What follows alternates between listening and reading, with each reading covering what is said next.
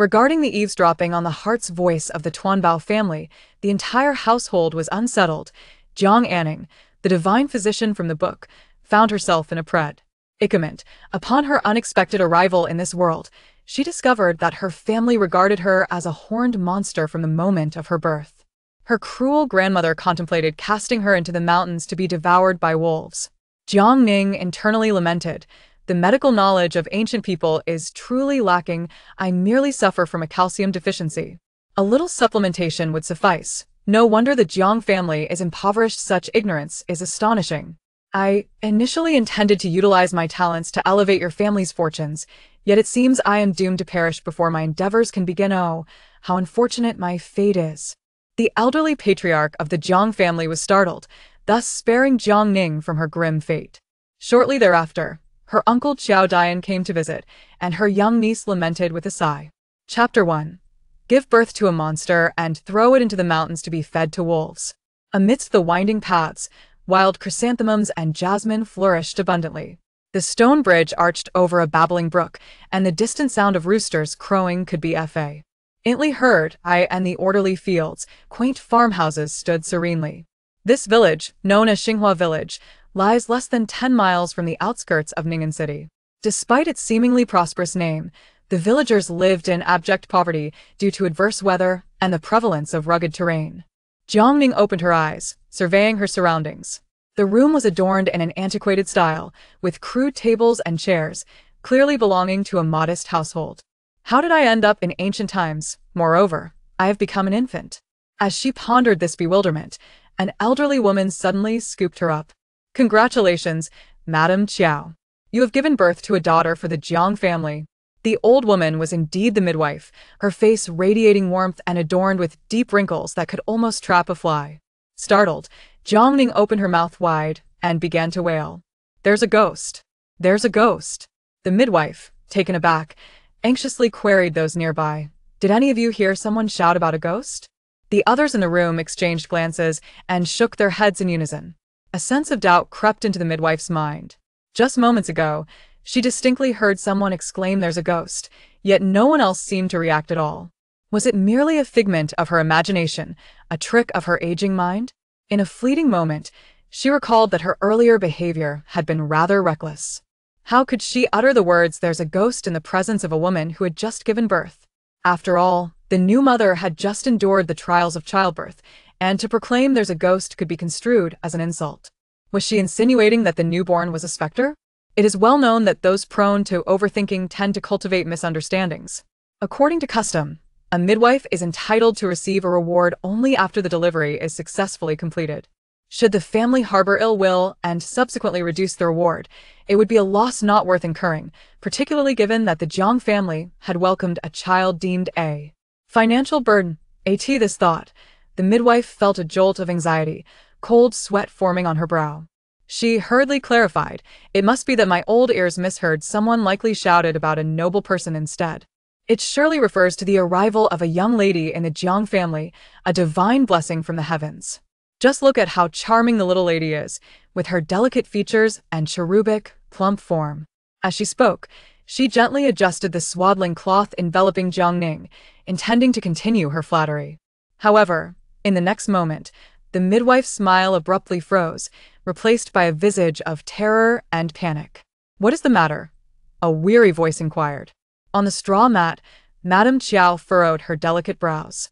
Why was the midwife exhibiting such an uncharacteristic display of distress today? "Madam, perhaps you should take a look yourself," the midwife said, handing the newborn Jiang Ning into Madame Qiao's arms. Despite her fatigue rendering her countenance slightly haggard, Madame Qiao maintained an air of gentle grace. Having just given birth, her hair was loosely arranged, with a few strands dampened by sweat upon her forehead, yet this did not detract from her ethereal beauty. "Surely, she must be my mother," Jiang Ning pondered, a resolute glimmer flashing in her eyes. "Oh mother, your exquisite beauty must surely be inherited by me as well."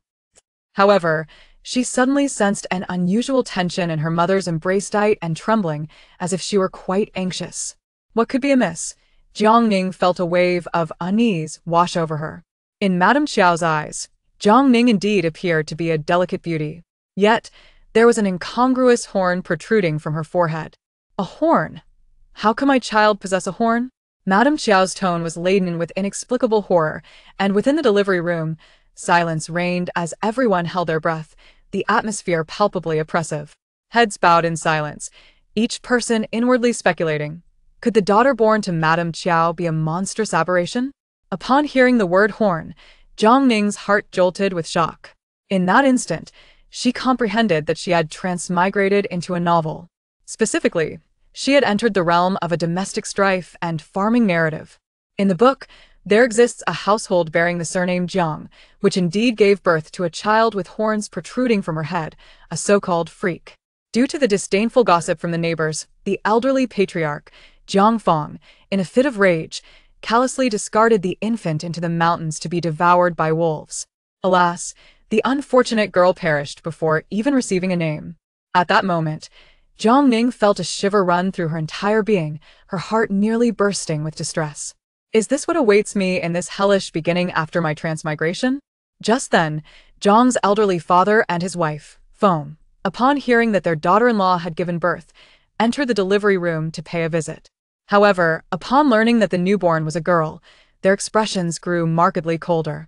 Feng lifted her eyelids to glance at Jiang Ning, who was cradled in the arms of Qiao, and her countenance darkened even further. Oh my goodness! What on earth is this? Quick, second daughter-in-law, come here. Toss this monstrosity that Qiao has birthed into the well to drown. The second daughter-in-law, Xing, disdainfully retorted, Mother, we still need to drink the well water. If we throw this freak in, who would dare to drink it? Perhaps it would be better to leave her in the mountains to be fed to the wolves.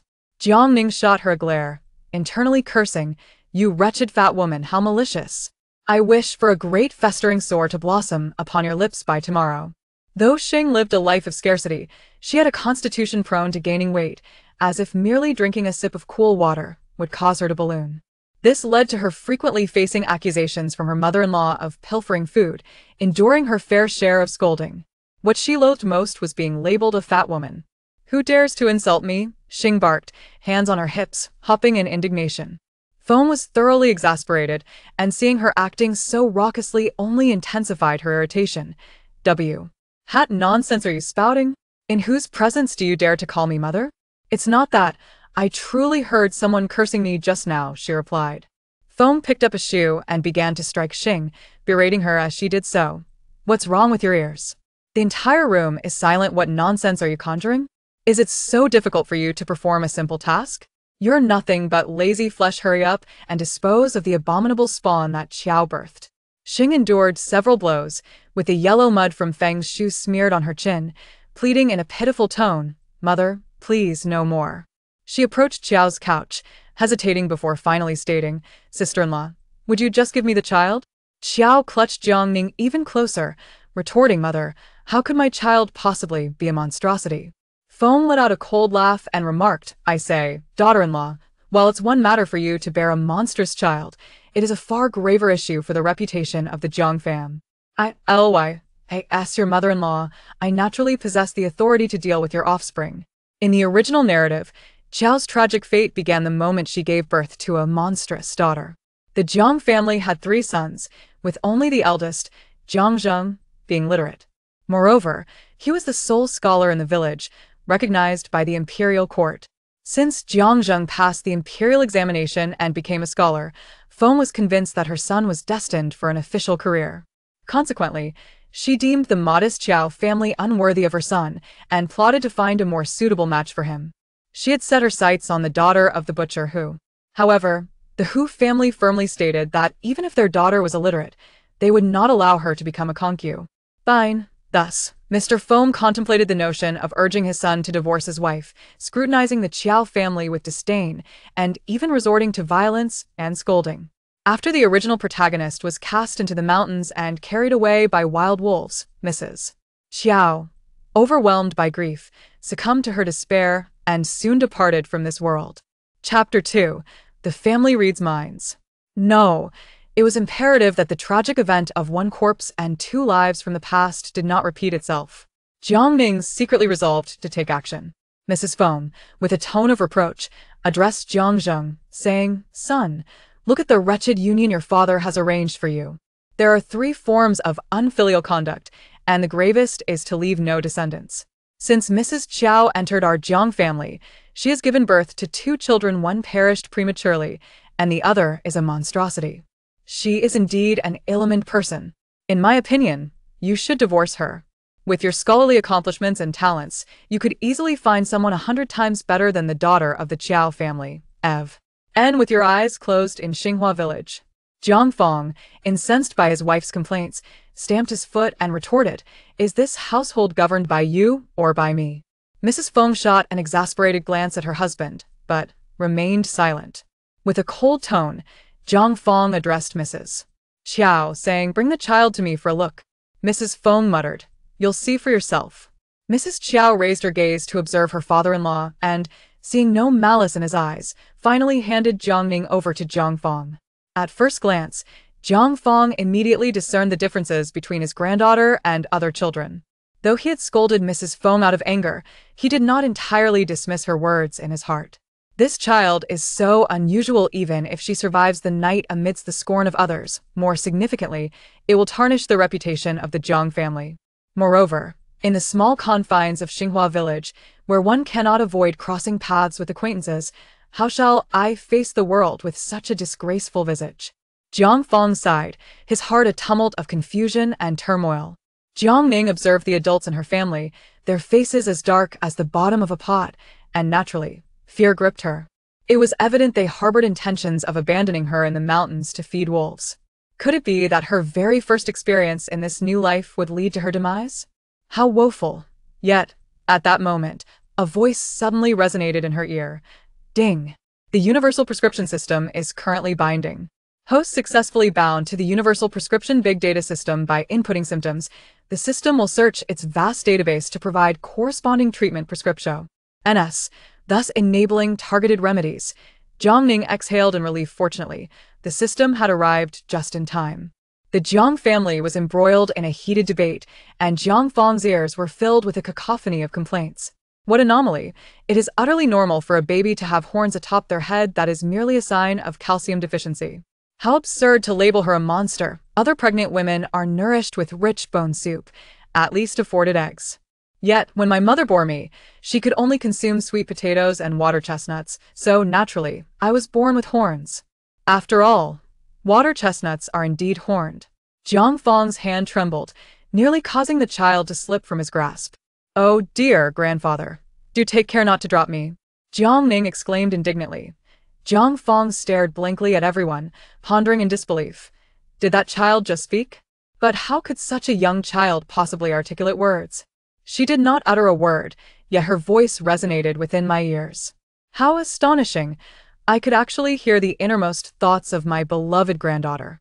Jiang Fong stared in bewilderment at his family, realizing that the words of his granddaughter were discernible only to himself. With a sigh, he lamented, "My dear granddaughter, it is not that your grandfather is unwilling to provide your mother with eggs. It is simply because we possess only one hen capable of laying, and alas, it was recently stolen by a thief." Jiang Ning thought, what sort of thief? Clearly, it is a family traitor. Upon hearing this, Jiang Fong's eyes widened in shock. Jiang Ning's thoughts were filled with indignation. My third uncle gambled away our family's fortune and resorted to stealing our laying hen to settle his debts. If you do not intervene, grandfather, the entire Jiang family will be ruined by him. Jiang Fong's face turned a tumultuous shade of green and purple with fury. He was well aware of Jiang Chen's insatiable gambling addiction and had even reprimanded him for it. However, he never imagined that Jiang Chen would descend to the depths of stealing their hen. Little did he know that Jiang Chen had also pilfered the jewelry that belonged to his mother, Fong, from her dowry to repay his gambling debts. With a grim expression, Jiang Fong inquired, "Where is Jiang Chen? Where can he be found?" Seeing his father's growing anger, Jiang Zhen did not hesitate and promptly rushed to the gambling den. However, when confronted by Jiang Fong regarding the missing hen, Jiang Chen was left utterly speechless. From his expression, it was clear to Jiang Fong that his third son was indeed the culprit behind the hen's disappearance. Enraged, Jiang Fong exclaimed, "You wretched scoundrel! Do you have any notion of the fact that those eggs were meant for your elder sister-in-law's confinement? How could you stoop so low as to steal this? I swear, I will not let you live today. Jiang Chen, realizing that his father was not merely trying to intimidate him but was genuinely furious, quickly sought refuge behind Feng. The old son, the eldest grandson, the old lady's heart and soul. Jiang Chen was also born from Feng after 10 months of pregnancy. Any punishment inflicted upon her son pierced her heart. Shielding her son behind her, she shouted at the old man, "What are you doing? Is it just a chicken you're talking about? Do you really want to kill your son?" Jiang Feng glared back. He stole a chicken meant for the eldest daughter-in-law to recuperate after childbirth. And what of it? The old lady, with a face of obstinacy, retorted, "What she gave birth to is nothing but a financial burden. What do we look like? A wealthy family. So many pretensions. I reckon the two of them together aren't worth as much as that chicken. In my opinion, even if the chicken hadn't been stolen, it shouldn't go to the Qiao family. Second son, third son. Hurry up and deal with the aberration Qiao gave birth to, lest the villagers start gossiping." She furrowed her brows and commanded, "TSK, grandmother, do you think your precious son merely pilfered a chicken from the household? Given your malice, I almost refrained from informing you. Go take a look at the jewelry you've hidden under the bed." Foam was momentarily taken aback, her mouth agape as she muttered, "Who is speaking? This is truly bizarre. How do you know I have jewelry hidden beneath my bed?" Realizing the implications, Feng's eyes sharpened, and in a fit of rage, she scolded, "Oh, you little rascal, you would dare to steal even your mother's dowry. Third brother, you are truly disappointing. Do you not realize that this is for your brother's honor? Oh, it is easy for you to say. Do you have any idea how hard it is for me to save a bit of money? Eldest and second brother, swiftly put this wretched creature out of its misery. It must be done with great ferocity." Chapter 3.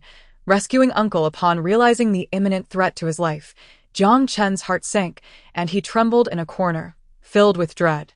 At that moment his wife, Mrs. Xia, rushed in, pleading with him, her face etched with disappointment and frustration.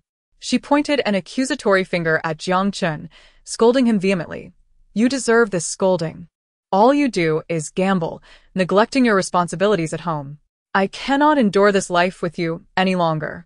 With her back to the crowd, Mrs. Xia cornered her husband with a combination of pinches and reprimands, appearing fierce. However, her true intention was to shield him from the onslaught of blows from behind. Stealthily, she signaled to her husband to relent and extricate himself from the situation. Jiang Ning observed this exchange and thought to himself, "This third aunt is indeed a formidable character." Though the original text scarcely elaborates on her, it does mention her possessing a clever and articulate nature. She seems quite challenging to deal with. I must exercise caution. Understanding the unspoken message, Jiang Chen quickly replied, "Wife, please stop. I acknowledge my mistakes. Today, I want a little money.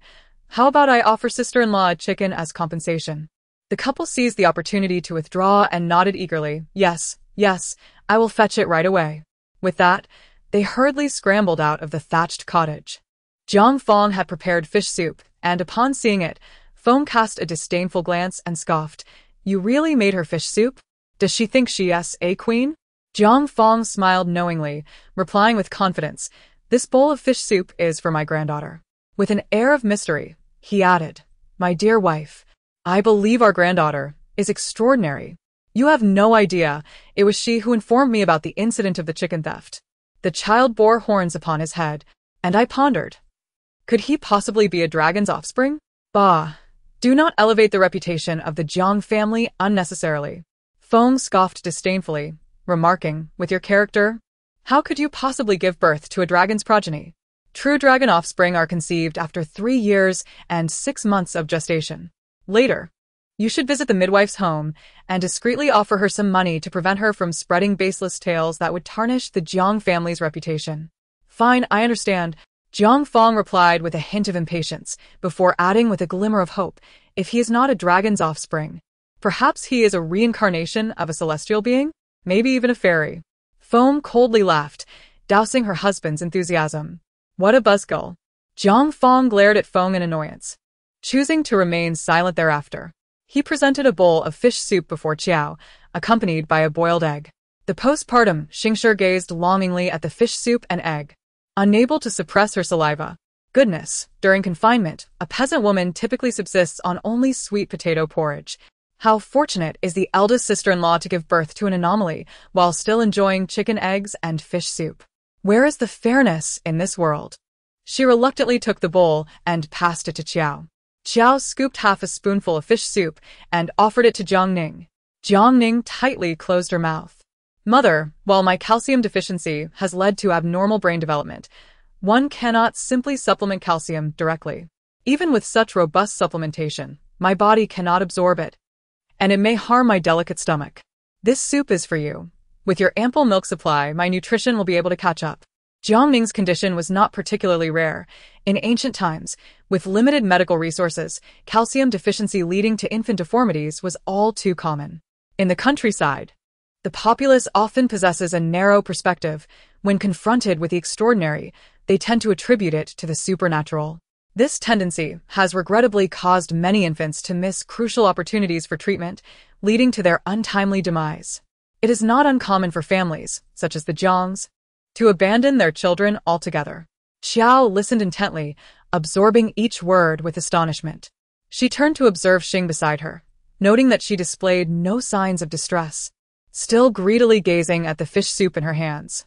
It became evident to Qiao that the essence of her daughter's thoughts was a unique bond only she could perceive. Jiang Fong ambled with his hands clasped behind his back, remarking, "The child has been born for quite some time, yet we have not even chosen a name. As a grandfather, I feel quite remiss." He stroked his beard thoughtfully and pondered what name would be fitting for the child. From the kitchen, Fong sneered, "What name could possibly suit a worthless child? Perhaps fallen tile or brick, as they are destined to be discarded." Qiao felt a sudden pang in her heart, but in the face of her mother-in-law's provocations, she dared not voice her objections. Jiang Fong retorted angrily, "Pay no heed to that madwoman. I propose we name her Jiang Ning, wishing for peace and contentment for our family." Jiang Ning? Was this not the name I bore in my previous life? The original character in the narrative had departed this world without even receiving a name. The fact that my grandfather is bestowing a name upon me signifies his desire for my existence. Regardless of my grandmother's opposition, this household remains under my grandfather's authority. Thus, it appears that my tribulations have come to an end. How wonderful! Long live grandfather! Jiang Fong felt a shiver run down his spine at the proclamation of long life. That was a title he dared not accept. Yet, being praised by his own granddaughter certainly warmed his heart. He pondered, "It is often said that those who achieve greatness exhibit extraordinary traits from birth, whether through celestial omens or other signs. If Jiang Ning were not a girl, she would undoubtedly become a remarkable figure. Moreover, in the lineage of women, there are illustrious figures like Empress Dowager Dou, Yang Guifei, and Su Daji. If Jiang Ning could emulate their grandeur, wouldn't the Jiang family bask in glory?" Jiang fantasized, resolute in his determination to nurture Jiang Ning with utmost care. Perhaps she is a celestial being descended from the heavens. Otherwise, how could she convey her thoughts to him so clearly? During her confinement, Qiao has experienced no discomfort. On the contrary, her father-in-law has generously provided for her, resulting in an abundance of milk. Jiang Ning's horns, which had sprouted due to poor skeletal development, were corrected within half a month through proper nourishment. The small horns on her forehead vanished, leaving her brow smooth and even. After another fortnight, 3 guests arrived at the Jiang household. They were Qiao's father and Jiang Ning's uncle and second aunt.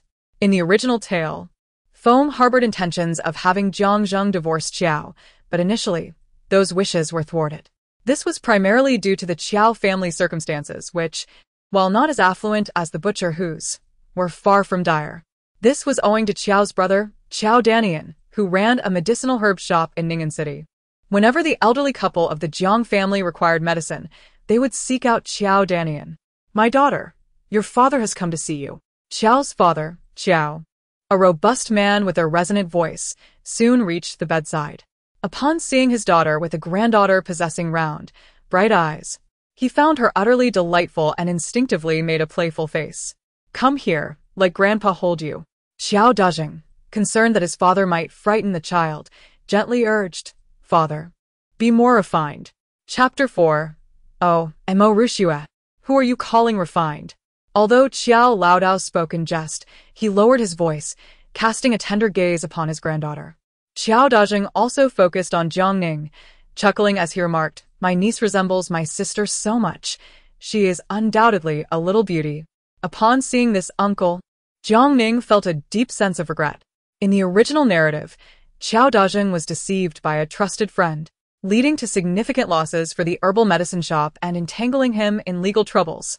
Ultimately, he squandered his entire fortune to save his life, which precipitated the downfall of the Qiao family. Furthermore, the family's sorrow over matters related to her maternal side hastened her demise. As Qiao Danian observed the complex emotions reflected in his niece's gaze, an amalgam of joy, sorrow, and unspoken burdens, he found it perplexing. How could a child not yet a month old exhibit such intricate expressions? At that moment, a voice echoed in Qiao Danian's ears. "Alas, uncle, you possess many admirable qualities, yet you are far too trusting of others. One must remember that the heart is opaque. Testing jade requires 3 days of fire, and discernment demands 7 years of patience. Although Mo Rushue is your childhood friend, he has been compromised. You insist on heeding his advice to purchase high-quality dried tangerine peel, unaware that he has secretly tainted it with toxic brine, leading to your legal troubles and the ruin of your family." Hearing this, Qiao Danian's heart trembled. The voice sounded like that of a child. Could it truly be? Qiao Danian lowered his head to gaze upon Jiang Ning, only to find her small face glistening with tears as she looked at him. It turned out that it was indeed Jiang Ning who was speaking. As Qiao Danian scanned the surroundings, he noted his sister's serene expression and his father still gazing at Jiang Ning with a foolish grin, utterly oblivious to the heartfelt sentiments being exchanged. At that moment, Qiao Danian felt an uncanny sensation, coupled with profound shock. For it was indeed true that Mo Rushue had advised him to purchase high-quality dried tangerine peel. He had been informed that the recent sweltering weather would lead to numerous individuals suffering from digestive issues, making it the perfect time for dried tangerine peel to flourish in the market. Initially, Qiao Danian found the reasoning sound and followed Mo Rushue's counsel, investing all his savings into acquiring this batch of premium tangerine peel. How could Jiang Ning possibly know about this? Could it be that the heavens were utilizing her voice to convey a warning to me? Qiao Danian's heart began to race with trepidation. Ning'an City was not particularly large, yet it was strategically located at a transportation hub, bustling with crowds, which made it a prosperous place for merchants. Even a modest shop was worth a fortune. The herbal medicine shop was not a family heirloom of the Qiao clan, but rather a testament to Qiao Danian's painstaking efforts over the years.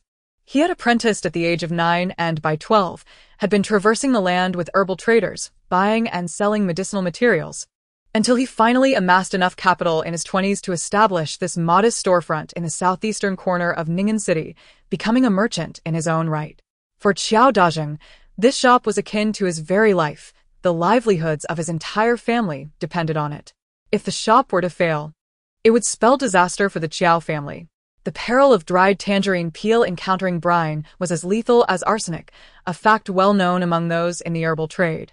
Because Mo Rushue had been a close friend since childhood, Qiao Danian felt a deep sense of trust in him overseeing the storeroom.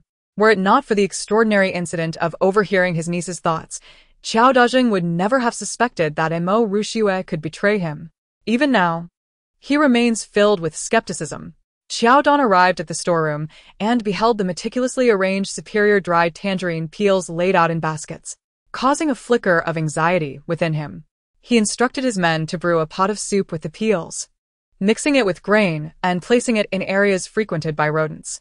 Indeed, that evening, he discovered several lifeless mice strewn about the apothecary, a clear indication that the tangerine peel soup was indeed poisonous. Were he to sell the ordinary tangerine peels, the consequences would be dire.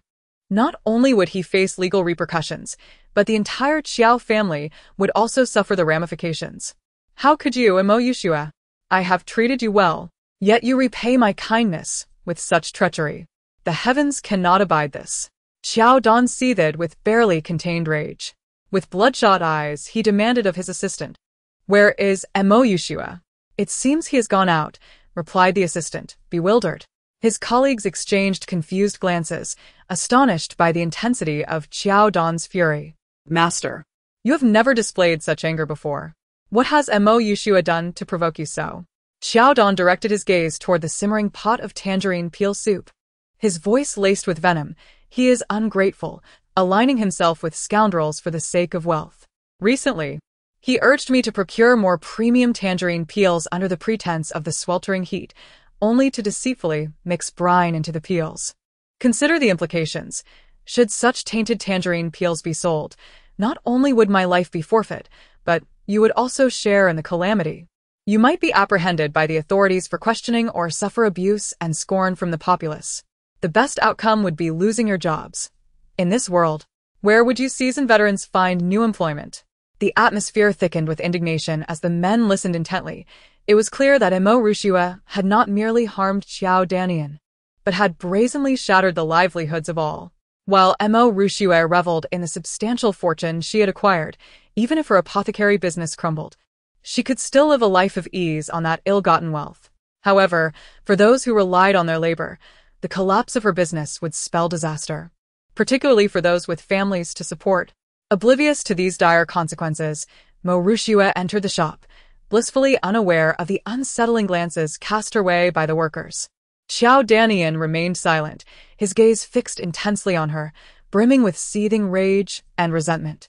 Just as Mo Rushua began to feel a twinge of unease, Qiao Danian gestured to the others, signaling them to take action.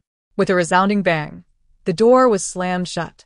It was then that the gravity of her predicament dawned upon her, and she turned to Qiao Danian, feigning innocence, and asked, "Brother Qiao, what is the meaning of this?" Qiao Danian gritted his teeth and shouted, "Mo Rushua, I have kept my silence toward you for years. Why did you choose to poison my dried tangerine peel?" This accusation struck Mo Rushua like a sharp needle piercing her heart. Qiao Danian pointed at the tangerine peel soup and declared, "You were the one who supplied this, weren't you? I have tested it, and the broth is laced with lethal toxins. If you doubt my word, I can have the staff force you to drink it." Mo Rushua recoiled in fear, her shoulders trembling as she stepped back 2 paces, exclaiming, "You know about this?" At that moment, heat rushed to her face, her heart raced, and her reaction was instinctive, revealing the depth of her guilt. Qiao Danian was consumed by rage, unable to fathom that a childhood friend, one he had grown up with, would one day betray him so profoundly, delivering a devastating blow. He noticed that in Mo Rushua's eyes there was no remorse, only terror, which further enraged him to the point of gasping, strike him fiercely." The other men were equally incensed, waiting eagerly for Qiao Danian's command. Upon hearing the order, they raised their clubs and brooms, mercilessly raining blows upon Mo Rushua. Merely a frail scholar, Mo Rushua was ill-equipped to endure such torment. He cried out in agony, "Stop! Please stop!" Yet the others, deaf to any command to cease, were fueled by anger towards the treacherous man who had sold out his friend for profit. Not only did they not relent, but they struck even harder. In no time, Mo Rushua was left battered and bruised, unable to rise. It was only then that Qiao Danian's expression softened slightly as he commanded, "Enough!" Gazing down at the injured Mo Rushua, he demanded in a harsh tone, "Speak quickly. Who bribed you?" In truth, Qiao Danian was astonished. He had always prioritized fairness and integrity in his business dealings. Being the least experienced among his peers, he had shown utmost respect to his elders, never overstepping boundaries, and had earned a stellar reputation in the herbal trade. He could not comprehend who would harbor such animosity towards him after more than a decade of conducting business without enemies. The employees in the shop glared at Mo Rushua with palpable hostility, as if they wished to devour him whole.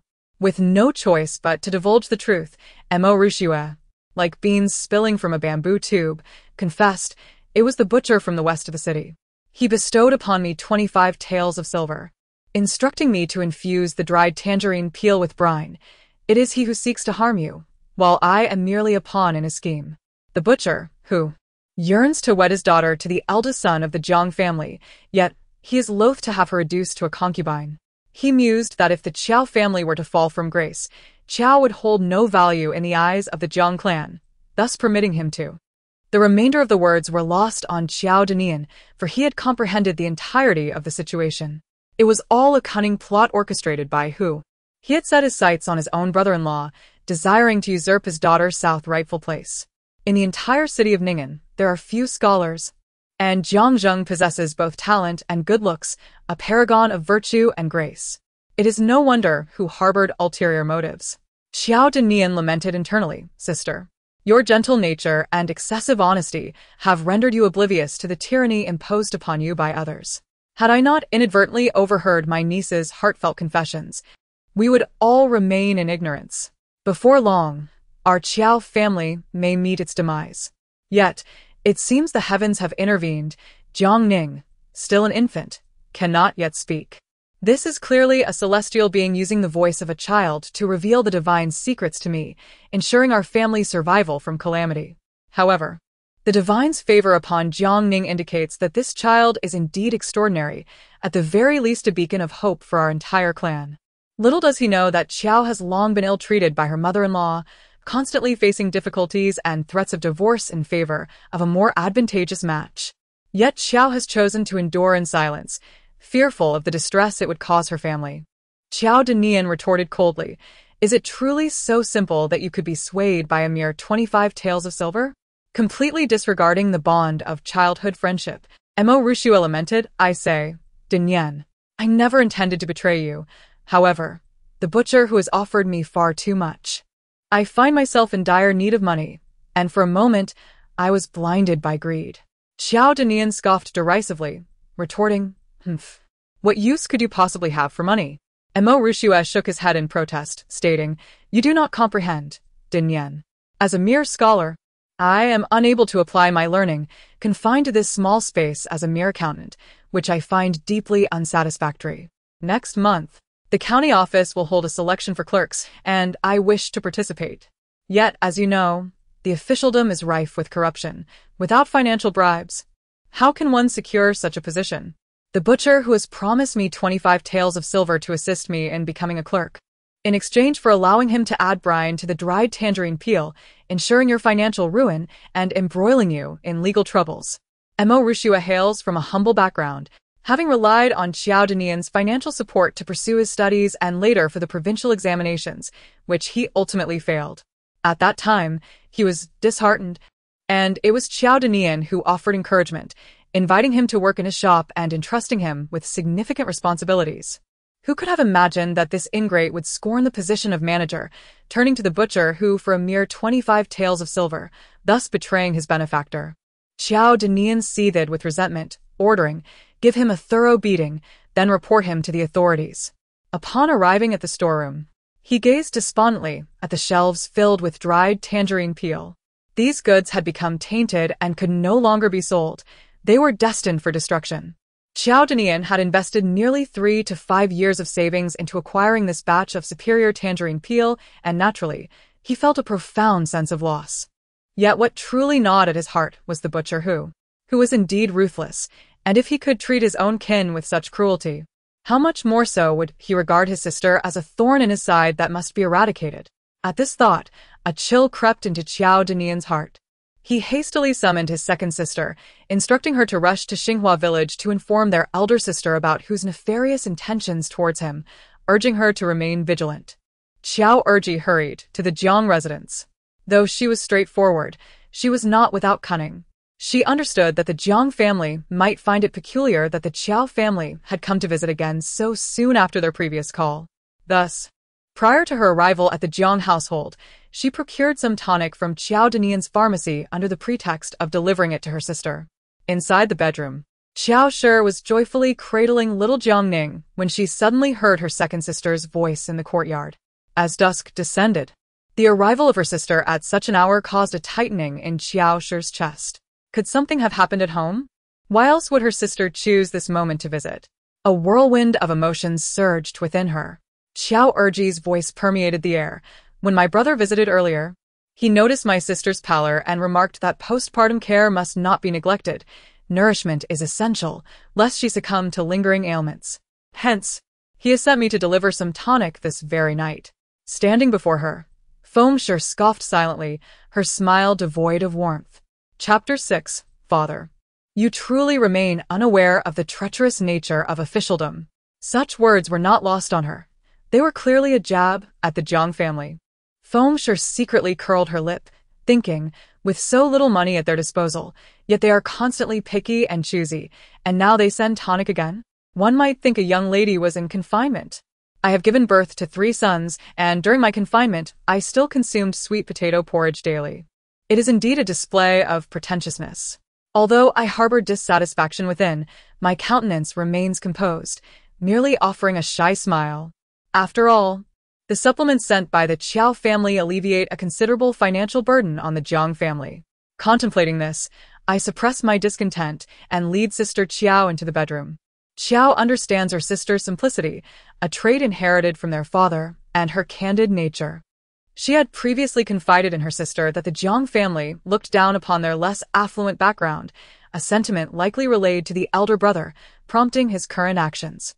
Thus, she resolves to maintain the fade and play along with Sister Qiao, her face adorned with a beaming smile as she remarks, "Look, I merely mentioned it casually. And my brother took it to heart. My in-laws pamper me with abundant delicacies.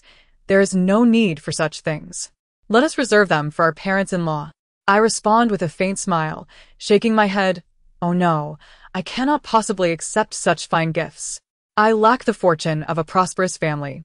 You 2 sisters may share your private thoughts. I shall not intrude. Sister Qiao pinches her sister playfully, frowning as she queries, "What are you doing? Coming over at this late hour? Is it not alarming?"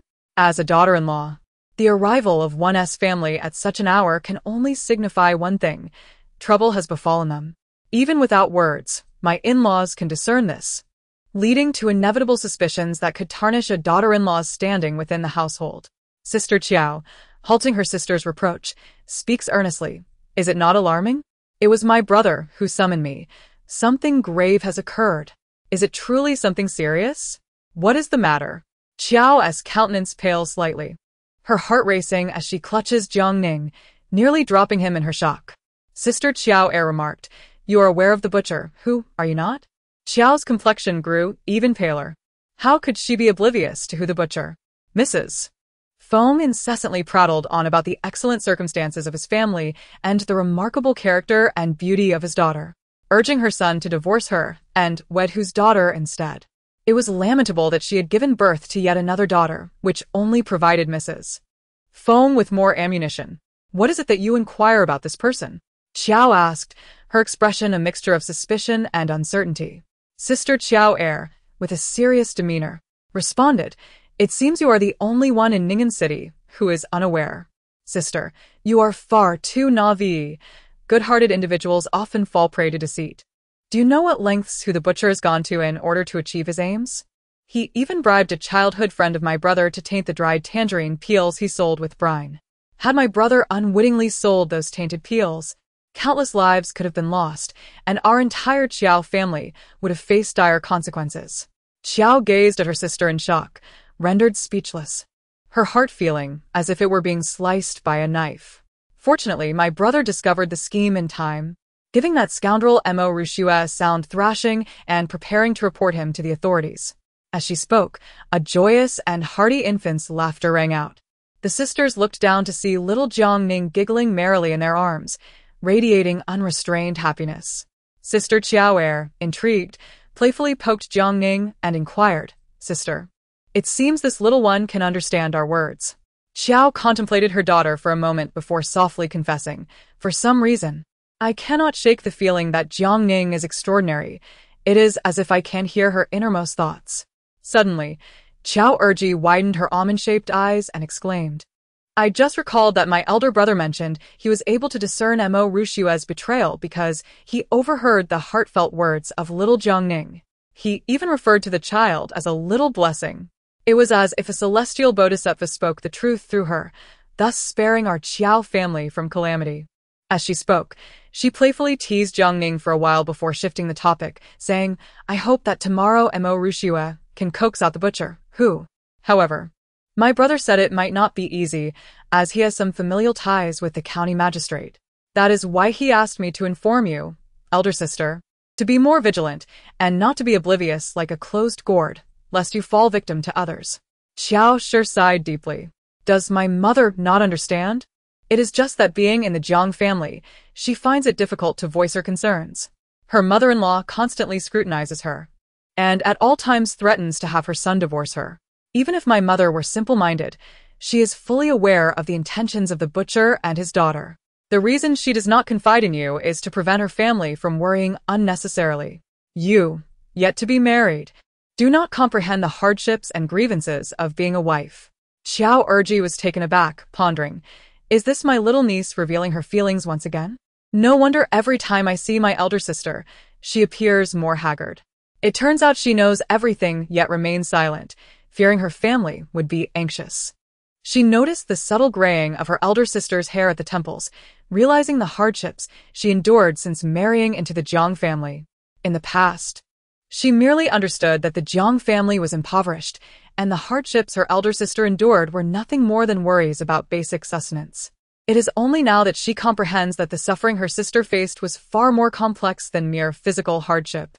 A sudden realization struck Qiao Erji, prompting her to exhale softly in contemplation. Qiao Shi, unaware of her daughter's inner thoughts, inquired with concern, "Ermi, does Mo Rushua truly not care for the bond he shares with elder brother after all these years of friendship? How much did that butcher actually give him?" 25 taels of silver, came the reply. It is a considerable sum, yet our brother pays him 10 taels in wages each year. This amount merely covers 2.5 years of his earnings. Qiao Shi expressed her confusion. If our Qiao family's medicinal shop truly fell through, where would Mo Rushua seek employment?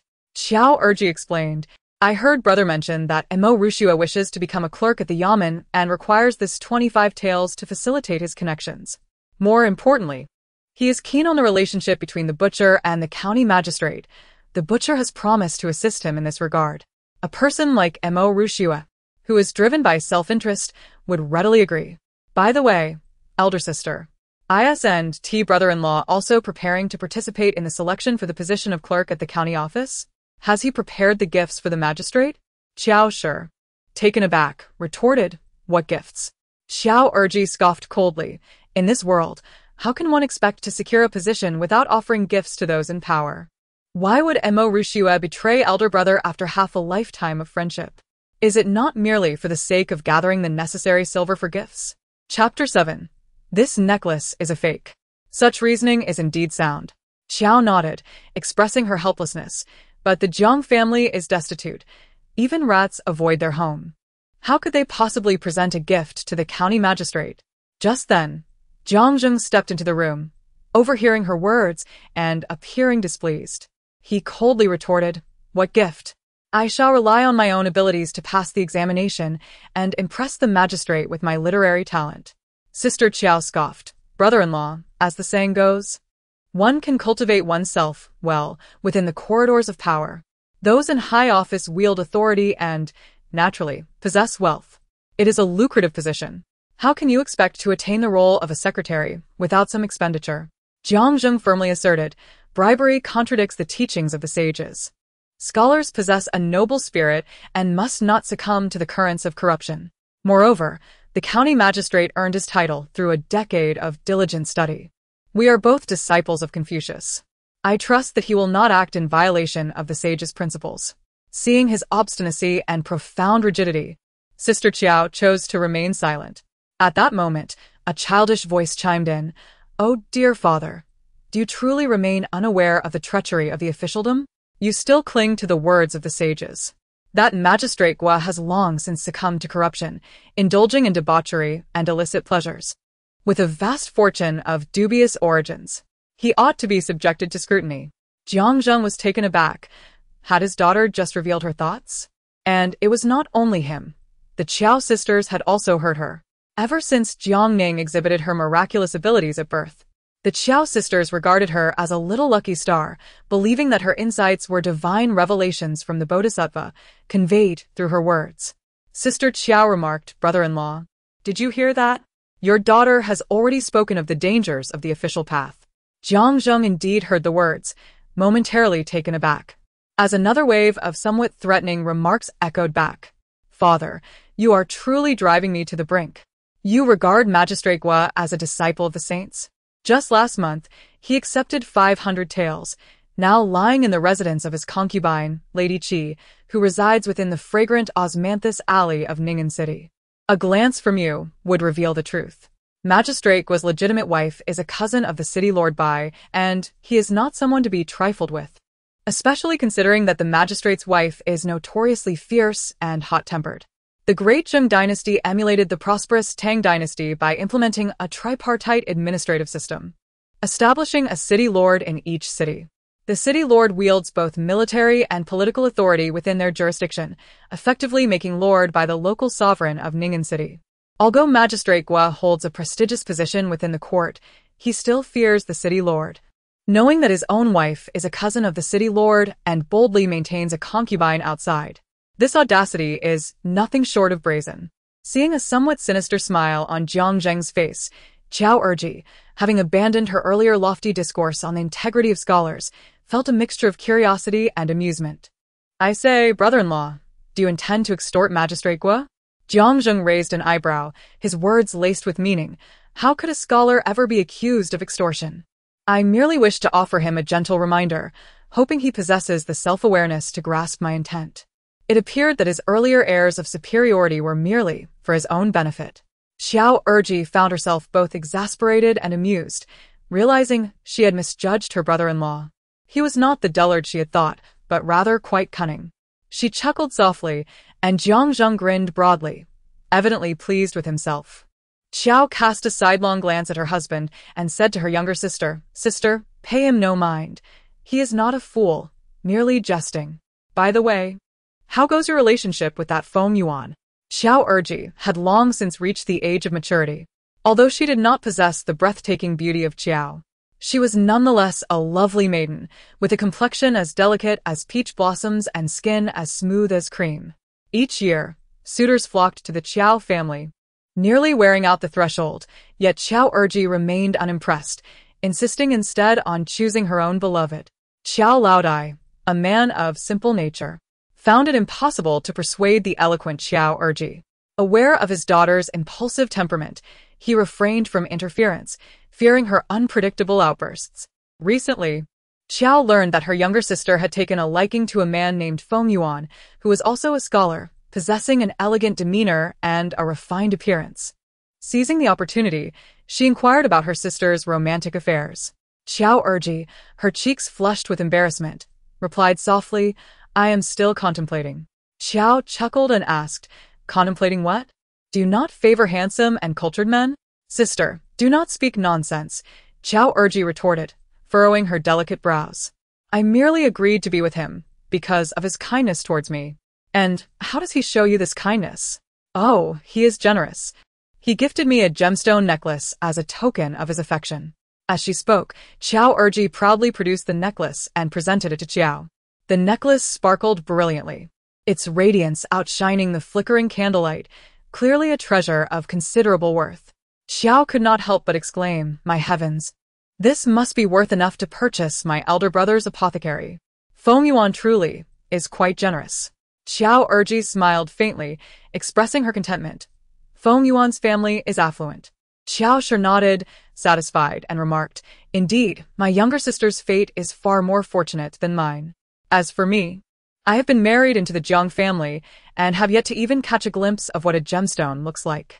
She then added with a sarcastic tone, "Is your brother-in-law impoverished? I wonder if he will be as generous towards me once he acquires wealth."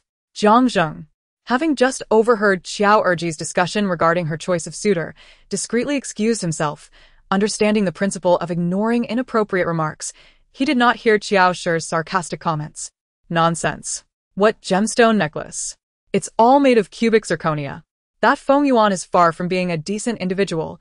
He indulges in debauchery, gambling, and all manner of vices, spending his days in brothels. I fear he is currently engaged in scandalous activities with a courtesan of Cui Honglu. Such behavior is a disgrace to society." In the original narrative, Feng Yuan is depicted as a frivolous young man, initially from a well-to-do family.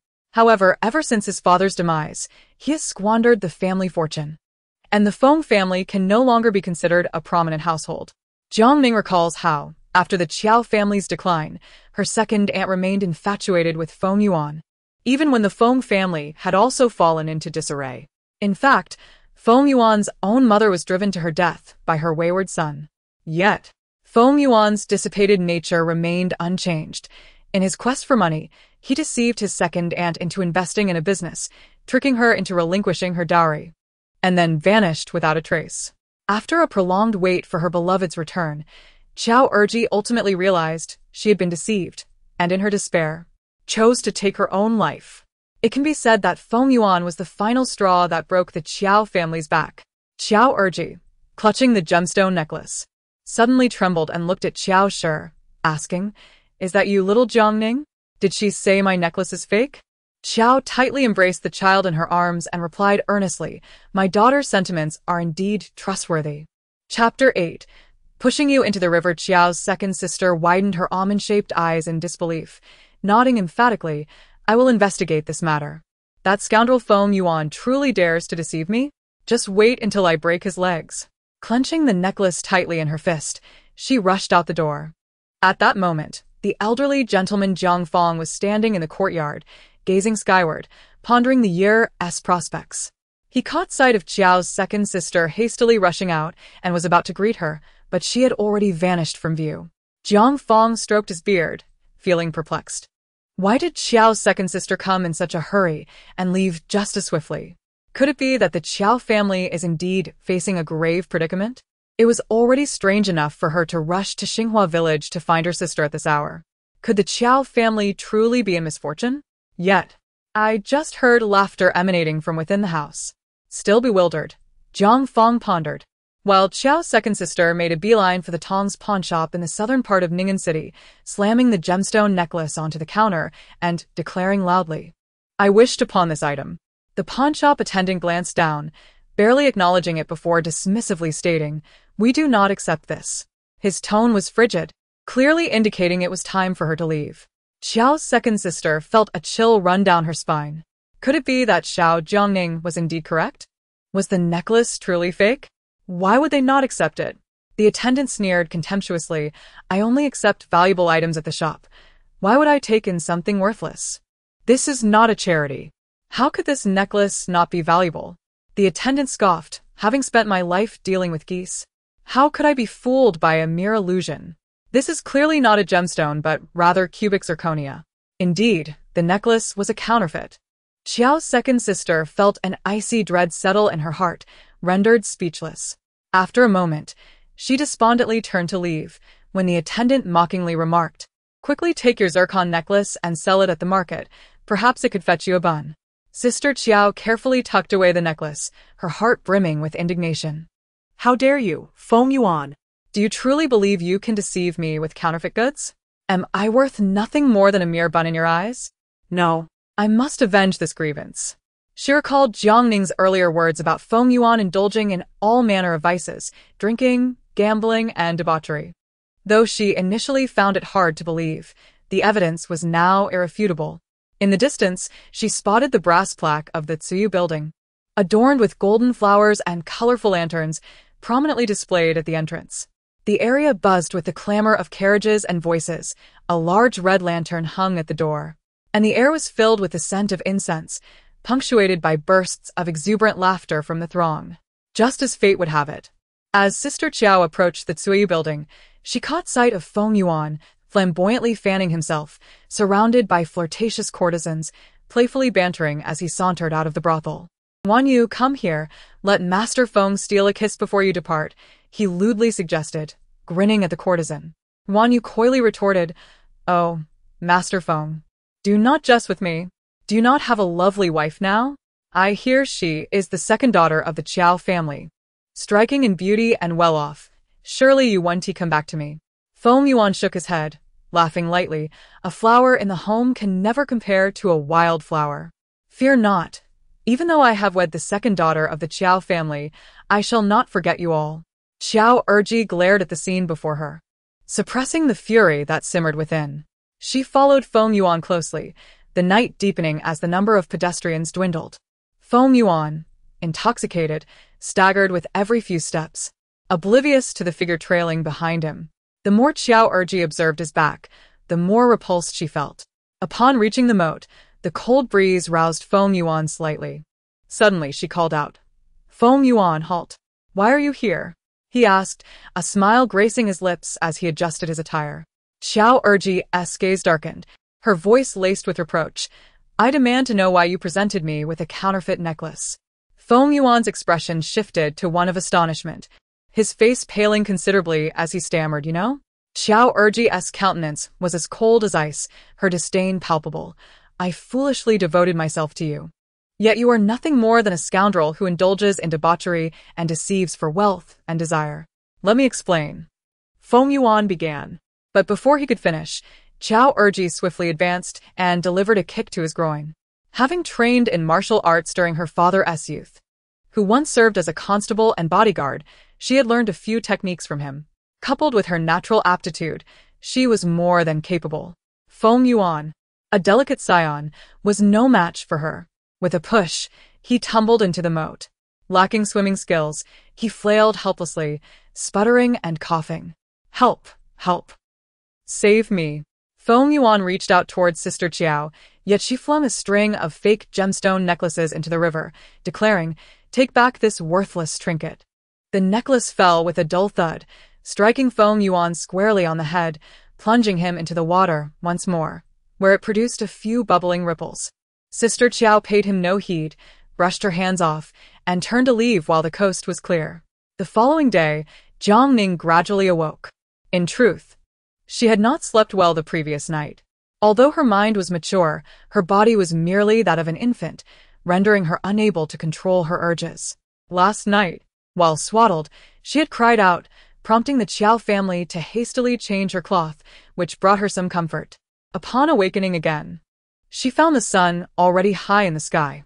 Being a baby was undeniably pleasant, yet it was her mother who suffered, having to rise at night to tend to her needs. There were moments when she wished to cry out, but the instincts of an infant were beyond her control. After finishing her milk, Jiang Ning entered, dressed for the day. Today, Magistrate Guo was to preside over the case of Mo Rushua, and he was keen to observe the proceedings. He pondered whether Mo Rushua would implicate the butcher who, as Jiang Ning adjusted his attire, he remarked, Father, do not harbor any illusions about the existence of justice, harmony, freedom, equality, rule of law, integrity, kindness, or civility in this world. The collusion between officials and merchants, these maladies of society, will not change with the passage of dynasties. Who the butcher must have long arranged for a settlement. Mo Rushua will never betray him. No matter what. Jiang Ning, upon hearing this, could only chuckle in disbelief. This little one, though small in stature, spoke with a wisdom that rivaled that of sages. Father, you should contemplate your future prospects and consider how to persuade County Magistrate Guo to willingly relinquish the position of the clerk to you. Jiang Ning nodded and replied softly, Father understands. Since learning that County Magistrate Guo harbored a concubine, he had been devising a plan to leverage this information against him, and he had now crafted the initial outline of his scheme. Subsequently, Jiang Ning exited the courtyard and made his way directly to Ning'an City. Chapter 9. Successfully assumed the role of the clerk today, a gentle rain fell upon Ning'an City, cleansing the remnants of the heat brought by several days of relentless sun. The once proud and domineering sun, which had lingered in the sky for over a month, was finally obscured, making the stroll through the city exceptionally pleasant. Jiang Ning strolled to the entrance of the government office, where he observed a throng of people gathered in layers outside the courtroom. Inside, County Magistrate Guo was interrogating witnesses. Unsurprisingly, Mo Rushua denied being bribed by the butcher who, claiming instead that he had been humiliated by the owner in the Qiao family pharmacy, where he not only faced delayed wages but also endured daily insults. In his discontent, he had seized the opportunity to add brine to the chin pie, intending to frame Qiao Danian. Qiao Danian was infuriated, his teeth grinding in frustration. He knew all too well that Mo Rushua's statements were certainly orchestrated by the butcher who beforehand. Given his connection with County Magistrate Guo, visiting Mo Rushua in prison would not pose a challenge. He could only lament that he had unwittingly become the villain in this affair, vehemently cursing Mo Rushua for his ingratitude, insisting that he had only ever shown him kindness, never disdain. Mo Rushua, firm in her conviction, insisted that her addition of brine to the dried tangerine peel was a means of avenging Qiao Danian. It was evident that County Magistrate Gua had been informed and readily believed Mo Rushua's words, even reproaching Qiao Danian in a low voice before ultimately sentencing Mo Rushua to 20 strokes of the rod and exile to the frontier. Qiao Danian, helpless and devoid of authority, could only acquiesce to Magistrate Gua's verdict. Fortunately, Mo Rushua's punishment brought some relief to the grievances that weighed upon his heart. Magistrate Gua hastily concluded the case and announced his departure from the hall. Just as he was about to exit, he was intercepted by a figure, Jiang Ning. Magistrate Gua glanced at Jiang Ning and, with an air of authority, inquired, "What is your purpose in boldly entering the court?" Jiang Ning respectfully produced a letter from his bosom and presented it to Magistrate Gua. Upon opening the document, the magistrate found it to be a request for a position as a clerk, prompting him to shake his head in irritation. "Hasn't the office already issued a notice? The selection of clerks will be conducted through a written examination at a later date. How dare you seek direct employment?" He waved his sleeve dismissively, instructing Jiang Ning to register at the document storage office and await the examination notice. However, Jiang Ning shook his head and replied, "My lord, I have no desire to take the examination. I wish to become a clerk directly." The magistrate, taken aback, seemed to struggle with the implication of Jiang Ning's words. After a brief moment, he narrowed his eyes and admonished, "Nonsense. On what grounds do you believe you can bypass the examination and become a clerk? Are you Li Bai or Du Fu?" Jiang Ning continued to shake his head, his tone brimming with confidence. "Neither, but I happen to be acquainted with a relative." Magistrate Gua cast him a scornful glance, scoffing, "Oh, is your relative the Lord of Baicheng?" "Not at all." Jiang Ning whispered, "My relative resides in Osmanthus Lane." Gua County Magistrate could not suppress a slight twitch at the corner of his mouth, his complexion paling as he stammered, What about Osmanthus Lane? Are there any renowned figures?" Jiang Ning had already discerned the other's unease, yet he continued to feign humility, replying, "As for any notable individuals, I cannot say. However, I can inform you that her surname is Qi."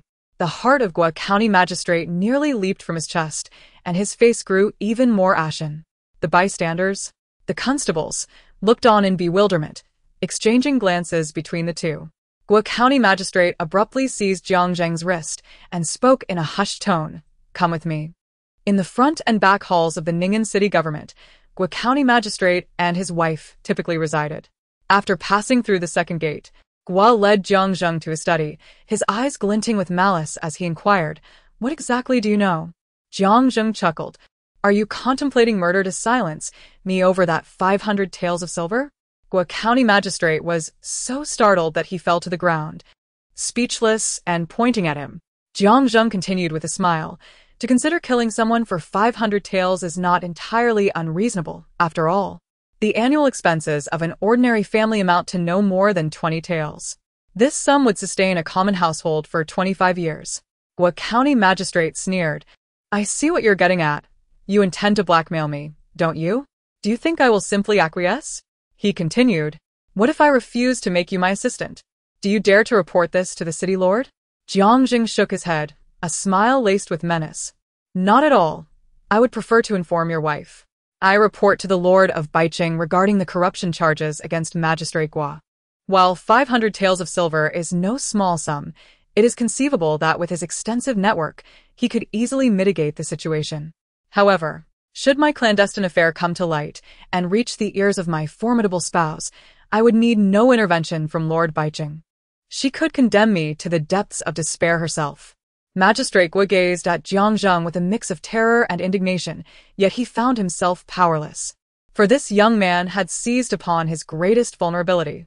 Pointing an accusing finger at Jiang Ning, he lamented, "You clever rascal, you came prepared.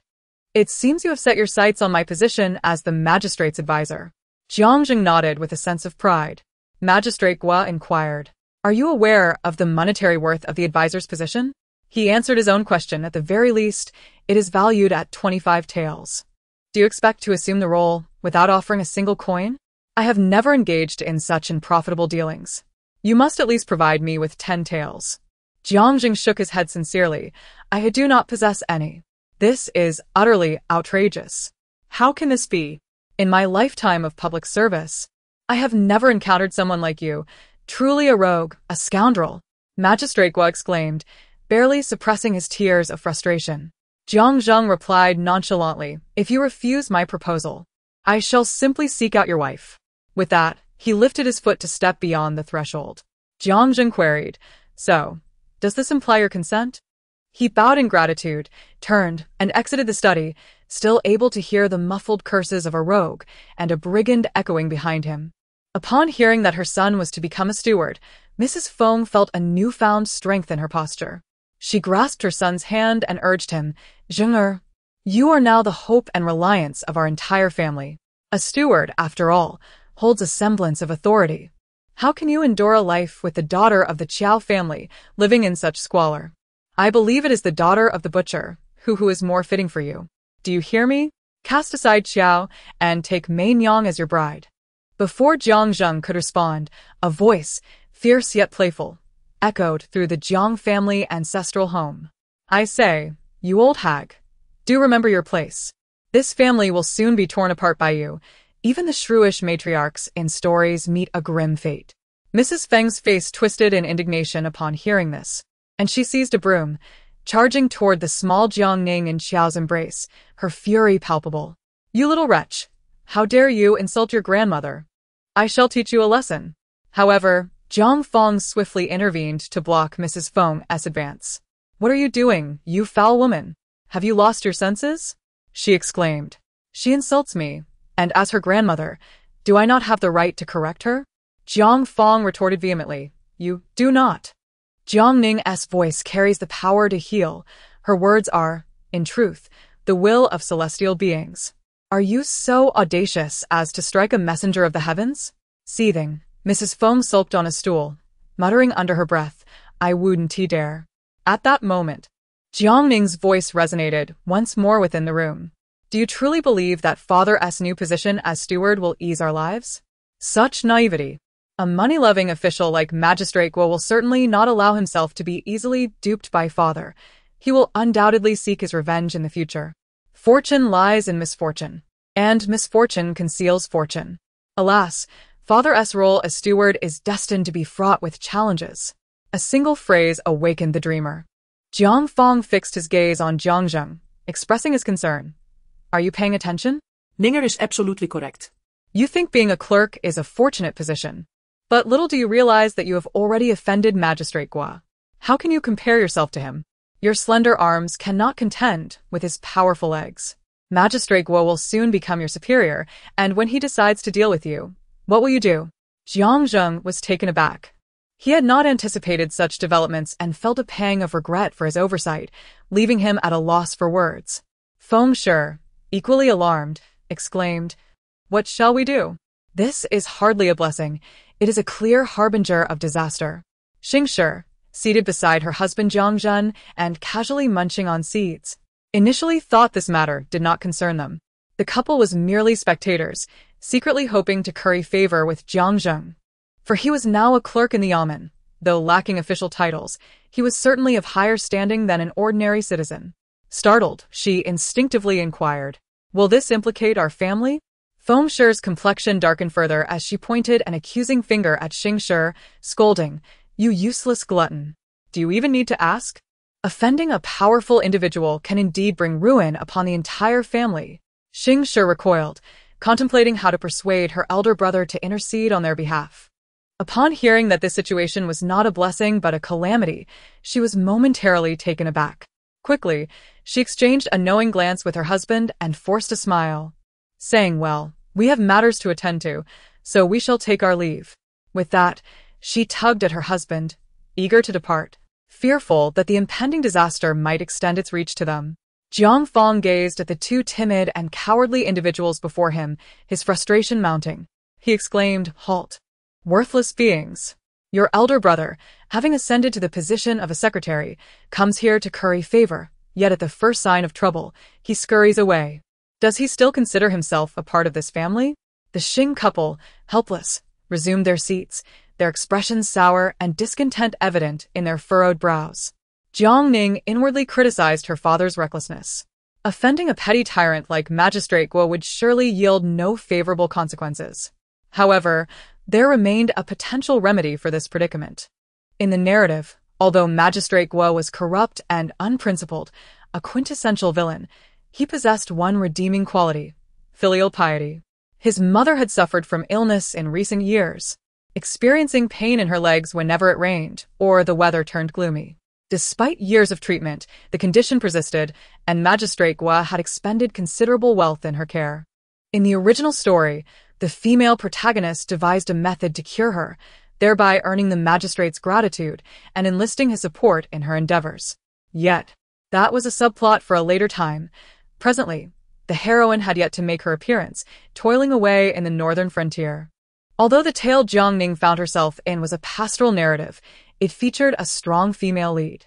However, now that Jiang Ning had traversed into this world, the credit for the impending resolution would not belong to the heroine. In ancient times, such ailments were indeed challenging to cure. Nevertheless, Jiang Ning was distinct. She possessed a universal remedy system, a golden key that rendered rheumatism a trivial concern.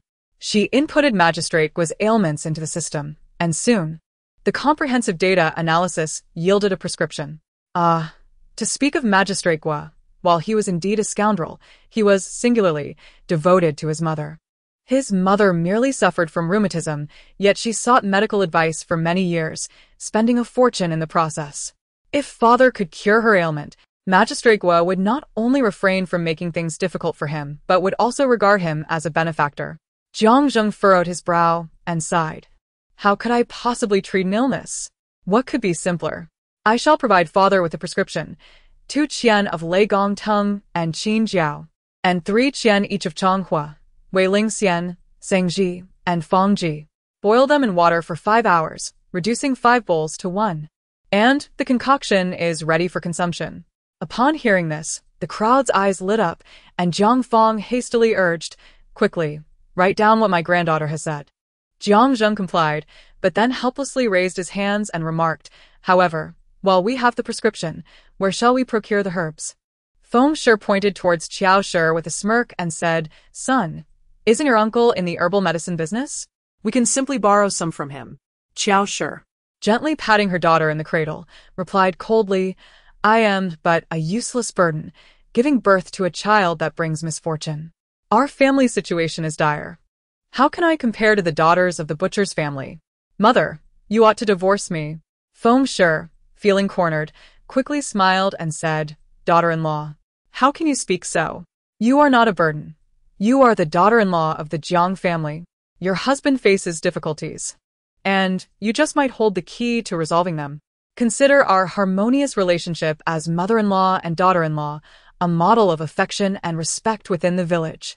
Having said this, she noticed the comb she had been clutching to strike Jiang Ning and felt a wave of embarrassment. She promptly discarded it and forced a smile.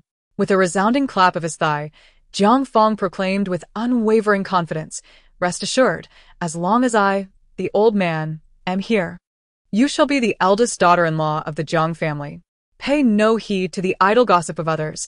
They are merely ignorant harpies with long hair but short wisdom. In this household, my word is law." Feng, realizing he was subtly mocking her, could only swallow her indignation and force a smile. It was then that Qiao nodded in acknowledgement towards Jiang Zheng. Jiang Zheng promptly secured the prescription and set off towards Ning'an City. Reaching Qiao's apothecary in less than half an hour, he recounted the situation to Qiao Dajing and handed him the prescription.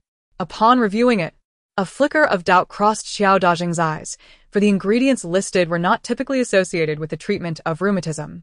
He was skeptical that these combinations would yield any effective results. However, upon learning that this was Jiang Ning's heartfelt request, Qiao Dajing ceased his doubts, preparing the medicine for Jiang Zheng without further comment. It had rained steadily throughout the day, and the skies grew increasingly overcast, suggesting that the rheumatism afflicting the mother of County Magistrate Guo was likely to flare up once more. It was, therefore, the right decision to offer timely assistance in her moment of need. As anticipated, with the weather turning gloomy, the pain in the magistrate's mother's legs intensified, rendering her unable to stand upright. The devoted son watched helplessly, his heart aching. Just then, he was taken aback by Jiang Zheng's insistence on an audience. Feeling a mix of anger and confusion, did he truly believe that this official's words held no weight? Chapter 11. Gratitude, not a chance, not a chance. County Magistrate Gua irritably urged the errand boy to hasten Jiang Zheng's departure. The errand boy replied, Jiang Zheng has come to attend to your esteemed mother's ailment. Gua. Taken aback, cast a sidelong glance at the errand boy and queried, What did you say? He possesses a remedy? The official chuckled and said, He told me this. It seems he truly is unsure of what is genuine and what is feigned.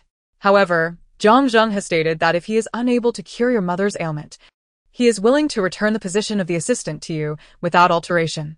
Upon hearing his earnestness, Magistrate Gua couldn't help but feel a mix of skepticism and hope. He pondered for a moment and concluded that regardless of whether Jiang Zheng could heal his mother, he would not incur any loss. This was indeed a profitable venture. Smacking his thigh in delight, he exclaimed, Excellent. Let him come in. Magistrate Gua tidied his attire, adjusted his official cap, and sat upright in his chair. Shortly thereafter, Jiang Zheng entered the study.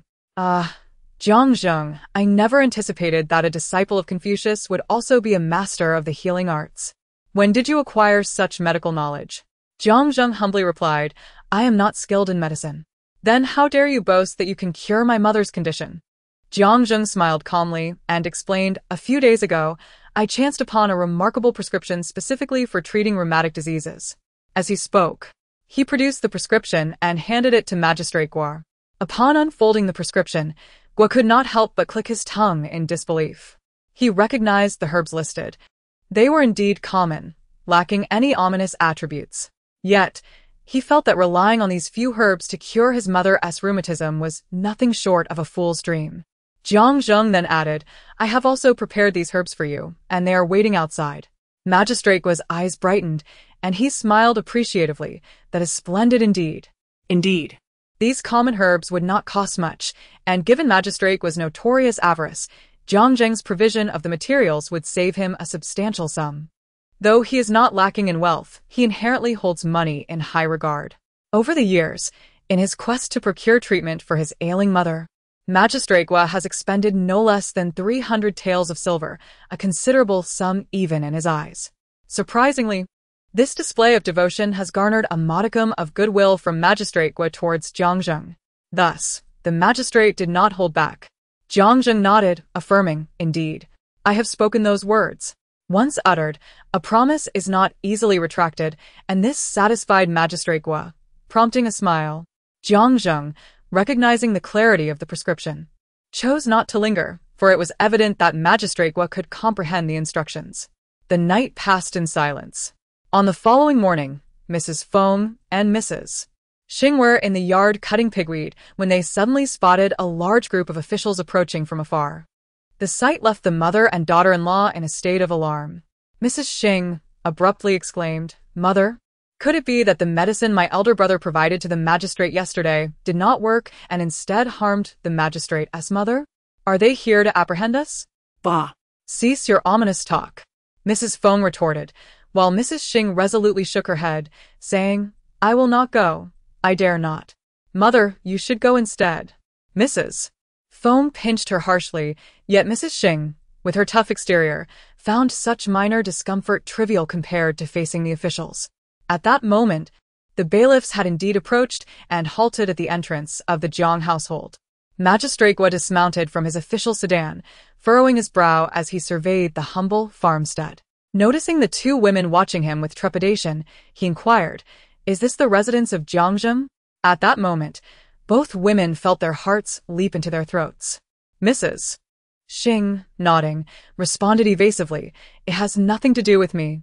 Feng, in a state of urgency, began to defend himself, saying, My lord, that ungrateful son of mine dares to take on a task beyond his capabilities. It is entirely his father's failure in upbringing. And it is not the fault of my wife. It is indeed that wretched Qiao who bore a worthless child and advised his father to treat your esteemed mother's ailment. And now, look at the calamity that has ensued. How can one trust the words of an infant barely a month old? Xing joined in the condemnation. Indeed, that child is no blessing. He is clearly a harbinger of misfortune, a calamity, a bane. The county magistrate, growing increasingly perplexed, stated, I am here today specifically to express my gratitude to Jiang, for it is thanks to him that my mother's symptoms have been alleviated. Where might he be found? Feng and Xing, overwhelmed by fear, clasped their heads and wept, momentarily stunned by his words. My lord, you have come to thank my son? The county magistrate nodded affirmatively. Feng urged Xing to hasten into the room to share the joyous news, and soon, Jiang Feng emerged with his grandchildren in tow. The county magistrate bowed deeply to Jiang and instructed his attendants, bring the gifts into the courtyard. Afterward, he produced several small silver ingots from his robe, distributing them among the crowd. However, when it came to Feng and Xing, the magistrate paused and remarked, I just heard you two claim that this matter does not concern you. Therefore, these silver pieces shall not be awarded to you. Feng and Xing stood there, dumbfounded, like wooden stakes in the ground. Is this true? We merely stated that we bear no responsibility. How is it that when it comes to rewards, we have no share? Mother, I feel so wronged. It is all your fault. Xing meticulously measured the size of the ingot with his hands, lamenting, that ingot appears to be exquisitely crafted. It must weigh at least 1 tael. Goodness. I have never even touched silver before. The mother-in-law and daughter-in-law exchanged grievances as Magistrate Guo personally delivered the appointment document to Jiang, instructing Jiang, from this moment forth, you shall serve as the secretary of the Ning'an prefecture. Report to the office in 3 days. In the room, Jiang Ning blinked at the ornate chest on the floor. Wow, are these all gifts from Magistrate Guo to my father? Mother, please pick me up. I want to see what this corrupt official has brought. Qiao, bemused, lifted him into her arms. Oh dear, why is it all just fruits, vegetables, salted fish? And fatty meat? This corrupt official is rather stingy. Jiang Ning could not help but scoff. Qiao raised an eyebrow. What could possibly be in that small box? She opened it to reveal a brush adorned with a piece of jade. The jade's texture was smooth and its color warm, free of any impurities, appearing to be of exceptional quality. This jade is beautiful. It must be quite valuable. I shall ask my father to gift it to me, Jiang Ning declared, lifting his small hand to awkwardly present the brush before his eyes. Qiao raised her brow, realizing that the little one was indeed quite the money-minded child. However, Jiang Ning inwardly scoffed. Alas, such a meager and worthless trinket. It vexes me to the point of wanting to report that greedy Magistrate Guo. Chapter 12. The grievance of old man Qiao worthless trinket? Such was Jiang Ning's perspective. In his previous life, he faced no struggles for sustenance, and thus had little affection for salted fish and fatty meat. However, the rural household she now traverses is characterized by meals that, rather than being light, can only be described as insipid and devoid of richness. In the eyes of the Jiang family, the food delivered by Magistrate Guo could only be deemed a feast. Feng, with her bulging eyes, eagerly selected the fatty meat, her voice rising with excitement. This is truly authentic pork belly. Just look at the marbling and the enticing aroma of pork. Xing nodded in agreement. Indeed, it makes my mouth water just by smelling it. Strangely enough, I feel an inexplicable fondness upon seeing it. Feng clapped her thighs and exclaimed, Gather, everyone. Let's prepare to wash the vegetables and rinse the rice. Tonight we shall have stewed meat. Xing promptly replied, Yes, understood. I shall attend to it right away. Feng then inquired, Where are the third couple? They have been absent all day. Jiang responded, That madwoman from the neighboring village is causing a ruckus again, running amok in every village, claiming that a plague is on its way. Perhaps the third couple has gone to witness the commotion. Which madwoman? The one who is known as the grass woman. The very one you have scolded before. Feng scoffed disdainfully, rolling her eyes. I recall now a charlatan, always feigning mysticism and spreading alarmist tales. What is there to admire about her? She talks of a plague. I think she herself is a harbinger of misfortune. With that, she strode towards the kitchen with the pork in hand. While she dismissed the grass woman with contempt, a sense of alarm stirred within Jiang Ning. Regardless of whether the grass woman is a charlatan, the plague she spoke of has indeed manifested. However, it is not a human plague, but rather an outbreak among livestock, leading to an alarming number of poultry and livestock perishing both within and beyond the confines of Ning'an City. The surge in meat prices has rendered it unaffordable for many. Jiang Ning mused to herself, Had she anticipated this and stocked up on meat beforehand, she would undoubtedly have profited handsomely after the plague. Jiang Fong approached, hands clasped behind his back, and remarked to Qiao, "Look at that old woman. How pleased she is. Thanks to our daughter-in-law. We've welcomed such a fortunate star into the Jiang family.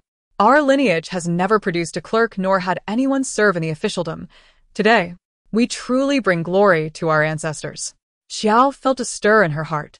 When Jiang Ning was born, her mother-in-law, Feng, had scorned her, deeming the child a financial burden. Yet, now, the family's dignity was a result of their daughter's achievements, leaving the Jiang family members no room to look down upon her. The family gathered joyfully in the courtyard, relishing a sumptuous feast, a rare moment of harmony for the Jiang family since Jiang Ning's arrival in this world. 3 days swiftly passed. Following the stipulations of the documents, Jiang Ning set off early for Ning'an City to fulfill his duties. Clad in a fur coat, with a cap atop his head and blue cloth shoes adorning his feet, he presented a scholarly and refined appearance. Wow! Father looks so dashing in his clerk's attire, exuding both intellect and charm. Jiang Ning chuckled, though her thoughts were clearly audible to Jiang Ning. He inquired, puzzled, "Dashing? What does that mean? It's not found in the 4 books and 5 classics. And why does my daughter's inner monologue always include such peculiar expressions?" He affectionately stroked Jiang Ning's soft, fair head, his eyes filled with tenderness. "Father, when you go to the magistrate's office, don't forget to speak up for the fair officials." This remark was heard by both parents. In the original novel, Old Man Qiao was once a constable, but he was dismissed due to negligence. Both Jiang Ning and his wife were well aware of this. However, Old Man Qiao insisted that he had committed no wrongdoing and felt unjustly treated by his dismissal. The incident began when the Ning'an Weaving Bureau was ambushed while escorting the royal dragon robe to the capital, resulting in the massacre of all involved. This case sent shockwaves through the court and the populace alike. It is well understood that the royal dragon robe is of utmost importance to the nation, and for centuries, no one has dared to intercept such a vital escort.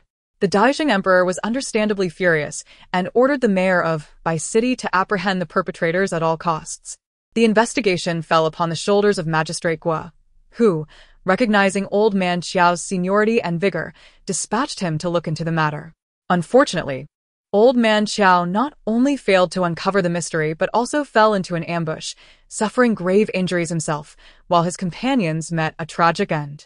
Upon returning to the city, Magistrate Guo, enraged, stripped Old Man Qiao of his title. Old Man Qiao lamented his plight, claiming he had discovered that the suspects were likely hiding in the Panlong Mountains. Feeling outnumbered, he sent a letter via carrier pigeon to request reinforcements from Magistrate Guo. However, before any assistance arrived, he was again ambushed by the villains, leaving him as the sole survivor. Magistrate Guo searched the entire office, but could not locate the letter Old Man Qiao mentioned, leading him to suspect that Old Man Qiao was fabricating stories, resulting in him receiving several lashes. Consequently, Old Man Qiao remained in a state of deep frustration for quite some time. Nevertheless, the original text does not depict the resolution of this case, and Jiang Ning remains unaware of the true identities of the assailants. One must blame the detestable author for leaving the narrative unresolved, digging pits without filling them, leaving some plot lines unknown even to Jiang Ning. Yet, she harbored unwavering faith that her grandfather would never utter a falsehood. That letter must still reside within the magistrate's office. Jiang Ning, in a state of exasperation, spread his hands and remarked, "Magistrate was searched for that letter multiple times without success. How could my father possibly locate it?" "Father, you truly have never been an assistant in the magistrate's office, have you? Every year, the correspondence received by the office ultimately finds its way into the archives. Surely, you could simply check the records of correspondence from the year of Guiwei?" Realization dawned upon Jiang Ning. So this was the protocol of the county office. He nodded, saying, "Now I understand, Father." Meanwhile, within the magistrate's office, Magistrate Guo was entertaining a troubled visitor, the prefect of Ning'an City. Raising an eyebrow, he inquired, "Prefect, what troubles you so?" Magistrate Guo, the prefect lamented, "It concerns my daughter. She has been betrothed to the son of the Lin family since her youth, yet recently, someone has intentionally courted her, leading her to confusion and distraction. I seek your assistance in ensuring justice. Fired with indignation, Magistrate Gua slammed his palm on the desk, exclaiming, "Who dares to act with such audacity? I shall command the constables to apprehend him. Now, Prefect, surely you jest. Having me apprehend young master, by would be akin to demanding my own hat." He rubbed his temples and continued, moreover, by Qinglong's status, appearance, and talent are unparalleled in Ningen City. The number of girls surrounding him is beyond count. How could he possibly take an interest in your daughter? Chapter 13. Taking my daughter to work. County Magistrate Gua chuckled. Could it be that your daughter has taken a fancy to young master by air and insists on becoming his concubine? Unlikely. As my daughter possesses a reserved nature and is quite obedient, she would never exhibit such shamelessness. He continued, "Well, I understand now. This matter requires careful deliberation, and we cannot rely solely on your account. We must summon your daughter to ascertain the truth." The chief minister nodded in agreement. That seems reasonable. Just then, Jiang Ning entered, having come to report. Magistrate was smiled. Jiang Ning, you are here. Allow me to introduce you to the chief minister." He then addressed the chief minister. "This is Jiang Ning, not only a disciple of the sage, but also a master of medicine. My elderly mother, suffering from chronic rheumatism, has found relief solely through his unique remedies. By the way, Jiang Ning, where did you come across that remedy?" Jiang Ning replied candidly. "It was my daughter who informed me." He then recounted the remarkable ability of Jiang Ning to hear thoughts to Magistrate Gua. Both the magistrate and the chief minister were incredulous. Such a marvel. A young girl who can articulate her innermost thoughts and even prescribe medicine to aid others. What an extraordinary tale. Magistrate Gua exclaimed, "Jiang Ning, please bring your daughter to the Yamen tomorrow. I wish to see her for myself." Jiang Ning felt he had spoken out of turn, yet having already voiced it, he could only acquiesce. After meeting with Magistrate Gua, Jiang Ning attended to his work in the morning and, in the afternoon, took the opportunity to request a visit to the storeroom under the pretense of reviewing materials. Magistrate Gua, believing this to be a sign of his diligence, thought little of it and readily consented. Upon arriving at the storeroom, Jiang Ning immediately headed for the case files from the year of Guiwei. In the vast expanse of documents, he diligently searched until, by dusk, he finally unearthed the letter of distress that old Master Qiao had sent to County Magistrate Gua via carrier pigeon. Surprisingly, it had been tucked away inside another old file. Jiang Ning mused to himself. No wonder County Magistrate Gua failed to discover it. It lay concealed within the old records. He harbored suspicions that someone had intentionally hidden it, though this remained merely conjecture. Miss Qiao lamented, "You have no discretion. Our daughter is still so young, and you wish to take her to the county town? Take me there, take me there. I've been suffocating these past few days. I can finally glimpse the world outside, instead of being cooped up in this dark, thatched cottage." Jiang Ning resented her infantile form, feeling helpless to accomplish many things. The only solace was the ability to awaken naturally. Life in such circumstances was indeed pressing. The following day, after finishing her milk and donning a warm outfit, Jiang Ning was bundled up and carried by her father to Ningen City. The little one was nearly moved to tears, as everything she beheld was a marvel. Even the air seemed remarkably fresh. In truth, she had not awakened naturally that morning. She had been roused by the discomfort of a full bladder, and ultimately, she had still soiled her diaper. Her body was too small to exert any control. She could only hope to grow quickly enough to forego the diaper. For the sight of her beautiful mother changing it was quite mortifying. Jiang Ning entered the magistrate's office, cradling Jiang Ning, just as the governor was present, accompanied by a young lady.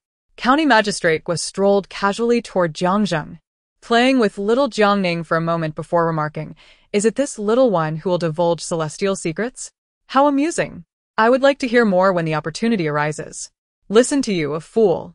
You, a corrupt official who values wealth above all and engages in unscrupulous conduct, deserve to be subjected to public disgrace and humiliation.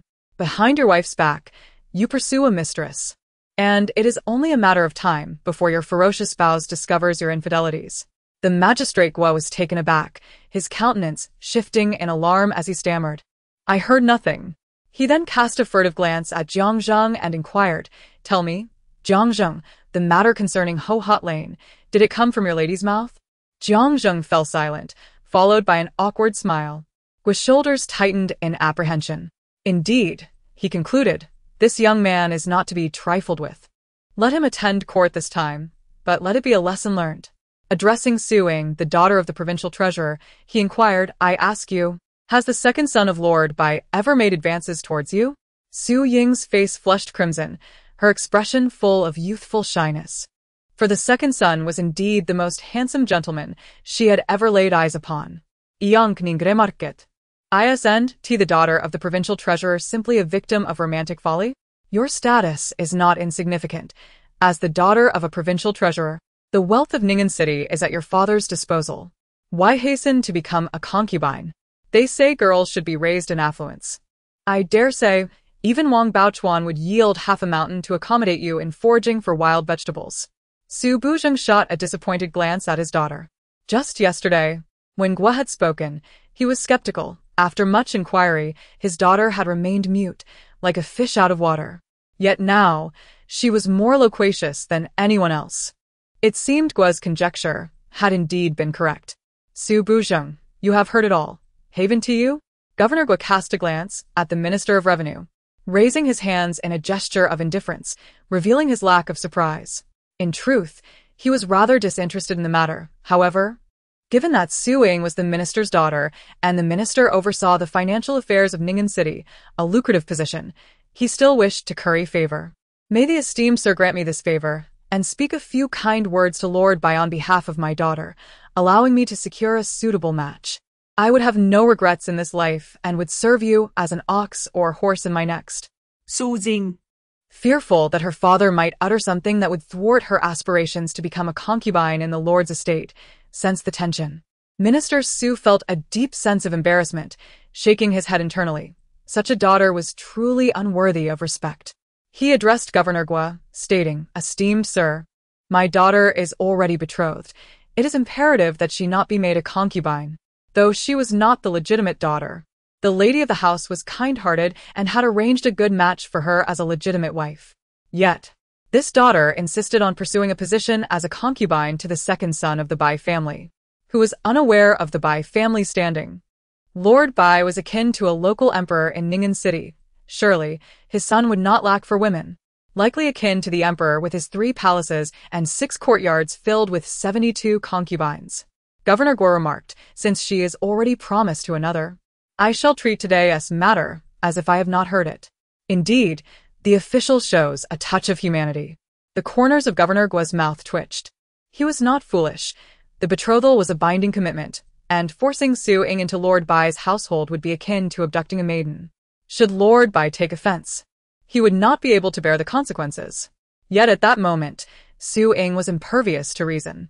Father, if you do not consent today, I shall end my life right here. As she spoke, she resolutely attempted to collide with a nearby pillar. Su Buzheng hurriedly grasped his daughter, admonishing her, What nonsense! Your mother arranged an excellent marriage for you. How can you be so thoughtless? Chapter 14. An old case at this moment. Su Buzheng felt a profound sense of disappointment and sorrow. How could his usually demure and composed daughter have transformed into someone like this? He truly could not comprehend it. This Miss Su was indeed oblivious to the blessings she possessed. The family chosen by her parents was genuinely admirable.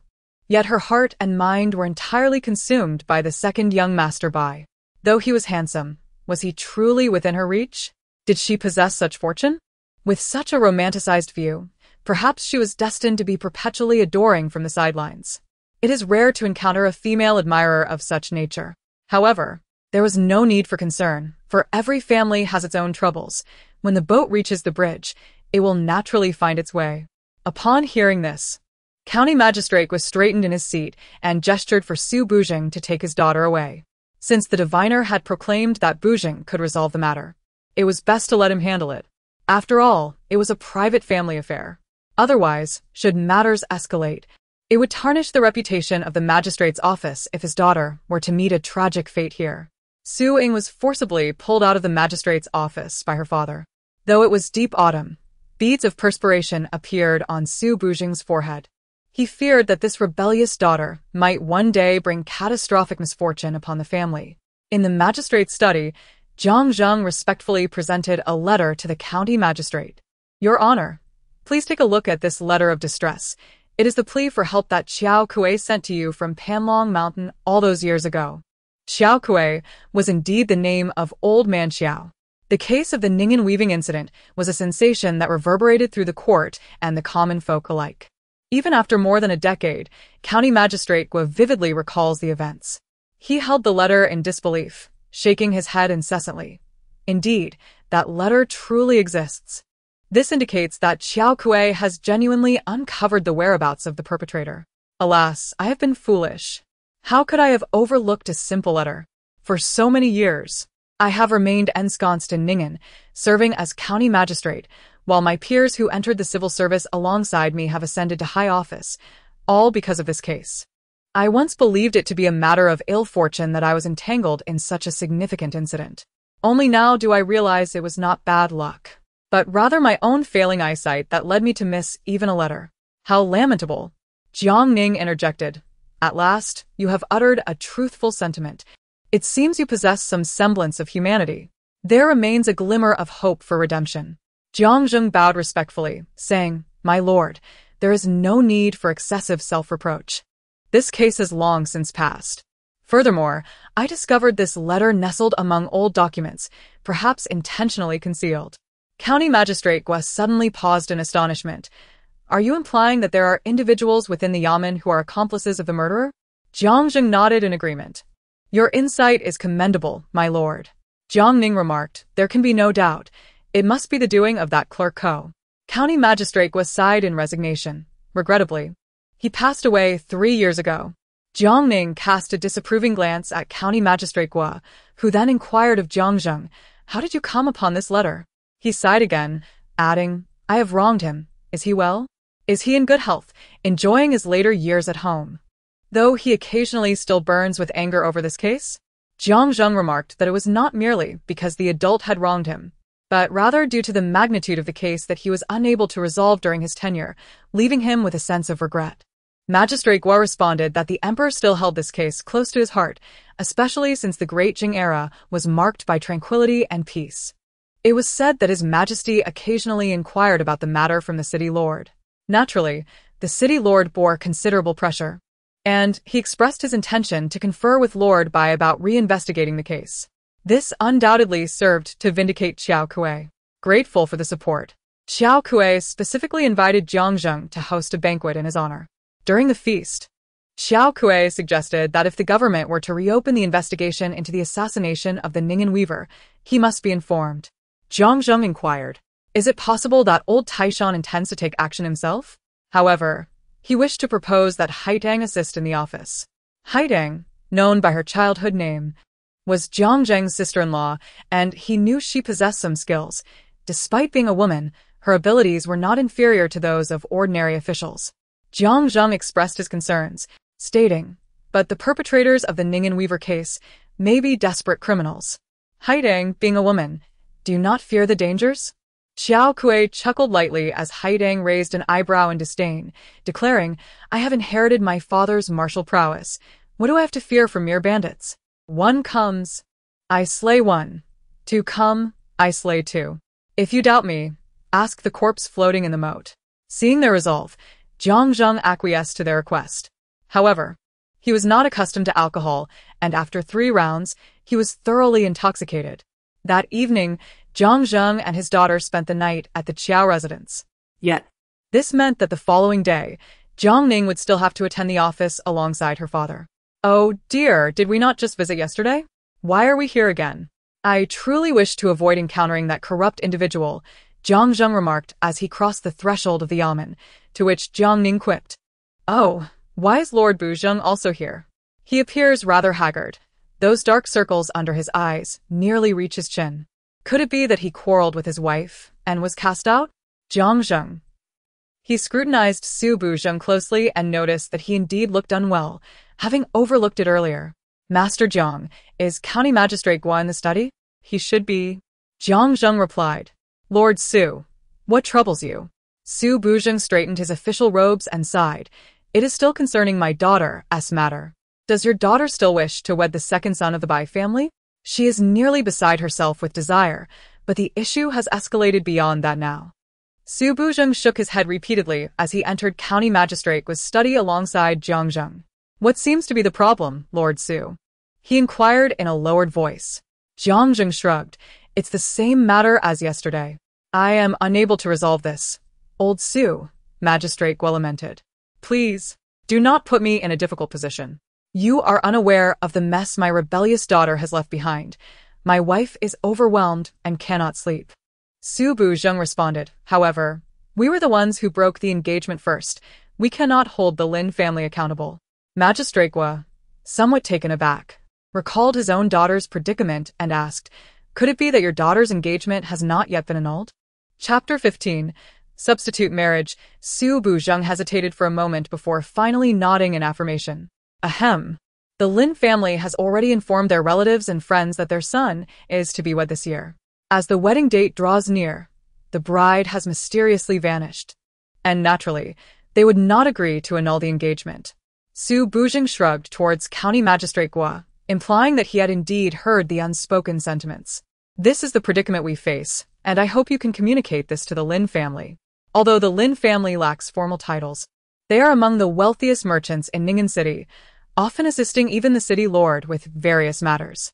Su Buzheng wishes to avoid any unpleasantness with them. However, Magistrate Guo expressed his inability to assist, leaving Su Buzheng to sigh deeply in frustration. Jiang Ning instinctively wanted to suggest that Buzheng should marry his other daughter to the Lin family, but instead, she found herself making incoherent sounds. Jiang Zheng, holding his daughter, stood at a distance, suddenly hearing a voice in his mind. Su Buzheng is aware of the Lin family's substantial wealth. It is not that he dares not offend them. Moreover, he seeks to curry favor with them. If this matter concerning his daughter's marriage causes a rift, it would be regrettable. Father, if you could assist Su Buzheng in this matter, the future benefits would be immense, and the Lin family could be quite useful. Jiang Zheng was momentarily taken aback, pondering whether it was appropriate to discuss family matters in the study, where public affairs should be deliberated. Daughter, you wish for me to assist Su Buzheng with ideas? Jiang Ning zuckte lichtly. The Su family has 2 daughters. While Su Ying is the eldest, she is not the daughter of the current lady. The current madam is indeed a commendable stepmother, having selected an exceptional suitor for Su Ying, yet regrettably, Su Ying obstinately refuses. Infatuated with the second son of the Bai family, Bai Qingling is already devoted to another, a woman who is both alluring and cunning. A person of Su Ying's intellect would hardly survive 2 episodes in such a union. Furthermore, should the Su family and the Lin family become estranged, the ramifications would be dire. The former governs the finances of Ningen City, while the latter is a renowned merchant family.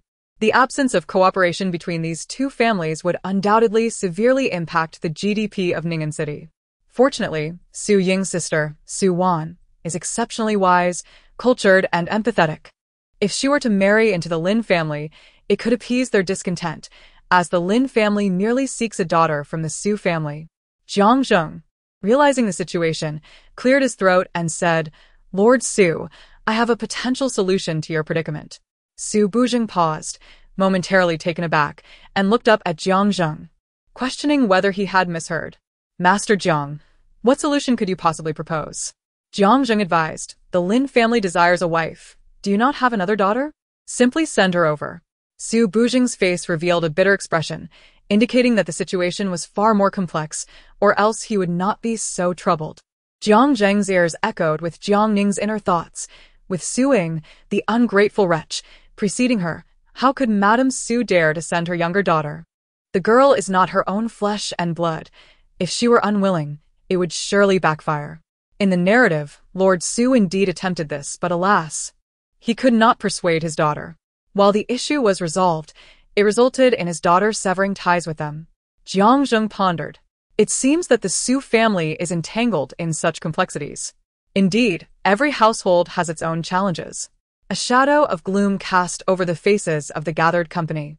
I would trouble Lord Su to summon your daughter and wife. I have a method to resolve their concerns. Lord Su felt a shiver of apprehension. This. Could it be the heartfelt wish of his daughter that I have just heard? She claimed she could assist in alleviating the troubles at home. Jiang Zheng nodded, affirming. I too have heard it. There is indeed truth to her words. County Magistrate Gua, with a beaming smile, remarked, that is splendid. If Master Zhang's daughter is a harbinger of fortune, then her assurance to resolve the matter surely guarantees success. Congratulations, Lord Su. Noticing the broad smile on his face, Madame Su, perplexed, inquired, what is it? Has the issue been resolved? Recently, their family had been in a state of turmoil over the engagement dissolution with the Lin family, and Lord Su had noticeably lost weight. To see him in such high spirits was indeed surprising. No, Lord Su shook his head, settling into his chair. After taking a sip of tea, he explained with a smile, my dear wife, please prepare yourself and take water to the almond. We have found a solution regarding the dissolution of the engagement. Initially bewildered, Madame Su soon grasped the significance of her husband's elation and incredulously asked, could it be that Magistrate Gua has conceived a plan? It is not merely Magistrate Gua's idea, rather. Lord Su furrowed his brow, pondering how to articulate his thoughts. In any case, come with me to the yamen, and you shall see. At the hour of noon, Lord Su led his wife and their young daughter, Su Wan, to the Ning'an city yamen. I pay my respects to the esteemed lord. Rise. There is no need for formality. The Magistrate Gua's laughter was gentle, prompting the two to rise. He glanced at Su Wan, nodding in approval. Dressed in a moon-white gown, Su Wan resembled a delicate flower, obediently following her mother, exuding the grace of a refined young lady. How delightful it would be if Su Wan were to marry into the Lin family. Surely, they would be pleased. A smile lingered in Gua's heart. Seated at the lower end of the table, Su Wan's gaze occasionally drifted toward Jiang Ning. The magistrate inquired with a chuckle, do you find it curious and amusing that the scribe in the office is holding a child while on duty? Su Wan shook her head, replying, no. I merely find the child's features exquisite, and I could not help but gaze a little longer. It was not my intention to offend. Jiang Zheng then asked, Miss Su, do you have a fondness for Ning Er? If so, you are welcome to hold her. Is it truly permissible? Su Wan replied, slightly taken aback. Upon receiving affirmation, she cautiously stepped forward to take Jiang Ning into her arms. The little one was soft and cuddly. Su Wan worried about her handling, fearing that the child might be uncomfortable and cry. Nevertheless, Jiang Ning kept her wide eyes fixed on Su Wan, occasionally bursting into delightful giggles, proving to be a well-mannered child. Jiang Ning felt her cheeks ache from smiling so much. Father, the little darling is making me smile so much my face feels swollen. Hearing that Su Wan was adept at calculation since childhood, Jiang Zheng conceived a clever plan. He addressed Magistrate Gua, saying, Your Excellency, I find myself troubled by a matter concerning the treasury. The calculations of the office's funds never seem to align. Magistrate Gua remained silent, while Su Bujing chuckled heartily. As the Minister of Revenue, he was well-versed in financial matters, and accounting was a domain in which he excelled. Jiang Zheng, there is no need for you to feel distressed. Should you encounter difficulties, I, as an official, can assist you with the calculations. Su Wan interjected, Father, would it not be a waste of your talents for you to personally tally the taxes? I am willing to take on this task on your behalf. Jiang Ning muset. This young lady is quite astute. She will undoubtedly prove to be a virtuous daughter-in-law when she marries into the Lin family. The Lin family will be fortunate indeed. Chapter 16. Clarity achieved. Su Wan felt a stirring in her heart, pondering. Just a moment ago, she seemed to hear soft whispers in her ear. Speaking of marrying into the Lin family, Magistrate Gua remarked, then I shall trouble the second young lady. He commanded his servants to bring forth the silver from the box. Su Wan pursed her lips, observing for a moment before nodding, settling down to grasp the abacus.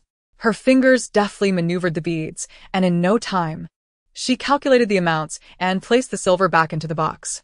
Wow, Su Er, you are simply remarkable. When the Lin family expands its business, your contributions will be invaluable. Su Wan heard a childish voice making a nonsensical remark, causing her to pause once more in surprise.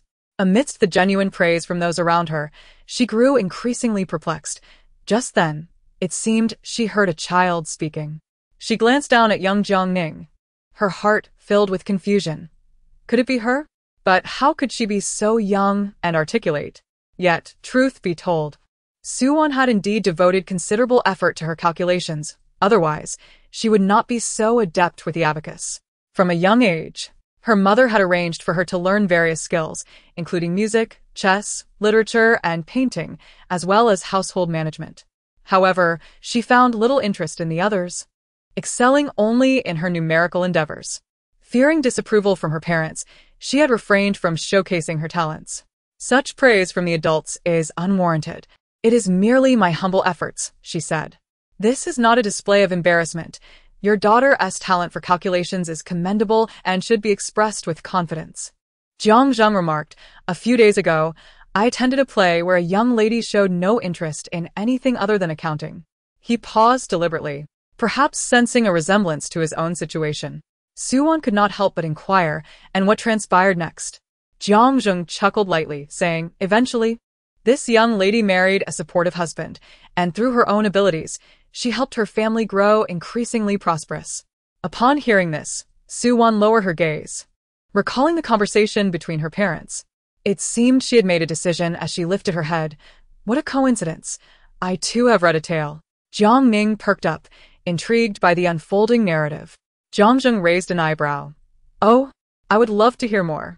The story unfolded about a woman whose sister was initially betrothed but was enamored with another, rejecting the engagement arranged by their mother. The sister eloped, leaving her parents to deal with the aftermath. Though her parents intended to annul the engagement, the suitor refused. The family also had a younger sister, and their mother believed she ought to consider the family's plight and step in to marry the suitor in her sister's stead. Jiang Ning could not contain her astonishment. Indeed, you both have a profound understanding of drama. Life mirrors art. Suwon's narrative perfectly encapsulated her current predicament, evidently stirred by her father's words. In her heart, she urged, Miss Su, do hasten to accept the proposal. Your fortune awaits. Let your sister, consumed by romantic folly, regret her choices. Magistrate Gua, with a keen interest, sipped his tea while observing Suwon and amiably remarked, the quality of this marriage contract will dictate its merit. If it proves favorable, it would indeed be a joyous occasion for the young lady. We would be facilitating a commendable union. He paused momentarily before continuing. I am quite curious, have the parents of the actress in the play suggested that her sister be married off? Suwon swiftly shook her head, feeling her earlier reaction had been somewhat excessive, and shyly smiled. No, this marriage is certainly viewed positively in my parents' eyes, but my sister does not share that sentiment, and I remain rather oblivious. As of now, I have only observed this much. My parents have yet to propose that my sister be wed. I cannot fathom why my usually obedient sister would choose to become a concubine to the second son of the Bai family, even relinquishing her status as a daughter of the prefect. If parents truly care for their children, they would not wish to harm them. Their hesitation may stem from a concern that my sister's heart would be irreparably wounded, and they might fear that I would perceive the arrangement as a consequence of my sister's rejection of her suitor. Thus they have refrained from broaching the subject. Upon concluding his remarks, Magistrate Gua cast a glance at the prefect. The prefect sighed. Indeed, that is quite true. After all this discussion, Miss Eyre, why not take a sip of tea? Listening to this exchange, Suwon felt as though the previously perplexing matters had suddenly crystallized in her mind. Had her parents been more forthright, she too might have arrived at such a conclusion, feeling overlooked. However, her perspective had shifted. The Lin family stands as a leading merchant household in Ning'an City, unencumbered by the constraints often associated with nobility. Perhaps, after marriage, she could indeed pursue her passions openly. Thank you, my lord. I understand. County Magistrate Gua is feeling quite pleased with himself when a sarcastic thought crosses his mind. One must admit that this cunning tactic of the corrupt official is quite brilliant. Without the need for the prefect and his wife to intervene, the second young lady will willingly marry into their family, thus preserving the bond between the two households. How delightful. Oh, corrupt official. If only you could consistently apply your intellect to righteous endeavors, perhaps you would not face dismissal or execution in the future. Her incessant references to the corrupt official left Magistrate Gua fuming, yet the mention of execution sent a chill down his spine. Could it be that this official truly faces the guillotine? Jiang Ning was not lying. In the original narrative, Magistrate Gua met his end due to his corrupt practices. He was acutely aware of his unspeakable transgressions, so he straightened his posture and gently smiled, saying, "What is there to thank? It is indeed best that the second young lady understands her parents' good intentions." Before exiting the magistracy, Su the prefect remarked with a smile, "Today, we owe much to Master Jiang." Madame Su placed the embroidered items into a bundle, causing Jiang Zheng's eyes to widen in astonishment.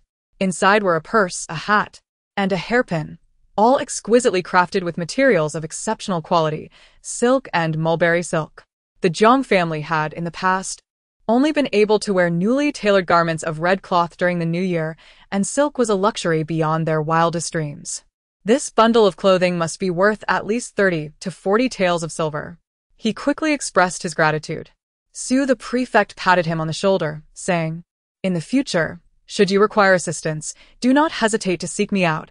I shall certainly help you." With that, he boarded the carriage with his family and departed from the magistracy. Jiang Ning cast a glance at his father, an expression of disbelief crossing his face. It was as though he had never encountered the world beyond their confines. What a trivial matter this is. Once Su Wan marries into the Lin family, the benefits we shall reap will far exceed this. Moreover, the tale of the Lin family is nothing short of extraordinary. Have you heard of the true and false heiresses? Chapter 17. A perfect resolution. Jiang Ning shook his head resolutely. "I refuse. This is clearly attire meant for a baby boy, and I would look utterly unflattering in it." He longed to voice his objection loudly, yet all that escaped him were feeble cries of wah wah wah. Meanwhile, the Su family sat in their carriage, with Su Wan lifting the curtain to gaze upon the gradually receding palace path. Her emotions were no longer as tumultuous as upon their arrival. Instead, she felt an unprecedented sense of ease and exhilaration, as if she had discovered the very purpose of her existence. "Do take care not to catch a chill, Mrs. Su gently reminded her daughter, lowering the curtain for her. Su Wan, her expression solemn, turned to her parents. "Father, Mother, I understand the concerns that have troubled you of late. I have come to a decision. The Lin family seeks merely a daughter from the Li family, without specifying anyone in particular. Thus, I shall marry into their family." Mr. Su regarded his resolute daughter with a mix of pride and complexity. "My daughter, do you comprehend the significance of your marriage?" "I do," Su Wan affirmed with a nod. "I possess a fondness for calculations and accounts, rather than the arts. The Lin family, being prominent merchants, is the perfect match for me." She then turned to Mrs. Su. "I trust your judgment, Mother. You would never lead me astray." Madame Su stood up, her heart stirred, and grasped the hand of the young lady, her expression a tapestry of emotions. Su Wan's biological mother had perished during childbirth, and it was her adoptive mother who had nurtured her with utmost care. Nevertheless, Madame Su solemnly cautioned, "My dear child, ponder this decision well. I wish for you to avoid future regrets that might create distance between us." After all, she had raised Suing, whose actions had already caused her considerable sorrow, and she did not wish for this daughter to also turn away from her heart. Su Wan had already contemplated this matter deeply. Once she consented to the marriage, Madame Su visited the Lin family again the following day. Upon learning that the wife of the prefect had arrived, the Lin family anticipated a withdrawal of the engagement. Causing an uncomfortable tension, they sighed and instructed a servant to admit her. Both Mr. and Mrs. Lin were present, and they courteously invited the two women to sit. "Madam, have you come today regarding the matter of engagement?" Mrs. Lin inquired first, her gaze drifting towards Su Wan, her heart filled with uncertainty. "It is not that our family wishes to break the engagement. It is simply that our relatives and friends are aware that my son is to wed this year. In business, integrity is of utmost importance," Mr. Lin expressed, somewhat troubled. Su Wan lowered her head slightly, attentively listening to their discourse. Madame Su chuckled softly. "You have misunderstood. I have come today to discuss the engagement." She gestured towards Su Wan, saying, "This is my daughter Wan. The initial agreement referred to a daughter of the Su family, but did not specify which one. If we were to substitute the betrothed with my daughter, the engagement can certainly proceed." The elderly couple from the Lin family exchanged glances, remaining silent.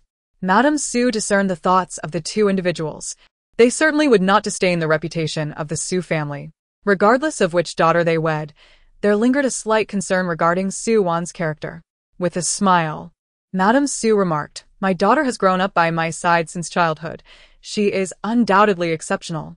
Although I am merely the stepmother of these two children, I have treated them both with utmost fairness throughout their upbringing. Wanner has received the same quality of education as Inger, excelling in the arts of music, chess, calligraphy, and painting." The Lin couple nodded in agreement, fully trusting Madame Su's character. Moreover, their family's connection to the governor's family could be seen as a considerable elevation for the Lin family, given that they themselves lack any notable titles. Now that Su-won has been nurtured under Madame Su's guidance, she would naturally be no less than her elder sister Su-ing. It is well known in the capital that the governor and his wife are esteemed individuals, and numerous suitors seek to marry their daughter. Therefore, it is settled that the second young lady shall be recognized as my Lin family's future daughter-in-law. Madame Lin rose, removing a bracelet from her wrist and placing it in Su-won's hands. Su-won, shy and hesitant, did not dare to accept it. Mr. Lin, however, chuckled heartily. "Do not hesitate to take it. This bracelet originally belonged to my mother, given to the madam, and now it is passed on to you. Please accept it." Though the Lin family is prosperous, they have but one son, cherished as a jewel.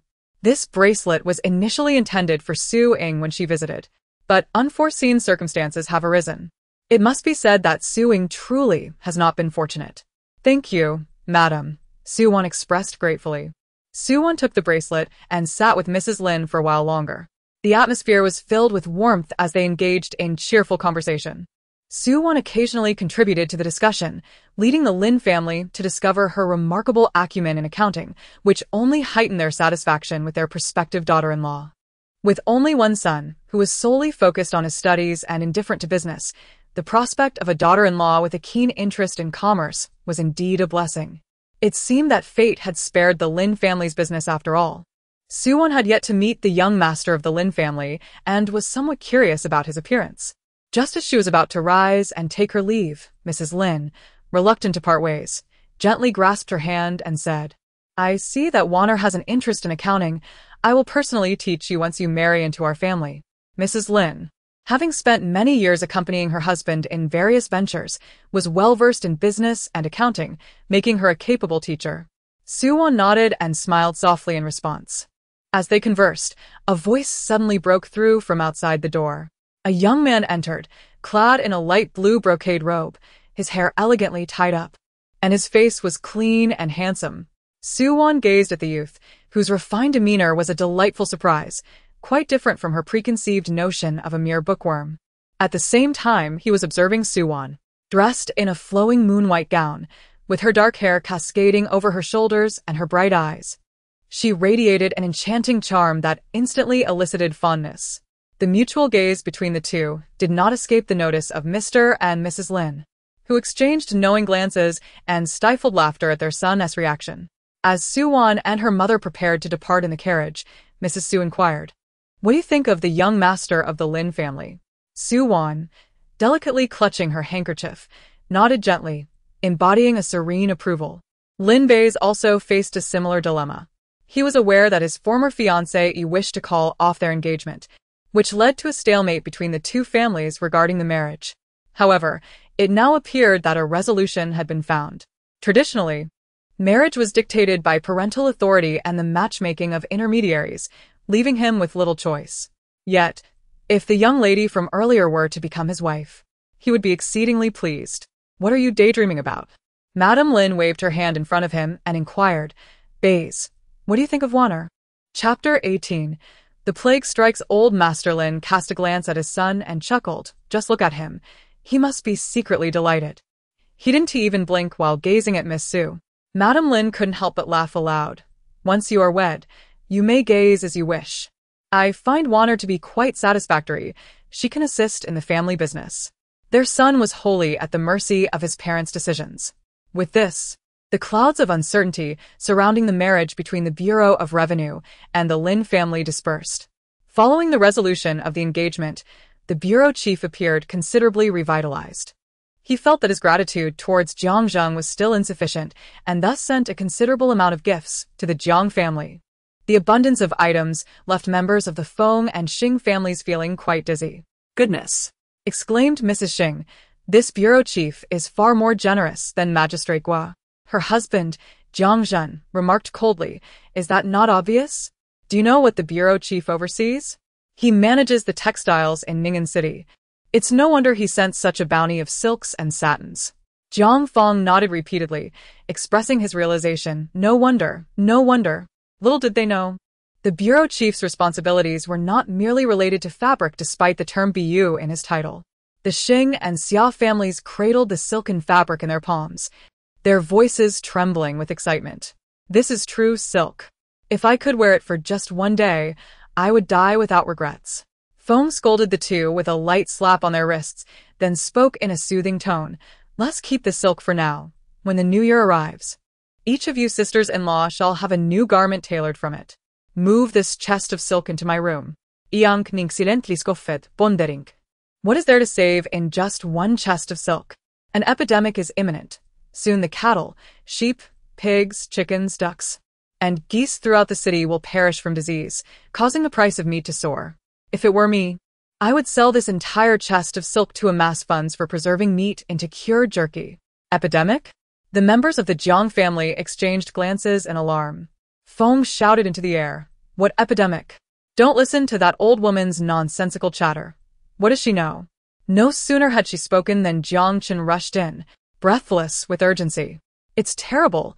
Something significant has occurred. Jiang Fong asked. What is it? You may not yet be aware. Jiang Chen lowered his voice conspiratorially. There is an outbreak of disease in the neighboring Panlong County. Feng's eyes widened in shock. Is it truly an outbreak? Indeed. Last night, a beggar at the village's edge found a chicken and intended to stew it. Everyone advised him against eating it, warning that it was a plague-ridden bird. But he refused to listen. Jiang Chen continued. He even claimed not to believe that a sick chicken could have come from Panlong County. As a result, he died this morning. Feng clutched her chest in distress. Oh my goodness, what shall we do? That is a plague. If things go awry, our entire Ning'an city might find itself draped in mourning, with every household bearing coffins. Jiang Chen, unconcerned, replied, Mother, do not fret. This outbreak concerns livestock, not humans. As long as we avoid consuming infected meat, we shall be fine. Jiang Fong exclaimed in astonishment. Oh dear, let's hasten to follow my granddaughter's advice. Sell that chest of silk and procure some meat to stock up this morning. Firstly, it will serve our family, and secondly, any surplus can be sold. Feng, gazing at the precious silks, appeared troubled and finally sighed. Very well, let us quickly sell this chest of silk in the city and purchase ample meat. Do not forget to buy additional salt. Curing the meat will allow it to be preserved for a longer duration. Jiang Chen discreetly pulled his mother aside and whispered, Mother, come here for a moment. I have something to discuss. Feng was drawn into the courtyard, frowning as she inquired, What is it? Speaking in secret often bodes ill. Have you caused another ruckus? I tell you, we have no money to spare. With a scoff, Feng looked at him skeptically. You earn money? Jiang Chen replied earnestly, Indeed. You are aware of the wealthy Diao family in Yongxi town, correct? Feng nodded. Of course, they raise all the pork and chicken consumed in the surrounding villages. They are indeed affluent. Jiang Chen asserted, this outbreak poses the greatest threat to their household. It is not surprising, with such immense wealth. What is a mere livestock disease to them? Feng remarked nonchalantly, but what does the Diao family have to do with us? Jiang Chen replied, This venture is how we will profit. Feng was perplexed. Their family was afflicted by a plague, and we cannot alleviate it. How can we earn money from them? Do you possess such abilities? Stop dreaming and hasten to the city to sell silk. Jiang Chen grasped his mother urgently, saying, Mother, opportunities like this are fleeting. Do you not understand the cause of this epidemic? Feng dismissed him, saying, It is merely a natural disaster, while it is indeed a calamity. Evading this misfortune requires a sacrifice to the heavens.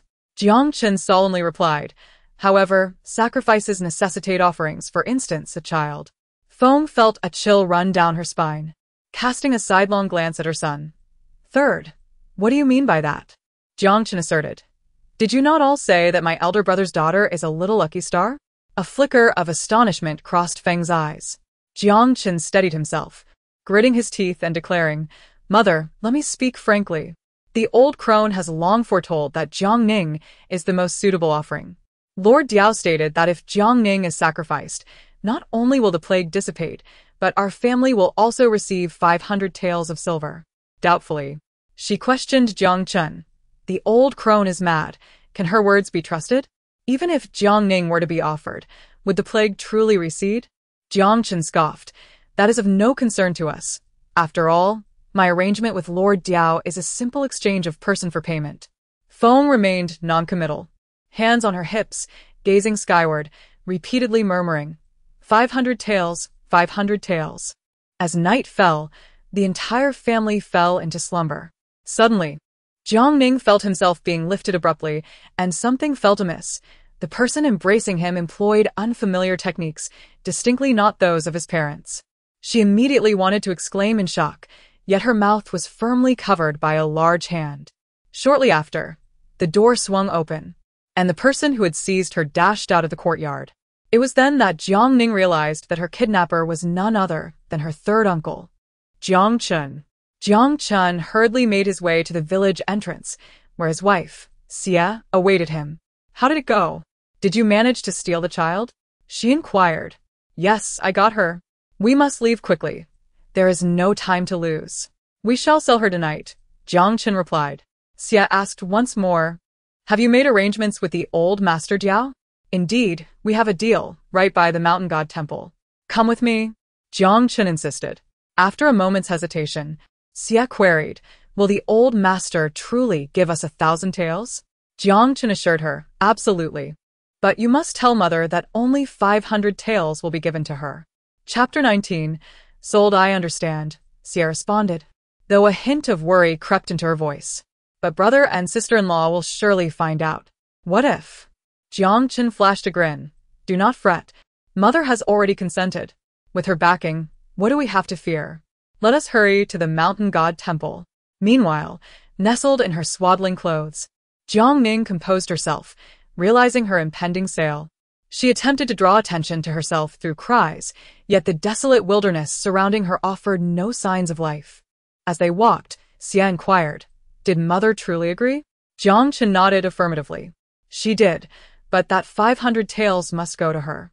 This means we will net 500 taels for ourselves. Xia scoffed, your mother, that cunning old fox, has a heart as dark as night. She intends to hoard all 500 taels for herself. No way. I shall demand a share from her. At most, I will concede 300 taels. Alas, let us speak of money once it is in hand. Jiang Chen urged his wife, as they made their way to the mountain god temple.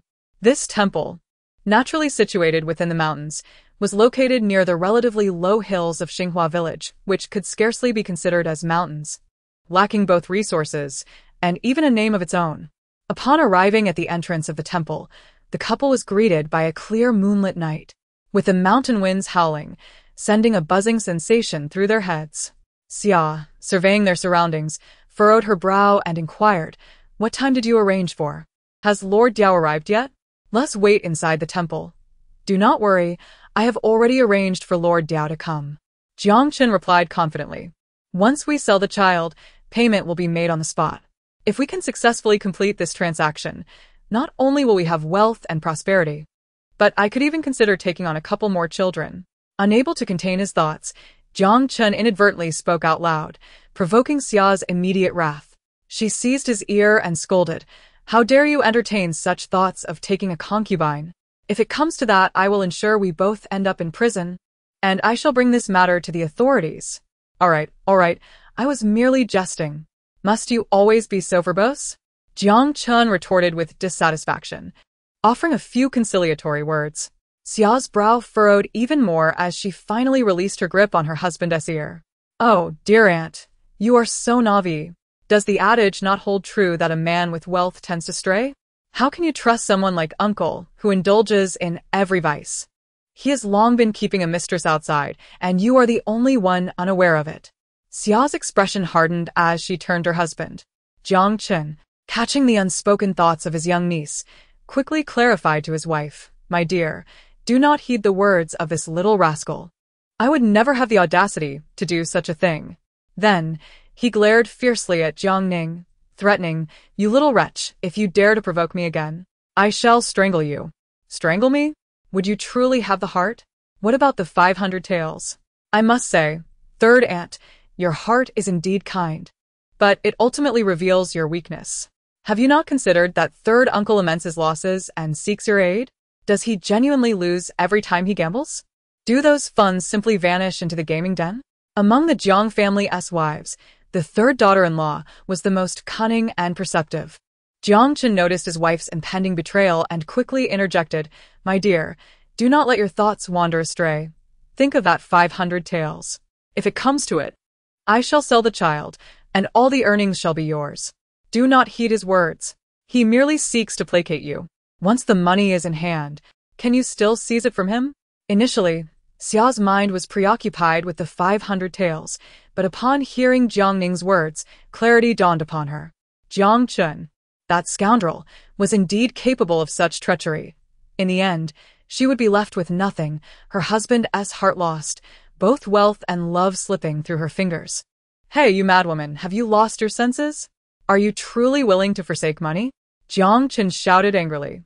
Xia remained resolute, insisting no more. Let us leave at once. Finally, Xia retained some semblance of reason, and Jiang Ning breathed a sigh of relief. However, Jiang Chen would not allow this opportunity to slip away.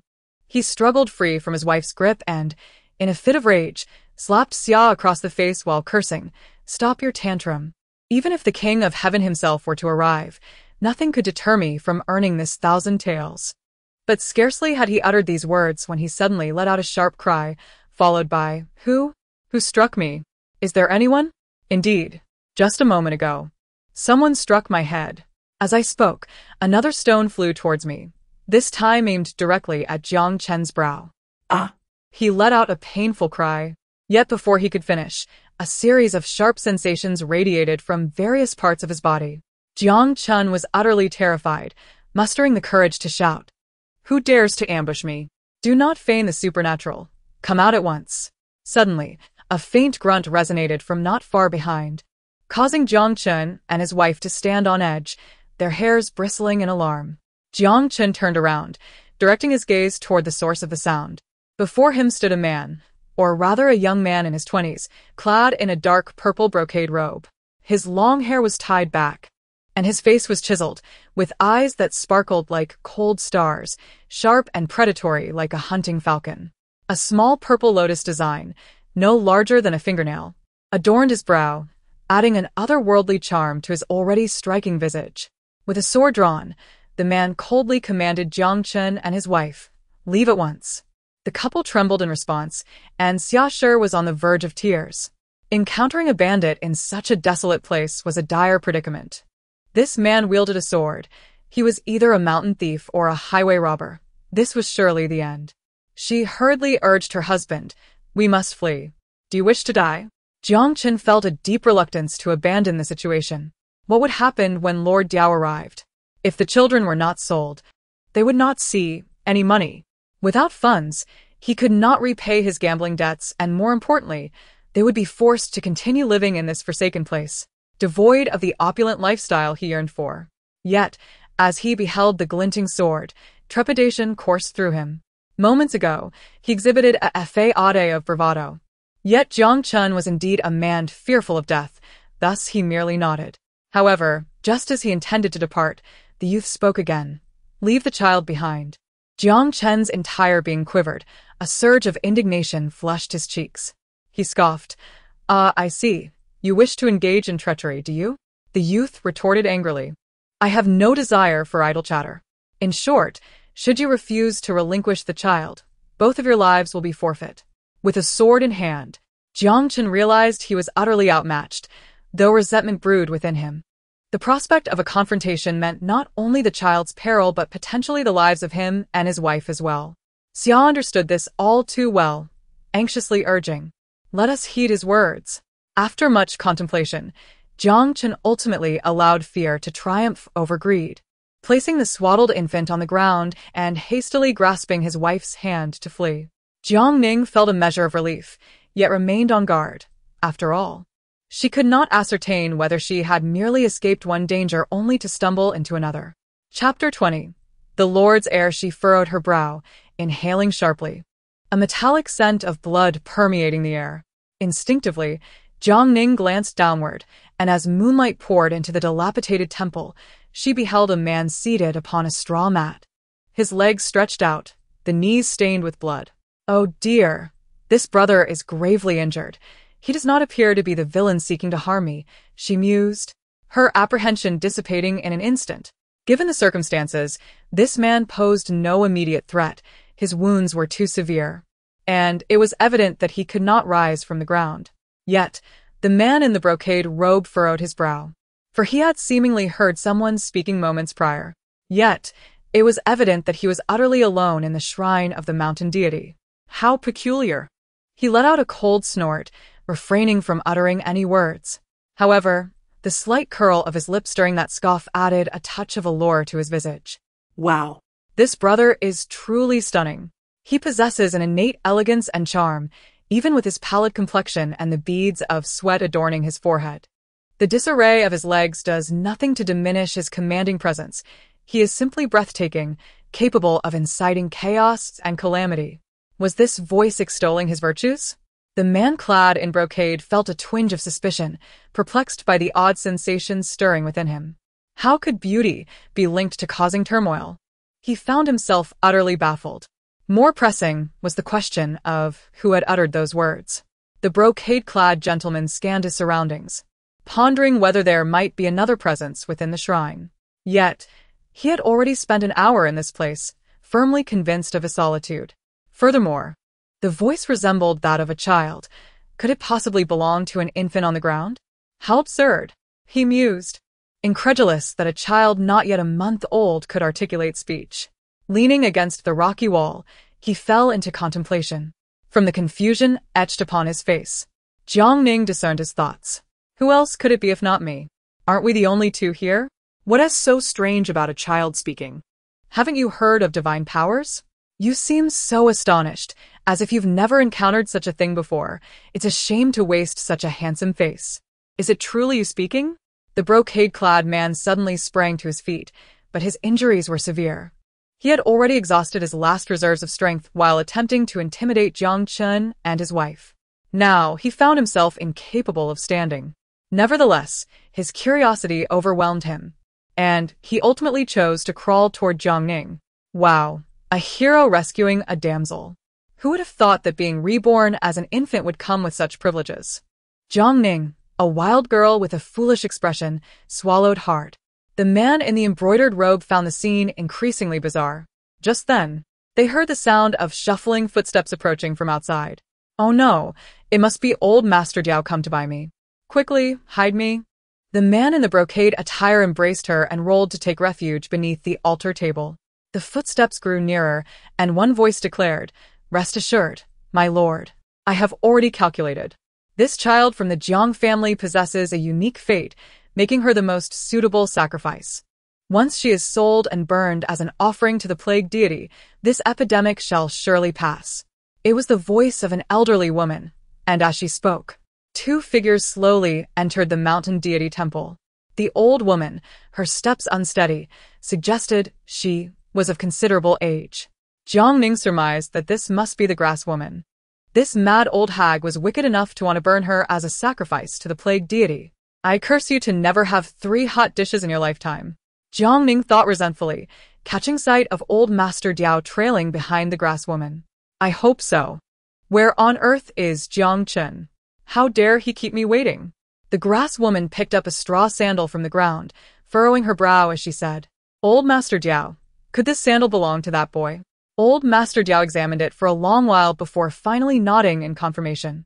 It turned out that Jiang Chen, in his panic, had fled so hastily that he had even left behind his shoe. So he has been here, but why is he nowhere to be seen? Suddenly, the sharp-eyed grass woman exclaimed in alarm, Oh dear, why is there so much blood here? Could it be that the blood flowed from the man's legs? Yet neither Lord Diao nor the old woman from the grass knew. Lord Diao gleaned from her tone that the old woman suspected this blood belonged to Jiang Chen. Are you suggesting that this blood is Jiang Chen's? Has he been attacked? The old woman replied, if not him, then who else? My lord, this place is far too perilous. We should not linger. Lord Diao nodded repeatedly, lamenting. Jiang Chun is indeed reckless to choose to transact with me in the dead of night. It is exceedingly dangerous. My lord, you may not be aware, but that rascal Jiang Chun has just stolen a child, the old woman elucidated. I cannot fathom what has transpired, yet I have a foreboding feeling. We ought to depart at once. Lord Diao assented vigorously. Your words are wise. We shall postpone the matter of purchasing the child for another time. Once the two had departed, Jiang Ning finally felt a measure of relief. However, his brow soon furrowed again. For scarcely had the old woman and Lord Diao left when footsteps echoed once more in the mountain deity temple. Jiang Ning could not help but curse inwardly, while the man in the brocade robe beside him maintained an impassive expression, seemingly familiar with the source of the approaching footsteps. Before the person arrived, their voice was already heard. Shortly thereafter, a young man clad in black entered, his attire unembellished and practical, a sword at his waist, clearly a guard. Accompanying him was an elderly man, presumably a physician, bearing a medicine box. From beneath the offering table, the third young master emerged, cradling an infant in his arms, causing the young man and the elder to momentarily stand in astonishment. The third young master waved his hand and said, "Do not be astonished. This child was found by me, right here in this temple." The young warrior above sighed and remarked, "Alas, in today's world, the disparity between wealth and poverty is too vast. The opulent indulge while the destitute perish. Children are even abandoned at the mountain god temple." The third young master chose not to elaborate further, and the young warrior swiftly redirected the conversation. "Third young master, I have brought the medicinal herbs. Let me apply the ointment to your leg." With that, he gestured for the breathless old man nearby to step forward, saying, "This is a physician I procured from the capital. Allow him to examine your injury, my lord. I appreciate your assistance." The man in the brocade robe nodded and glanced at the old man, who wiped the sweat from his brow and, panting, repeatedly expressed his reluctance, hastening to assess the wound. Jiang Ning was equally astonished. Hearing the old man address the brocade-clad gentleman as the third young master, she realized he must be Bai Qinghan, the third son of the city lord. Her conclusion was firm. The description of Bai Qinghan in the book portrayed him as a man of nearly ethereal beauty. Perhaps due to the exceptional genes of Lord Bai, all three of his sons were exceptional figures. The second son, Bai Qingling, had captivated the daughter of the chief minister. But the third young master was no less impressive. However, Bai Qingling had long coveted the lordship, and in his quest for the right of succession, he had cast Bai Qinghan from a cliff, resulting in the latter's broken legs, condemning him to a life confined to a wheelchair. The young warrior was the one who had sought to save Bai Qinghan, yet ultimately, the physician's efforts were in vain. Bai Qinghan remained crippled. "Your Highness, how have you sustained such grievous injuries? Have you fallen victim to treachery?" the elderly physician inquired, furrowing his brow. Although he was not a divine healer, the attire of the third prince and the agile lines of his physique suggested he possessed martial prowess.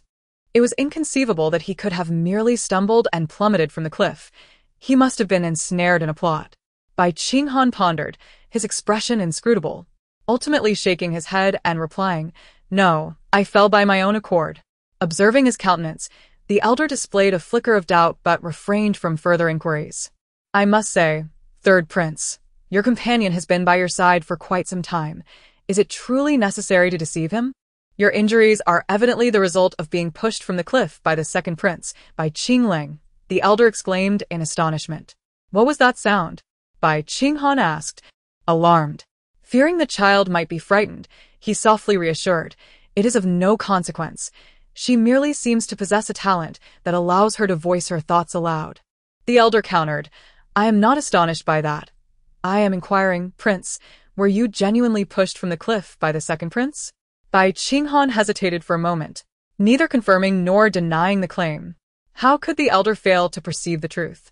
Moreover, he understood the implications at play. The second prince enjoyed greater favor compared to the third, being the favored child of the city lord. However, Bai Qinglong's petty nature and Bai Qinghan's exceptional abilities inevitably stirred envy. The elder was taken aback by the severe measures the second prince had taken against the third prince. The elderly physician lowered his gaze, unable to suppress a gasp of shock. "Third prince, your kneecap is shattered." This statement drew the attention of both Jiang Ning and Bai Qinghan to his injured legs. Bai Qinghan nodded slightly and said, "I understand, esteemed physician. Are you skilled in bone setting?" The doctor hesitated for a moment before responding, "I can indeed perform it. But the excruciating pain that accompanies bone setting is likely unbearable for an ordinary person. Moreover, I hastily gathered my supplies, and I fear the medicine in my kit may be insufficient. Alas, I even forgot to bring the anesthetic powder." A sarcastic inner voice echoed, "Without anesthetics, one would surely suffer tremendously." "No," the second young master decisively rejected, "we shall treat him right here." Bai Qingling believed this might lead to his demise. Yet being meticulous by nature, he realized that if he survived, he would inevitably seek treatment at a clinic. The infamous method of scraping bones to cure poison. "Third young master, you are indeed remarkable. After hearing your words, I am tempted to obediently say, you are truly courting death." Jiang Ning quipped with a sharp tongue. "Do you fancy yourself as Guan Yunzhang? Besides, even the tales of Guan are legendary. Have you ever witnessed him scrape bones to detoxify?" The elderly physician pondered deeply, expressing his concerns. No, without anesthetic powder, I cannot dare to treat such injuries." Jiang Ning, unwilling to listen to their bickering any longer, summoned the universal remedy system and inquired, "How should one treat a leg broken from a fall off a cliff?" The vast database swiftly provided a response. Doctor. Listen closely. Stretch vine, penetrating bone herb, chicken blood vine, turmeric, sapban wood, ghost vine, peach kernel, and safflower. Grind these herbs into a powder and apply them to the wound. Upon hearing Jiang Ning's thoughts, the doctor slowly shook his head, expressing his apprehension. These are all potent medicines. While they may indeed have miraculous effects, the risks are considerable. The third young master, should you choose to use this medicine, there are two potential outcomes. Either you will recover, or should fate turn unkind, not only your leg, but potentially your very life may be forfeited. Will you proceed? Bai Qinghan replied without hesitation, "Rather than live as a cripple, I would prefer to take my chances. I am willing to utilize this medicine. Do you carry it with you?" The doctor nodded. The expression of the superior turned pale, and they urged, "Third young master, you must reconsider." Bai Qinghan coldly admonished, "Was my previous statement not clear enough? Doctor, administer the medicine." Now this is a formidable contender for the position of city lord. No wonder he has fallen victim to the arrogant schemes of the second young master Bai. He certainly possesses the audacity. "Tell me, doctor, do reveal the fine wine you have been hoarding. Let us use it for disinfection first." The doctor flinched at this, his eyes darting as he thought, "How did you know?" Indeed, he had hidden a bottle of fine wine but had no intention of revealing it. Now exposed, he felt a pang of regret. Bai Qinghan continued, "If you truly have good wine, do not hesitate to present it. I assure you, the payment will be generous." The doctor quickly opened his medicine box and retrieved a small flask, somewhat sheepishly stating, "I usually take a sip or two. It travels with me." "Ah, a commendable habit," Bai Qinghan remarked as he accepted the flask. He then instructed, "Superior, please fetch some clean water. At once. First, rinse the wound with clean water. Then disinfect with the wine. It will be quite painful, so bear it bravely." Bai Qinghan calmly responded, "No matter. Please proceed." The doctor ceased further discussion and meticulously began to treat the wound, first rinsing it with clean water and then applying the strong liquor for disinfection. "Alas, it is time for the scraping, and it will be quite painful," Jiang Ning suddenly remarked with a cold smirk. Indeed, the mere thought sent a chill through his entire being. Not only him, but even the doctor's hands began to tremble involuntarily. "You little brat. Just wait until I give you a proper scolding," he thought, reaching out towards Jiang Ning. However, Jiang Ning burst into tears, leaving him utterly at a loss. The cries also vexed the doctor, rendering him unable to proceed with the procedure. Bai Qinghan, visibly agitated, admonished, "Look at the mess you've created. Why don't you go and comfort the child?" Up Fong felt unjustly criticized and, in a moment of resignation, adopted a gentler demeanor to soothe Jiang Ning. Yet, Jiang Ning was clearly unimpressed by his efforts, continuing to wail. Her cries grew increasingly louder, nearly overwhelming up Fong, who inwardly lamented, "What have I done to deserve this?" Bai Qinghan suggested, "There is some goat's milk in my pocket. Perhaps feeding her will help, as she might be hungry." Initially reluctant to cease her cries, Jiang Ning found the goat's milk irresistibly fragrant and sweet, and soon began to sip eagerly. With that, tranquility returned to the mountain shrine, and the elderly doctor, without further ado, retrieved a scraping tool from his medical kit and commenced the procedure on Bai Qinghan. Chapter 22. The Lord's Manner. The blade descended upon Bai Qinghan's leg, repeatedly slicing through flesh, the blood glaringly evident, causing up Fong to furrow his brows. Yet Bai Qinghan appeared unperturbed. How impressive! Truly remarkable. Such a man, enduring this ordeal without so much as a change of expression, and still maintaining such handsome features, Jiang Ning exclaimed, sipping her milk. The elderly doctor, skilled in his craft, soon had the decayed flesh scraped away thoroughly. The elder physician rinsed the area with clean water once more and seized the opportunity to apply medicine again. He firmly clasped the area beneath the knees and intoned gravely, "We are about to set the bones. Once completed, I shall apply a medicinal poultice to the afflicted region. The remainder will involve recuperation." Bai Qinghan acknowledged his understanding, and the elderly man ceased further discourse. After a brief moment of manipulation, he suddenly exerted force, and a resounding crack echoed as one leg was successfully reattached. Witnessing their master's leg being restored, Shang Fong could not help but smile. Given the severity of the injury, even if the bones are aligned, these rudimentary herbal remedies may prove insufficient for external wounds. The conditions in this mountainous region are dire and damp, rendering it susceptible to infection. In this wretched era, during the Great Shun Dynasty, I have never encountered any mention of such in my history books. It seems highly improbable that any anti-inflammatory medications exist. Alas, if only I had a packet of antibiotics. As Jiang Ning's lamentations echoed, all present furrowed their brows in bewilderment. This child is indeed remarkable, not only capable of speech but also possessing a penchant for peculiar expressions. The elder physician proceeded to reattach the other leg, employing the same technique, and once both legs were treated, he finally exhaled in relief, albeit with a tremor as he gazed at Bai Qinghan. "And what of you?" Shang Fong inquired, unease evident in his voice. The old man replied, "Simply escort this old fool out of the mountains. I am familiar with the paths outside." Shang Fong refrained from further commentary and hastened their departure. The old man emphasized, "But you must inform my father that my legs have been rendered useless, and I shall be confined to a wheelchair henceforth." Shang Fong, perplexed, queried, "Why must it be this way?" Bai Qinghan nodded in satisfaction. "It seems you have gained some insight. We must exercise utmost caution. The current political landscape is perilous for us." Indeed. The figure above turned to leave. Jiang Ning sneezed.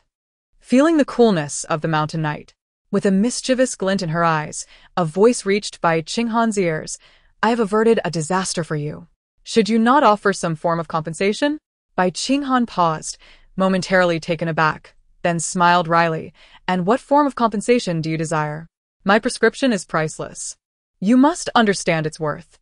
This little imp was indeed clever.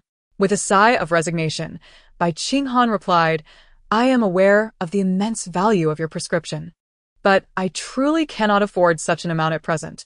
As he spoke, he unfastened a brocade pouch from his waist, weighing it lightly in his hands. "This contains no more than 20 taels. 20 taels? One could only wonder how the Fong family would fare in the end. Let it be so then." After a night of restless tossing and turning, Jiang Ning's petite form was utterly exhausted, and she lay soundly asleep in Bai Qinghan's embrace. Upon waking, she blissfully drank a night's worth of goat's milk before finally opening her drowsy eyes. How delightful it felt! Surveying her surroundings, which were adorned with elegance and opulence, she couldn't help but compare them to the humble thatched cottage of the Jiang family. This was nothing short of paradise. Surely, this must be the residence of Bai, the lord of Ningen City. Indeed, it was lavish and grand. How fortunate it would be to reside in such an environment for a few days. But then again, the Bai family was just as duplicitous as the court intrigues depicted in novels.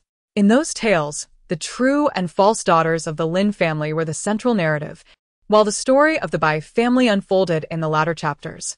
It appears that I can now unlock a new storyline. In the novel, Lord Bai serves as the greatest pillar of support for the female protagonist. However, since Jiang Ning has taken the initiative to activate the plot, it seems that the female lead will have little significance. Jiang Ning couldn't help but chuckle gleefully. Cradled in her arms, Bai Qinghan observed Jiang Ning's joyful laughter, her rosy cheeks adorably charming. I couldn't help but smile. What delightful thought has this little one conjured up to be so happy? My lord, should we report this child's matters to the city lord? Inquired the attendant beside me. I sincerely hope so, Bai Qinghan replied, his tone slightly relaxed. Yet his expression remained cautious. What a clever little rascal. You seem so harmless, like a punching bag, yet you've managed to secretly place spies beside the second young master. Far more cunning than the tales suggest. Both Bai Qinghan and the attendant were taken aback, their brows knitting as they cast wary glances at Jiang Ning. Their eyes filled with a mix of fear and murderous intent, causing Jiang Ning's heart to race. The attendant spoke, "My lord, we ought to forget this little one. As the saying goes, children speak without restraint. What if this little one inadvertently reveals too much? Perhaps we should silence her? What a ruthless thought from a mere subordinate. Did I not just allow you a few sips of milk? How could you repay kindness with malice? To think that I, a paragon of excellence, would meet such a tragic end here. Without me, how could you possibly contend with Bai Qingling? His father possesses unparalleled martial prowess. With your meager skills, he could easily subdue you with a mere finger." Chapter 23. Bai Qinglong's patricide. Bai Qinghan's eyelids twitched as he caught a peculiar keyword amidst Jiang Ning's bizarre remarks. His father. It is said that he and Bai Qingling share the same father, who should be the lord of Bai City. Yet, his own father has devoted himself to literature since childhood and possesses no martial prowess. How could this young girl possibly possess such extraordinary skills? Could it be that my second brother is not the biological child of my father? Bai Qinghan coldly inquired, "What exactly is your origin, little child? How is it that you can hear the thoughts of others? Are you perhaps a celestial goddess?" "Well, let us assume that." Bai Qinghan nodded. "Very well. I shall not harm you, and I will treat you with the finest delicacies. You shall have bird's nest and ginseng soup, abalone, and black chicken broth every day." Jiang Ning swallowed hard. "However, you must tell me one thing," Bai Qinghan suddenly asked. "What did you mean when you said my second brother's father possesses exceptional martial skills?" "Ah, so she intended to exchange this secret. The charming brother is not as foolish as he seems."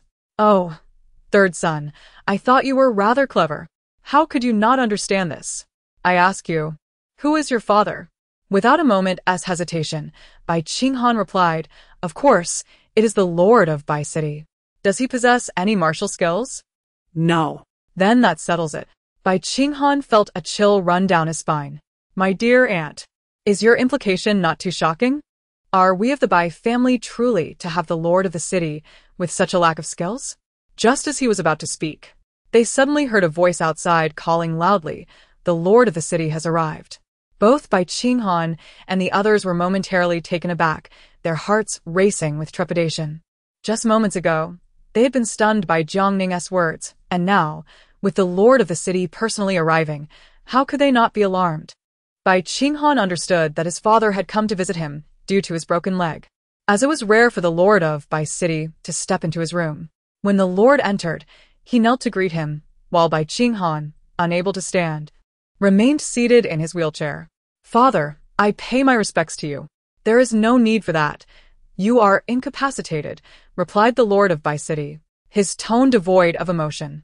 Suddenly, he caught sight of an infant lying on the bed and furrowed his brow, inquiring, "Where did this child come from?" The lord spoke gravely, "Such misfortune. You have taken her in, which signifies a bond. You must treat her well from now on." Indeed, to think the lord of Bai City possesses such kindness, the book portrays him as a tyrant. The lord of Bai City frowned, perplexed. What is that sound? Bai Qinghan intended to explain that it was the child's innermost thoughts, but he tugged at his garment instead. Seeing there was no response, the lord assumed it was merely a figment of his imagination and turned to Bai Qinghan again, asking, "Qinghan, what of your leg? Do you know who pushed you off the cliff?" The Lord inquired with concern. Bai Qinghan shook his head. It was too dark at night. I could not see. The Lord's expression shifted, a flicker of uncertainty crossing his face as he replied, Very well, since you can no longer move. You shall relinquish the military authority of the cavalry camp. In the Dezheng dynasty, the local military and political powers were autonomously governed by the lords of each city-state, and even military mobilizations required no report to the court. Upon hearing his father's words, Bai Qinghan's complexion turned pale. The cavalry camp is the most elite unit within Ning'an City, historically under his command. This authority is one of the few that Bai Qinghan has been able to wield. Suddenly, a wave of unease washed over him as he clenched his fists in silence. He dared to inquire of his father, To whom do you intend to bestow the military power of the cavalry camp in the future? Without a moment's hesitation, the city lord of Bai replied, Naturally. It shall be entrusted to your second brother. So it is. Bai Qinghan understood that, possessing military authority, he was viewed as a thorn in the flesh by his second brother, Bai Qingling. Perhaps the very aim of his brother was to see him cast down into the abyss. He recognized that at this juncture, what he needed most was patience, to feign weakness until the opportune moment arose to turn the tides of conflict. The city lord, with an urging tone, inquired, You have no objections regarding the transfer of military power, do you? Bai Qinghan shook his head. I have no objections, father. Nodding, the city lord's voice softened. Very well. This matter shall be settled thus. Do you have any other matters to discuss? If not, I shall take my leave. Bai Qinghan asked, May I inquire, father, does my mother know of my condition regarding my legs? The city lord's gaze suddenly sharpened, his tone bordering on reprimand. What? Do you wish to use this opportunity to summon your mother to see you? Madame Su, Bai Qinghan's birth mother, had been punished by the city lord and confined, forbidden from seeing anyone, and no one was permitted to plead on her behalf. The reason was not that Madame Su had committed any wrongdoing, but rather that her family in the capital had fallen out of favor, and the city lord feared being implicated. Thus, he confined her, adopting a wait-and-see approach. Should the Su family indeed collapse, he would divorce Madame Su. In the present moment, Bai Qinghan's words have struck a sensitive chord within him. Bai Qinghan shook his head in protest, saying, But mother gave birth to her child. Now that the child is injured, shouldn't I at least inform her? The lord of Bai City waved his hand dismissively, stating, As your father, I deem it unnecessary. Focus on your recovery. I have a wish to fulfill. I intend to compile a record of Ning'an Prefecture, and I shall entrust this task to you in due course. Indeed.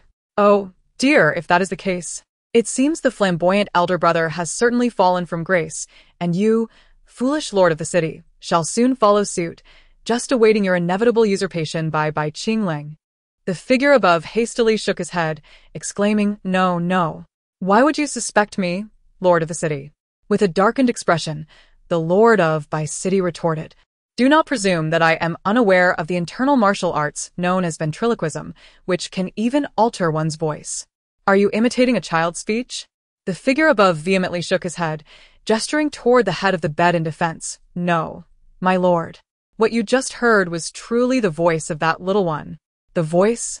The lord of Bai City paused, a look of astonishment crossing his face. Could it be that a newborn could express its innermost thoughts?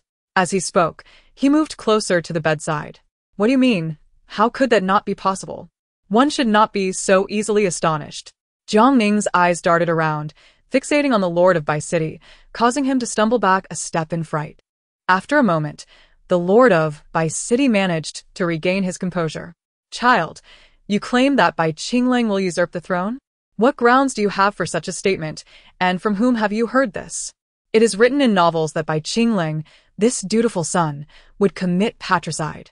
Initially, I did not believe it, but now, witnessing your bewildered expression, I find it increasingly difficult to maintain my disbelief. The lord of Baiqing, his expression darkened, solemnly inquired, Regardless of the novel's origin, you must clarify your words today. Chapter 24. The second young master's theatrical performance, Jiang Ning was carried into the lord's study, where the lord of Baiqing took his seat at the head of the table, casting a cursory glance over the desk before shaking his head slightly. The case that had transpired over a decade ago seemed increasingly hopeless to resolve, yet the imperial court remained relentless in their pursuit, showing no signs of relinquishing their investigation. The Lord of Baiqing found himself at a loss. He called out, "Summon the second young master." Before long, a young man entered the center of the study. Dressed in a splendid purple robe and adorned with a jade crown, his fair complexion and exquisite features were flawless. His narrow, slightly upturned eyes exuded a beguiling yet reckless aura, simultaneously enchanting and perilous. Oh my, this book must have been penned by someone enamored with beauty, with handsome men in abundance. The second young master is indeed striking, appealing to both genders. No wonder the young ladies are eager to enter his inner sanctum. I can't help but feel a twinge of sympathy for the foolish lord for a moment. Wait, why am I feeling sympathy for myself again? The Lord of Baiqing was perplexed and speechless. Compliment him if one must, but there was no need for such convoluted reasoning. Would the second young master possess such captivating looks if he had not inherited the lord's commendable traits? Ah, Foolish lord, look at your expression. Seemingly quite pleased with yourself, yet have you ever considered your own appearance? Your son is remarkably handsome, bearing no resemblance to you. Have you never harbored any doubts? Jiang Ning's inner thoughts remained unheard by Qingling, yet the Lord of Baiqing felt utterly bewildered. Doubts?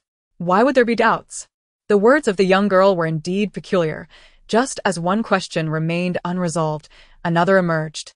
I inquired, "Can you articulate your thoughts more clearly, dear child?" Lord Bai furrowed his brow in confusion, regrettably unable to express his inner turmoil, leaving him in a state of anxious anticipation.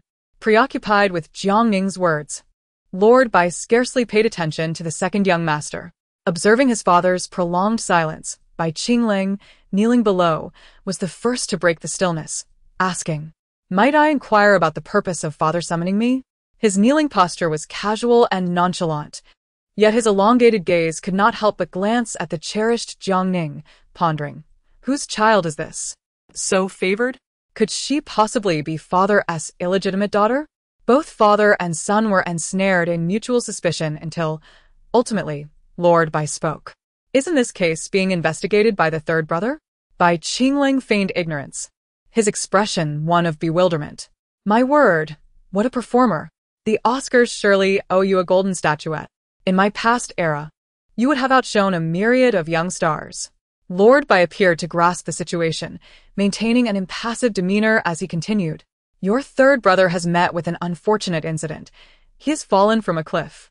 What? Bai Qingling exclaimed in shock. "When did this happen? Is he gravely injured?" Good heavens, the seamless transition between Brecht and Stanislavski. With that face, the Beijing Film Academy could publish a textbook dedicated to you. One might genuinely believe you brothers are as close as kin. Lord Bai shook his head, lamenting, he will never stand again in this lifetime. Bai Qingling let out a sudden sigh, overwhelmed with grief, nearly collapsing to the ground in tears. Jiang Ning was utterly captivated by his performance, rendered speechless. "Your third brother can no longer investigate this case. Henceforth, this heavy burden shall rest upon your shoulders. The child understands." Lord Bai nodded and continued, "Since your elder brother went to the capital, your father has considered that only you two sons remain. According to the accounts in the book, Lord Bai's eldest son departed for the capital shortly after the incident of the imperial dragon robe. In reality, everyone is aware that he went as a hostage." Indeed. Using the dragon robe incident as an excuse to summon Lord Bai's eldest son to the capital is merely a pretext. What the emperor truly fears is the overwhelming power of local lords affecting the status of the Son of Heaven. In truth, lords from other city-states also have sons sent to the capital. Bai Qingling is astute enough to grasp this underlying implication. He reassured, "Do not worry, father. My elder brother will surely return safely." Bai Qingling was unaware that he had failed to perceive Jiang Ning's true thoughts and believed his performance had successfully deceived his father. Lord Bai did not expose him, merely nodding lightly. "From now on, the cavalry camp will be under your command." At this moment, Bai Qingling could no longer contain his excitement and exclaimed, "Thank you, father." Observing the avarice etched upon his features, a flicker of disdain flashed in Lord Bai's eyes. "Father, if there is nothing else, I shall take my leave for now." Upon hearing this, Lord Bai furrowed his brow and said, I have entrusted your mother with the management of household affairs. Seeing you are no longer a child, it is time for her to select a proper wife for you. Do not spend your days consorting with courtesans. Ah, The foolish lord truly possesses a discerning eye for choosing people. How could he allow the Pang family to manage household affairs? The future success of Bai Qinglang in ascending the throne will undoubtedly require your divine assistance. You may perceive Bai Qinglang as merely indulging in revelry and associating with women. Yet he is, in truth, feigning ignorance while contemplating how to supplant you. Marriage is not a matter to be taken lightly. I have already found someone I cherish. And the position of the principal wife is undoubtedly reserved for Lan Jiao Jiao. The carefree demeanor on Bai Qinglang's face dissipated, replaced by a serious expression as he regarded his silent and somber father. It appears that the second young master has already found a woman he favors. Hence his reluctance to select a primary wife. Bai Qinglang's situation is rather tragic. He remains oblivious to his own lineage.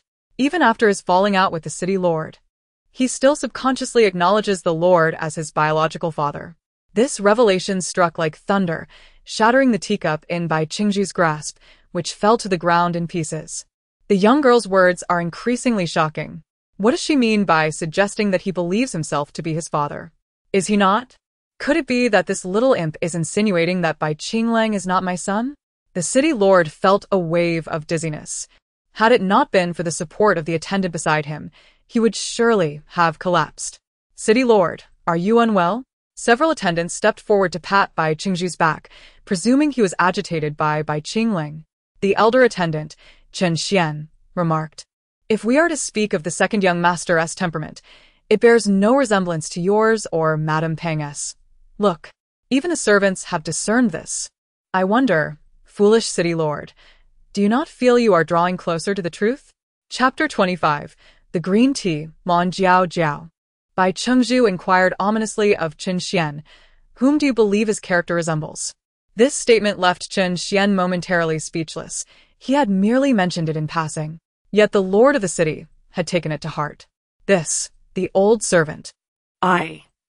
Who else could it be but your most esteemed general, Lang Jun Tian?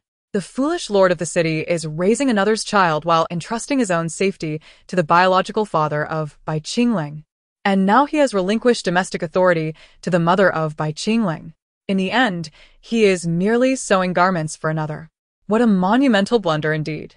Consider this. The lord of the city's most pivotal force, the elite cavalry, has now fallen into the hands of the adversary. The future is too dire to contemplate. The lord of Bai City, feeling dizzy and chilled to the bone, turned a shade of green with rage. Chen Xian, believing him to be unwell, exclaimed, Oh dear. My lord, what has happened to you? Your face is quite green. Should I summon the physician? How could his face not turn green in such a situation? Jiang Ning's inner thoughts lingered on, though Chen Xian remained oblivious. But never mind, to navigate life successfully, one must embrace a touch of green. The lord of Bai City, filled with indignation, hurled the book from his grasp and clenched his jaw, declaring, Take that child away, remove her from my sight. It is Bai Qinglang who infuriates you, yet you choose to unleash your wrath upon this little darling? Truly, the tyrannical lord of the city is capricious in his tempers. The one who vexes you is clearly yourself. Old third? Chen Xian, for a moment, was perplexed. The third young master, indeed. Today he was in high spirits, having learned that the brother who posed the greatest threat to his future as lord had been rendered incapacitated, while he himself had secured leadership over the elite cavalry. She deliberately emphasized her pronunciation, making Qinglang sound more like Qinglang Go. Bai Qinglang raised his hand to gently ruffle her hair, allowing her to pull him into the room. In a soft voice, he remarked, It's chilly outside. Be cautious not to catch a cold. Lan Jiao waved her hand dismissively, saying, I merely wish to see you. Qinglang, what summons you here today, esteemed city lord? She pushed Bai Qinglang into a chair, seated herself beside him, and cradled her face in her hands. Admiring his flawless visage, Bai Qinglang smiled and replied, Today is a day of great celebration. Bring forth the wine. Lan Jiao approached with a wine jug, inquiring, What brings about this joy? Bai Qinglang responded, My third brother has fallen from a cliff, Though he survived, his legs are broken, and he shall henceforth be a cripple. Lan Jiaojiao gasped in astonishment. Such a misfortune exists? Bai Qingling poured himself a drink, smirking as he said, "Why would I deceive you? Indeed. Congratulations are in order for the second young master." Lan Jiaojiao poured him a cup of wine, her smile faint but warm. Bai Qingling, brimming with pride, continued, "Not only that, my father has entrusted me with the command of the elite cavalry." "Then I must toast to you," she replied, though her smile gradually faded. And she pouted, saying, "Qingling, I recently heard a rumor that the daughter of the Minister of Revenue is infatuated with you to the point of madness, declaring she will marry no one but you." Bai Qingling, taken aback, replied with a bewildered gaze, "Is that true? I have never heard of such a thing, nor have I ever met her." Lan Jiaojiao, with a hint of dissatisfaction, remarked, "It must be shamelessly pursuing you. Blame it on your striking good looks, Qingling." Hearing her praise his appearance, Bai Qingling chuckled and poured her a glass of wine, assuring her, "Fear not, for in my heart there resides only you, my beauty. I apologize for any distress." Lan Jiaojiao, with an air of grace and nonchalance, declared, "I do not feel wronged. Qingling, you do not harbor any affection for her. It is she who clings to you shamelessly. This merely attests to your charm and further illustrates my discerning taste." Despite her unwavering support and counsel, he found it difficult to voice the command from the city lord mandating him to take a legitimate wife. "What is it?" Noticing his silence, Lan Jiaojiao fixed her gaze intently upon Bai Qingling. "Are you concealing something from me? We agreed never to hide things from one another," she said with a tone of playful coaxing. Bai Qingling hesitated momentarily, scrutinizing her expression as he revealed the city lord's intention for him to select a primary wife. Witnessing the smile on Lan Jiaojiao freeze, he attempted to articulate a response, but before he could utter a word, she abruptly rose, her eyes brimming with disappointment. "Qingling, I understand your predicament, which is why your household is filled with women. As long as you do not engage with them, I have tolerated it. But you clearly promised me that the position of the legitimate wife would be mine." Bai Qingling nodded repeatedly, yet his heart was heavy with helplessness. Aside from her beauty, Lan Jiaojiao's family background was virtually non-existent, making it improbable for her to ascend to the role of the city lord's wife. Grasping her shoulders, he gently reassured her, "You are aware that I lack the power to oppose my father. Moreover, it is quite common for men to have multiple wives." He admired Lan Jiaojiao's intellect and talent, which distinguished her from other women. However, her possessiveness was overwhelming, leaving Bai Qingling perplexed. "I cannot accept this. I desire for us to be together as one. If you cannot fulfill this wish, then do not seek me out." With that, Lan Jiaojiao wiped away her tears and fled. Bai Qingling gazed at her for a considerable time, ultimately shaking his head in resignation. "My lord, the practitioners of the medicinal cuisine are utterly insufferable. They have even refused to provide the medicine required for your wounds." In Bai Qinghan's chamber, Shangfang was venting his frustrations. He had just visited the private medicinal kitchen of the Lord of Ning'an City, intending to procure the herbs needed for Bai Qinghan, but to his dismay, not only had he failed to acquire the herbs, but he was also met with disdain. Bai Qinghan, astonished and incredulous, responded, "Surely this cannot be true?" On the bed, Jiang Ning interjected, "What is there to doubt? This is simply the way of the world. The third young master is now rendered powerless, and those lowly wretches have no intention of currying favor with you. This is one reason. The other is that there are undoubtedly nefarious individuals at play. My lord, even a child under 1 year of age understands this." Jiang Ning added, "I am 20 years old. Mind you, it is merely my youthful appearance from traversing through time. You appear to be merely 17 or 18. Do not treat me as if I am your junior." Bai Qinghan replied nonchalantly, "Shangfang, refrain from gossiping. Since there are no herbs available, you should venture into the city to purchase some." Shangfang shrugged in resignation. He was an impulsive individual who spoke his mind. The master was currently favored, yet curiously, the lord of the city seemed quite attentive to the child they had taken in, providing not only milk but also diapers. Chapter 26. The scheme of division, is it not simply because of my charm? Oh, wait. Jiang Ning suddenly realized that the foolish city lord must have some ulterior motive for being so kind to her. He likely wished to inquire more about the second young master. She had thought yesterday that she had nearly caused his demise. Ah, the foolish city lord seeks my counsel. Shunfeng, please fetch the city lord and inform him that I possess information regarding the intriguing affairs between Madame Pang and General Lang Juntian. Shunfeng was momentarily taken aback. He did not comprehend the meaning of intriguing affairs. However, it seemed peculiar to mention Madame Pang alongside General Lang Juntian. One was the city lord's second wife, while the other was his trusted aide. What connection could there possibly be between them? The simple-minded Shunfeng genuinely could not fathom it. Bai Qinghan smiled and nodded, gently patting Jiang Ning's head, while instructing Shunfeng, "Why are you still standing there? Hurry!" The guard turned and entered to report, "Lord City Master. The third young master's personal guard, Shunfeng, requests an audience." The city lord tossed the document in his hand onto the long table, resting his hand on the armrest of his chair, and raised an eyebrow, inquiring, "What brings him here?" "It is said that there is a young lady from the third young master who wishes to share some intriguing news regarding Madame Pang and General Lang," the guard replied. Upon hearing this, Chen Xian turned to fetch a thicker garment for the city lord to wear, feeling somewhat perplexed. The guard's report had been rather vague, yet the city lord's reaction was exceedingly intense. The city lord had indeed been behaving strangely of late. His thoughts remained inscrutable. Let us proceed to the third young master's quarters. Once dressed, the city lord stepped outside. Upon arriving at Bai Qinghan's room, he entered without hesitation. At that moment, Bai Qinghan was seated at a round wooden table in his wheelchair, while Jiang Ning, lying in bed, began to whisper fervently in his ear. "Foolish lord of the city, is it customary in your household for warmth to dissipate as soon as one departs? Has the herbal remedy for the third young master's injuries already been withheld?" The lamentation of Jiang Ning, though seemingly inconsequential to others, struck a profound chord within the heart of the lord of the city. He was acutely aware that Jiang Ning's words were a veiled critique directed at him. Was it not the case that Madame Pang now wielded control over the affairs of the lord's household? This predicament was undoubtedly tied to her influence.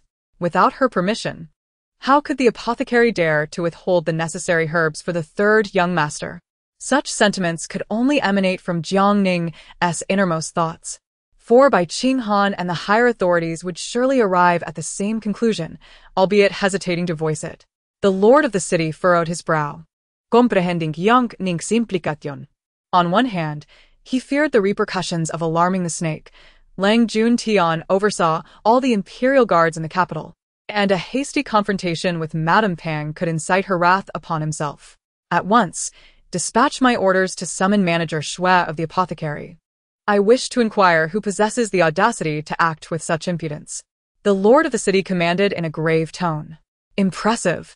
It seems the foolish lord of the city is aware that Manager Xue is in Madame Pang's employ. Apparently, you're not as dim-witted as you appear." The corners of the lord's mouth twitched, his expression growing increasingly grim. "Do you not understand that true strength lies in the ability to endure and adapt? I shall not stoop to argue with a child. Nevertheless, should Manager Xue indeed be aligned with the Pang family, he must be dealt with decisively. The third young master's recovery is of utmost importance, and Madame Pang will undoubtedly seek to sabotage it. I cannot afford to grant her that opportunity."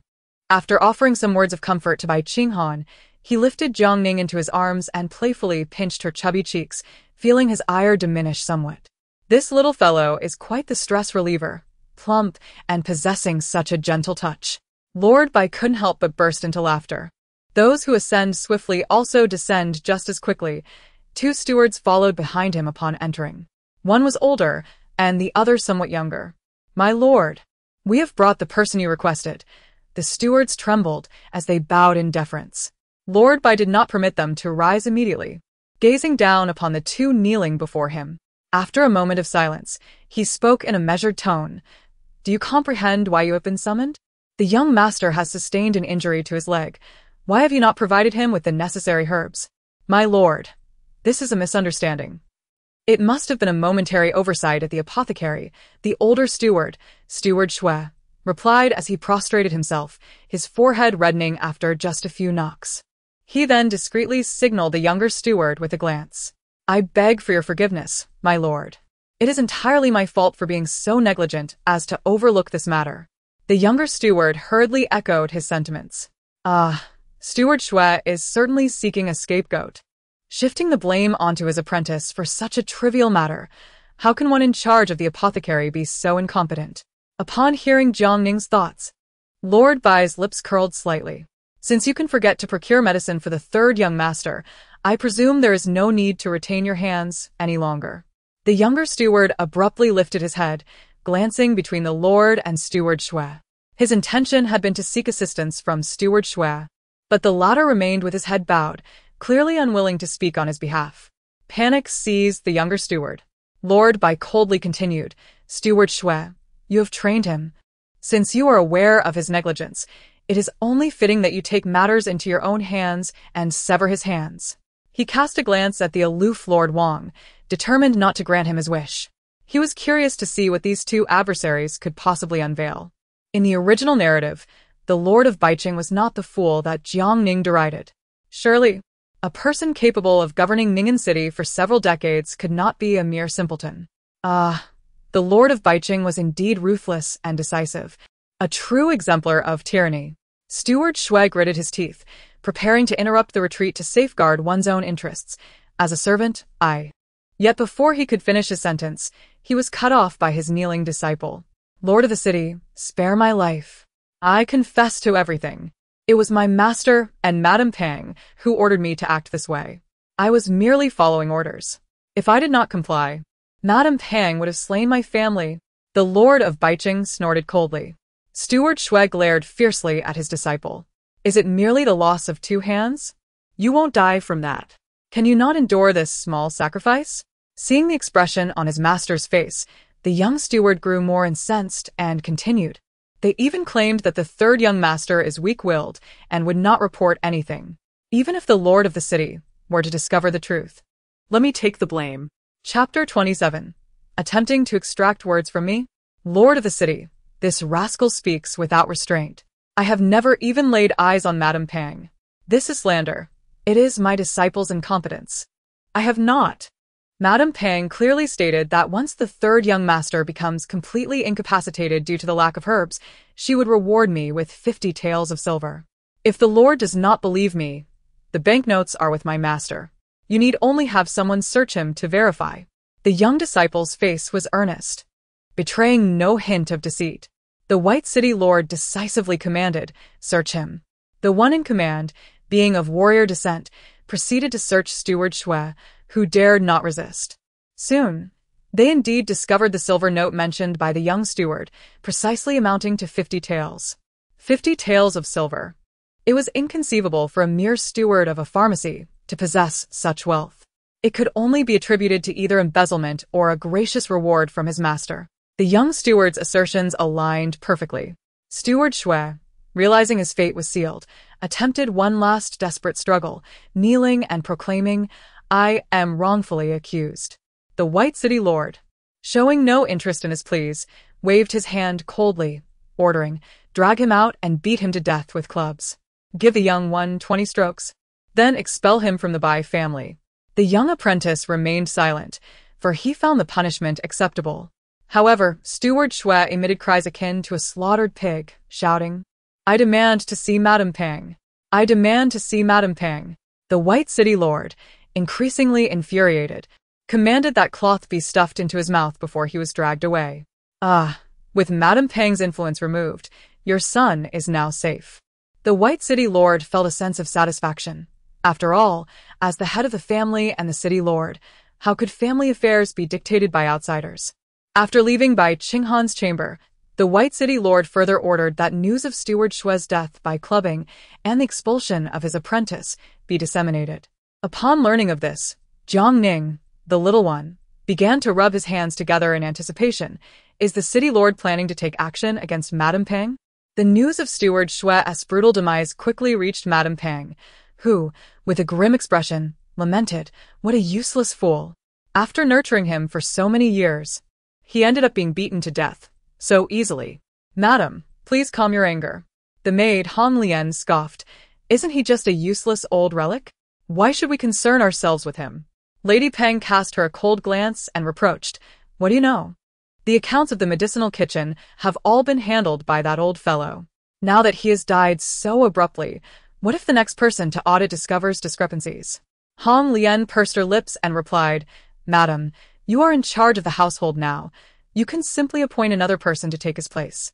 In a fit of anger, Lady Pang retorted, If I say you are foolish, you truly are. The real issue is sending someone to the medicinal kitchen. Can't you see that the lord of the city dares to take lethal action against my people? This is nothing less than a suspicion cast upon me. The death of a useless man means little, but if I am implicated, it could spell trouble. How unfortunate. She shook her head. The lord's actions were clearly aimed at venting his frustrations on that good-for-nothing, and she wondered if Manager Shui and his apprentice had divulged anything about her. Suddenly, Hong Lian had a thought and said, Second Madam, why not find an excuse to visit the residence of the third young master and inquire? That would clarify matters. But now that the third young master has broken both legs, he cannot come here, and as his concubine, it would be inappropriate for you not to visit him. Both sentiment and reason dictate otherwise, Hong Lian added. Lady Peng nodded, rising to her feet. Indeed, we shall go to him now. Upon her arrival, she had just finished nursing Jiang Ning. Seeing Lady Peng, both he and Bai Qinghan exchanged knowing glances. Bai Qinghan smiled as he greeted, I have seen the second madam. You are gravely injured. There is no need for formalities, Lady Peng replied, and then her gaze fell upon the small child on the bed. Astonished, she asked, Whose child is this? The third young master possesses a remarkable kindness. Lady Peng chuckled softly and continued, I have come here to offer my sincerest apologies. It was my mismanagement that allowed the underlings of the medicinal kitchen to humiliate you. Bai Qinghan, displaying his understanding, replied, This is not your fault, second mother. With your myriad responsibilities, how could you attend to every detail? Servants typically elevate themselves by belittling others. It is hardly your error. Lady Peng nodded. It pleases me that you comprehend my situation. Ha ha ha, I never expected the handsome brother to have mastered the art of sarcasm. The old green tea seems to have picked up on the scent, undoubtedly attempting to extract your words. Fortunately, the handsome brother is not a mere faade. Jiang Ning, with wide eyes, fixed her gaze upon Lady Peng, noting her dignified and graceful appearance, her eyes long and slender, akin to Bai Qinglong's. It appears Bai Qingling resembles his mother quite a bit. I am increasingly curious about the appearance of the man who has captivated Bai Qinglong's attention so thoroughly. She merely spoke in jest, yet her words nearly rendered Bai Qinghan dizzy with shock upon reaching his ears. Indeed, this little rascal dares to express her innermost thoughts in front of Lady Peng without fear of her hearing them. However, judging by Lady Peng's demeanor, she seemed genuinely unaware. Jiang Ning chose not to elaborate further on her feelings. The second young master is truly sensible and empathetic. As Lady Peng shifted the conversation, her expression turned to one of concern. I have heard that the city lord recently dealt with Steward Shui in your presence. Is that true? Bai Qinghan nodded. Indeed. Lady Peng has come to extract information. We are now delving into the heart of the matter. Madame Peng, finding herself unable to pry any further into the other party's secrets, decided to adopt a cold demeanor and rose to leave. Just then, a voice announced from outside, Lord Bai has arrived. Madame Peng's eyes widened in surprise as she exclaimed, Lord, what brings you here? Lord Bai replied, I heard you were here, so I came to pay a visit. This only heightened Madame Peng's unease. Was he here to support Bai Qinghan? She speculated, yet could not discern Lord Bai's true intentions. While pondering, Madame Peng, along with Bai Qinghan, approached to pay their respects to Lord Bai. Rise, Lord Bai said, his gaze drifting past her as he made his way inside. The chill of the outside air had seeped in, and the room was far from warm. Who was in charge of the charcoal this year? He casually inquired. Madame Peng's alarm bells rang. Everyone knew she managed the household affairs, and his question seemed to imply he was holding her accountable for neglecting the third son. Bring hot tea for my father. My humble abode feels rather cold. Bai Qinghan opportunistically added, Jiang Ning internali skoffet uhatea. Madame Peng is nothing but an old green to yourself. Lord Bai seems to enjoy this kind of banter. Hearing this unspoken sentiment, Lord Bai wore a perplexed expression, as if he partially grasped the meaning. Assuming he was urging her to act, Madame Pang quickly responded. It is under my purview. I shall promptly send someone to bring in more charcoal. Chapter 28. Selecting the primary wife, these wretched servants are truly deserving of punishment. Nevertheless, it is also my failure. I beseech the Lord to hold me accountable. The Lord of Bai waved his hand gently, murmuring, You have only recently taken over family matters. Some oversights are unavoidable, and I do not blame you. Lady Xie, feeling his compassion, found herself even more remorseful. Jiang Ning, sticking out her tongue, exclaimed inwardly, I might be sick. Ugh, this old green tea is so adept at feigning emotions that I might regurgitate the milk I just drank. Bai Qinghan cast a deliberate glance at her, noting that she had not vomited, and couldn't help but shake his head. Little one, you are quite the little liar. By the way, madam, my winter garments have yet to be completed. They should have been delivered to me by this time of year in previous seasons. Upon hearing the Lord of Bai's inquiry, Madame Pang breathed a sigh of relief, realizing he likely did not know that Steward Shui was in her employ. Otherwise, he would not have so casually brushed it aside. With her tense heart now at ease, her expression grew more genuine as she replied, This truly was my oversight. I shall expedite the production of the winter garments at the embroidery workshop. Do remember to keep a close eye on things to avoid any mistakes. My entrusting you with family affairs is a mark of my confidence in you. Jiang Ning pouted, thinking, if you continue to trust like this, your life may be in jeopardy. Trust indeed? I understand. I shall take my leave now, she said. The Lord of Bai watched her figure depart before turning to Bai Qinghan and asking, She did not trouble you, did she? I hurried here upon hearing the news. Do not let her know that I have begun to suspect her. Bai Qinghan nodded repeatedly. Jiang Ning interacted silently. The Lord of Bai's lips twitched slightly. He had no particular fondness for Madame Pang. It was simply not yet the right time to address her. You little rascal, your tongue is quite sharp. He then extended his claw towards Jiang Ning, effortlessly lifting her with one hand, exuding an air of nonchalance as he departed. Jiang Ning had spent several days in the residence of the city Lord Bai, a man of few words who rarely uttered a sentence in a day, often preoccupied with official duties. Consequently, she had little choice but to indulge in meals and sleep, accumulating a bit of extra softness. A few days later, the city lord suddenly seemed to recall something, taking Jiang Ning in his arms and striding out of the study, headed straight for Madame Pang's estate. Today, there was a particular bustle at Madame Pang's. She was seated at the head of the table, surrounded by a group of elegantly dressed young ladies. Upon the arrival of the city lord, the assembly stood and bowed in respect. The city lord proceeded to the head seat, only allowing the others to rise once he was seated. My lord, what brings you here? Madame Pang inquired, somewhat taken aback, pondering to herself, You come unannounced. Yet you carry a child? The onlookers were equally curious, finding the scene rather absurd. The city lord languidly responded, Has Bai Qingling not arrived yet? The third young master is likely still preoccupied with his little darling, wishing to share a life together. Yet, while he promised her the world, you turn around and insist he choose a legitimate wife. What an inconvenience for the young couple. Share a life together? The city lord found himself both amused and vexed. It is said that even among the nobility, polygamy is commonplace, so what is the fuss? Nonetheless, once he renders his second son incapable, he could indeed fulfill their wish for companionship. Lange will arrive shortly. Bored, the city lord observed the performance, while the young ladies below, feeling his presence, grew increasingly reserved, lowering their gazes in silence. My lord, which young lady do you find suitable? Madame Pang inquired earnestly, directing her gaze towards the city lord. Which young lady would be suitable? Are you not aware of your son's reputation? He is nothing but a rebel, destined for execution. Who would marry him but push their daughter into a burning pit? The lord of Bai City was aware of the sharpness of the girl's tongue, yet he did not expect it to be so scathing. Concealing the smirk at the corner of his mouth behind a sip of tea, he coldly remarked, I tasked you with selecting a wife for the second son, yet you question me? Madame Pang maintained a rigid smile. I merely believe that the major decisions should rest with you. The lord of Bai City snorted. You do not concern yourself with your own son's choice of a legitimate wife, yet you expect others to do so? Madame Pang was momentarily speechless. Others? As if she were the outsider? It seemed her husband was quite displeased with her today.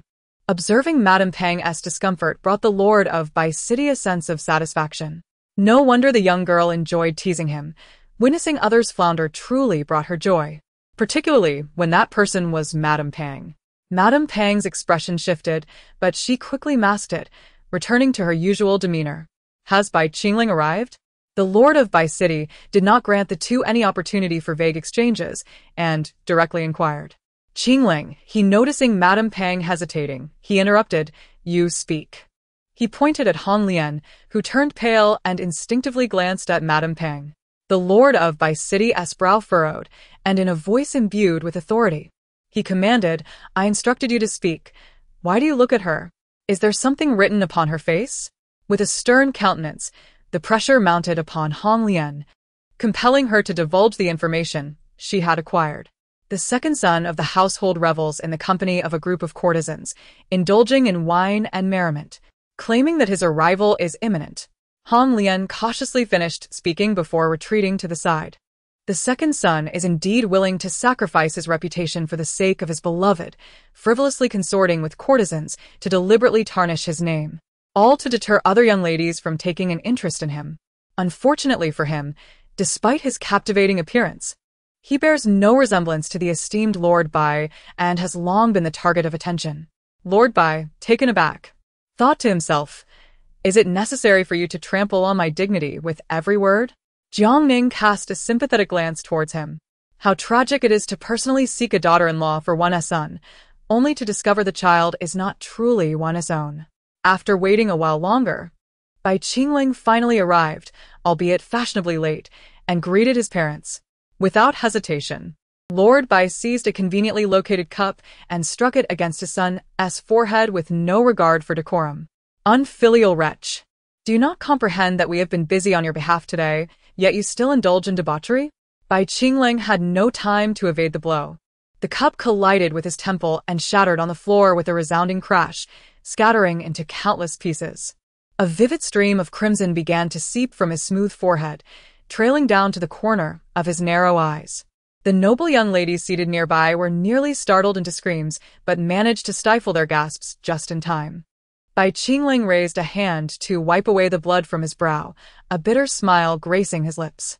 In Chapter 29, who could this little green tea be? Observing Bai Qinglong's clenched fists, Jiang Ning felt an ominous foreboding. This could end disastrously, given the second son's vengeful temperament. It was certain he would retaliate against the foolish Lord Bai, and perhaps this act of patricide would occur sooner than expected. She continued to articulate her thoughts fervently. The Lord of Bai, feigning indifference, waved his hand dismissively, yet his heart was seething with rage. Patricide? Would I allow him to succeed? The sight of the wound on Bai Qinglong's forehead brought him a sense of satisfaction. The child is aware. Bai Qingling lifted his head, his once enchanting visage now flushed with a striking crimson, rendering it even more captivating. The carefree demeanor of yesteryears faded, replaced by a resolute expression. However, the child has already pledged his heart to a beloved maiden. In this life, he shall marry none other than her. With that, he bowed deeply to the ground. Jiang Ning shook his head inwardly. It must be said that Bai Qingling, the second son, was not inherently malevolent. He was, in fact, a quintessential tragic hero. His descent into darkness was entirely due to the insidious influence of others, namely Madame Pang and Lan Jiao. As recounted in the original tale, it was Madame Pang who meticulously incited her son to commit patricide in a bid for the lordship, and later even urged him to raise an insurrection with the intent of seizing the capital of the great Jiang dynasty. His biological father, Lang Juntian, never acknowledged this child. In the eyes of the world, Bai Qingling was merely a demon of treachery. Neither Lang Juntian nor Madame Pang ever provided an explanation for their son's actions. It can be said that both of his fathers disregarded him, and his mother's affections were absent. Throughout, Bai Qingling was but a pawn in the hands of others. Even Lan Jiao, the object of his affection, sought only to fulfill her own desires, yearning to be the most esteemed woman, relentlessly brainwashing him, which ultimately led him down the path of rebellion. The Lord of Bai gazed deeply at Bai Qingling. Rise, For since you have no desire to select a consort, I shall not compel you." Madame Pang tightened her grip on her handkerchief, addressing the lord of the city. "This marrying is the swiftest means for my son to increase his power." She had not anticipated that the audacious Lan Jiaojiao would dare to defy her expectations. Initially, Lan Jiaojiao had agreed to assist her son with strategic counsel. Yet it resulted in Bai Qingling being so infatuated with her that he refused to consider any other suitors. The daughters of noble families, overhearing this, abandoned any pretense of decorum, seizing their musical instruments and, without a shred of hesitation, dashed off with their skirts held high. That little green tea has quite the persuasive prowess. She has managed to provoke the second son Bai Qingling into no longer suppressing himself. However, her tactic of feigned capture is rather skillful, compelling Bai Qingling to reflect upon himself while simultaneously deepening his disdain for his father, igniting his rebellious spirit. Jiang Ning scoffed inwardly. Fortuitously, the little green tea has not allied with the elder green tea. Otherwise, the intertwining of two schemers would truly leave our foolish lord of the city in a precarious situation. Lord Bai furrowed his brow in confusion. What was this little green tea? Why did the young lady harbor such disdain for it? It seemed she had previously made cryptic remarks insinuating that Madame Pang was the elder green tea. Now, another figure had emerged as the little green tea.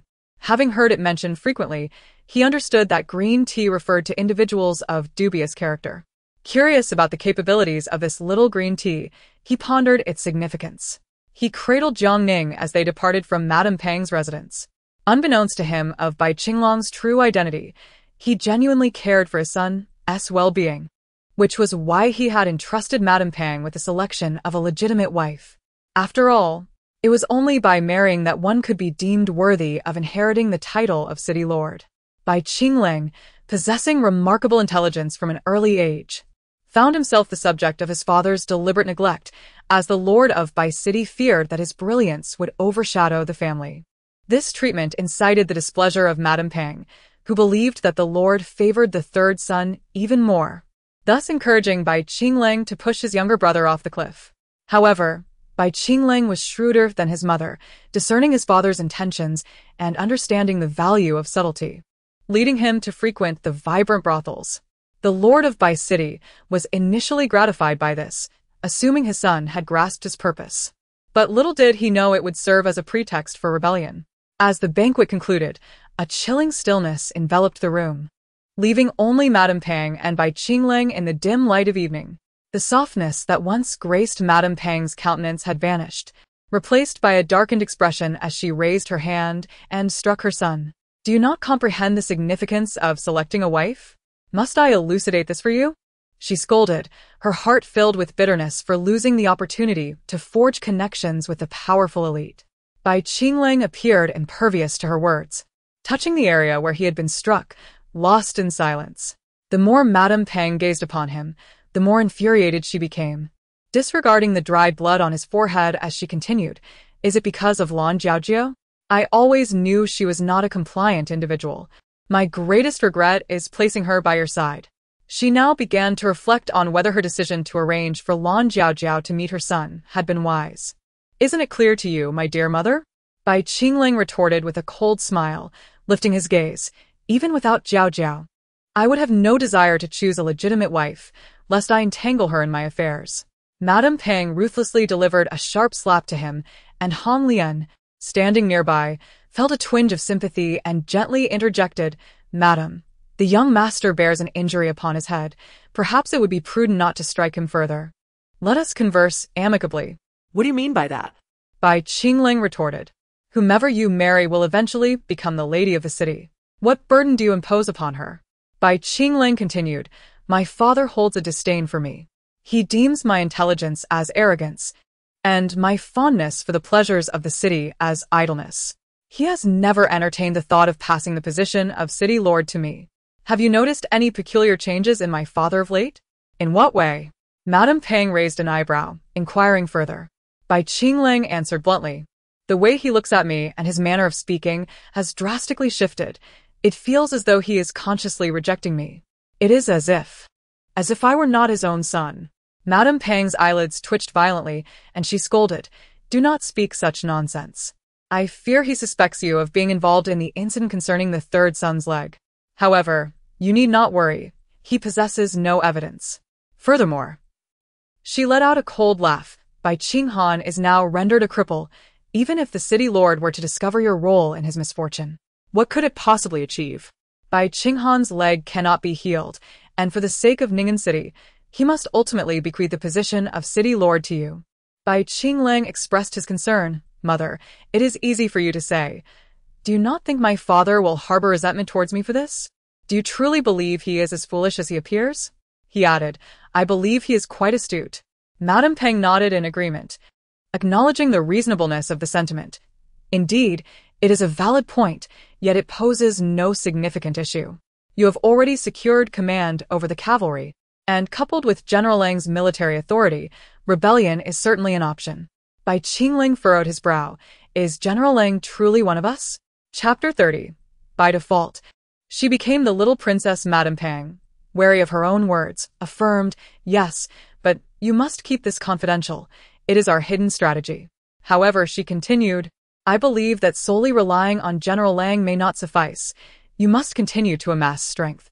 Bai Qingling listened attentively, growing weary of the repetitive discourse. Ultimately, it all hinged on his need to marry a legitimate wife. By the way, my son, I have heard that the legitimate daughter of the provincial governor holds a particular fondness for you. Should we gain the governor's support, financing our rebellion would pose no concern. Yet, it remains uncertain how amenable the governor will be to our cause. If there is nothing else, I shall take my leave, he declared. Stay right there. Madame Peng commanded, with a tone that brooked no argument. I do not care what feelings you harbor towards Lan Jiao. You must curb your affections, or I shall see to her demise. Bai Qingling scoffed, fully confident that his mother would never resort to harming Jiao. He did not hesitate, stepping out of the room. Once he departed, Madame Peng, irked, settled into her chair and huffed. That wretched Lan Jiao is quite insubordinate, isn't she? Her manicured fingers, stained with rouge, tapped restlessly on the small table, as she sensed that something was slipping from her grasp. Hong Lian, concerned, inquired, Madam, do you mean to eliminate her? Madame Peng slowly shook her head. Lan Jiao harbored the audacious desire to marry her own son as his rightful wife. Initially, she was indeed filled with anger. Yet she has now come to a profound realization. Controlling Bai Qingling is a formidable challenge, whereas manipulating Lan Jiao is as effortless as a gentle breeze. Noticing her mistress shake her head, Hong Lian pressed her lips together. It was evident that she harbored affection for the second young master and felt envy towards Lan Jiao, wishing for her disappearance. If Lan Jiao possesses the ability to make my son heed her words, how could I possibly remove her? With her presence, even if Qingling is reluctant to undertake certain tasks for the sake of Lan Jiao, he will have to acquiesce to my whims. As he grows, a mother's influence diminishes. Thus, I must exert control over my daughter-in-law. Madame Peng hopes that Lan Jiao possesses sufficient capability to ensure Bai Qingling listens to her commands. The mistress is wise. As long as Lan Jiao remains, the second young master will undoubtedly heed the queen's words. Pausing momentarily, Hong Lian continued, but what if Lan Jiao were to defy your wishes? Would that not jeopardize your plans? Madame Peng chuckled lightly, her expression unwavering. That shall not occur. She desires more than anyone for Qingling to ascend to the position of city lord. This woman's ambition is no trifling matter. Yet it is precisely those with ambition who are easier to manipulate. Were it not for her remaining usefulness, I would have dealt with her long ago. I shall not allow her to flourish. Qingling. She trotted forward, linking her arm with Bai Qinglong's. I have prepared your favorite dishes, eagerly awaiting your return. Shall we dine together? Bai Qingling appeared contemplative, neither freeing himself from her grasp nor uttering a word. It was only upon reaching the main hall and taking a seat that he finally spoke.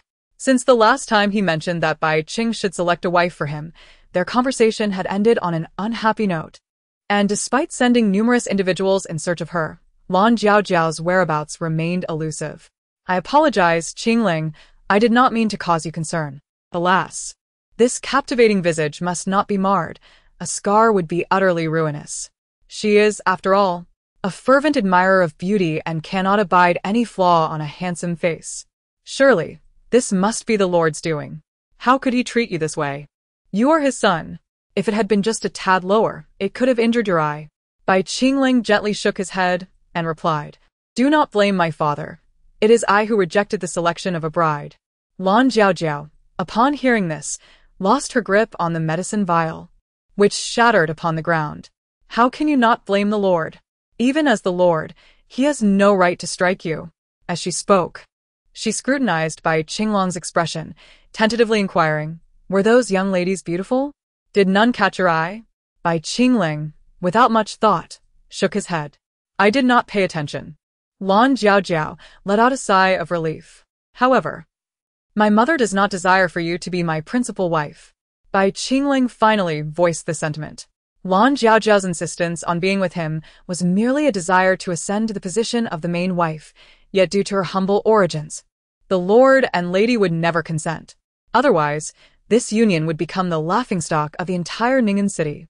Yet, from Lan Jiao's demeanor, it seemed she believed she could transform the impossible into reality. Biting her lip, she gazed at him with wide, pleading eyes and asked, Then, Brother Qingling, what do you mean? Bai Qingling sighed in resignation. What does my opinion matter? I can only delay the inevitability of this affair. Lan Jiao understood in her heart. Although she was placed by Madame Pang at Bai Qinglong's side, he had never truly regarded her with favor. It was merely a disdain for her lowly origins that colored his perception. Madame Pang seeks to enhance Bai Qinglong's strength through a strategic union, thereby facilitating his smooth ascension to the position of city lord. However, what if unforeseen circumstances arise during this endeavor? Lan Jiao contemplates this unsettling possibility. She is acutely aware of Madame Pang's unwavering resolve. Should Bai Qingling fall from favor, she would undoubtedly incite him to rebel and commit patricide. If such a moment were to transpire sooner, before Bai Qingling has the opportunity to wed, then no one would dare to marry him, granting her the chance she yearns for. Lost in her thoughts, she delves deeper into her scheming. The following morning, Jiang Ning awakens. Ever since her arrival in the city lord's chamber, Lord Bai has summoned a maidservant to attend to her needs, caring for her as if she were his own daughter. Jiang Ning, the maid promptly rises to change her diaper and feed her. Despite having experienced this several times, Jiang Ning still finds it profoundly humiliating. After all, she possesses the intellect of a woman in her 20s. Yet she is subjected to the indignity of having a stranger change her soiled garments before her very eyes, an embarrassment that leaves her feeling utterly bashful. The maid, bemused, gently removes Jiang Ning's tiny hands from her face and teases, so you do know how to feel shy like a little adult. The young princess is already so clever, she will undoubtedly be remarkable when she grows up. Princess? That title refers to the offspring of the city lord, does it not? It seems this maid is utterly oblivious, mistaking her for the simpleton's child. Nearby, Lord Bai chuckles softly, expressing, I only wish for her to grow up safe, gentle, and wise. There is no need for her to be overly formidable. Jiang Ning's grin falters and her tiny fist clenches. The simpleton lord is taking advantage of her. She retaliates with her little punches. Chapter 31. The winter garment incident. Since the plague ravaged Ningen City, countless livestock have perished, resulting in soaring meat prices in the marketplace, where unscrupulous merchants are taking advantage of the situation to hoard meat and disrupt the market. Although the common folk can survive on grains alone, many wealthy merchants, unable to afford meat, have begun blaming Lord Bai for their plight. Accustomed to a life of luxury, they now complain about the lord's incompetence when faced with the absence of meat. In truth, while the common populace is numerous, they lack power and influence to incite turmoil. The authority of the affluent merchants is something Lord Bai cannot afford to disregard. He has been inquiring for several consecutive days whether the plague has subsided. It seems the foolish lord, who once appeared to be concerned for his people, is more complex than the author initially portrayed, who only depicted his ineptitude and brutality, neglecting the diligent and earnest side of his governance. Jiang Ning pondered this in her heart. After heeding her advice, the Jiang family must have procured ample meat and salt to prepare cured meats, ensuring their sustenance. Yet, she wondered how her parents were faring amidst the discord at the Jiang household. currently ensconced in the depths of the manor. The commotion of the Jiang family would not reach her ears. She found herself missing them somewhat that night at Madame Pang's residence. Madame Pang was conversing with Hong Lian when Chen Xian entered. He greeted her respectfully. Madame Pang was somewhat surprised and smiled, bidding him to rise. "What brings you here, Chief Steward Chen?" Without any preamble, Chen Xian stated directly, "The Lord has sent me to inquire if the winter garments you are to prepare are ready." Why the urgency for winter garments? It is hardly a matter of great significance. Was it necessary to specifically send someone to urge? The city lord is not without garments. Madame Pang pondered the intentions of the city lord Bai and, after Chen Xian departed, she took Hong Lian to the embroidery workshop. She had not overlooked the city lord Bai's instructions to hasten the production of winter attire, having already informed the matron in charge of the workshop in advance. Upon learning that the madam was personally visiting, the matron hurried out to greet her. "I came to see if the winter garments for the city lord could be completed." "Madam, you have arrived at the most opportune moment," the matron replied with a smile, presenting the finished robes to Madame Pang. "I was just about to send them over. But your personal visit shows how much you care for the city lord's affairs. If the city lord were to know of your dedication, he would surely be delighted." Madame Pang gently adjusted her hairpin, a smile gracing her lips. "You certainly have a way with words. Hong Lian, take the completed winter garments. It is getting late. Let us hurry." Yes. The matron watched Madame Pang's departing figure, her gaze deepening as she followed her out of the workshop. Hong Lian, trailing behind Madame Pang, softly inquired, "Madam, shall we deliver the winter garments to the city lord now?" Holding a handkerchief, Madame Pang felt the chill of late autumn wind. After all, these were the city lord's clothes, and there could be no errors. Upon returning to her chamber, warmth enveloped her, driving away the cold. After a moment, she picked up the winter garments, meticulously examining each stitch and embroidery, feeling assured when everything appeared satisfactory, and signaled to Hong Lian to fold the garments neatly again. After their evening meal, Madame Pang summoned Hong Lian, instructing her to carry the winter garments directly to the main residence of City Lord Bai. Madame Pang, elegantly adorned in a deep green palace gown, gracefully inclined her body with a smile to greet. Jiang Ning could not suppress her mockery. "Ah, still clad in green. As if the foolish city lord wasn't already green enough.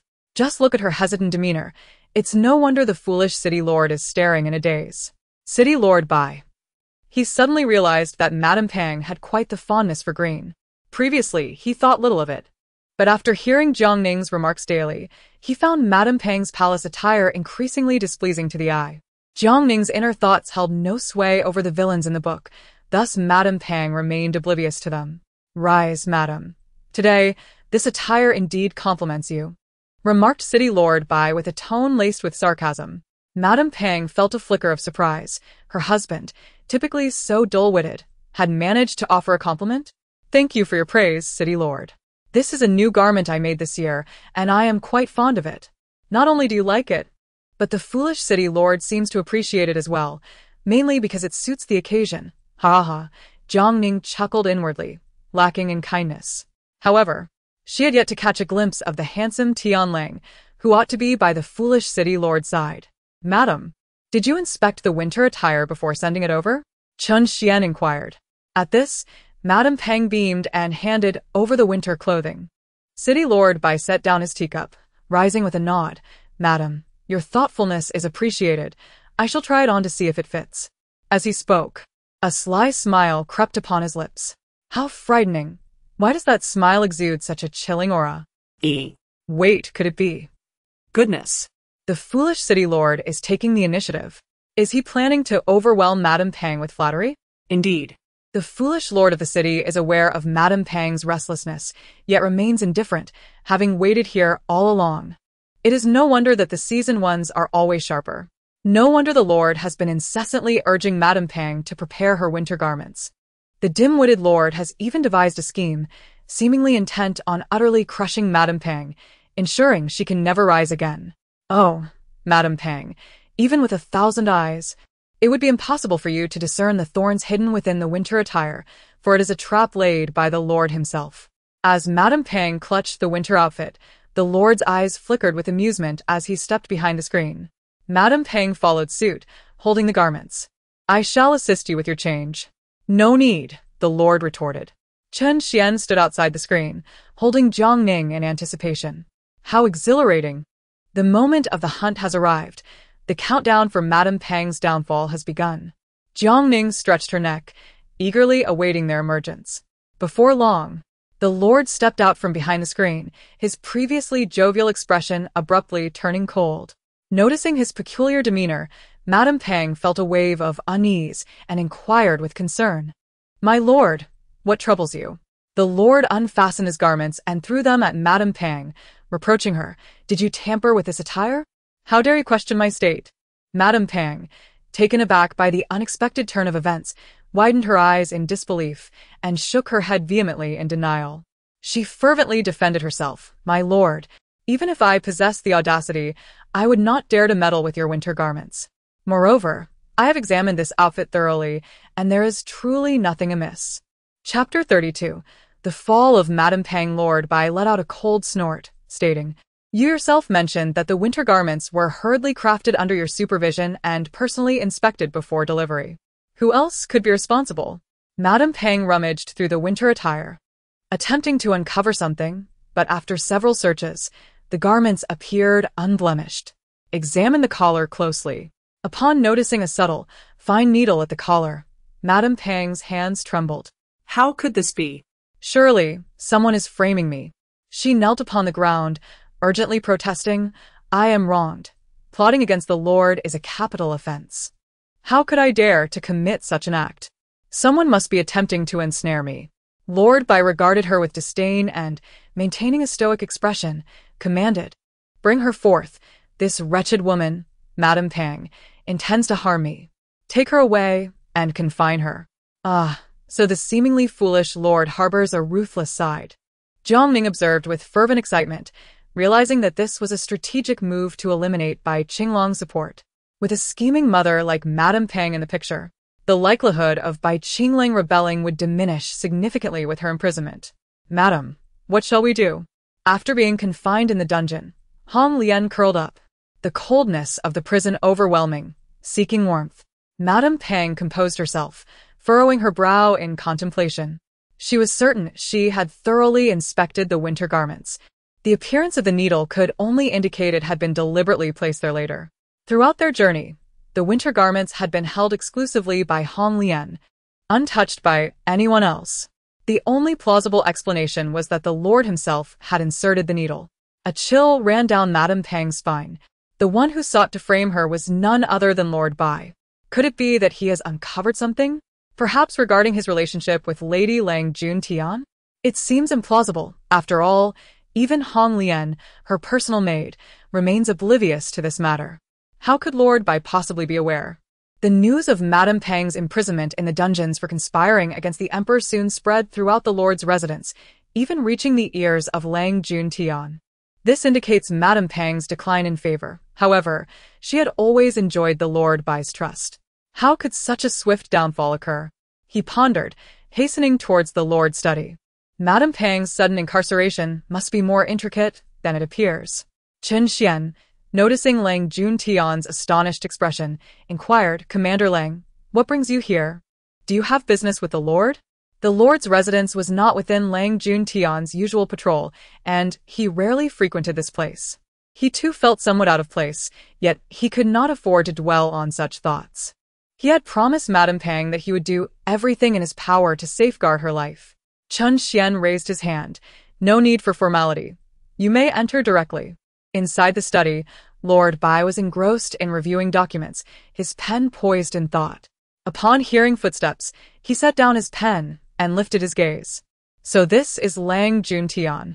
Though he may be somewhat older, one can discern that he must have been quite handsome in his youth, with a fine physique. No wonder Madame Pang took a liking to him. Indeed, he surpasses the foolish Lord Bai in attractiveness. Lord Bai ground his teeth in irritation.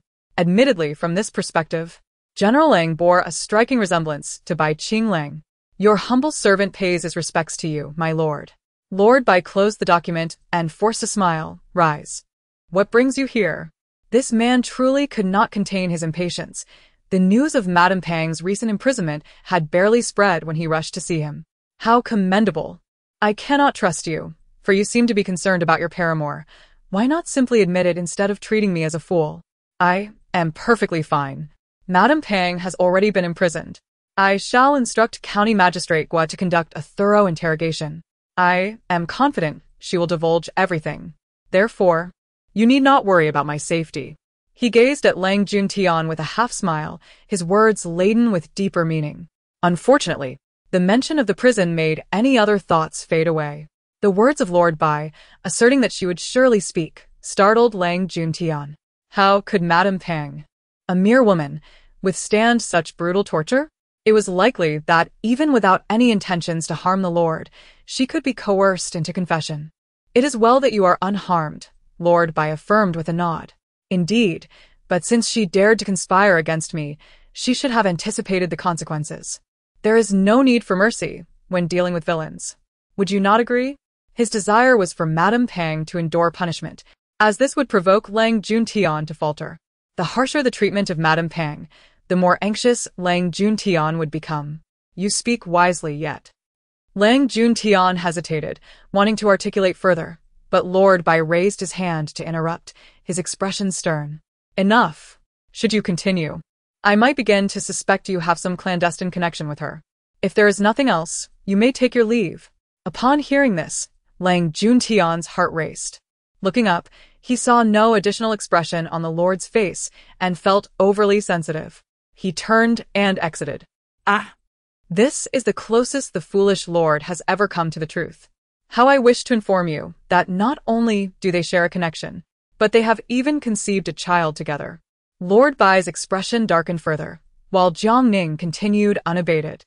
Bai Qingling originally possessed a commendable sense of values. Had the foolish Lord of Bai not been so gullible, he would not have succumbed to brainwashing. It's a reflection of your inadequate parenting. Not having a mouth? Lord Bai touched his lips, puzzled. Isn't this indeed having a mouth? Lord, with Madame Pang imprisoned, who shall oversee your family affairs? Chun Xian inquired softly from the side. Bai Lord cast him a sidelong glance, remaining silent. When Bai Qingling received the news, his reaction was surprisingly subdued. After dismissing the messenger, he returned to watching the dancers in his estate. Qingling, dear brother, Lan Jiao entered, imperiously ordering the dancers to withdraw. The room fell into an immediate silence. Noticing Bai Qingling's indifference, she seized the wine cup from his hand and smashed it to the ground.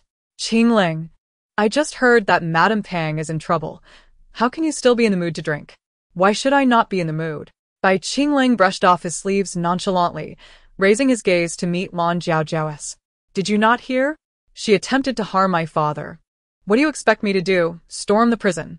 Lan Jiao was momentarily at a loss for words, finally managing to retort, regardless of the circumstances. She is still your mother.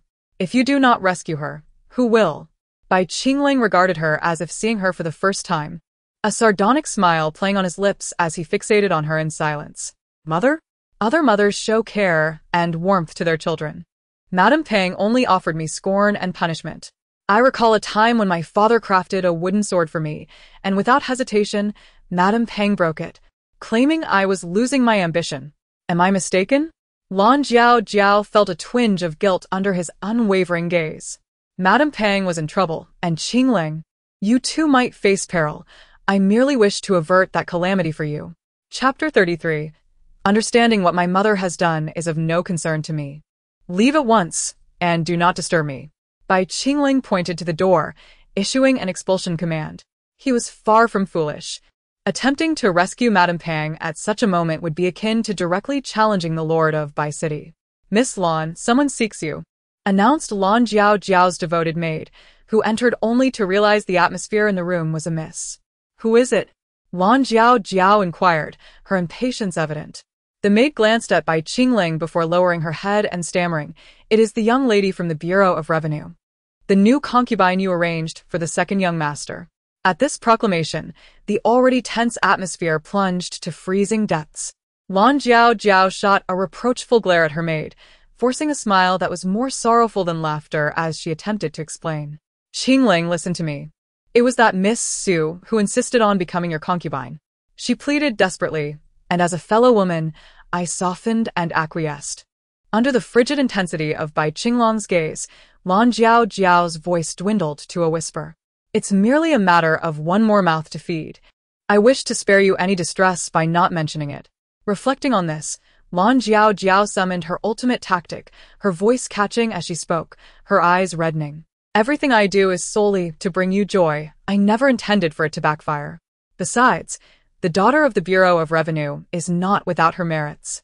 Bai Qingling remained silent, his gaze averted from her, as he called out to the door, summoning guards to escort Lan Jiao away.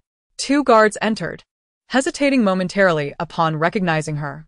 After all, he had never before needed to invite Miss Lan out so formally. How is it that this young master can no longer command you? Bai Qingling rose to his feet, his countenance turning icy. Following the departure of Lan Jiao, he wearily rubbed his temples and proceeded to the study of the city lord Bai.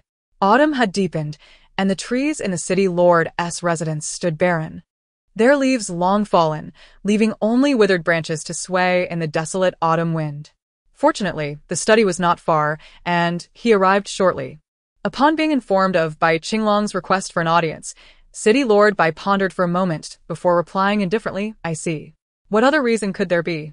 Let him in. The room was warmed by a charcoal fire, exuding a cozy warmth. Bai Qingling donned a moon-white cloak over a pale purple brocade robe, with a jade pendant and a white sachet hanging at his waist. His enchanting visage was marred by an unhealed wound on his forehead, detracting from his beauty and appearing somewhat unsightly. I pay my respects to you, my father, he greeted. Although City Lord Bai was fully aware of his purpose, he did not impose any difficulties upon him and, after waiving the formalities, directly offered him a seat. Hot tea was served. You have come to plead for your mother's release, have you not? City Lord Bai inquired straightforwardly. It was evident that Lang Juntian had sent word to him. So Bai Qinglong's visit came as no surprise. The child dares not, he replied. Today, I seek your counsel on a matter. With that, he produced a box from his sleeve. Chun Xian took the box and presented it to the emperor. Jiang Ning, curious about its contents, lifted her small head to peek, but could see nothing. City Lord Bai opened the box, glanced at its contents, then closed it once more, setting it aside. The contents of the box were all too familiar to him. It was the wooden sword that Bai Qingling had crafted and gifted to him during his childhood, now sadly broken into 2 pieces. Bai Qingling fell into a moment of silence, seemingly pondering how to begin, and after a long pause, he inquired, Do you still remember what lies within this box, father? Jiang Ning felt an overwhelming urge to intervene in their conversation, wishing they would engage in dialogue. After all, such a poignant moment should not be squandered. No, my child cherished it dearly, but mother said that indulging in toys would lead to a loss of ambition. Thus she broke it. Why did you choose to give me this wooden sword, while not bestowing one upon my elder brother or younger brother? Was it merely your hope that I would lose my ambition and refrain from overshadowing others? He recalled the joy he felt upon receiving this gift, only for his mother's words to douse that happiness like a bucket of cold water, leaving him chilled to the core. Dear Lord Bai, you must engage in meaningful conversation, revealing your true thoughts to him, allowing him to understand his misunderstanding of you. He has yet to succumb to darkness. Surely, he would be moved to tears. Lord Bai's gaze softened. When you were young, you grasped a sword during your first birthday celebration, and at the age of 5, you declared your aspiration to become a great general who protects the people, which is why I bestowed this gift upon you. He paused briefly before continuing, As your father, I do not wish for you to lose your ambition. My lack of regard was intended to teach you that being overly ostentatious is not always beneficial. One must learn the virtue of humility. Bai Qingling pressed his lips together, his hands trembling slightly. He understood his father's words. His father merely wished for him to avoid becoming arrogant and overbearing. No. The Lord of Baiqing decisively interrupted him, saying, You are mistaken. I wish to prevent you from revealing your brilliance in public. Your elder brother faced the same fate. Everyone lauded him as a prodigy, and they envied his extraordinary talents, believing he was destined for greatness. Consequently, these praises reached the ears of the current emperor, who grew envious and fearful of your brother's abilities, apprehensive that he might pose a threat to his heir. Bai Qingling nodded in realization. So, the emperor used the pretext of the lost dragon robe to take my brother as a hostage? It became clear to him that his father's desire to conceal his talents was rooted in protection. Bai Qingling was unaware of how he exited the Lord's study, as all his previously held beliefs crumbled, leaving no outlet for his erstwhile grievances. Jiang Ning observed Bai Qinglong's departing figure with lingering concern. The Lord of Baiqing gently caressed her smooth forehead, affirming, "I have raised him for over a decade. I am well acquainted with his temperament and disposition. He is a child of strong opinions." At that moment, Chen Xian entered and reported, "Lord, County Magistrate Gua has arrived." "Let him in," the Lord commanded. Outside, County Magistrate Gua approached with a graceful stride. Upon entering the study, he was taken aback to find the Lord cradling an infant, the swaddling strangely familiar. Could it resemble the little girl from the Jiang family? He pondered, recalling Jiang Zheng's words about his daughter being lost. As Gua grappled with his suspicions, the Lord of Baiqing inquired, "Have you learned anything about that scoundrel, Pan?" Chapter 34. Returning home, the Lord of Baiqing appeared unfazed, yet chided, useless. The plague has been effectively addressed, hasn't it? The recent cases of infected livestock have significantly declined, and I believe that within a fortnight, we shall completely eradicate this outbreak. Those bureaucrats still meddle in human affairs, Jiang Ning remarked. Hearing his thoughts, County Magistrate Guo was entirely convinced that this child must be the little girl belonging to Jiang Zheng. Very well. May I inquire why you are so fixated on the child in my arms? Is it peculiar for a grown man to be holding an infant? County Magistrate Gua hastily shook his head, forcing a smile. Not at all. It's just that the child you hold seems oddly familiar. May I ask, where does this child come from? County Magistrate Gua nodded in agreement, saying, Indeed, this child is most likely the daughter of one of my subordinates. Lord Bai furrowed his brow. County Magistrate Gua continued, Ever since the child went missing, my subordinate has been utterly lost, unable to eat or drink. And I've heard that the child's mother has fallen ill due to the distress. Jiang Ning burst into tears. Oh, father, mother, how I long for you. Yet, for some inexplicable reason, Lord Bai felt a pang of reluctance. Despite the little girl's sharp tongue, one would expect him to harbor disdain for her. Of course, disdain was indeed present, but during this period, he had also developed an inexplicable fondness. Most importantly, her presence had unveiled certain secrets within his own household. Had it not been for this little one, he would still be oblivious to the affair between Madame Pang and Lang Jun Tian. No, this won't do, Lord Bai exclaimed instinctively, startling County Magistrate Gua, who took a step back. Lord Bai then realized he had lost composure and hesitated. County Magistrate Gua remarked, My lord, consider this. Every child has their own parents, and it is truly pitiful for such a young one to be without their mother's care. I am aware of your compassionate nature, yet now that the child's parents have been found, what do you think? Observing the wailing Jiang Ning in his arms, Lord Bai understood that it was inappropriate for the child to remain here. Though he felt a pang of reluctance, he had no choice but to acquiesce. Very well, take the child and return her to her biological parents. After a moment of contemplation, Lord Bai added, however, I feel a connection with this child and may wish to visit her in the future, perhaps inviting her to the Lord's residence for a few days of merriment. Magistrate Gua chuckled, You truly are a benevolent man, my lord. At once, Jiang Ning ceased her cries. Since you are so kind, perhaps you could bestow upon me some treasures as well. Magistrate Gua, do take the child away swiftly. Lord Bai urged, his demeanor shifting. By the way, my lord, there is a matter I wish to discuss with you regarding the tragic case of the Ningen weaving factory that was robbed and its occupants slain years ago. Lord Bai was taken aback and replied earnestly, Speak quickly. Indeed, Magistrate Gua continued, I had previously dispatched my subordinate, Constable Qiao Kuei, to investigate this case. He discovered that the bandits had been sighted near Panlong Mountain. Lord Bai slammed his hand on the table. Why did you not mention this sooner? However, Magistrate Gua revealed that Constable Qiao had not abandoned the investigation over the years and seemed to have gathered some valuable leads. I believe, if you wish to reopen the investigation, I can summon him for questioning. Lord Bai replied solemnly, Of course, We must pursue this investigation. The case of the dragon robe has seen the current sovereign pursuing accountability from me for over a decade. My eldest son was taken to the capital as a hostage because of this matter. How could I possibly refrain from investigating? His tone was exceedingly urgent. Hasten to summon Qiao Kui to your office for inquiries. Time is of the essence. Magistrate Guan nodded repeatedly. Indeed. I shall promptly attend to this case, along with the matter concerning Madame Pang. Lord Bai waved his sleeve. You need not concern yourself with that. I shall seek another. What of Master Jiang? Is he present? In the chambers, my lord. If you have matters to discuss, I shall fetch him at once. Make haste, Magistrate Guo instructed, summoning a constable to invite Qiao Kui over. Jiang Zheng arrived in Magistrate Guo's study, where the magistrate cheerfully remarked, Master Jiang, you ought to treat me to a drink. I have found your precious daughter. Follow me. Jiang Zheng, filled with trepidation, accompanied Magistrate Guo to the rear courtyard, where he was met with the familiar sound of his daughter's cries. Rushing forward, he discovered Jiang Ning in the cradle. My dear daughter, I had feared you were lost to this world.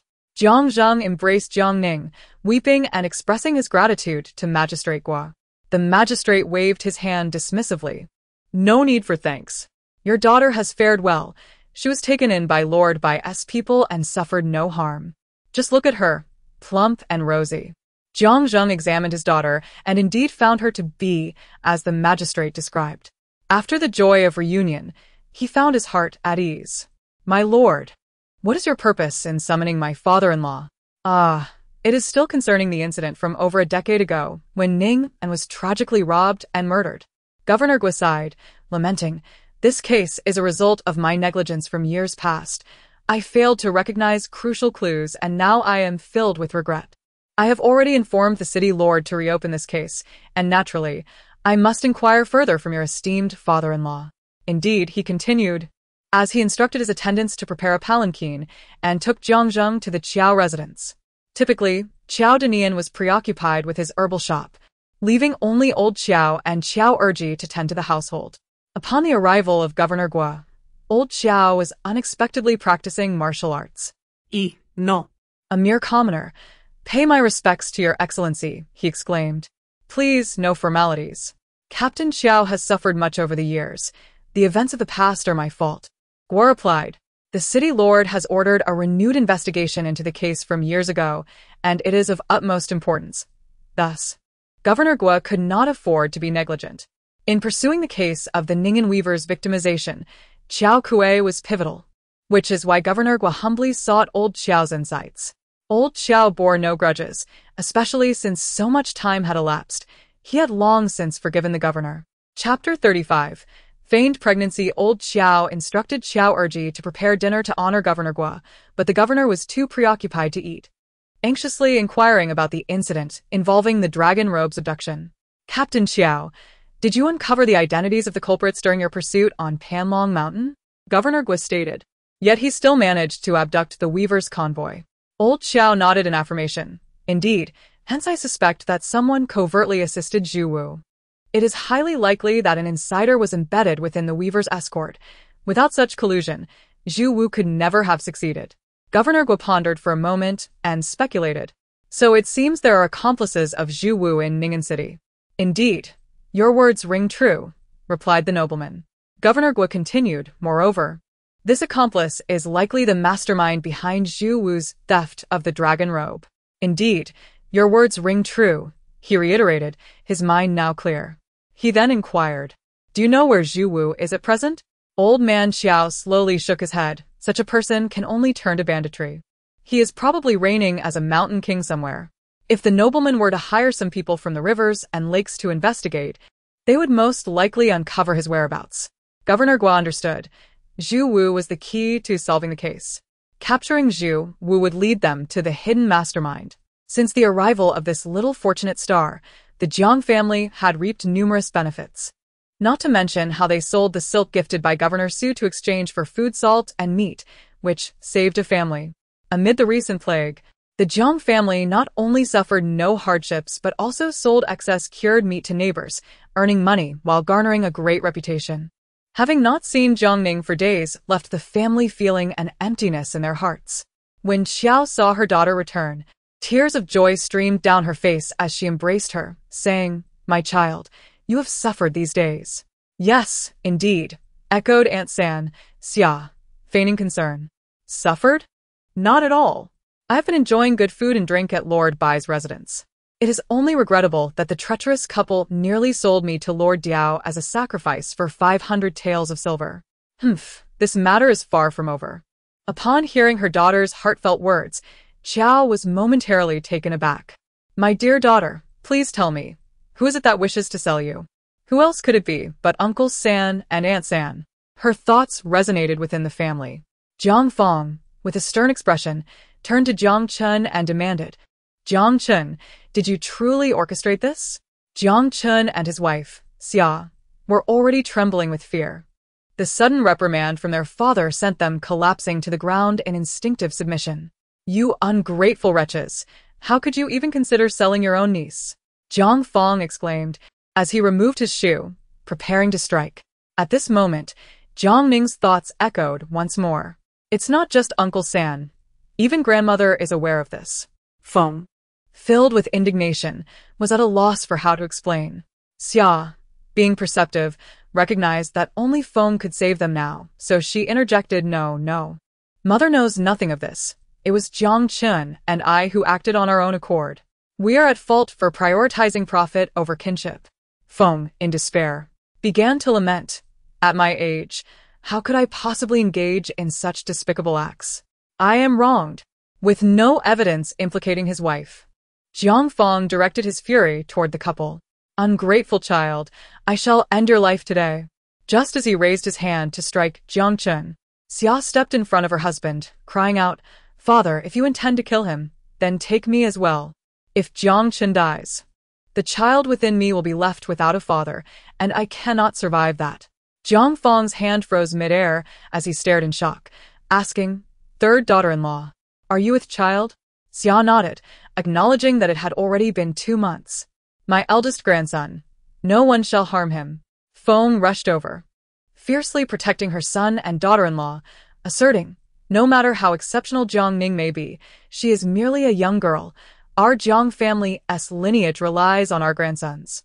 Her statement served a dual purpose: to reciprocate kindness and, more importantly, to express her discontent, as despite having 3 sons, her eldest daughter-in-law had only given birth to a daughter, which weighed heavily on her heart. Now that the third daughter-in-law was pregnant, there existed the possibility of a grandson. Jiang swiftly donned his shoes, glaring furiously at Jiang Chun but refrained from taking further action. As Xia and Jiang Chun exited the room, Jiang Chun frowned and inquired, "My dear wife, are you truly pregnant?" Xia discreetly pinched him, reproaching, "Fool, it is merely to save you." Jiang Chun's face fell with disappointment as he awkwardly replied, "If you are not pregnant, what shall we do? This belly cannot inflate itself." Xia shot him a disdainful glance and retorted, "Who says it cannot? I could always stuff something inside." Jiang Chun countered, "Even if you could deceive for a moment, how would you give birth after 10 months? Xia responded, "At that time, we could simply purchase a boy to pose as our son. I have heard that impoverished families sell a child for only 5 or 6 taels of silver. Your parents have made quite a profit from selling salted meat. You should be more diligent and ask for more." With a sigh, Jiang Chun bowed his head to the heavens and said, "It seems we have no choice." The couple, fearing their ruse would be discovered, refrained from venturing outside for several days, while Fong became increasingly attentive to their needs. As winter draws near, charcoal has become an essential commodity for every household. In the Fong family, the responsibility of distributing charcoal to the sons of each branch falls upon the head of the family. However, not all charcoal is created equal. High-quality charcoal produces little smoke and generates considerable warmth, while inferior charcoal, though serviceable for heating, emits a significant amount of smoke that can be quite suffocating and may even provoke coughing fits. This year, Jiang Zheng's household received the substandard charcoal. After Jiang Ning had just taken a sip of milk, a thick haze of smoke suddenly enveloped the room, filling it with a swirling mist.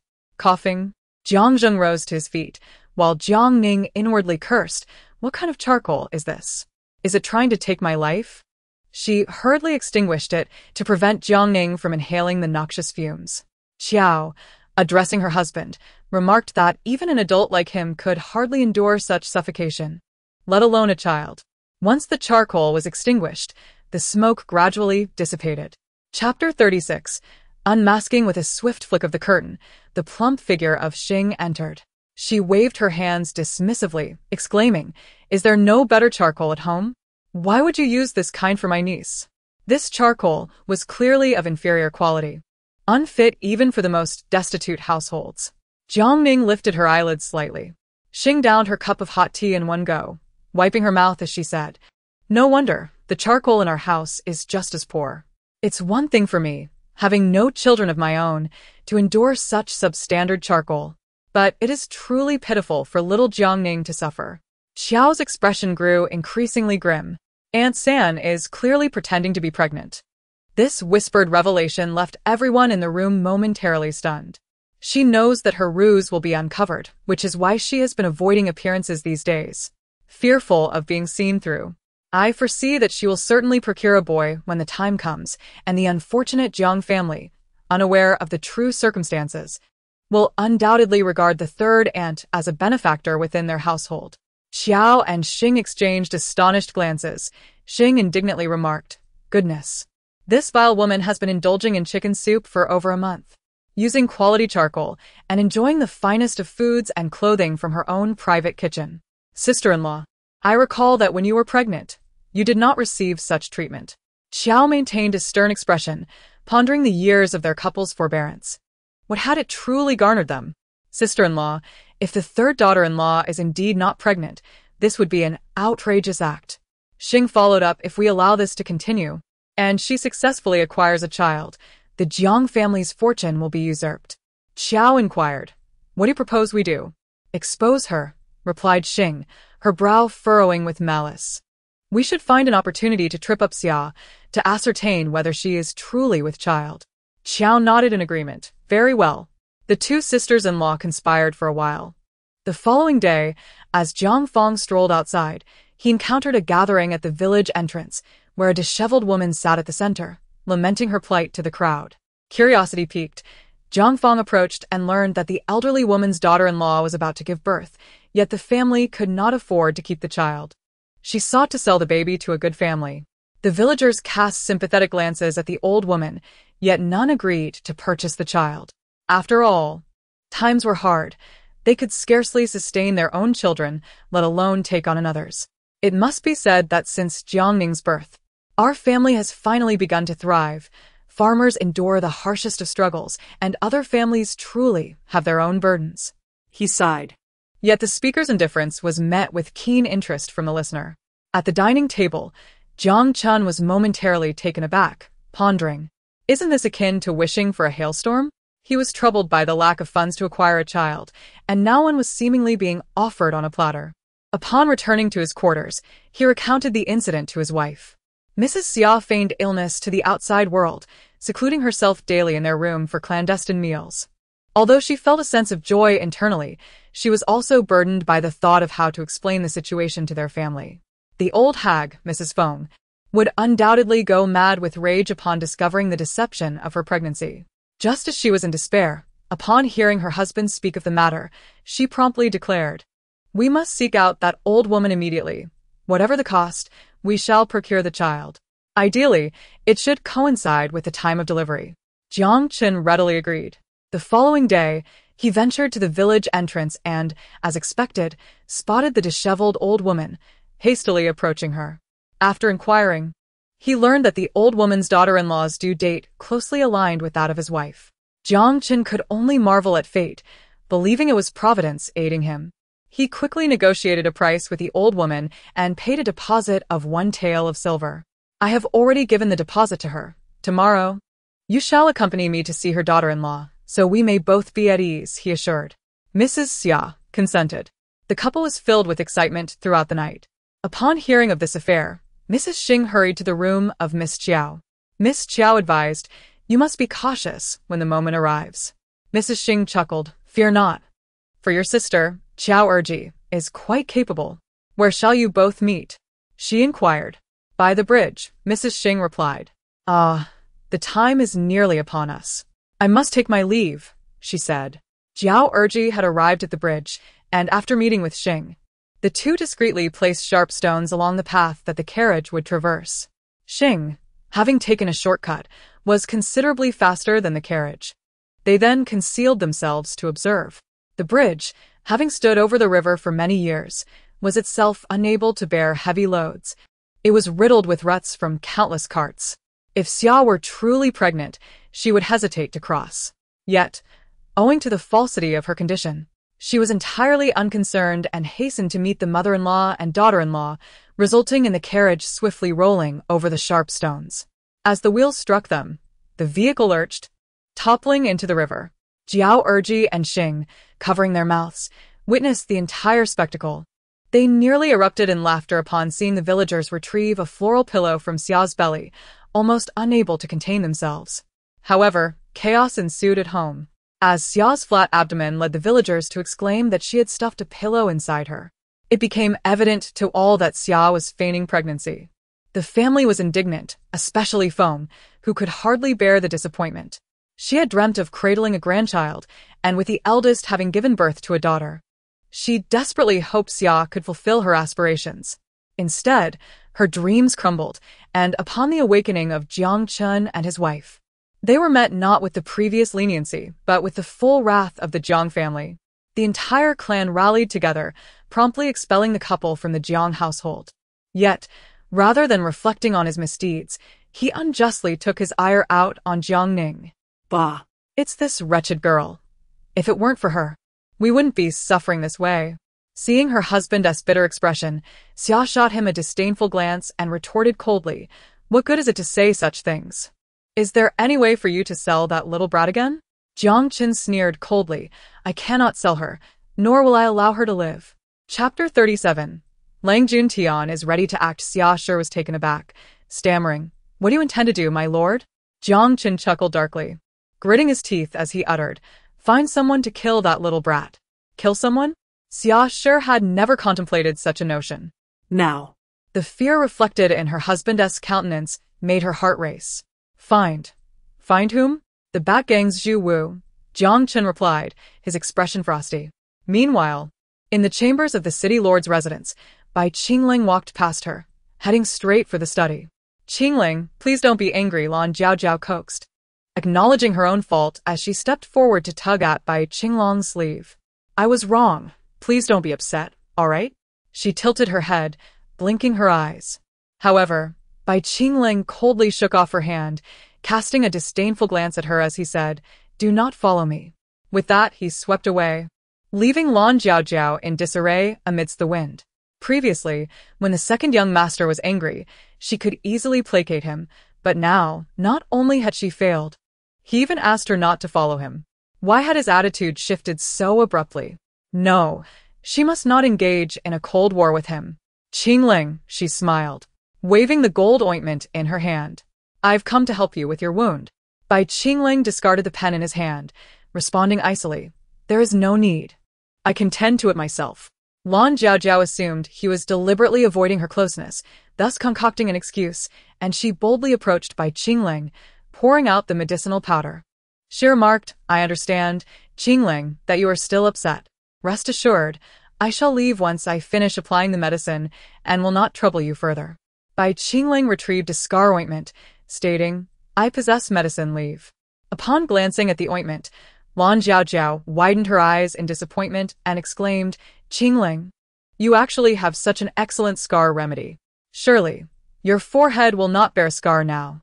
Bai Qingling, thoroughly vexed by her presence, found it impossible to contemplate the matter at hand. Someone, escort Lan Jiao out. Without my permission, she is not to approach here, he commanded. Lan Jiao was taken away, and tranquility returned to the study. Bai Qingling lightly tapped the long table with his slender, jade-like fingers, pondering the conversation he had with Lord Bai that day. Second young master, I have a report to make. Enter. At the sound of the door opening, a personal guard clad in blue entered. What is it? Bai Qingling inquired. The people from that estate belong to my mother, do they not? No. Bai Qingling was taken aback. How did Lan Jiao know Madame Pang? And what connection did she have with Lang Juntian? He contemplated deeply before commanding, Keep a close watch on Miss Land's movements. Inform me immediately should they meet again. Understood. Madame Pang had been imprisoned in the dungeons for several days, completely cut off from the outside world. At this moment, her hair was unkempt, and her clothing was somewhat tattered, bearing the marks of the lashes received during interrogation. Listening to the anguished cries of the prisoners outside, she could not help but tremble. The excruciating pain of the whip lashing against her flesh flooded her mind once more, compelling her to cover her ears. Days had passed, and she had anticipated that the ungrateful wretch would not come to her rescue. After all, she had treated him poorly. However, it was utterly perplexing that Lang Juntian had also failed to come to her aid. Dragging her injured body, she slowly crawled to the prison door, parting her cracked lips to call out in a hoarse and unpleasant voice, "Is anyone there? I demand to see the city lord. I am an innocent woman wrongfully accused." A guard patrolling outside approached, barking impatiently. "What are you shouting for? Did you think you were still the esteemed lady of the city lord? Once you enter here, there is no hope of leaving alive." At that moment, a figure approached the prison. It was Chun Xian, sent by the city lord to inquire about Madame Pang's condition. The guards, upon recognizing him, respectfully ushered him inside. Chun Xian nodded, awaiting the jailer's arrival. The atmosphere in the dungeon was indeed foul, cold, and intermittently punctuated by the screams of the tormented. Before long, the jailer hurriedly appeared, bowing to Chun Xian and inquiring, "What business does Chief Chun have with me?"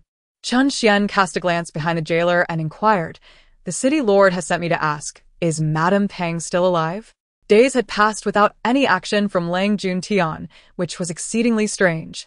If the information the city lord had obtained was accurate, Lang Juntian would surely seize any opportunity to rescue Madame Pang. "I have followed the city lord's orders, although I have employed torture. It will not lead to her death." Chun Xian nodded in satisfaction. Madame Pang must not perish so easily. "How are the guards stationed in the dungeon?" The prison warden responded truthfully, assuring the lord, "Rest assured, the prison is heavily guarded. I guarantee that not even a fly could enter." Upon finishing, he noticed a change in Chun Xian's expression and cautiously inquired, "Is there something amiss?" He thought to himself, given that Madame Pang is a key suspect in the murder of Lord Bai, it is imperative that no incidents occur. Could the lord possibly be concerned about a prison break? "Indeed, there is something amiss," Chun Xian replied coldly, sighing as he rubbed his temples. He finally understood why Lang Juntian had been hesitant to take action. It was due to the warden's excessive vigilance. "Quickly withdraw the guards. It should be as it usually is." The warden stood bewildered at these words. "Chief Chun, I do not comprehend your meaning." Chun Xian smiled. "The lord only instructed you to keep watch. He did not require such stringent measures. The lord wishes to ascertain whether Madame Pang has accomplices, yet with such strict oversight. Even if she does, they would not dare approach." The warden suddenly grasped the situation. I see. No wonder Lord Bai repeatedly cautioned against placing Madame Pang in a secret cell. He intended to fish for bigger prey. Upon returning to the prison, the warden concocted a reasonable excuse to ease the previously stringent security measures. Meanwhile, Lang Juntian was closely monitoring every movement from within the prison. He initially intended to covertly extract Madame Pang, but the guards were impenetrable, preventing any unauthorized approach. Uncertain of the current state of his beloved, Lang Juntian found himself unable to gather any news from inside. Chapter 38. Zhu, what did you hear? It is said that Madame Pang is being tormented in the prison to the brink of madness, incessantly crying out to see the city lord. In my opinion, it won't be long before her life is undoubtedly forfeit. I cannot fathom her thoughts. How could she dare to conspire against the city lord? Two maids engaged in hushed conversation, their expressions paling as they noticed the presence of the dashing Lang Juntian before them. They had encountered Commander Lang before.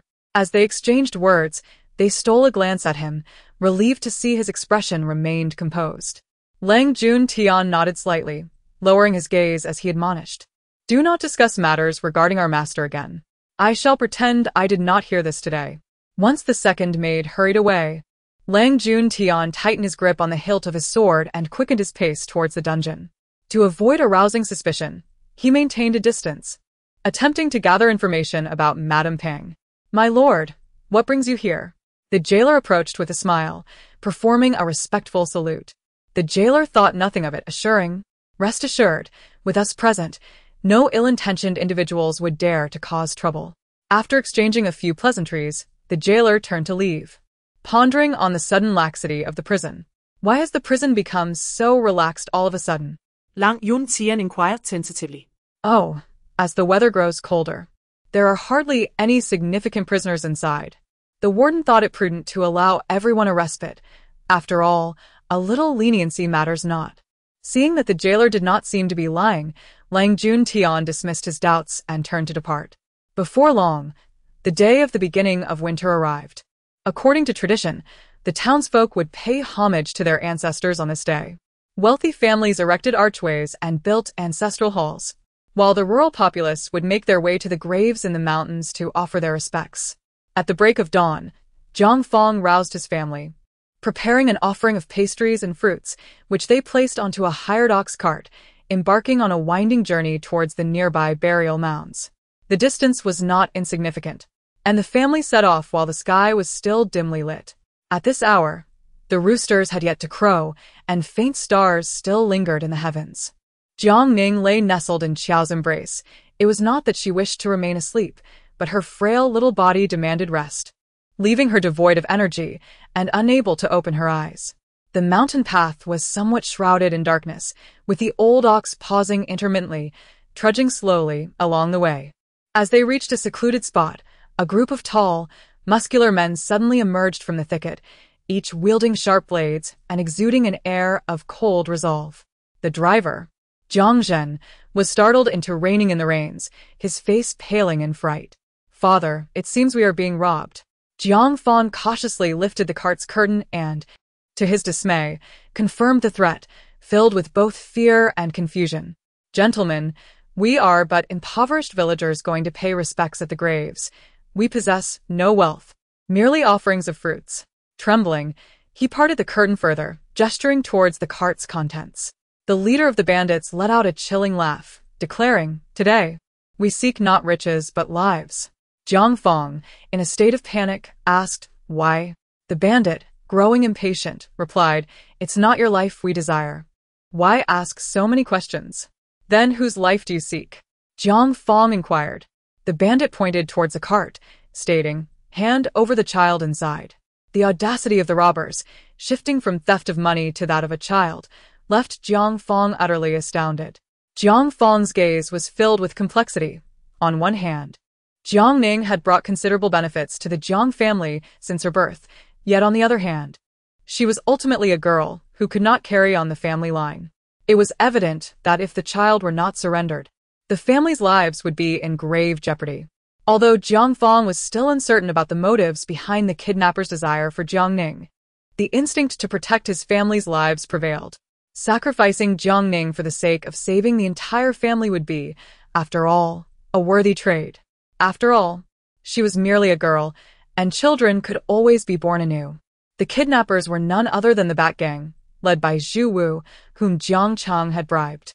Noticing Jiang Fong's lingering hesitation, Zhu Wu menacingly urged, "What are you thinking? Hurry and hand over the child, or I'll kill your entire family." Jiang Fong shuddered at the threat. Inside the carriage, Mrs. Fong was far less conflicted than her husband. Upon hearing the kidnappers demand Jiang Ning, she reached out without hesitation to snatch the child from Mrs. Chiao's arms. Jiang Chen quickly intervened, exclaiming, "Mother, Jiang Ning is your own granddaughter. I don't care. If she lives, we will all die." Mrs. Fong shouted, signaling to Jiang Zhen and his wife. Both Jiang Zhen and Mrs. Xing were equally fearful for their lives and had long since ceased to consider the benefits Jiang Ning had brought to the family. Without a second thought, they subdued Jiang Cheng beneath them. As a frail scholar, he was no match for their strength. Especially Mrs. Xing, robust and imposing, left Jiang Cheng gasping for breath. Mrs. Fong ruthlessly seized Jiang Ning from Mrs. Chiao's grasp and handed her over to Jiang Fong, urging, "Quickly give her to them, hurry." In the fleeting moment, the flicker of compassion in Jiang Fong's eyes vanished entirely. He accepted Jiang Ning's gaze, resolute and indifferent, remaining unmoved despite the anguished wails of the Qiao family behind him. "How cold-blooded the Jiang family is," Must I be sent away to preserve my life, merely to extract the last vestiges of my worth? How pitiful for a once great talent like me, Sue, to meet my demise at the hands of a robber, Jiang Ning lamented bitterly. Though Jiang Feng felt a sudden pang of despair, he resolved to hand over Jiang Ning to Zhu Wu for the sake of his family's survival. Suddenly, a cold arrow whizzed through the air, aimed directly at Zhu Wu. However, the darkness of the night prevented it from hitting its target, instead piercing the body of a minion standing behind him. The minion let out a dreadful scream, collapsing lifelessly to the ground. Not far away, a swift cavalry approached, with Shang Feng seated prominently at the forefront, followed by an imposing procession of carriages and horses. It turned out that the ancestral shrine of the Bai family was situated amidst the distant mountains on the outskirts of the city. The Dazheng dynasty was known for its leniency in ceremonial matters, and during its founding, the great ancestor had decreed that city lords could seek auspicious lands just as the royal family did. Consequently, the Bai family constructed their ancestral shrine in the mountains northwest of Ningen City, where every winter solstice and New Year, the Lord of Bai would personally lead his family and subordinates in worship. Unbeknownst to them, they encountered bandits along the way. As the vanguard, Shang Feng could not ignore the scene before him. He immediately drew his bow and shot down the bandits, unaware that the person he had just rescued was Jiang Ning. Zhu Wu had brought only a dozen brothers, and facing the Lord's procession of over 100, all wielding golden axes, left him feeling quite apprehensive. The bandits, fully aware of the importance of preserving their lives, scattered like shadows before his words could finish. Chapter 39. The Raid on the Bat Gang. Observing the fleeing bandits, he made no effort to pursue them. Today was meant for honoring the ancestors of his family, a day for leisure. How could such a splendid mood be tarnished? He tightened the reins, allowing his horse to slow its pace as he approached the ox cart, when suddenly he recognized the child in Jiang Feng's arms. So familiar. Wasn't this the little one that the third young master had rescued that day? He was momentarily taken aback, his eyes widening in astonishment. I swear I cannot remain in this household any longer. The whole family wishes to do me harm. Jiang Feng, fate has entwined our paths. Please take me to the city lord. Moments later, the carriage procession of Lord Bai appeared in the distance. The members of the Jiang family dismounted their vehicle and knelt in reverence. Lord Bai descended his carriage and strode towards Jiang Feng, a smile breaking across his face as he beheld the round visage of Jiang Ning. What a delightful coincidence to encounter this little one again. If you had arrived just a moment later, this adorable little creature would have met a grim fate, as my grandparents intended to hand me over to the bandits. Foolish city lord, please take me away. I wish to remain no longer. Jiang Feng dared not fabricate a tale, recounting truthfully. My family and I ventured out of the city to pay homage to our ancestors, but upon reaching this spot, we were confronted by a group of ruffians. They did not seek wealth. Rather, they demanded my granddaughter. In a desperate bid for survival, I had no choice but to comply. Thankfully, the city lord arrived just in time to save my granddaughter. Lord Bai, puzzled, inquired, "Why did they target only your granddaughter? What is there to ponder?" "It is undoubtedly the machinations of my third uncle and aunt, colluding with the bandits to orchestrate my demise." Lord Bai's tone grew grave as he suddenly demanded, "Is there any truth to this?" "Indeed," Jiang Zhen replied, "I have also heard that the third brother is acquainted with many dubious characters in the underworld. It's quite normal for someone who enjoys gambling to associate with such unsavory individuals." The city lord of Bai inquired sharply, "Where is he now?" "It is said that after they were driven out, the couple has taken refuge in the mountain god temple." "Go summon Jiang Ning's uncle and aunt at once and subject them to rigorous interrogation," the city lord commanded. After issuing his orders, he pinched Jiang Ning's soft cheeks and asked, "I just heard you mention wanting to leave with me. I can no longer stay in this household. I wish to separate." Separation. A wave of astonishment swept through the crowd.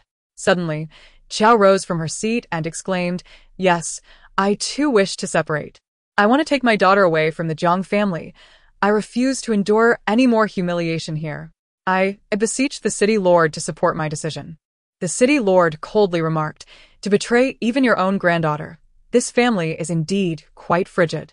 He continued, "Very well, I shall grant you this favor. Feng and Jiang Fong appeared dejected. They were extremely reluctant to entertain the notion of separation. Given the circumstances, it seemed they had little choice, and even in separation, a significant portion would be taken by their son and daughter-in-law. The elderly couple's hearts ached. However, Qiao paid no heed to their plight and expressed her gratitude to the city lord. After a series of interrogations, Jiang Chen and his wife could not withstand the torment and immediately confessed to bribing the Bat Gang to assist Zhu Wu in the robbery. This revelation caused quite a stir. Upon hearing Zhu Wu's name, County Magistrate Guo was immediately taken aback. Was Zhu Wu not the leader of the band of robbers that Xiao Kuei had investigated years ago? To my surprise, he appeared in this case and hurried to report to Lord Bai. Lord Bai commanded County Magistrate Guo to intensify the interrogation, insisting that they must extract information regarding the whereabouts of the master from Jiang Chen. As a mere commoner, how could Jiang Chen endure such cruel torture? He divulged everything truthfully, including the current location of the Bat Gang. Immediately, Lord Bai ordered the selection of elite soldiers to apprehend the bandits at the Bat Gang's stronghold. Compared to the elite forces of Ning'an City, how could such a disorganized mob stand a chance? They soon suffered a crushing defeat. However, Zhu Wu managed to escape alone, traveling by day and resting by night, disguising himself to elude the scrutiny of the officials as he stealthily slipped into Ning'an City. That night, at the residence of General Lang Juntian, Zhu Wu gently knocked on the door, which was opened by a steward.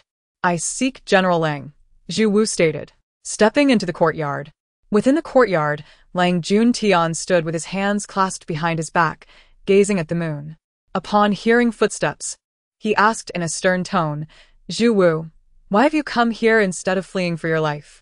Zhu Wu sighed and replied, "Alas, misfortune has befallen me. Lord Lang, I find myself at the end of my rope.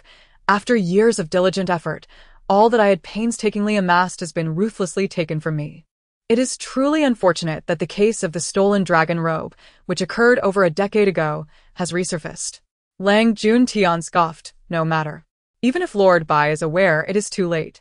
Zhu Wu, perplexed, inquired, "Too late?" In the depths of Lang Juntian's eyes lurked treachery. "To be candid, Zhu Wu, I was greatly alarmed upon hearing that you were being hunted. I genuinely feared you would be captured. However, it appears that fortune has favored us, as you have delivered yourself into my hands." A chill swept over Zhu Wu, and with unease, he inquired, "General Lang, what do you mean by that? Are you suggesting?" The words killed to silence lingered on the tip of his tongue as he sensed a formidable aura of death emanating from Lang Juntian. Attempting to flee, he realized it was too late. He was already encircled by the warriors that Lang Juntian had strategically positioned behind him. Lang Juntian. How mistaken I was in my judgment of you. I had believed you would safeguard me in this critical moment. Disappointment and malice etched across Zhu Wu's face. He declared, "Even in death, I shall not spare you." Lang Juntian remained impassive, his demeanor as cold as steel. He commanded, "Loose the arrows and let him perish." A torrential rain of arrows descended, turning the ground into a river of blood, as Zhu Wu was pierced like a hedgehog. Only then did Lang Juntian's expression soften. He fixed his gaze upon the lifeless body on the ground and ordered, "Set it ablaze." "I cannot allow even the slightest trace of Zhu Wu to persist in this world." "Understood," the warriors replied, dousing Zhu Wu's corpse in oil and igniting it. Lang Juntian stood resolutely, watching the flames dance before him, when suddenly a graceful figure appeared behind him. It was Lan Jiao. "My lord, you can finally be at ease." She queried, "General Lang, there is one matter I do not comprehend. Why did you abduct the dragon robe all those years ago? You have no desire to be emperor, after all." Lang Juntian scoffed, "My abduction and the death of Ning An's weaver have no connection to the dragon robe." Chapter 40. The remnants of the Chancellor. Could it be that you are targeting the Weaver Lord? Do you harbor a grudge against him? Lang Juntian replied, "Indeed. My intentions are directed towards Ning An's weaver, yet I bear no animosity towards him." "Then why contemplate murder?" "Because of a secret." Lang Juntian narrowed his eyes slightly and continued, "It is of no consequence to share this with you. Have you heard of the rebellion of the Three Kings?" Lan Jiao nodded earnestly. "I have heard of it. The rebellion of the Three Kings refers to the insurrection led by King Zhao, King Qin, and King Liao over 20 years ago. Although it was suppressed, its repercussions were vast. The Zheng dynasty had never trusted the feudal kings, and the emperor at that time exploited the chaos to eradicate the remnants of the old feudal lords within the court. Lang Yunxian recounted. The entire family of the chief chancellor, Pang Mo, was either executed or exiled. Corpses littered the front of their residence. Fortunately, his daughter was saved by a guard and spared from the calamity, and that daughter is Madame Pang. The guard who rescued her was none other than myself. Orphaned at a young age, I was taken in by Lord Pang and raised to adulthood. When the Pang family faced disaster, I could not stand idly by. Lan Jiao comprehended the situation, slowly nodding. So, you and Madame Pang have been residing in Ning City to evade the court's pursuit? Precisely, Lang Yunxian affirmed. We have concealed our identities for over 20 years, and during this time, no one has known Madame Pang's true identity. However, I never anticipated that the current emperor has not relinquished his search for her. Although the position of the weaver appears to be merely one of embroidering dragon robes for His Majesty, in truth, he is an agent planted within Ning City. He was specifically tasked with assisting Emperor Daijing in gathering intelligence on every move of Ning City. After years of diligent investigation, he discovered that Lady Pang was the daughter of the Chancellor. Fortunately, I stumbled upon this secret. To protect Lady Pang, Ning Weaving must meet his demise. However, a direct assassination would undoubtedly raise suspicions, so I took advantage of Ning Weaving's journey to escort the dragon robe to the capital and bribed Zhu Wu to lie and wait along his path, eliminating Ning Weaving's escort entirely. Lan Jiao remarked, "No wonder. The loss of the dragon robe has put immense pressure on the current emperor towards Lord Bai." General Lang Juntian smiled faintly. Fortune often lies amidst danger. In such a perilous moment, I had no other recourse. As for Lord Bai's punishment by the emperor, that bears no relevance to me. He exhaled deeply. Fortunately, this matter has now been resolved. We should redirect our focus towards rescuing Lady Pang. Indeed, my lady understands, replied the maid. What is the situation with the second young master? Lan Jiao shook her head, perplexed. Bai Qingling seems like a different person. He refuses to listen to anything I say, even keeping me at a distance. It is likely that Lord Bai has said something to him, instigating resentment towards Lady Pang. Lang Juntian clenched his fist tightly. Regardless, we must seize this pawn.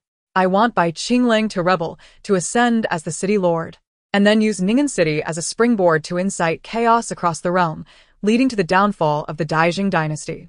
Since Jiang Ning proposed the division of the family, she had moved back into the city lord's mansion. Apart from her, both Qiao and Jiang Zheng are temporarily residing in the city lord's mansion. The Jiang family is in the process of division, and while Jiang Ning remains indifferent, she is aware that with Lord Bai backing them, the Feng family is unlikely to stir up any trouble. Jiang Ning still harbors concerns that the second young master may be influenced by Lan Jiao. At this moment, the conversation between Lord Bai and Bai Qinghan reaches her ears. Bai Qinghan is diligently writing. He gradually sets down his brush and examines the characters on the rice paper with care. While speaking in a measured tone, the thoughts of the city lord are beyond our comprehension. Madame Pang's situation appears dire. Indeed, the foolish city lord has begun to suspect Madame Pang. Confining her in such a manner likely aims to bait a larger catch, enticing her accomplices to fall into his trap. Bai Qinghan raised an eyebrow, aware that Madame Pang's case is not as straightforward as it seems. This maneuver by the foolish city lord is rather clever. When he realizes that the big fish he has caught is Lang Juntian, his expression will undoubtedly be extraordinarily entertaining. I find myself somewhat anticipating it. Lang Yunxian. Bai Qinghan paused slightly while holding her cup, wondering if he was the one Jiang Ning had mentioned, the man entangled with Madame Pang and the biological father of Bai Qingling. Master, is something amiss? A voice above inquired. Has the tea cooled? I shall fetch a fresh pot. Bai Qinghan gently shook her head. No need. The tea may not have cooled, but I fear Madame Pang may soon find herself in a precarious position. Just as Jiang Ning finished her internal lament regarding Madame Pang, Lord Bai entered accompanied by Qin Xian. Child, you have seen your father. The Lord of Baiqing nodded slightly and raised his gaze to the dried ink on the desk. He approached and examined the characters for a considerable time, smiling as he praised, "I had no idea, my son, that you possess such a remarkable skill in calligraphy. Thank you for your kind words, father. Have you come to take Jiang Ning out for some leisure?" The Lord of Baiqing set the writing down and glanced at the little one on the bed, nodding in affirmation. Jiang Ning, cradled in his arms, furrowed her small brow. Sighing inwardly, "I wish I could grow up quickly. This tiny body grants me no autonomy whatsoever. And I am utterly unable to discern the developments concerning the second young master." The Lord of Baiqing felt a sense of relief that she had not matured. A small bundle like her could be easily carried away regardless of her willingness. Once back in the study, he inquired, "Has there been any unusual activity since the prison was relaxed?" After taking a sip of tea, Chen Xian suddenly recalled something. I remember the jailer mentioning that General Lang had visited the prison one day and even exchanged a few words with the guards. He pondered whether this could be considered unusual. The Lord of Baiqing deliberated and said, "Release the palace maid who is imprisoned alongside Madame Pang, but first, allow her to meet her mistress." Chen Xian nodded and promptly said about freeing Hong Lian. Confused, Hong Lian was let out of her cell, and a nearby jailer nudged her, urging, "Hurry up." Due to her injuries, the jailer inadvertently touched a sore spot, causing her to gasp in pain. "Brother, where are you taking me? Am I allowed to leave now?" she inquired, having not slept well for several days and unaware of Madame Pang's condition. The jailer remained terse, continuing to press Hong Lian to move quickly. Hong Lian pressed her lips together, removed the bracelet from her wrist, and handed it to the jailer, pleading, "Dear jailer, may I be allowed to see Madame Pang? I promise it will only be for a moment. After all, we have shared a bond as master and servant. Is that agreeable?" The jailer glanced at the bracelet in his hand and, in a moment of unexpected compassion, replied, "Very well. Considering your lack of involvement in this matter, I shall grant you permission, but do not linger too long." Chapter 41. Preparing for action. Hong Lian was oblivious to the cold smirk that appeared on the jailer's lips after she departed, as she hurried to the location where Madame Pang was confined. With a faint glimmer of dim light, Hong Lian beheld her master, curled up and disheveled. Were it not for the slight rise and fall of Madame Pang's body, Hong Lian might have truly believed her to be lifeless. Madam, I have come to see you," she whispered softly. Madame Pang stirred slightly, turning her head toward the source of the voice. Upon seeing Hong Lian at the doorway, her once dull eyes, resembling ashen coals, suddenly sparkled with life, and her movements quickened. "Hong Lian, is it truly you?" During the past few days of relentless interrogation, she had been reluctant to confess to the alleged plot against the city lord, as she had no intention of harming him. Yet, with the pressure to divulge information, she had no choice but to concede, asserting that Hong Lian was in no way implicated, which afforded her at least a glimmer of hope. Thus, upon seeing Hong Lian, Madame Pang felt even more convinced that her earlier decisions had been justified. "My lady, I have been released. What must I do to rescue you?" Although Madame Pang possessed a rather irritable temperament, she had always treated herself with utmost care. Now, in her quest for freedom, she could not afford to disregard her own well-being. Having gone several days without water, her throat burned as if it were being sliced by a knife. And each utterance felt like a torment. "You, go, find." Grasping Madame Pang's hand, Hong Lian declared, "I shall seek the young master at once, that he may rescue you." Yet, Madame Pang shook her head in refusal.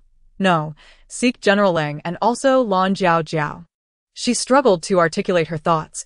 "Directly approaching the young master may not yield any means for my salvation." While Hong Lian found herself perplexed by the connection between Madame Pang and General Lang, she recognized that this was not the moment for inquiries. Nodding, she reassured, "I understand, madam. Rest assured, I shall return post-haste." "Wait," Madame Pang called after her, retrieving a jade pendant from her filthy garments and handing it to Hong Lian. "Deliver this to General Lang. He will comprehend its significance." Hong Lian nodded, securing the pendant carefully before hastening to find Lang Juntian. Upon exiting the prison, she cautiously made her way toward the lord's residence, only to catch sight of Lang Juntian approaching. Lowering her head, she feigned ignorance and collided with him, seizing the opportunity to slip the jade pendant into his hand. "Watch where you're going." One of Lang Juntian's companions scolded irritably, dismissing the remark. Lang Juntian examined the pendant in his grasp, the familiar design causing a fleeting change in his expression. Hong Lian hurriedly retreated to the designated meeting place, as instructed by Madame Pang, her heart racing with uncertainty about whether Lang Juntian would recognize the significance of the jade pendant. "General Lang, I am here," she called out. Lang Juntian hurriedly approached Hong Lian, expressing his concern. "Did she send you to find me? How is she faring?" Madame Pang wished to keep their connection a secret, preventing him from contacting Bai Qinglang. Now, having entrusted her jade pendant, which she wore in her youth, to a maid to seek him out, it seemed the situation was dire. With tears streaming down her face, Hong Lian replied, "Madame has suffered numerous lash wounds. Speaking is a struggle for her. General Lang. You must devise a way to rescue her." Upon hearing this, Lang Juntian's heart tightened, yet he nodded resolutely, understood. Aware that Hong Lian intended to leave the palace to locate Bai Qinglang, he refrained from saying more. He had originally planned to seek out Bai Qinglang himself, but having promised Madame Pang not to make contact, he abandoned that thought. Hong Lian's quest to find Bai Qinglang was indeed most appropriate. Unbeknownst to them, however, everything was under the watchful eye of Lord Bai. Hong Lian hastened to Bai Qinglang's residence, and since the guards recognized her as a maidservant of Madame Pang, they did not impede her. Just as she was about to inquire about Lan Jiao's whereabouts, she spotted Lan Jiao emerging with her maid. Upon catching sight of Hong Lian from a distance, Lan Jiao's expression hardened. She dismissed her maid and pulled Hong Lian aside. "What brings you here?" she reproached, only to notice Hong Lian's pale complexion and quickly released her grip, asking, "What has happened to you?" "Do not worry, she did not exert any force," she added. Hong Lian sighed. "Madame has been imprisoned in the Sky Dungeon. Are you aware of this?" Lan Jiao nodded indifferently. "Of course I know. Do you understand why the heir is not permitted to find a way to rescue his mother?" Hong Lian had always harbored grievances against Lan Jiao, and at this moment, she found a vent for her frustrations, reproaching, "Madame has endured considerable suffering in prison. If something were to happen to her, do you truly believe that you, of all people, could assist the second young master?" After days of feeling neglected, Lan Jiao was particularly vexed. She had endured, but she had no intention of taking any more disrespect from Hong Lian. "How do you know I haven't spoken? If the second young master refuses to listen to me, what can I do? You are merely a dog at Lady Pang's side, and have no right to instruct me." Hong Lian felt a surge of indignation but recognized that this was not the time for anger. Suppressing her fury, she replied, "We shall take action tonight. Inform the second young master to assist in rescuing Madame." In truth, ever since Bai Qinglang had begun to suspect Lan Jiao, he had dispatched his confidants to keep her under surveillance. "Your Highness, Miss Lan has just met with Hong Lian, a maidservant of Lady Pang," one of his confidants reported. Bai Qinglang raised his gaze slightly, about to respond when a sudden knock echoed through the room.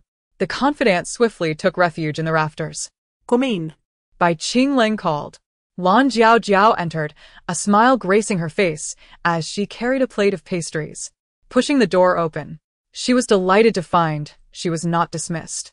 "Qinglang, I made these pastries for you to give them a try."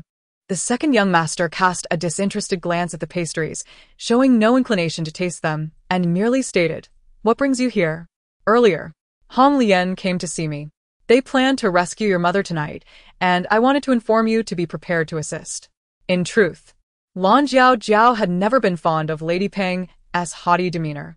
Although the second young master possesses strength, he lacks military authority, which remains firmly in the hands of General Lang Juntian.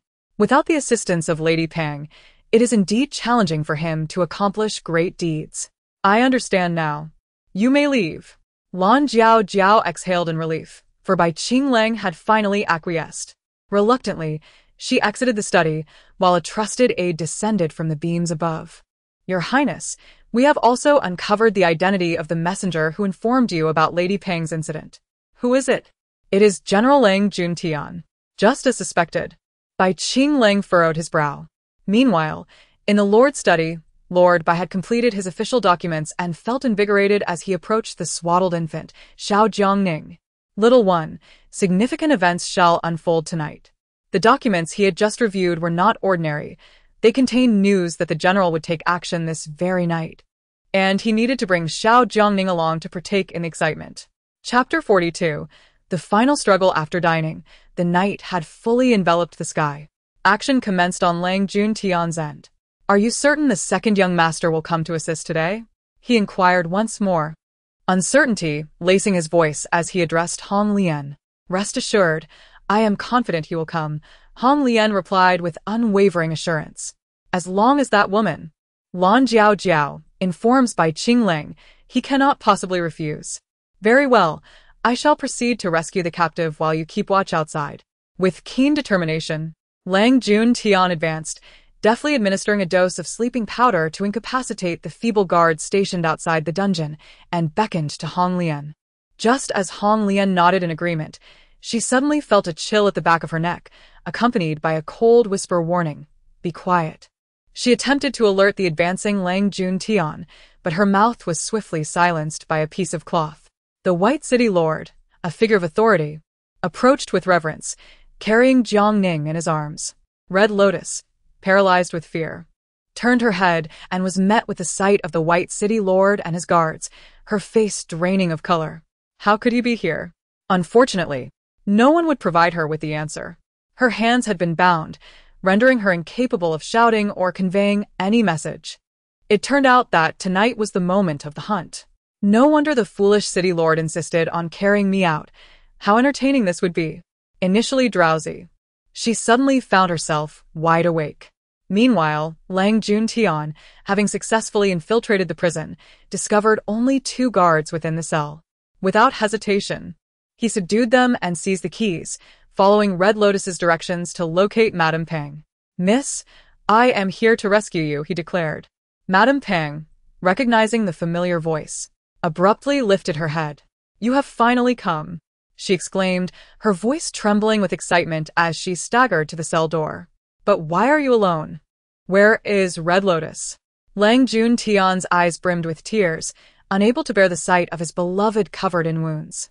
He lowered his gaze to unlock the cell door and hurriedly replied, "Red Lotus is keeping watch outside.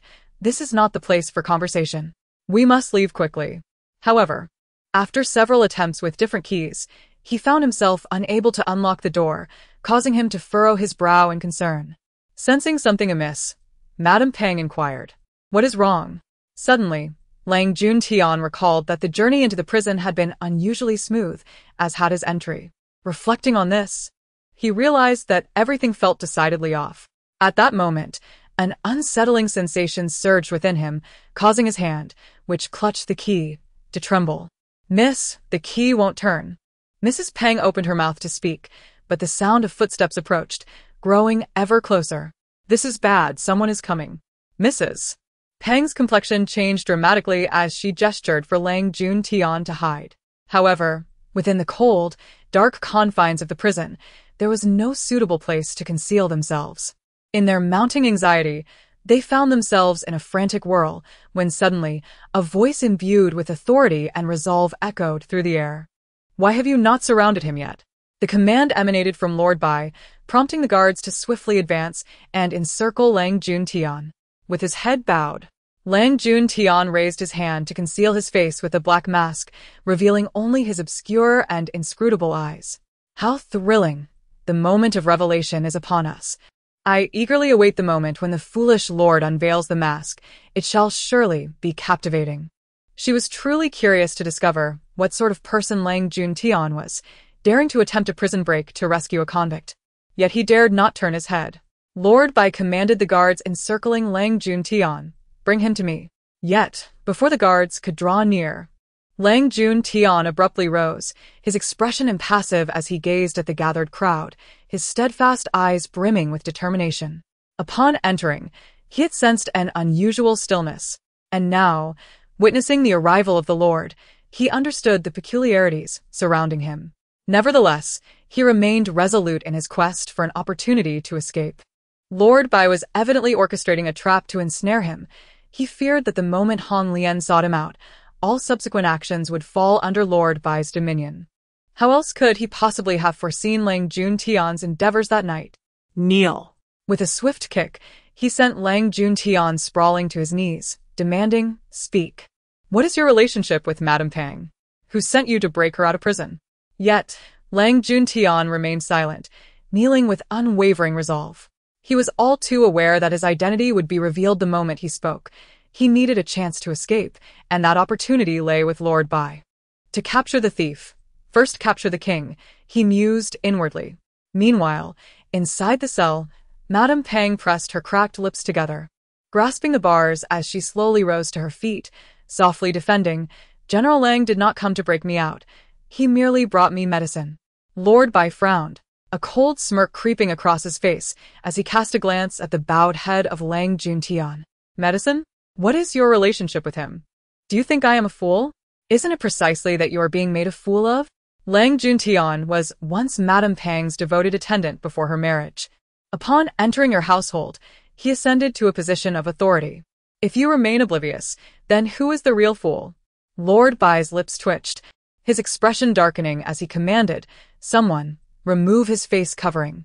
Madame Pang, suddenly alarmed, disregarded her sore throat and shouted, "This man is of such hideous countenance that he would surely offend the Lord's eyes." Yet, Lang Juntian seemed impervious to her plea. His voice low and steady as he declared, "There is no need for your assistance. I will remove it myself." With a fierce glint in his eyes, he slowly raised his hand, using the motion of pulling off the cloth to release the venomous serpent hidden within his sleeve, launching it fiercely toward Lord Bai. Should the Lord be wounded, his subordinates would be too preoccupied to notice him, granting Lang Juntian the chance to flee and devise a plan to rescue the young lady. At this moment, Bai Qingling, who had just entered from outside the prison, observed the scene with a slight change in expression. "Goodness, it's a snake. I dread these creatures the most." Jiang Ning, who had been happily enjoying a melon in Bai Qingju's embrace, turned pale with fright as she saw the serpent slithering towards her, tongue flicking menacingly. Blinking away her fear, she silently screamed, "The second young master is simply too dashing. He has saved my life. Otherwise, a bite from this venomous snake would surely send me straight to the underworld. How fortunate I was not to close my eyes in terror, or I would have missed witnessing such a thrilling spectacle." Bai Qingling, noticing the dazed guards, commanded in a deep voice, "Why aren't you fetching the shackles to restrain him? I cannot fathom what these individuals are doing. Had I arrived a moment later, the snake would undoubtedly have harmed my father." "Father, are you unharmed?" He glanced at Bai Qingju, who was still shaken, and inquired. Bai Qingju shook his head, astonished that Lang Juntian possessed such skill in snake handling, which had caught him completely off guard. Chapter 43. A near catastrophe had Bai Qingling not arrived in time. He feared the outcome would have been dire. Now shackled, Lang Juntian no longer concealed his demeanor. He laughed mockingly and fixed his gaze on Bai Qingju, saying, "If it weren't for the second young master, your life would surely be forfeit." The guards, upon hearing this, lowered their heads, apprehensive of incurring the Lord's wrath. After all, they had failed to protect Bai Qingju, only feeling a gust of wind before the venomous snake was swiftly dispatched by the seemingly ever-present Bai Qingling. Yet at the same time, the guards were taken aback. Wasn't he had said that the second young master, Bai Qingling, was fond of indulging in the pleasures of brothels and taverns? How could he remain so enigmatic? At that moment, Madame Pang, gripping the prison door, glared fiercely at Bai Qingling. It was all this rebellious son's fault. Not only did he refuse to rescue his own mother, but he also sided with Lord Bai. Did he truly believe that he was his biological father? I am curious to see who possesses the audacity to attempt an assassination on the Lord of Ningen City. As Bai Qingling articulated each word with precision, he stepped forward confidently to Lang Juntian and unhesitatingly tore away the black veil concealing his face. In that instant, all gazes converged upon Lang Juntian, and upon revealing the visage hidden beneath the veil, disbelief painted their faces. "Lang? Commander Lang?" The crowd gasped in astonishment. Lang Juntian turned and cast a profound glance at Madame Pang, a faint, sorrowful smile gracing his lips. "Since you all are already aware, I have nothing more to say. Do as you please with me." Jiang Ning, who had been anticipating the incredulity of Lord Bai, suddenly lost her enthusiasm. Just moments ago, when the venomous snake lunged at her, The lord's instinctive reaction was to raise his hand to shield her, yet Bai Qingling reacted even more swiftly. She sighed inwardly. Perhaps it is better that the second young master remains unaware of being the offspring of Madame Pang and Lang Juntian. His respect for the lord is genuine. In the original narrative, his rebellion was primarily instigated by the manipulations of Lan Jiao and Madame Pang, who conspired to push him towards treachery. Previously, while reading, anyone was merely a string of text. However, now, standing before him are flesh and blood individuals imbued with emotions. Jiang Ning could not help but feel a pang of sympathy for Bai Qingling. The city lord did not fulfill his desire to execute Lang Juntian. Instead, he coldly commanded, imprison him and interrogate him slowly. A group took Lang Juntian away, leaving only the city lord, Lang Qing, and Madame Pang in the dimly lit dungeon. At this moment, Bai Qingling was struck by the weight of Jiang Ning's heartfelt voice, feeling both externally charred and internally tender. His biological father was indeed Lang Juntian? How could this be? No matter how he tried, he could not bring himself to believe it. Yet, reason seemed to whisper that it was true, for only in this manner could all the mysteries be unraveled. Observing his daze, the city lord, with a complex expression, called out to him, "Langer, how did you come to be here?" He was, of course, here to rescue me. Was that not obvious? The city lord appeared to disregard her words, his gaze fixed intently on Bai Qingling. If my son claims to have received news that someone would come today to rescue his mother, and thus he came to ascertain who that person is, would you believe me, father? I would. If Bai Qingling were indeed allied with Lang Juntian, there would have been no necessity for him to intervene and save him. Bai Qingling froze for a moment, astonished, and then lowered his gaze.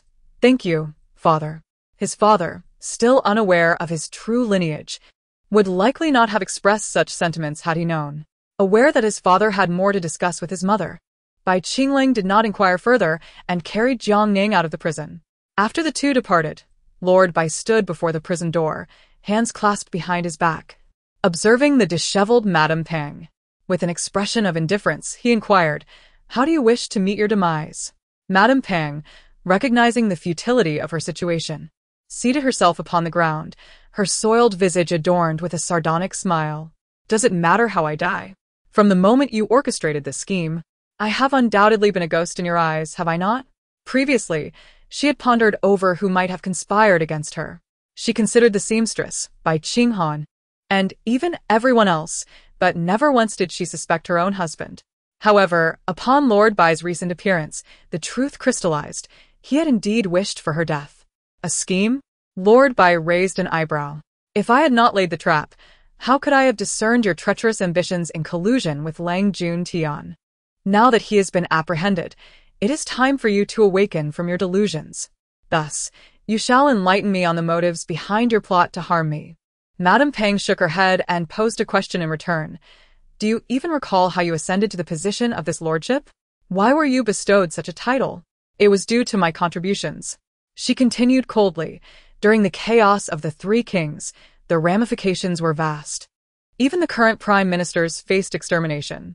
It was the late Chancellor Pang who extended a hand to you when you arrived in the capital with naught but a half-bun, on the verge of starvation. Yet, in your quest for power, you betrayed the Chancellor, opposing him alongside the Three Kings, choosing to aid the tyrant. Do you truly believe you honor Chancellor Pang? Lord Bai's eyes widened in disbelief. What connection does Chancellor Pang have with you? Yes, you share the same surname, Pang. But could it be that simple? Madame Pang nodded, affirming, Indeed, I am a remnant of the Pang family. The city lord of Bai staggered back in astonishment. Madame Pang deliberately paused before continuing. Moreover, the bloodline of the Pang family does not end with me.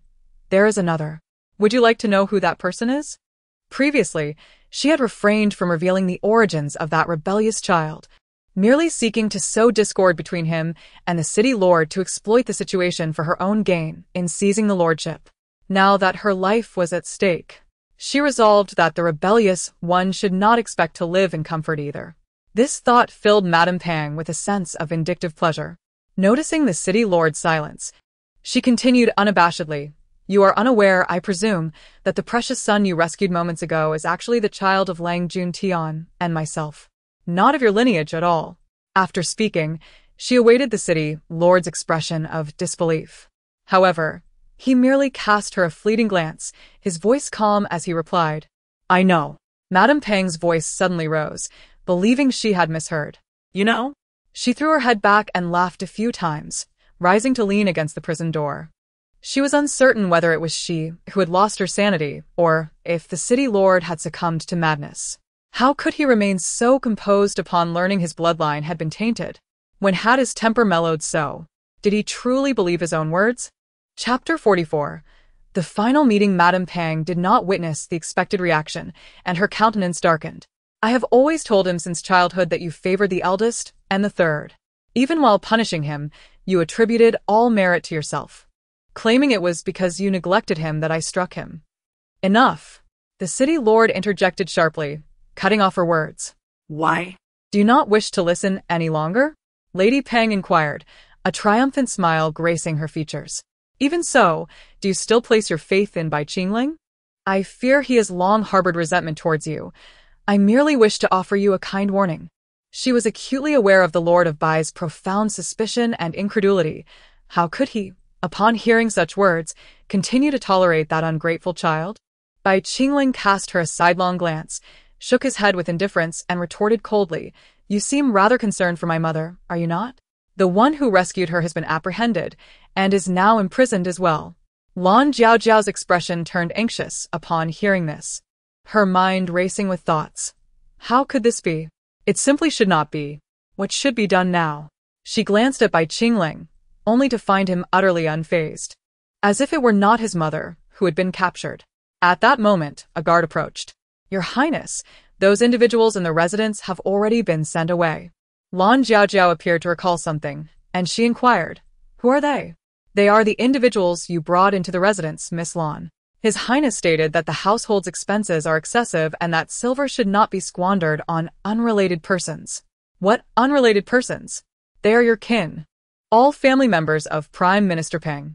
The words nearly escaped Lan Jiaojiao's lips, but she managed to restrain herself, replying calmly, Qingling, those individuals possess great talents. Retaining them would undoubtedly prove beneficial. Bai Qingling sneered as a lord. Do I truly require assistance? Lan Jiaojiao pressed her lips together and replied, I understand your respect for the lord of the city, yet he not only chastises you, but also compels you to marry one whom you do not love. Now. He has taken your mother captive. Is he not attempting to drive you to despair?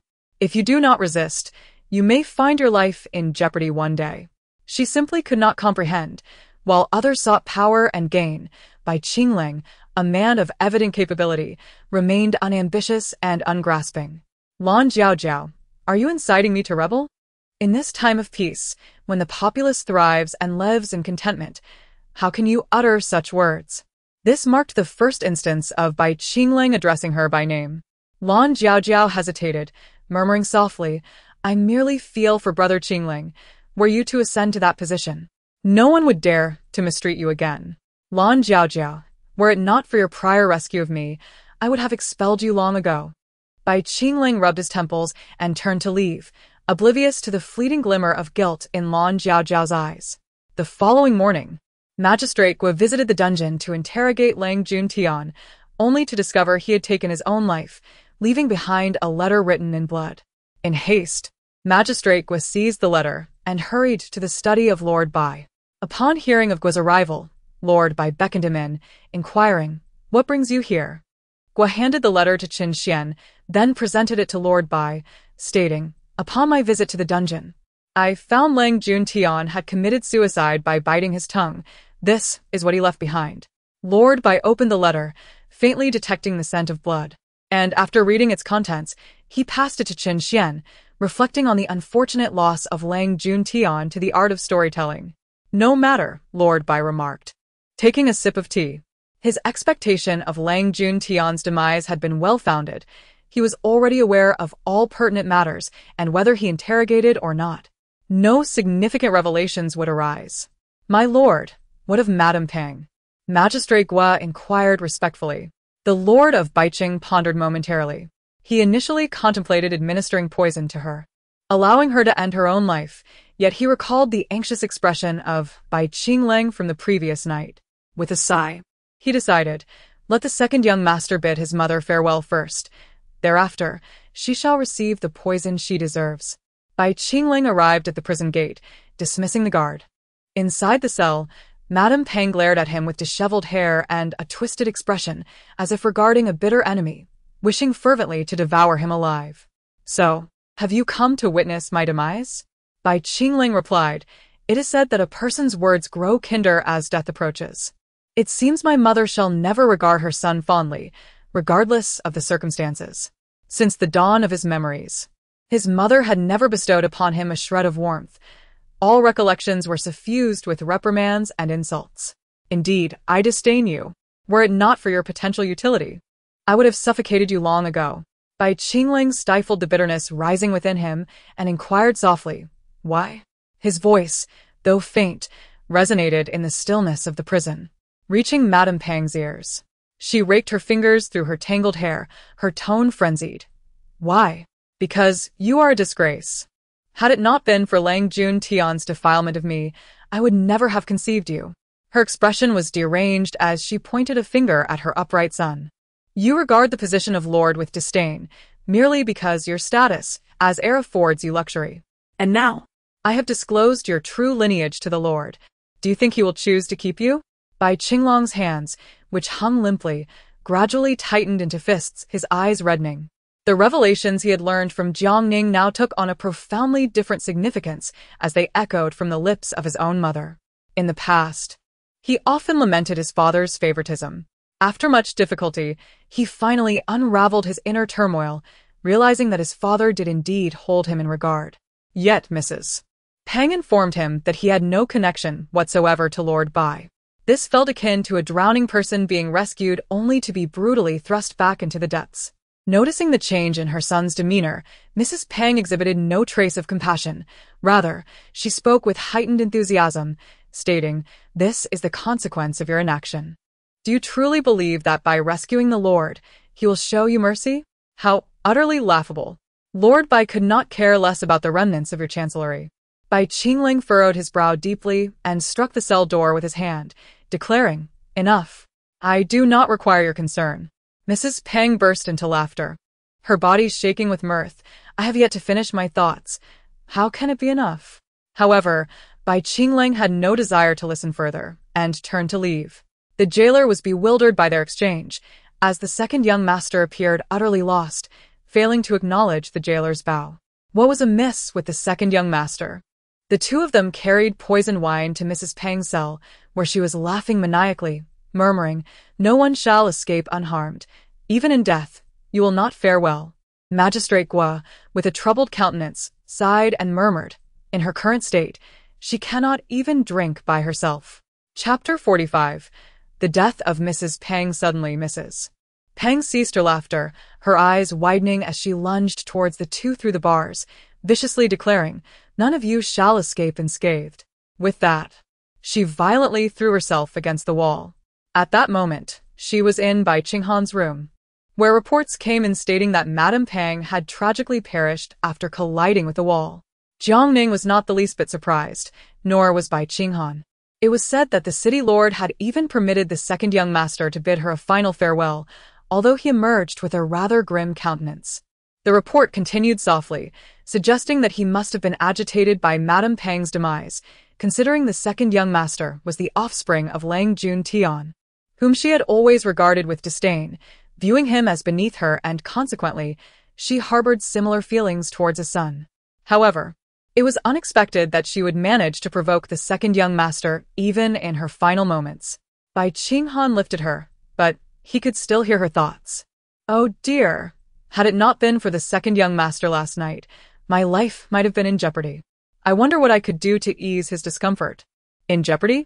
Bai Qinghan immediately scrutinized Jiang Ning for injuries, relieved to find none. Last night, the city lord had escorted Jiang Ning to the prison, yet it was unknown that danger had lurked. Jiang Ning incessantly lamented her fragile physique. Nevertheless, with Madame Pang's demise, Lan Jiao lost her ally, which could be seen as a silver lining. However, Despite the separation of families, Jiang Ning's household had yet to find a place to settle. Thus they temporarily resided in the city lord's manor. Alas, how pitiable! To be left homeless, confined to the opulent city lord's estate. Jiang Ning contemplated while sucking her finger. Yet, considering the circumstances, the female protagonist from the book should be making her entrance soon. Meanwhile, Qiao Shi, who was changing her daughter's diaper, furrowed her brow. Finding Jiang Ning's thoughts accurate, yet often expressed in perplexing terms. The female protagonist from the book? What could that possibly mean?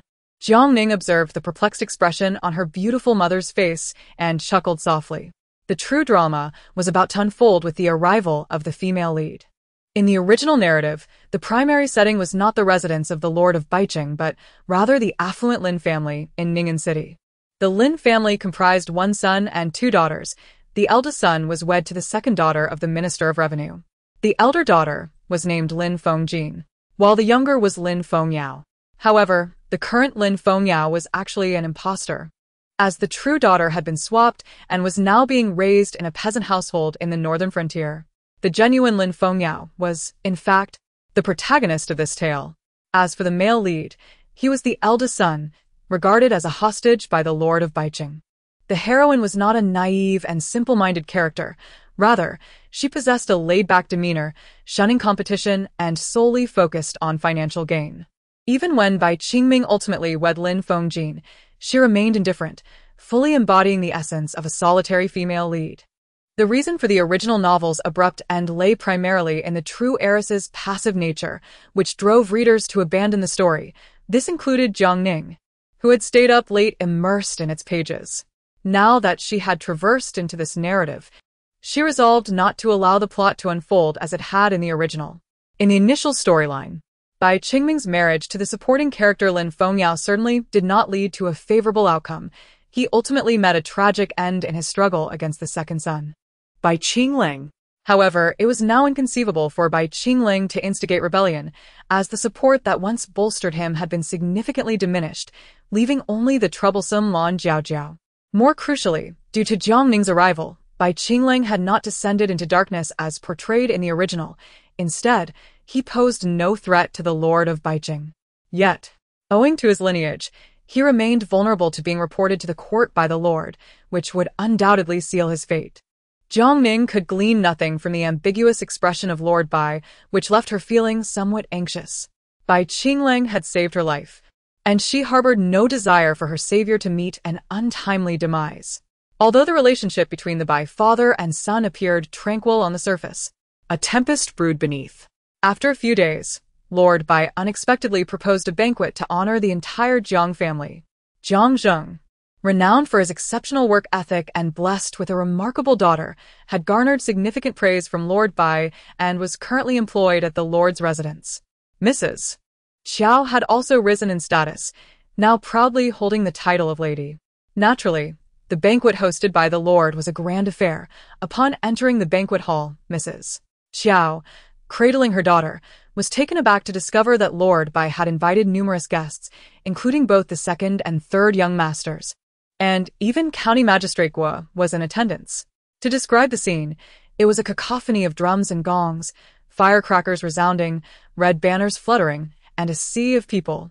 Virtually every prominent figure in Ning'an City had gathered to partake in the festivities, a testament to the formidable influence of the Bai family as depicted in the novel. As the head of the family, Lord Bai had long since commenced welcoming guests at the banquet, yet Jiang Ning's thoughts were elsewhere. She had spotted members of the Lin family amidst the revelry.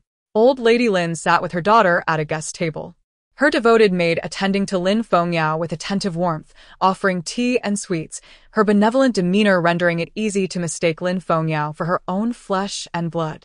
Jiang Ning smirked to herself, reflecting, indeed, Old Lady Lin's maid has exchanged the master's daughter for her own child, and a mere glance at the faux heiress reveals her true lineage.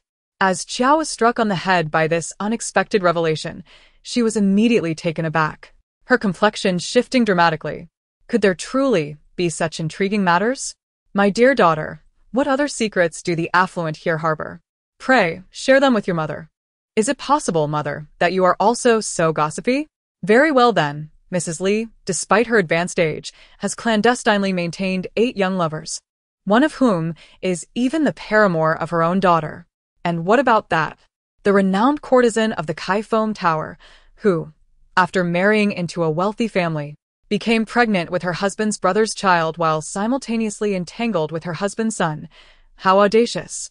Qiao was left reeling from these explosive revelations, her head spinning in disbelief, repeatedly shaking her head. This is simply extraordinary. There is nothing extraordinary about it. One can only say that the upper echelons are exceedingly chaotic.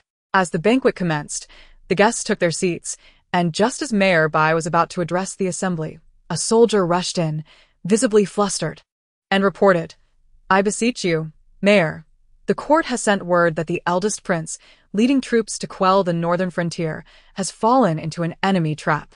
His fate has remained uncertain for over 2 months now. His Majesty has expressed that the eldest prince may have perished, thus dispatching me to convey this sorrowful news. I hope, Mayor Bai, that you do not grieve too deeply." Upon hearing this, the hall erupted in an uproar, soon descending into a profound silence. Mayor Bai's hands trembled as he held his chopsticks, his face paling. The death of his son was a matter of great urgency. Yet, amidst the quietude of the banquet, an unexpected voice of reassurance emerged. Upon hearing Jiang Ning's inner thoughts, Mayor Bai felt a sudden sense of steadiness within. Because in the past, Jiang Ning's insights proved remarkably accurate. She had asserted that Bai Qinglang was the illegitimate child of Lang Juntian and Lady Peng. Indeed, this turned out to be true. Since Jiang Ning claimed that her son was alive, he must be so. Lord Bai, relieved, spoke in a calm tone. "It matters not. My son is resilient and shall certainly survive. There is no need for anyone to feel disheartened. Let us drink." With that, he downed his cup in one go. Observing the lord's relaxed demeanor, the guests also softened their expressions and raised their glasses to drink heartily. Furthermore, Lord Bai engaged in jovial banter, as if the recent news were merely a figment of imagination. Though the guests refrained from voicing their thoughts, they inwardly criticized Lord Bai's apparent callousness. For even in the face of his son's demise, he seemed preoccupied with revelry. Eventually, someone could no longer contain themselves and spoke up. "My lord, your son has sacrificed himself for the nation, and yet you not only show no sorrow but appear quite merry. Is there a father who behaves in such a manner?"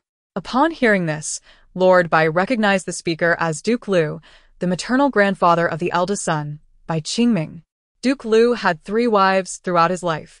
Aside from Lady Peng, who had just met her tragic end, his primary wife was none other than Lady Bai, Duke Lu's daughter. She had given birth to the eldest son, Bai Qingming, in addition to another son, Bai Qinghan, whose mother was Lady Su. However, both Lady Bai and Lady Su were currently under house arrest due to their respective transgressions. Since Lady Bai's confinement, Duke Lu had expressed considerable discontent towards Lord Bai. Lord Bai curled his lip and retorted, "Jiang Ning has already assured me that my son is unharmed. Must you still come to chastise me?" He cleared his throat and continued, "I have stated before that Bai Qingming is my son, destined for great fortune and longevity. He will not come to harm. Isn't that right, Qinghan?" With this, Lord Bai cast a glance at Bai Qinghan. "Indeed, it won't be long before the esteemed leader returns in glory. At that time, you shall all find yourselves vying for his favor." Bai Qinghan, having sensed Jiang Ning's thoughts, nodded in agreement. "The child understands. My elder brother shall undoubtedly return safely."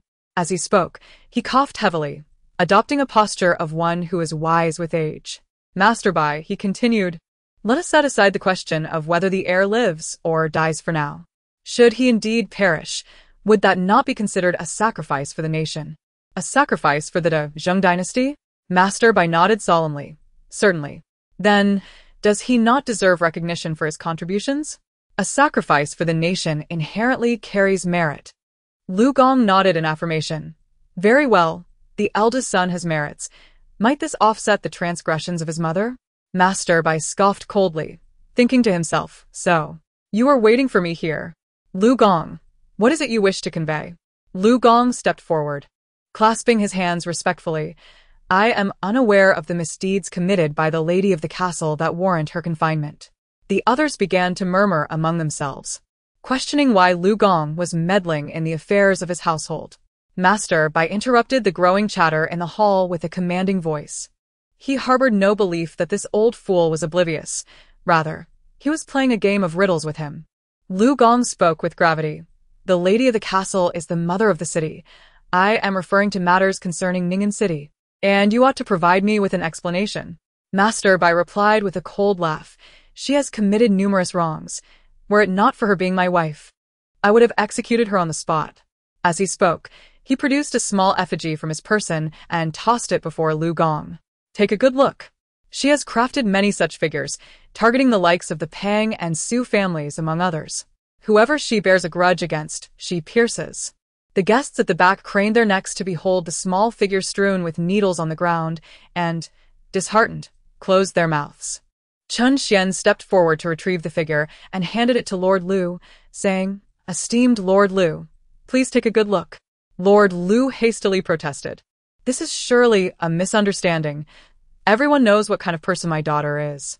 She is intelligent and would never act so foolishly." Holding the small figure, Lord Lu continued, "It is said that a day as husband and wife amounts to 100 days of affection. You have not even investigated before punishing the city lord's wife. This is truly difficult to accept." Difficult to accept? City Lord Bai cast a glance at the crowd. "Do you all have objections regarding the punishment?" The assembly shook their heads in unison. Lady Lu was Lord Lu's daughter, not theirs, and they had no desire to become entangled in the matter. Their evident reluctance caused Lord Lu to furrow his brow. City Lord Bai regarded him with a watchful gaze, observing his expression of sorrow and indignation, which was as unyielding as iron. Upon hearing this, the others appeared more composed, settling into a demeanor of spectatorship. Lord Lu found himself on the hot seat, momentarily at a loss. His usual tactics of leveraging his seniority and behaving like a bully were ineffective now, and he was unwilling to risk his reputation. Observing City Lord Bai's resolute stance, he lamented and wept before departing the banquet hall. A month later, news suddenly swept through the capital that the eldest son of the Bai family, Bai Qingming, had narrowly escaped death, regrouped, and decisively defeated the rebellious forces in the northern frontier. He was conferred the title of Guardian General by the Emperor of Daijing, allowing him to return home in glory. City Lord Bai had already received this information through Jiang Ning's heartfelt revelations and was not particularly surprised, yet he felt a surge of excitement. In the realm of the common folk, the grand city of Ningen resounded with the heroic tales of Bai Qingming. However, the court refrained from mentioning a single word regarding Bai Qinglong's valiant defeat of the rebels. The populace was left to concoct their own narratives. Soon, the day of Bai Qingming's return home arrived. Early that morning, a commotion arose along the official road in the heart of Ningen as a procession, embraced by the eager crowds, advanced slowly toward the city gates. The citizens had evidently come prepared, as a multitude of welcoming parties surged forth, compelled by the triumphant sound of horns, parting to line the sides of the thoroughfare upon encountering the procession.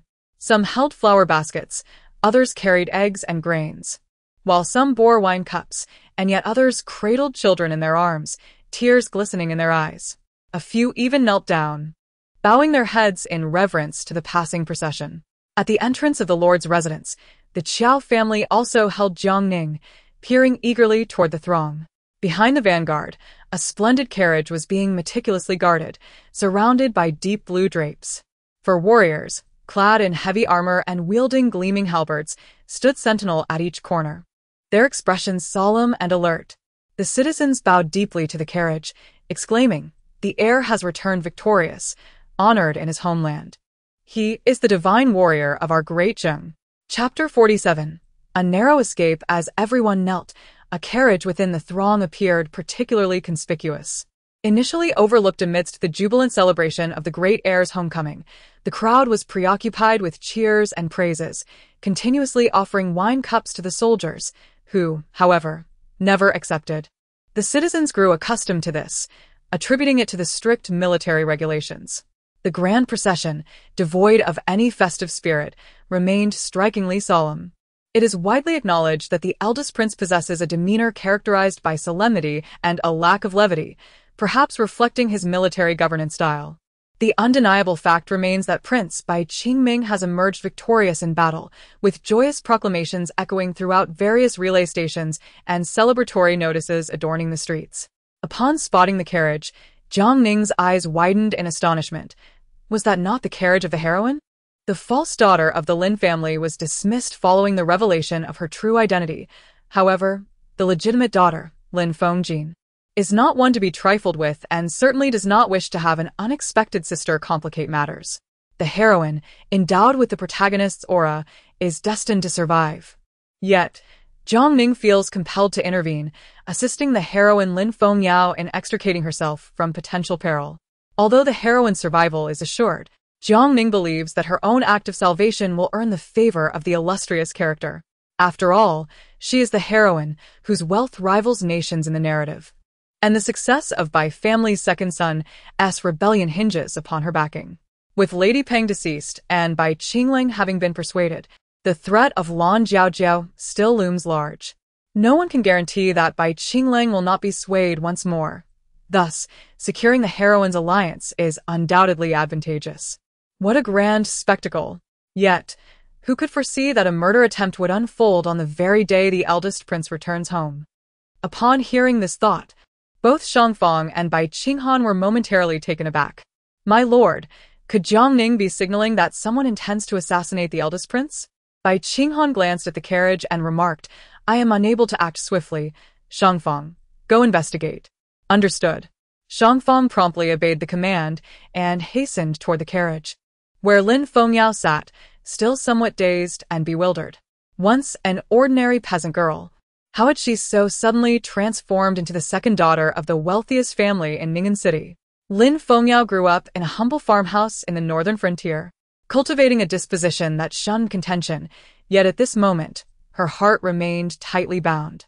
It was rumored that the Lin family was the wealthiest in Ning'an City, possessing riches that rivaled nations. This allure of wealth tempted the Lin family's wet nurse, who, driven by avarice, exchanged her own child for the true heiress. This was primarily due to a marriage pact between the Lin family and the Bai family, concerning the union of the Lin family's legitimate daughter with Bai Qingming, the eldest son of the Bai clan. Originally, Bai Qingming had been taken to the capital as a hostage, rendering the marriage agreement unfulfilled. However, with the arrival of good news, Bai Qingming was granted his freedom, and the union with the Lin family could finally be realized. Lin's patriarch did not inherit his wealth through trade. Rather, he was a scholar by origin. During his youth, while en route to the capital for the imperial examination, he faced misfortune and was rescued by Shun, Lin Fengyao's mother. Grateful for her kindness, he vowed to take her as his wife. Yet, after Lin's patriarch achieved success in the examinations, he caught the eye of the current Prime Minister Yao, who sought to marry his daughter to him. Overcome with joy, Lin's patriarch concealed his prior commitment to Shun and clandestinely wed Yao's wife. Eventually, Shun returned, and the learned Yao matron, prioritizing the greater good, consented to allow Shun to enter the family. Lin Fengyao had anticipated a grand reception befitting a true heiress, but to her dismay, only an old coachman came to collect her, with no member of the Lin family deeming it necessary to attend.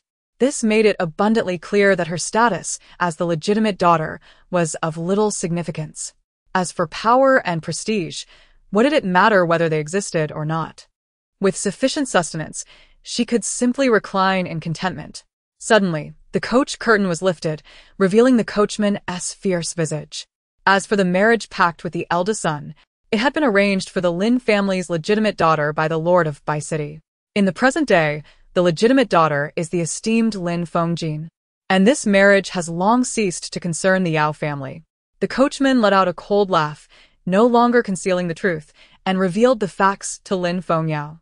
Then drew a knife with the intent to kill.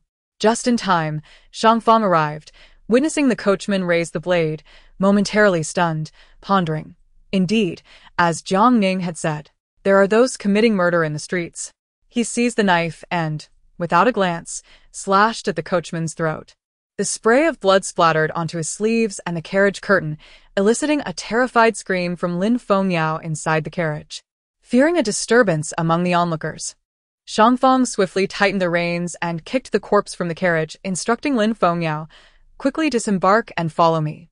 Lin Fengyao nodded, trembling with fear as she exited the carriage, following Shangfang to the entrance of the city lord's residence. My lord, the coachman indeed intended to murder this young lady. But I have already put an end to him, Shangfang reported. I had no desire to take a life. It was merely that the coachman could not withstand a blow. Rest assured, I have concealed the body beneath the carriage.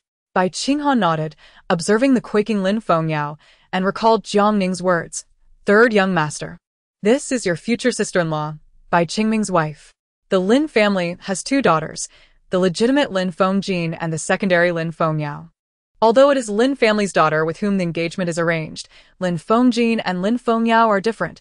Lin Fengjin's mother is merely a woman of common lineage, while Lin Fengyao's mother is the daughter of the current Prime Minister Yao. Naturally, the Bai family would choose Lin Fengyao. Could it be that you are Lin Fengyao? Bai Qinghan scrutinized the girl clad in simple homespun clothing, unable to believe his eyes. Due to the Lin family's concealment of the incident regarding the exchange of daughters, the outside world remains oblivious, which leaves Bai Qinghan astonished. After all, the abduction of a daughter is hardly a pleasant topic, and the Lin family certainly does not wish to become the subject of gossip throughout the city.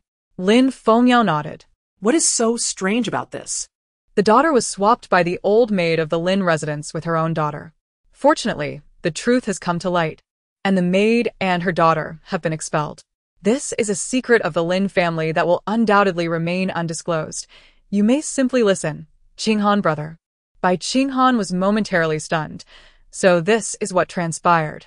Suddenly, Lin Fengyao heard a peculiar sound, causing her heart to leap. Who is speaking? And how do they know about my family's affairs? She involuntarily exclaimed. Lin Fengyao furrowed her brows in surprise. Are my upcoming days to be so wretched? Are you referring to me?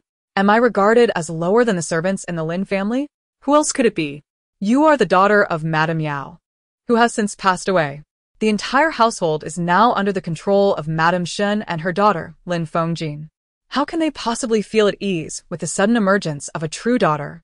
Is it not every woman's dream to marry the illustrious eldest son, renowned for his military achievements? Do you not desire that? Lin Fengyao nodded. Ido. However, as you mentioned, the Lin family is currently under the dominion of Madame Shen and her daughter. Where is my opportunity? The engagement with the eldest son was rightfully yours. Remember, when Madame Shen deceives you into believing that the eldest son has been gravely injured and disfigured, do not trust her words. The eldest son is in good health. I understand now. Lin Fengyao contemplated. Setting aside the lethal schemes of Lin Fengjin, I have endured countless hardships for years. After all this time, I have finally secured the opportunity to become the wife of the grand heir. My identity as a daughter of the Lin family is innate. Why should I be inferior to Lin Fengjin? Why should I relinquish my husband to her? The more I pondered, the more my anger swelled, filling my eyes with fury. Rest assured, I am a legitimate daughter of the Lin family, and I will not allow Madame Shen and her daughter to trample upon me. Jiang Ning mused. How splendid. I have finally nurtured the protagonist into an exceptionally formidable Black Lotus. As long as she successfully marries the grand heir, she will no longer be swayed by Lan Jiaojiao and her ilk to support the second heir's rebellion. Moreover, aligning myself with the protagonist will undoubtedly improve my family's future prospects. I consider myself remarkably astute. Gratitude welled within Lin Fengyao as she gazed at the swaddled Jiang Ning. This little one can actually comprehend my thoughts. Truly astonishing. Perhaps this is heaven's way of urging me to transform myself within the Lin family. Otherwise, I shall face excruciating torment. Heaven is using this little one to convey such wisdom. She affectionately stroked Jiang Ning's smooth little head and smiled, saying, Thank you both. Just as Lin Fengyao departed, a triumphant procession approached with great fanfare. The grand heir, Bai Qingming, descended from his palanquin, adorned with a golden mask, amidst the thunderous cheers of his entourage. At the entrance stood the city lord Bai, flanked by his two sons. Bai Qingming exchanged pleasantries and then proceeded into the city lord's residence. In the study, the grand heir Bai Qingming sat across from the city lord Bai. The young heir is unparalleled in both civil and martial prowess. His only flaw lies in his obstinacy and excessive fixation. The eldest son possesses admirable qualities in every regard, yet he is excessively stubborn. Madame Shen, in collusion with Lin Fengjin, fabricated false love letters to incite jealousy towards Lin Fengyao. In a hasty decision, he annulled the engagement without verification, nearly driving the heroine to contemplate suicide. Were she to perish, the very coffin would tremble with her indignation. Bai Qinghan gently lifted his gaze, astonished to find silence enveloping the room, despite having distinctly heard a female voice. In the study, the sole female presence was the infant swaddled nearby. His attention fixated on Jiang Ning, yet he found the situation increasingly absurd. What madness was this? Talk of a broken engagement and the heroine's suicidal despair? The heroine, after all, is a figure of destiny, impervious to death and destined for prosperity. And what of him? Upon marrying Lin Fengjin, misfortune would befall him, ultimately leading to his demise at the hands of his rebellious younger brother. Fortuitously, I have arrived, ensuring Bai Qingling will not rebel. However, should you engage in sordid affairs with a heroine, I cannot guarantee your safety. Though you are esteemed as the heir, do not underestimate the impoverished maiden. Lin Fengyao will one day ascend to heights beyond your reach. Lin Fengyao? The name struck a familiar chord. The eldest son, in a daze, recalled that indeed there was a marriage proposal in the family. However, he had not anticipated the treacherous undertones concealed within this union. Bai Qingzhu initially intended to inquire of his son, yet upon hearing Jiang Ning's thoughts, he reconsidered. Let Bai Qingming ponder this matter on his own. Yet, Bai Qingming spoke up. Father, did you just hear that girl's voice? The Lord of Baiqing gestured towards Bai Qingming, indicating the swaddled Jiang Ning, and remarked, It is the heart's voice of this little one. Some can hear his sentiments, including you and I. Bai Qingming, taken aback, chuckled softly. Is there truly such a marvel? In this vast world, wonders abound. What is so astonishing about being able to hear my heart's voice? TSK. Does the esteemed young master wish to plead for his mother? A resentful offspring seeking mercy for the one who murdered his mother. If it were not for Lady Ru, your mother would not have met her demise. Bai Qingming was momentarily stunned. What mother? Was not Lady Ru his mother? However, the Lord of Baiqing felt a profound sense of relief, thankful that the young master was his own blood, not the product of Lady Ru's illicit union with another.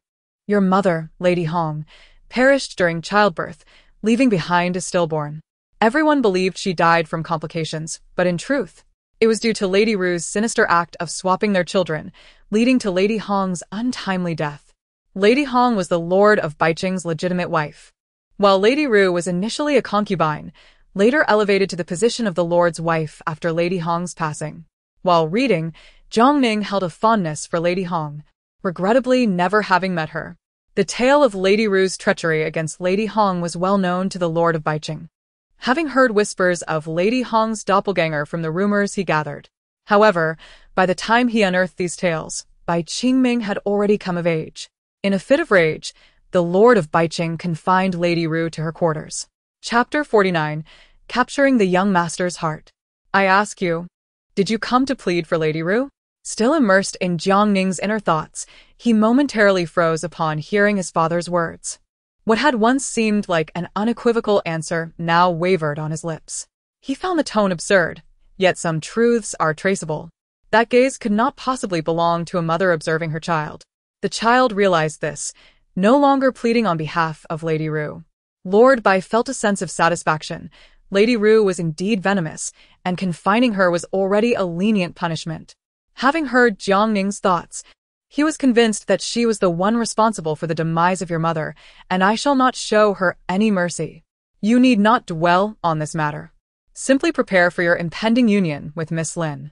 Bai Qingming bowed and replied, Yes, I shall remember this. I have one more request. What is it? I wish to embrace that child who can express her innermost thoughts. Bai Qingming tentatively inquired, Is that permissible? If he could hear the little girl's thoughts, it indicated her uniqueness. Establishing a mental connection warranted a nurturing approach. Be cautious, do not hurt her. Bai Qingming carefully took Jiang Ning into his arms. Gazing at the giggling little angel, unable to suppress a smile, his voice softened. Indeed, this child is remarkably beautiful and charming. Jiang Ning giggled again, reaching out to touch Bai Qingming's face, so close at hand. Truly a paragon of brilliance. Not only is her voice melodious, but her temperament is equally delightful. Rest assured, with me around, you shall not meet your end. Lord Bai, standing nearby, wore a sullen expression, his heart brimming with discontent. The little one laughed heartily in the embrace of others, yet in his heart, there was not a single kind word for them. They either ridiculed him as the foolish lord of the city or poked at his vulnerabilities. The more Bai Qingming observed Jiang Ning, the more he found himself fond of the child. Thanks to this little one, he had come to understand his own origins. 3 days later, Lord Bai hosted an extravagant banquet at his residence, inviting guests from far and wide. The entire Ning'an city was enveloped in an atmosphere of merriment. In the blink of an eye, Jiang Ning's family had been residing in the Lord's mansion for over a month. One day, second sister Qiao unexpectedly paid a visit, accompanied by a graceful and dignified woman clad in pink. The two approached the Qiao family, and second sister Qiao smiled as she introduced, "Sister, this is my dear friend, Yi Qingyue. She wishes to meet Jiang Ning." Qiao sure was slightly taken aback, but continued to smile, replying, "Oh, how delightful. I did not expect Miss Yi to have a fondness for children." Second sister Qiao chuckled softly and shook her head, saying, "No, it's not that. She heard that Jiang Ning's heartfelt thoughts can be perceived by others, which is why she specifically came to see him." Yi Qingyue interjected, "Perhaps we should first let Jiang Ning see the gift I brought." "Oh, why bring gifts at all?" Qiao Shi replied, intrigued. Yi Qingyue presented her offering, which resembled a modern baby carriage, adorned with exquisite wooden carvings, a truly novel sight. Qiao Shi, having never encountered such an object, felt a sense of curiosity. "This is for the little one," Yi Qingyue explained as she demonstrated its use to Qiao Shi, adding, "You can place him inside and push it along, so you need not hold him all the time." While this contraption was quite commonplace in modern times, it was a novelty in ancient days, and Jiang Ning found himself utterly enchanted by it. Wow, how impressive! Anyone who sees this craftsmanship cannot help but praise it. Qiao felt an overwhelming agreement in her heart and sincerely thanked Yi Qingyue with a genuine smile. Yi Qingyue chuckled joyfully, pleasantly surprised that she could truly hear her thoughts. It was said that this little one had a remarkable ability to discern. Could she perhaps assist in resolving her current predicament? She gently pinched Jiang Ning's small face, a mysterious smile gracing her lips. Once the little one grew a bit older, her utility would be even greater. Noticing Qiao's puzzled expression, Yi Qingyue raised her hand to press a small wooden carving on the stroller. With a whoosh, a concealed weapon shot out from within, leaving Jiang Ning, who had previously thought it inferior to modern strollers, utterly astonished. This was undoubtedly a surpassing feat. How about that? Quite impressive, right? Yi Qingyue straightened up with a smile and said, "I specifically commissioned the shadow guards to design this. The concealed weapons in the carriage are coated with poison, capable of claiming a life." Jiang Ning's eyes sparkled with excitement. Not just impressive, it's practically a means of transportation during leisure and a lifesaver in times of danger. Simply extraordinary. However, she noticed a shadow pass over Yi Qingyue's face, suggesting she bore some hidden worries. The Yi family, while not excessively wealthy, held a respectable status in Ning'an City. Although they could not compare to the Grand Lin family of affluent merchants, they still possessed considerable assets. Yet, Yi Qingyue's father seemed particularly indifferent towards her, fostering a deep sense of confusion in Yi Qingyue. "Ah, Sister Yi, your scoundrel of a father is scheming against your mother, hoping to have her manage the household, support his mistress, raise illegitimate children, and leverage your maternal family's influence for his own rise to prominence."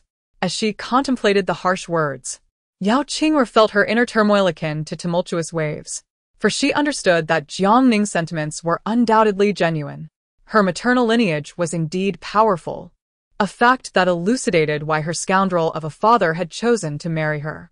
However, the notion that her father would exploit her mother and drain her of her worth sent shivers down her spine.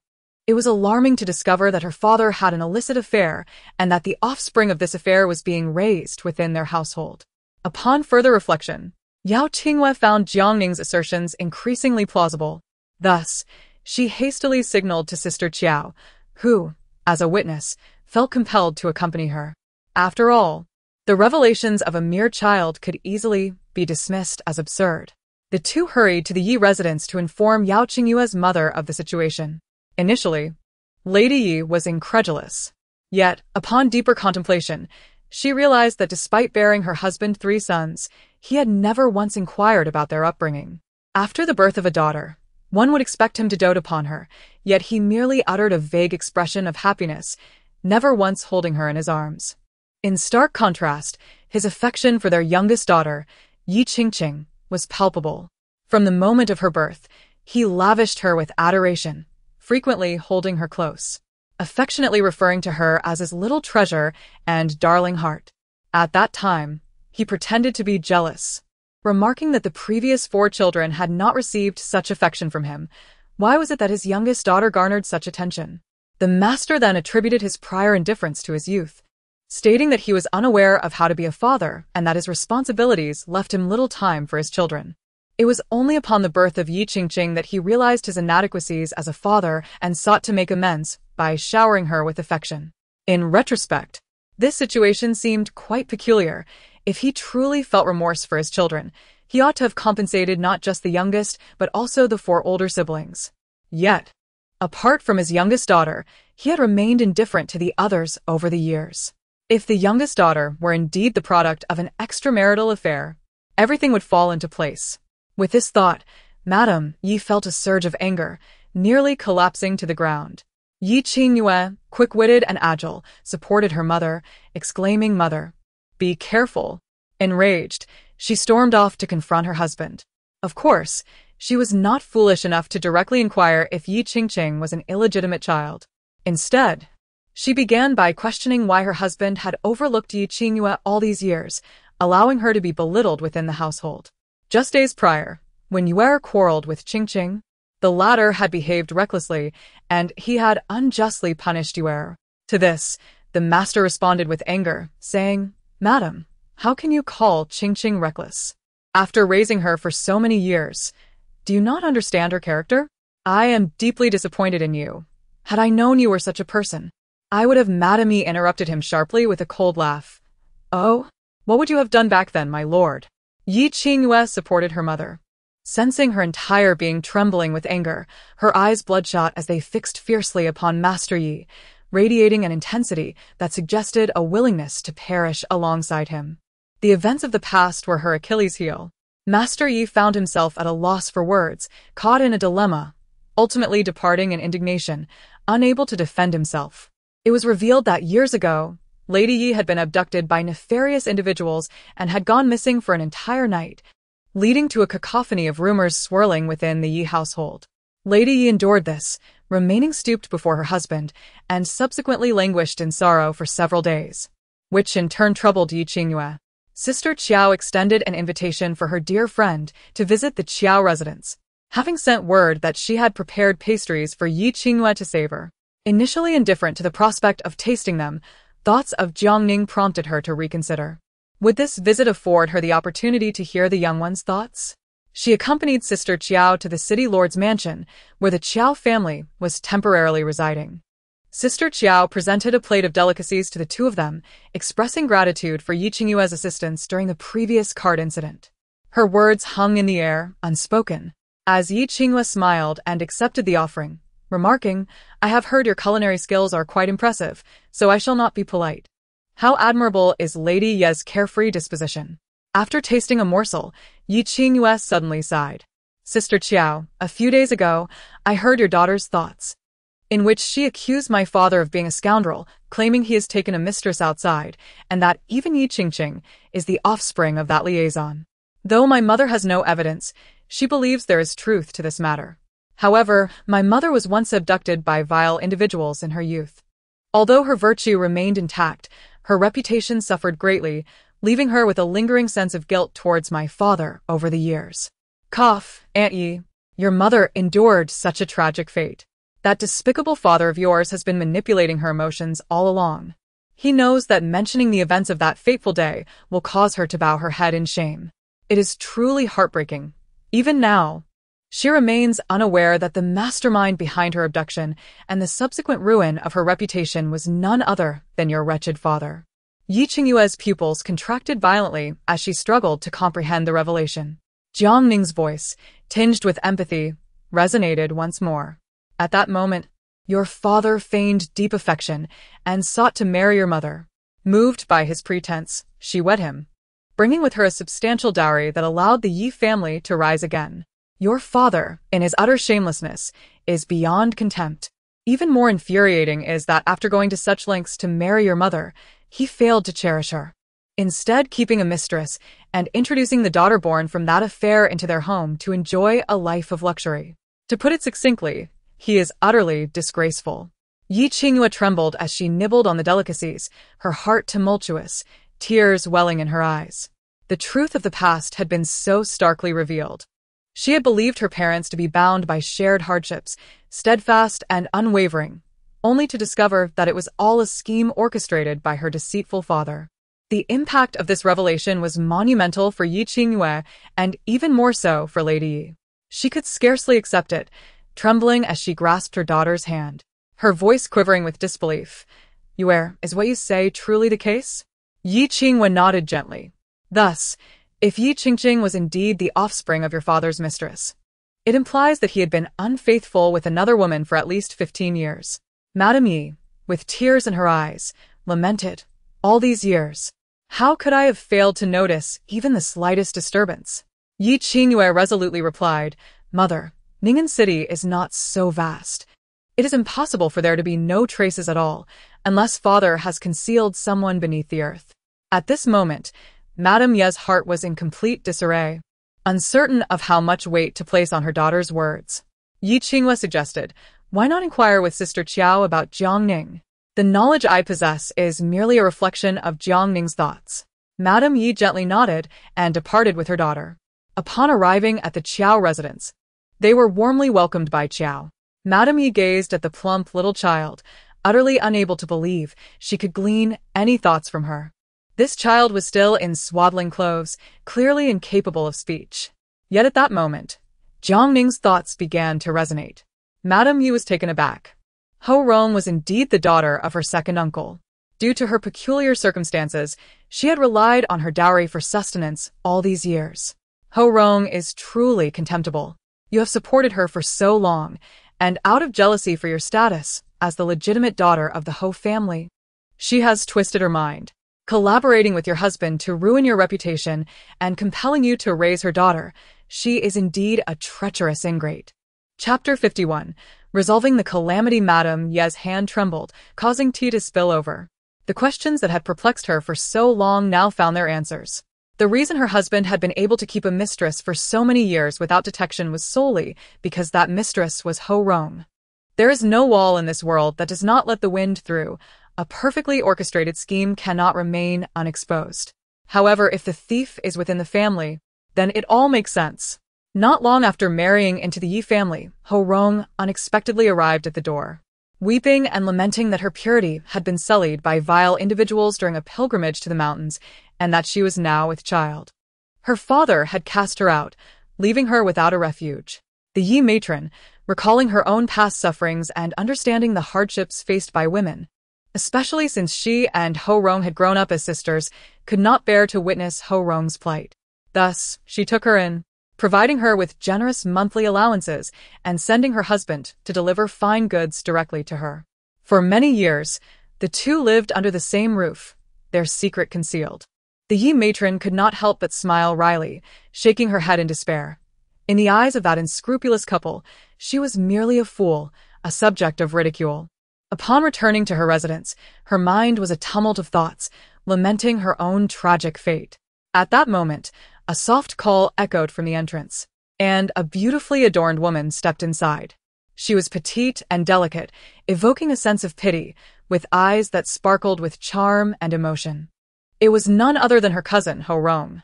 Floating in like a willow in the breeze, Ho Rong glanced at Yi Qingyue, her expression tinged with disdain. It was evident that this niece had not even the courtesy to greet her, appearing rather dull-witted compared to Yi Qingqing, whose sweet words could easily charm anyone. Ho Rong grasped the Yi matron's hand and urged, "A few days ago, Qingqing had a quarrel with Yue and has been weeping incessantly, nearly to the point of breathlessness. Shouldn't you offer her some comfort?" The Yi matron calmly sipped her tea, her face a canvas of indifference. I pondered over whom to visit, for Qingqing is not my daughter. If death is to come, let it do so from afar. Ho Rong's complexion turned pale, as she was taken aback by the unfeeling words spoken by her usually amiable cousin, leaving her momentarily speechless.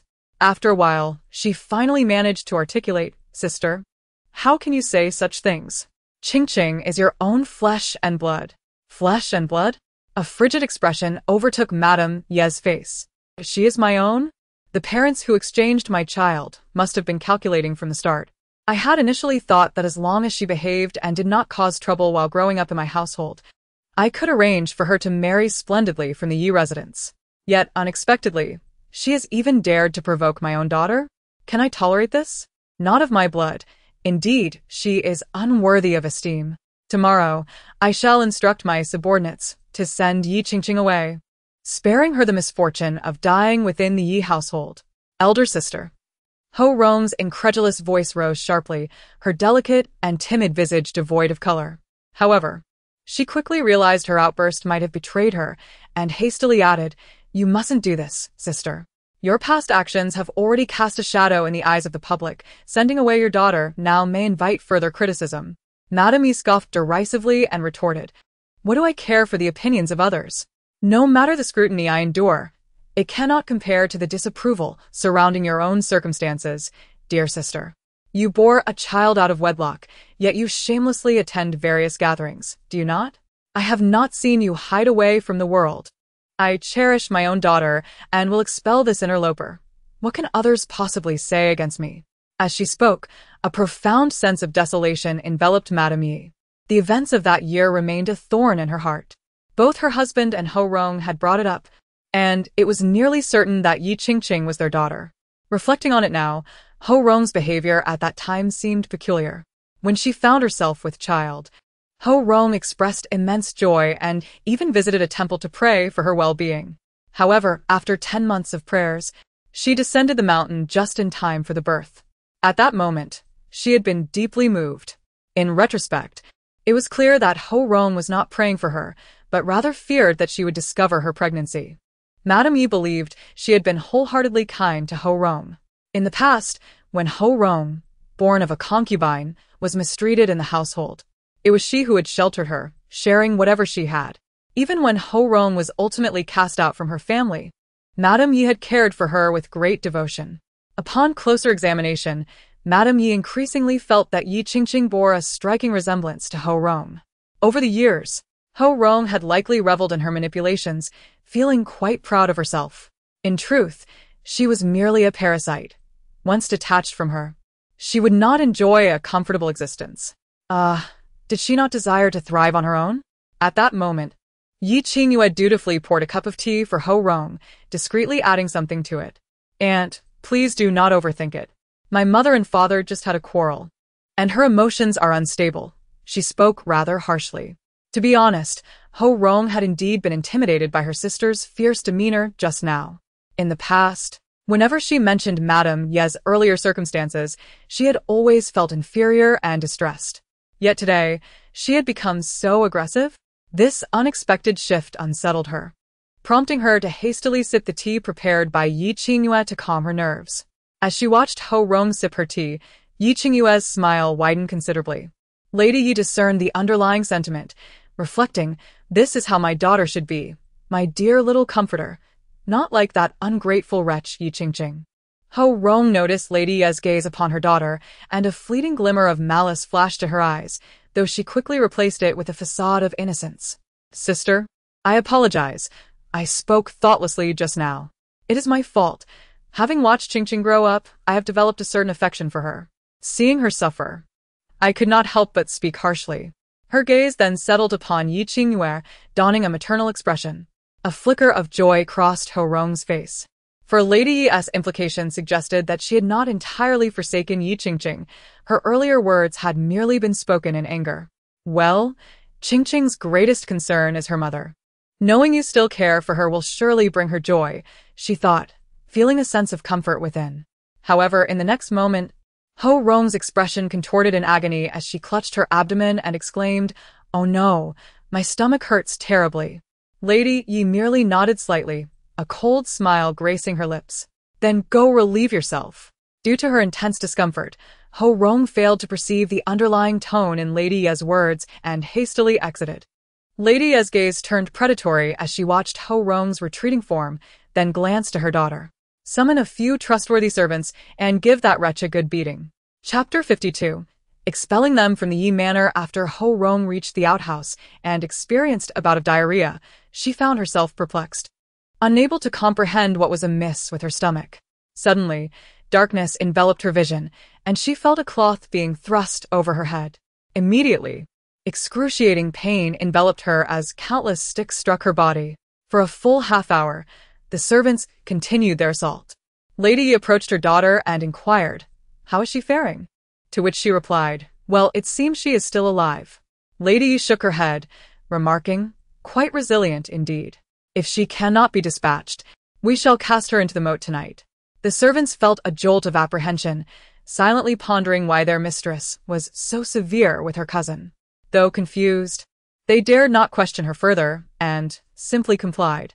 Lady Yi produced several taels of silver to distribute among the servants, cautioning them to exercise utmost care. Upon seeing the gleaming silver, the servants beamed with delight, uttering no more words as they hoisted the unconscious Ho Rong away. "Mother, what shall we do with Yi Qingqing?" her daughter asked. "Expel her," Lady Yi replied decisively. Yi Qingyue's expression turned anxious as she queried, "What if father objects? Then he shall be driven out as well," Lady Yi asserted, sending a message to her family. The Ho family was significantly larger than the Yi family, and it could be said that Lord Yi had elevated himself by marrying Lady Yi. Should the Ho family truly pursue this matter, Lord Yi would be utterly defenseless. As the legitimate daughter of the Ho family, Lady Yi was held in high regard by Lord Ho, who felt that marrying his daughter to someone of the Yi lineage was a loss. Now, with this upheaval, matters had escalated. Although Lord Ho was advanced in years, he remained vigorous, and upon hearing of his daughter's mistreatment, his beard bristled in indignation. He immediately rallied his family and marched toward the Yi residence, declaring that Yi Qingqing, this illegitimate child, must be cast out. At that moment, Lord Yi was napping. The thunderous noise outside startled him awake as though a storm were raging, prompting him to rush out of the main door. He beheld his young daughter, Yi Qingqing, bound and being forcibly taken away. Yi Leoi hurriedly rushed forward, exclaiming, "What is the meaning of this? What are you doing? Are you bandits? To abduct someone in broad daylight?" Ho Leoi coughed harshly, retorting coldly, "It was I who commanded them to do so." Ho Leoi continued with indignation, "She is not my granddaughter. She is the illegitimate child born of you and Ho Rong. Ho Rong has long been disowned by the Ho family." Yi Leoi, startled, felt his lips twitch in fear, pondering how he knew that Yi Qingqing was the offspring of him and Ho Rong. Moreover, he had not seen Ho Rong in recent days. Where could she have gone? "Esteemed father-in-law, this concerns my family. How can it be done without my consent?" At that moment, a voice emerged from behind him. "Your consent is unnecessary, for you too shall be expelled." "Madam, what nonsense are you uttering? This is the Ho residence, my home. How dare you attempt to cast me out? Do not forget, it was I who willingly married you after you were abducted by thieves. Otherwise, you would have remained unwed." Upon hearing this, Yi Foreign became even more incensed and rebuked him furiously. "Even now, you continue to wield this matter against me? Do you think I am unaware of the truth? It is evident that you colluded with bandits to abduct me, only to feign kindness by marrying me, manipulating my emotions. For these years, I have toiled for you. Yet what have I received in return? Your infidelity with Ho Rong and the birth of your daughter." Ho Leoi shouted, "On that basis alone, your disloyalty to my daughter, maintaining a mistress behind her back, will not go unpunished. Furthermore, the debts you have accrued from my Ho family amount to over 10,000 taels.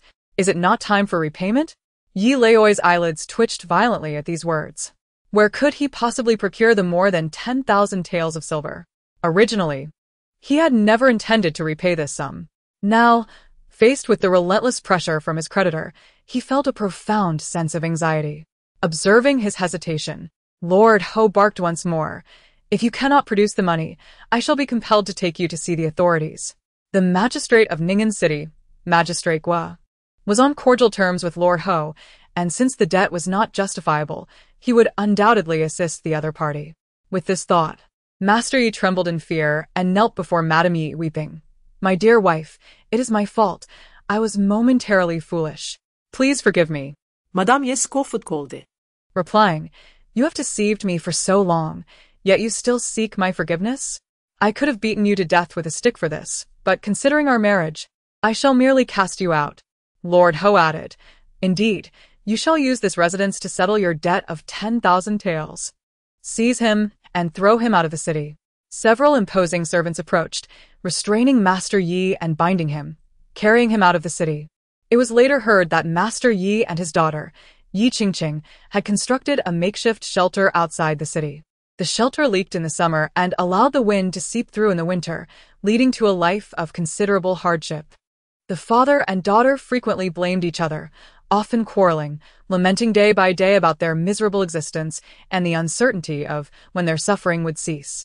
At the Bai Lord's residence, within the estate of the second young master by Qingling, he had secluded himself in his study for several days, even neglecting to emerge for meals.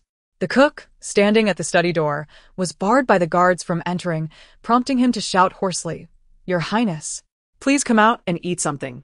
What could have caused the second young master to behave in such a manner these past few days?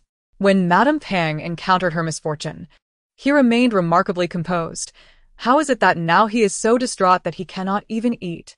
The subordinates exchanged glances. Has Brother Qingling still not emerged? At that moment, Lan Jiaojiao approached, casting a glance at the tightly shut study door as she inquired. Lan Jiaojiao raised her hand and knocked gently on the door, saying, Brother Qingling, I understand that you are deeply saddened by Madame Pang's passing. You may come out. I am here to talk. Previously, having observed his indifferent demeanor towards his mother, she presumed he was unconcerned. However, it now appeared otherwise. Perhaps she could even redeem some of Madame Pang's actions, inciting Bai Qingling to harbor resentment against the emperor and seek vengeance for Madame Pang. With this thought in mind, Lan Jiaojiao called out with renewed fervor. They say a drink can alleviate 1,000 sorrows. Brother Qingling, please do come out. Her clear and resonant voice penetrated the air, eliciting laughter from Lan Jiaojiao and the other guards. Miss Lan, His Highness commands you to leave. Chapter 53. The intricacies of Madame Hong's case. Lan Jiaojiao felt a surge of grievance. Although her intentions were somewhat selfish, her concern for Bai Qingling was genuine. Just then, she noticed a maid approaching with a food box. Lan Jiaojiao recognized her as a maid from the residence of the third young master, Bai Qinghan. May I ask if the second young master is inside? The maid inquired with a smile. Lan Jiaojiao turned to glance at her, responding with surprise. Who are you? What do you have in your hands? She thought to herself, is it yet another troublesome concubine making an appearance? I serve the third young master, and have come to deliver something to the second young master.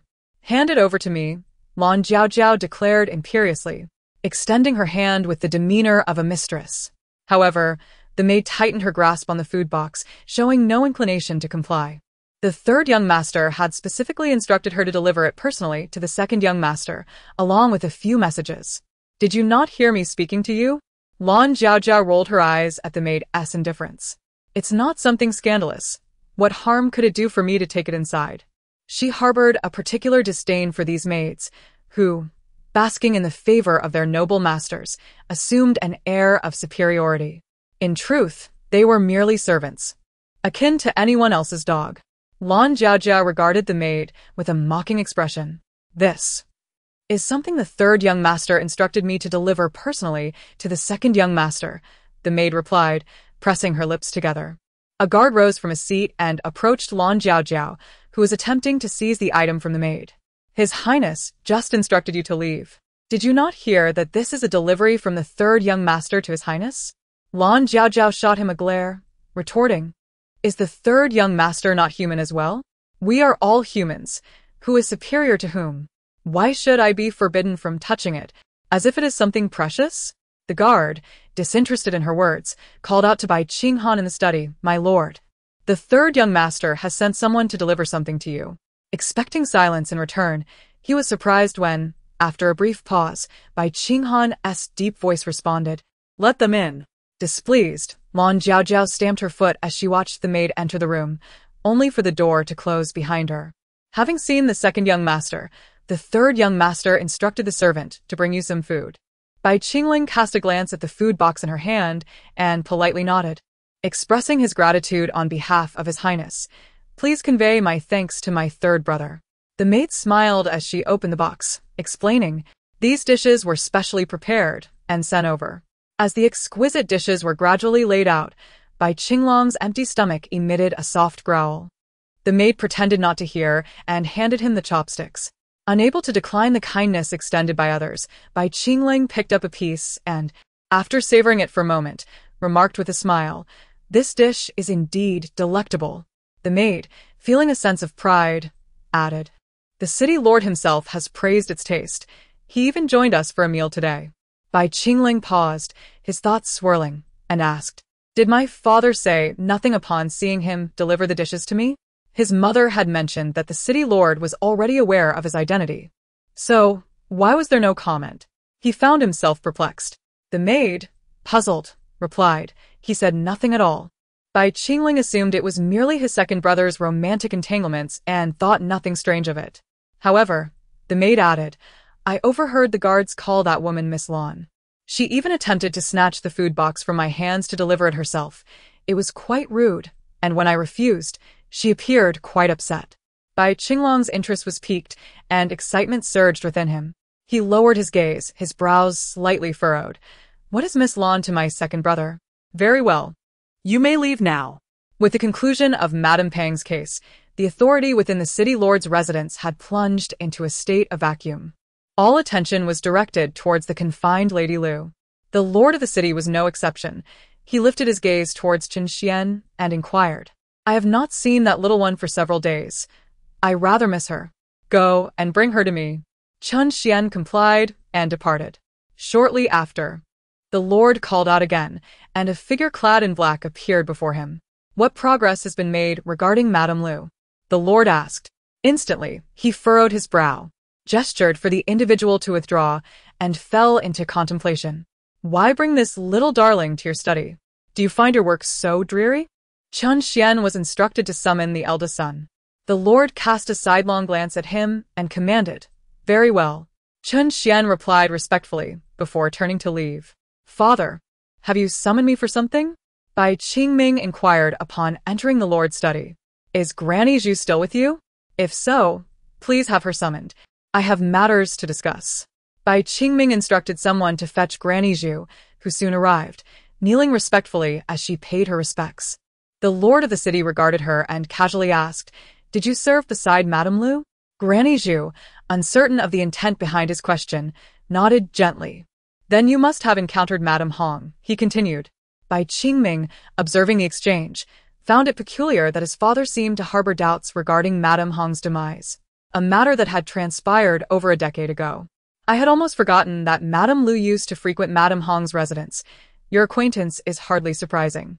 Granny Zhu's kneeling form trembled slightly as she responded with a smile.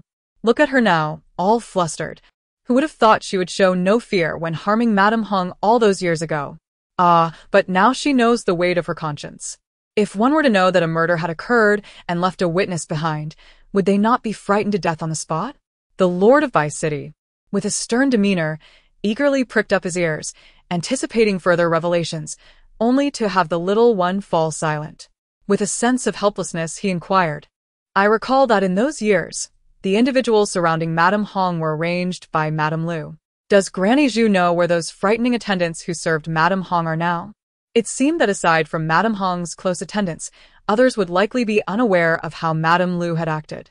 In response, Granny Zhu quickly shook her head. After so many years, this servant hardly remembers.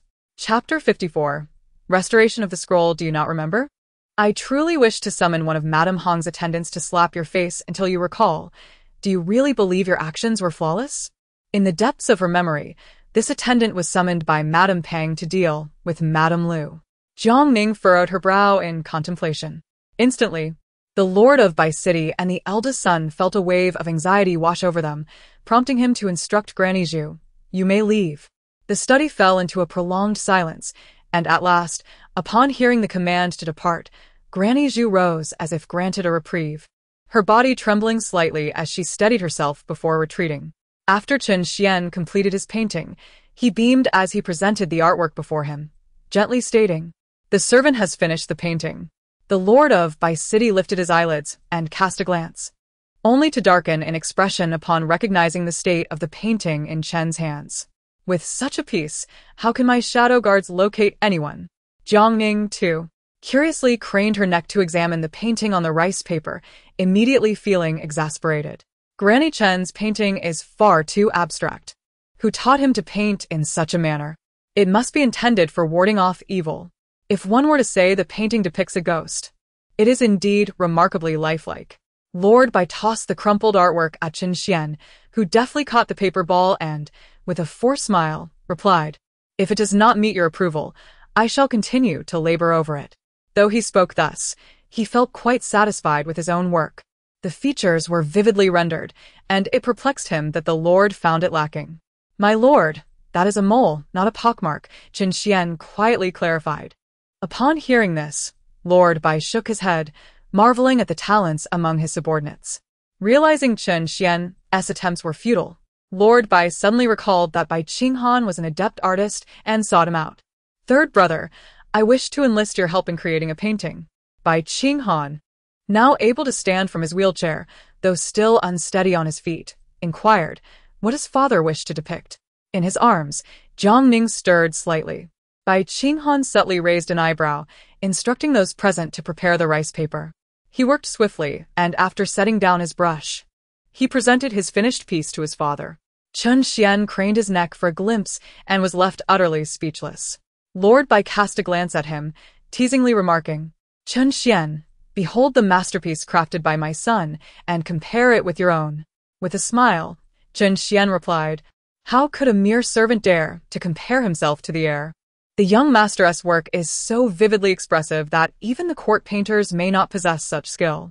This was no mere flattery. Bai Qinghan's painting was indeed exceptional, a true testament to his artistry. Lord Bai concurred. Indeed, the revisions are so seamlessly integrated that they are nearly indistinguishable. As he spoke, he suddenly paused, his gaze fixed intently upon Bai Qinghan. Bai Qinghan, with a perplexed expression, asked, "Father, what is the matter?" "Qinghan, do you know how to restore a painting?" Bai Chengzhu inquired with a hint of agitation, pressing further. "Whom did you learn from?" "Quickly, summon Fang Ji," Bai Chengzhu commanded hastily. Without delay, the attendant rushed to the painting boat to fetch Fang Ji. Upon his arrival, Bai Chengzhu wasted no time and asked directly, "Master Fang, have you ever restored a painting known as the court music scene?" Fang Ji pondered for a moment and nodded. "Indeed, I once restored that very piece. Years ago, Lord Lu invited me to his residence, where I assisted in its restoration. The damage was so severe that it took considerable time to mend. It was not merely out of respect for Lord Lu. I could not bear to see such a joyous depiction destroyed." The foolish lord was taken aback, as a comedic misunderstanding took shape. That old rascal, Lord Lu, had misled him, claiming that the restored court music scene was the work of his daughter, the then unmarried Lady Lu. Eager to meet her, Bai Chengzhu insisted that she be brought forth, oblivious to the fact that she had never painted a single piece in all these years. "Chen Xian, instruct someone to prepare a carriage. I must go out." "No need, take her along," he replied. "With the shadow guards accompanying us, there shall be no danger." The carriage was swiftly readied, and Bai Qingzhu discreetly departed from the lord's residence, with Jiang Ning. The reason for his discretion was to avoid alerting any potential threats, for his destination was none other than Lord Lu's estate. After a short journey, they came to a halt before the gates of Lord Lu's residence.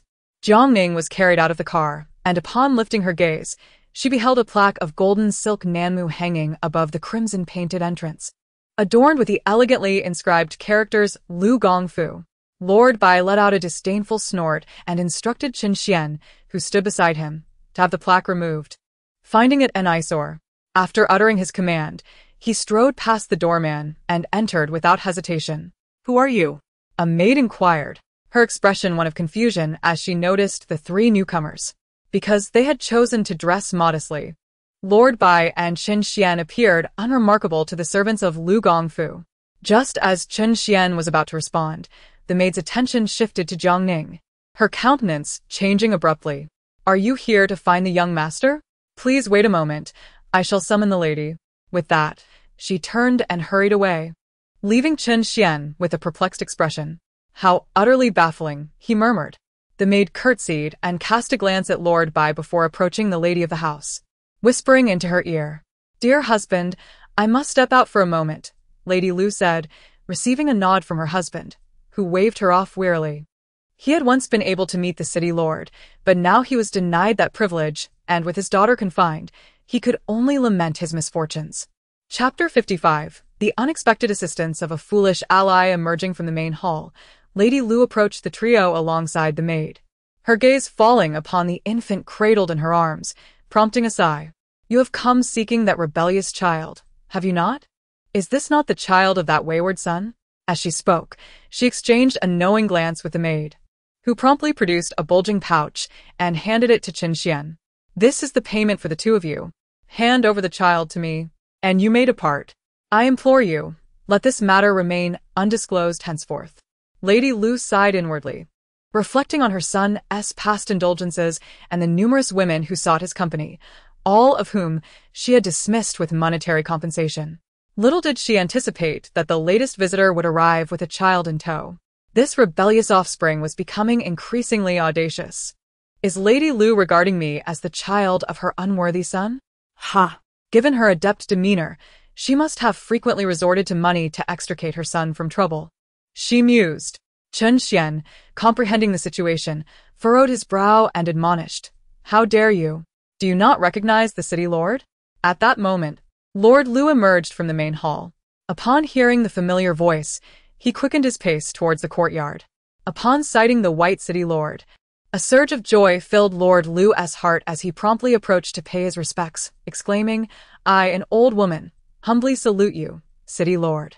The Lady Lu, still skeptical of Chen Xian's words, along with her maidservant, hastily followed suit in paying their respects. You may rise, the white city lord replied languidly. Lord Lu then stood up, smiling as he guided the white city lord back to the main hall. In stark contrast to his cheerful expression, Lady Lu appeared somewhat pale. She had not anticipated the city lord's understated demeanor, particularly with a child in his arms. Now, not only would she have to confront her husband's inquiries, but she would also have to endure his wrath. Was the Lu residence a den of miscreants? Chen Xian observed Lord Lu with a smile, raising his hand to jingle the coins he held. Your lady has already attempted to bribe us with silver before we even cross the threshold, insisting we leave the child behind. Does she take us for kidnappers? Lord Lu, perplexed, shot a questioning glance at his wife. Please forgive me, city lord. Lady Lu knelt upon the ground, fervently explaining, I was unaware of your identity. This is all a misunderstanding, merely a misunderstanding. With a smile, Lord Ru deftly shifted the topic, inquiring, what commands do you have upon the arrival of the city lord? City Lord Bai replied, I have come today to uncover who restored the palace music painting. The palace music painting? Lord Ru pondered for a moment before recalling, and with a sense of righteousness, he declared, it was my daughter who undertook the restoration. Is it not true that you married her for this very reason? Could it be that there is something amiss with the painting? Logically, it should not be the case. She spent a considerable amount of silver. Surely, she has not been deceived, nor would she resort to lies even now. City Lord Bai slammed his palm heavily on the table, exclaiming, I have already discerned that it was Feng Ji who performed the restoration. At this juncture, what more can you fabricate? Lord Ru's countenance turned pale, momentarily rendered speechless. A cold chuckle escaped City Lord Bai as he signaled to Chen Xian. Understanding the cue, Chen Xian called out towards the entrance, bring forth the plaque from the gate. The household servant outside, having overheard the conversation and recognizing the identity of City Lord Bai, dared not disobey. My lord, please reconsider. Lord Ru suddenly realized that today's visit was to settle accounts, prompting him to urge. City Lord Bai, calmly sipping his tea, seemed to disregard his words entirely. In a short while, the plaque was removed.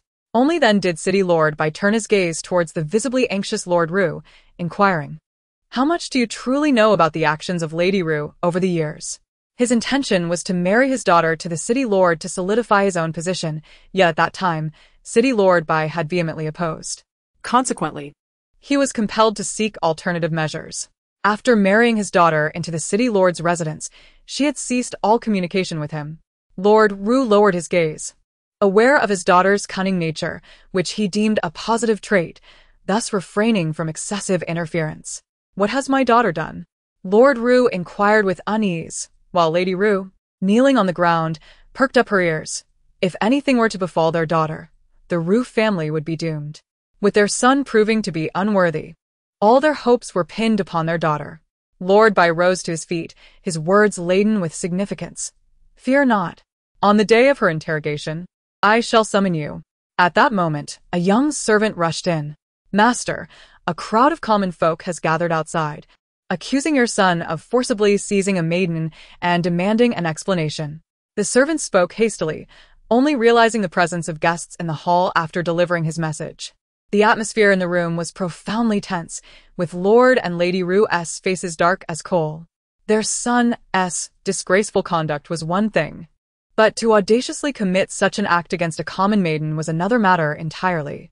The son of Lord Ru had often relied on the influence of his sister, the city lord's wife, to impose his will, instilling fear in the common people who dared not voice their grievances.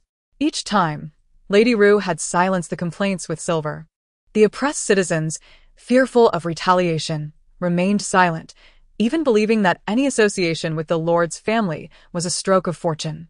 Chun Xian glanced at Lord Bai, then instructed the servant, "Bring them in." Jiang Ning held a deep admiration for those who served nearby. With just a glance from their master, they could discern his intentions.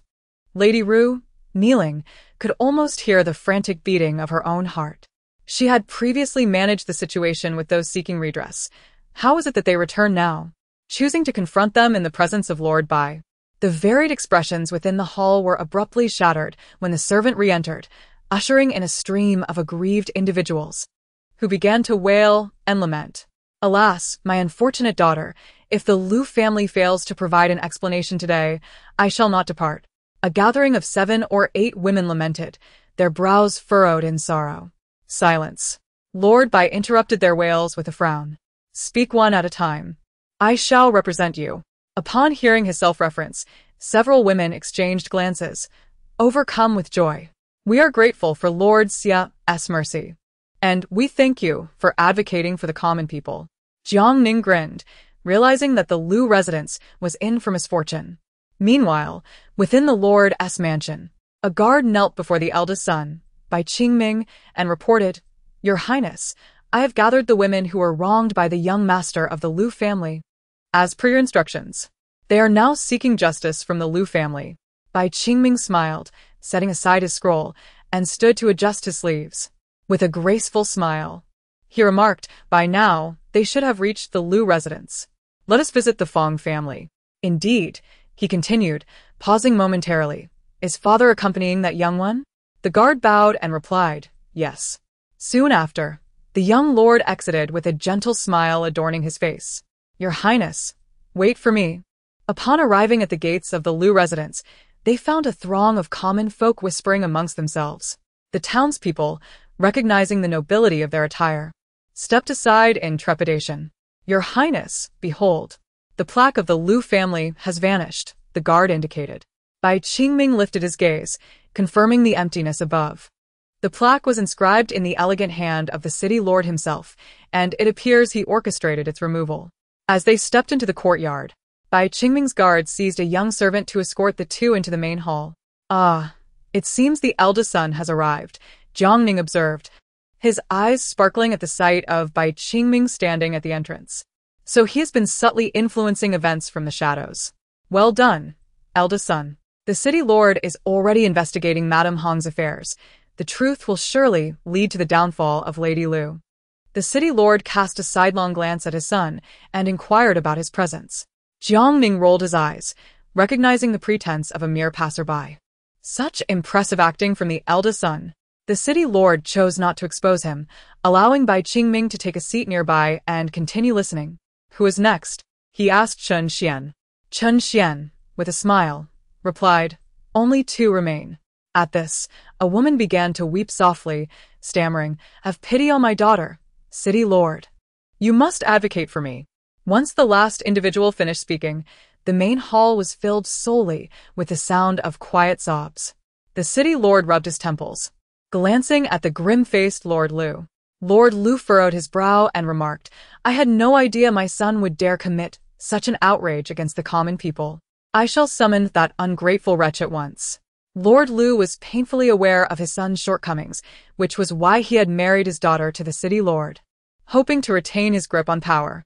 His wife often reassured him that their son had been behaving well lately, even attempting to learn to write, which initially brought him comfort, leaving him oblivious to the underlying truth.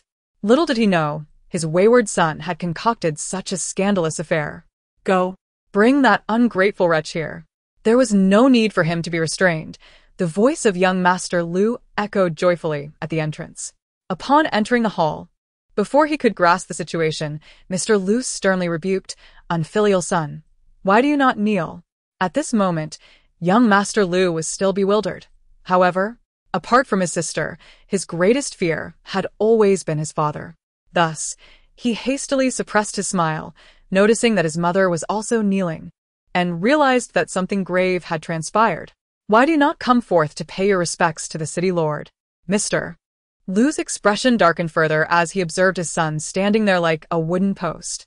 Chen Xian, with an impassive demeanor, raised his voice and inquired, "Young Master Lu, it has been reported that you forcibly abducted a maiden. Is this true?" Startled, young Master Lu recoiled slightly and hurriedly protested, "I did not abduct anyone. I offered them silver. This was a purchase." "You speak nonsense." Upon hearing this, the other women began to chime in, creating a cacophony within the hall. Lord Bai was nearly driven to cover his ears, helplessly massaging his temples, and stood to address Jin Xian, saying, "Have County Magistrate Gua come and take young Master Lu away." Lady Lu, kneeling at his feet, wept and pleaded, "I beseech you, city lord, do not take my son away. He is my only child, I implore you." Bai Qingming glanced at her coldly and replied, "Your child is a child. But what of others' children? Madam, I urge you to empathize." Mr. Lu's lips moved, yet he ultimately refrained from speaking. He understood the city lord all too well. This man despised those who abused their power, and a sudden dread gripped his heart, fearing for his son's life. After the group departed, young Master Lu finally grasped the gravity of the situation. Ignoring the pain in his knee, he rose to implore his silent father. "Father, you must save me. I do not wish to die." Lady Lu, in tears, pleaded, "My lord, you must rescue our son. He is the very essence of our family." She had but one child, and without him, life held no meaning for her. Mr. Lu, with a harsh tone, interrupted the lamentations of the two, helplessly stating, "I hold no official position at present, and with our daughter confined, there is no one who can assist you." Instantly, their sobs filled the air once more. Soon, County Magistrate Gua arrived, accompanied by his subordinates, who unceremoniously took young Master Lu away. "My lord, is there truly no hope for our child?" Lady Lu inquired, wiping her tears. Mr. Lu sighed and shook his head. "I am powerless to intervene." In despair, Lady Lu turned her hopes towards their daughter. She instructed her maid to find a way to relay a message to Lady Lu while she herself sought connections to facilitate their plight. However, others were not oblivious. They understood that young Master Lu had indeed erred, and they wished to distance themselves, fearing entanglement. Lady Lu was confined in the rear courtyard of the Lord's residence, and while she did receive messages from her family maid, she appeared lost in thought, as if she had not heard. Lan Ji reiterated her message. Lady Lu's lips curled into a cold smile. "At present, I am but a clay statue crossing a river, unable to protect myself. Why should I concern myself with the fate of that worthless child? If my mother wishes to exert herself, let her do so. I have no desire to squander my energy on a failure who brings only misfortune." Lan Ji, adept at reading the nuances of conversation, immediately remarked, "Indeed, it is truly unfortunate that the old lady continues to trouble you in your current state." Madame Lu's countenance remained impassive as she mechanically nodded. "Partiality? It matters not." Her hand rested on the table, and after so many years, she had grown accustomed to it. were it not for her position as the city lord's wife. Even her mother, who favored sons over daughters, might have forgotten that she had a daughter at all. In Chapter 57, Granny Duan found Madame Lu and deftly changed the subject, inquiring, "Have there been any intriguing happenings in the front courtyard lately?" "I am eager to hear." With a smile, Lanji responded, "I have long wished to share this with you, yet I feared you might not wish to hear it." She joyfully poured tea for her mistress and continued, "Madame Pang conspired with General Lang Jun Tian to harm Lord City Master, and now both have taken their own lives in the dungeon."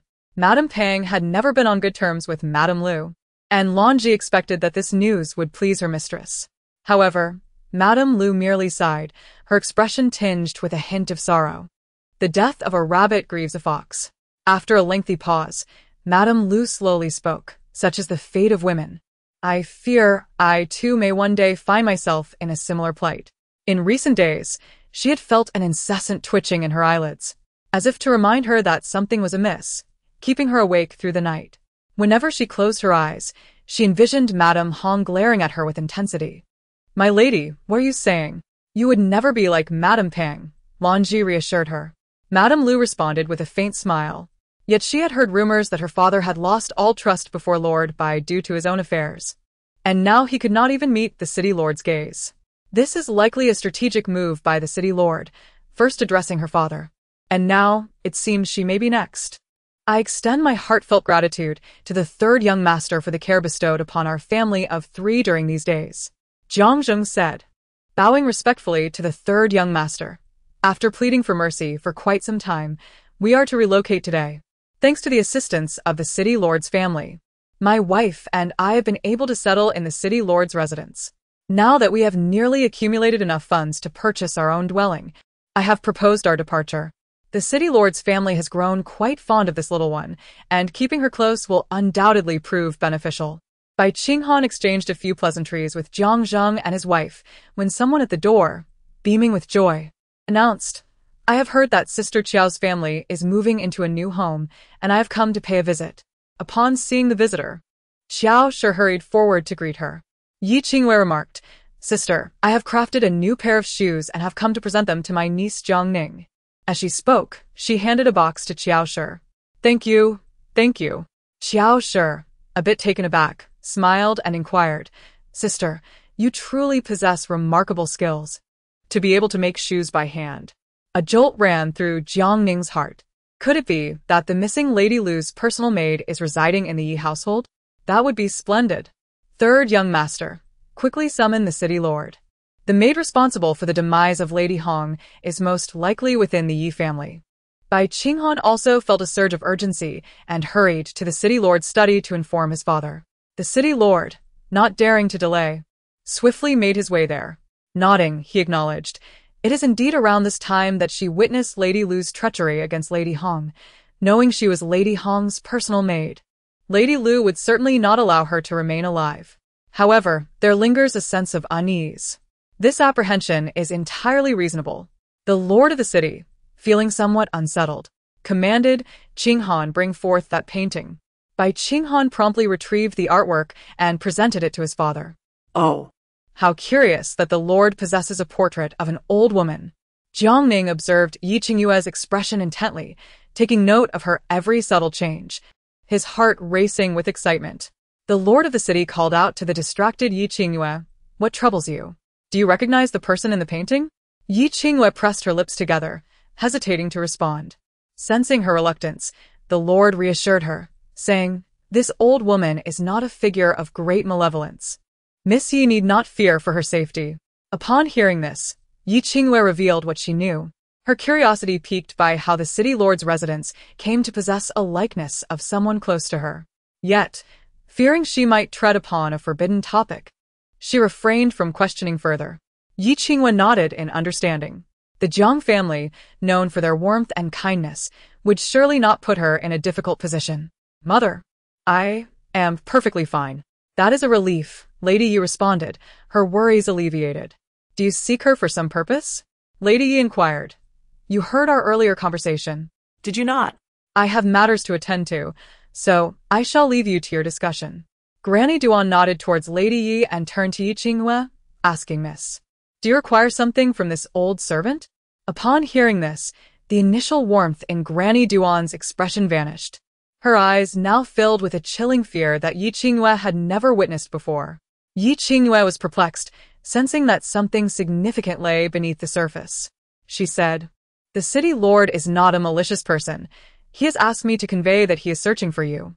Granny Duan remained silent, her intertwined hands tightly clasped together, attempting to mask her inner turmoil. For over a decade, whenever she closed her eyes, the haunting image of Lady Hong's tragic demise filled her mind. It felt as though it had transpired just yesterday, etched vividly in her memory. Could it be that Lady Hong was aware of her survival, thus informing the city lord, who was now seeking her out? Chapter 58. The Beginning of Remembrance. It was not merely a fear for her own life. Rather, it was the knowledge that that malevolent individual had ascended to the position of the city lord's wife. She feared that the city lord might heed that wicked woman's words and deliver her to Lady Lu. Moreover, she was deeply apprehensive about her inability to fulfill Lady Hong's dying wish, to reveal the true identity of the eldest son by Qingming to him, so he would understand the true nature of his biological mother and not mistake a thief for his mother. Granny Duan slowly released her clasped hands and approached the window, her voice somewhat hoarse. "What has become of Lady Lu?" "Lady Lu?" Granny Duan sudan injury started Yevingyu. How could a mere maid possibly know of the existence of a Lady Lu within the city lord's residence? Having served at the Yi estate for over a decade, the isolation of the Grand Manor left her unaware of Lady Lu's confinement. It was rumored that Lady Lu had erred and was now under house arrest. Granny Duan gasped in astonishment. "Is that true?" Yi Qingyue replied earnestly, "The news from the city lord's residence cannot be false. May Amitabha bless us. It must be divine will." Granny Duan muttered to herself. Her face was alight with excitement as she eagerly grasped Yi Qingyue's hand. "Miss, please prepare a carriage for me. I must go to the Lord Mayor's residence at once." Seizing the opportunity while that venomous woman was confined, she intended to take the initiative. Overcome by her fervor, Yi Qingyue felt her hand being painfully squeezed. She wondered how much the eldest son had grown by now. With their minds occupied with different thoughts, neither spoke as they traveled in silence, the sound of the wheels turning echoing until they reached the entrance of the Lord Mayor's estate. "Madam, let us proceed inside." The two entered the mayor's study together. The room was enveloped in tranquility, where Jiang Ning was also present, and Mayor Bai was diligently reviewing documents. Chen Xian stood behind him, quietly alerting, "Someone has arrived." "Greetings, Lord Mayor." Madame Duan felt her tears welling up as she spoke. Mayor Bai gently replied, "Rise. You have endured much injustice over the years." The mayor's beard bristled slightly. A pang of sorrow pierced his heart as he glanced at the child in his arms with wide, innocent eyes, listening to the little one express his feelings. Mayor Bai reflected with a heavy heart. Had he been aware of Lady Lu's malicious nature, he would have acted differently. For the sake of the lady and the eldest son, the old servant felt no grievance. With a voice tinged with emotion, Madame Duan asked, "Is it because you suspect the circumstances surrounding Madame Hong's death were suspicious that you summoned me to meet you, my lord?" "This is splendid. Now the eldest son will finally learn that he is the child of Madame Hong." Upon hearing the eldest son request to meet, Madame Duan fixed her gaze intently on the doorway. At this moment, a figure clad in a moon-white brocade python robe appeared, standing tall and regal. With a jade crown adorning his head and his refined features illuminated by a gentle smile, he exuded an air of humility and warmth, reminiscent of a noble orchid or a jade tree from afar. Could this be the crown prince? Indeed, the aura surrounding him was strikingly similar to that of Lady Hong, and had she still been alive, she would undoubtedly feel immense pride. "Greetings, my esteemed father," he said. "Rise," his father replied. "I had intended to summon you to join us for this discussion." "Thank you, my father." Could this be the individual spoken of by Jiang Ning, the one aware of the truth behind his mother's tragic fate? Lord Bai also affirmed, "Indeed, it must be so." Upon hearing this, Granny Duan knelt and bowed deeply. "Yes, yes. Every word spoken by this old servant is indeed true." Granny Duan paused momentarily, her expression shifting to one of regret as she continued. "I recall that fateful night. It was a tempestuous evening filled with thunder and rain, a night that haunts this old servant's dreams. Lady Lu suddenly experienced severe abdominal pain, and sensing she was about to give birth, I went to fetch the midwife.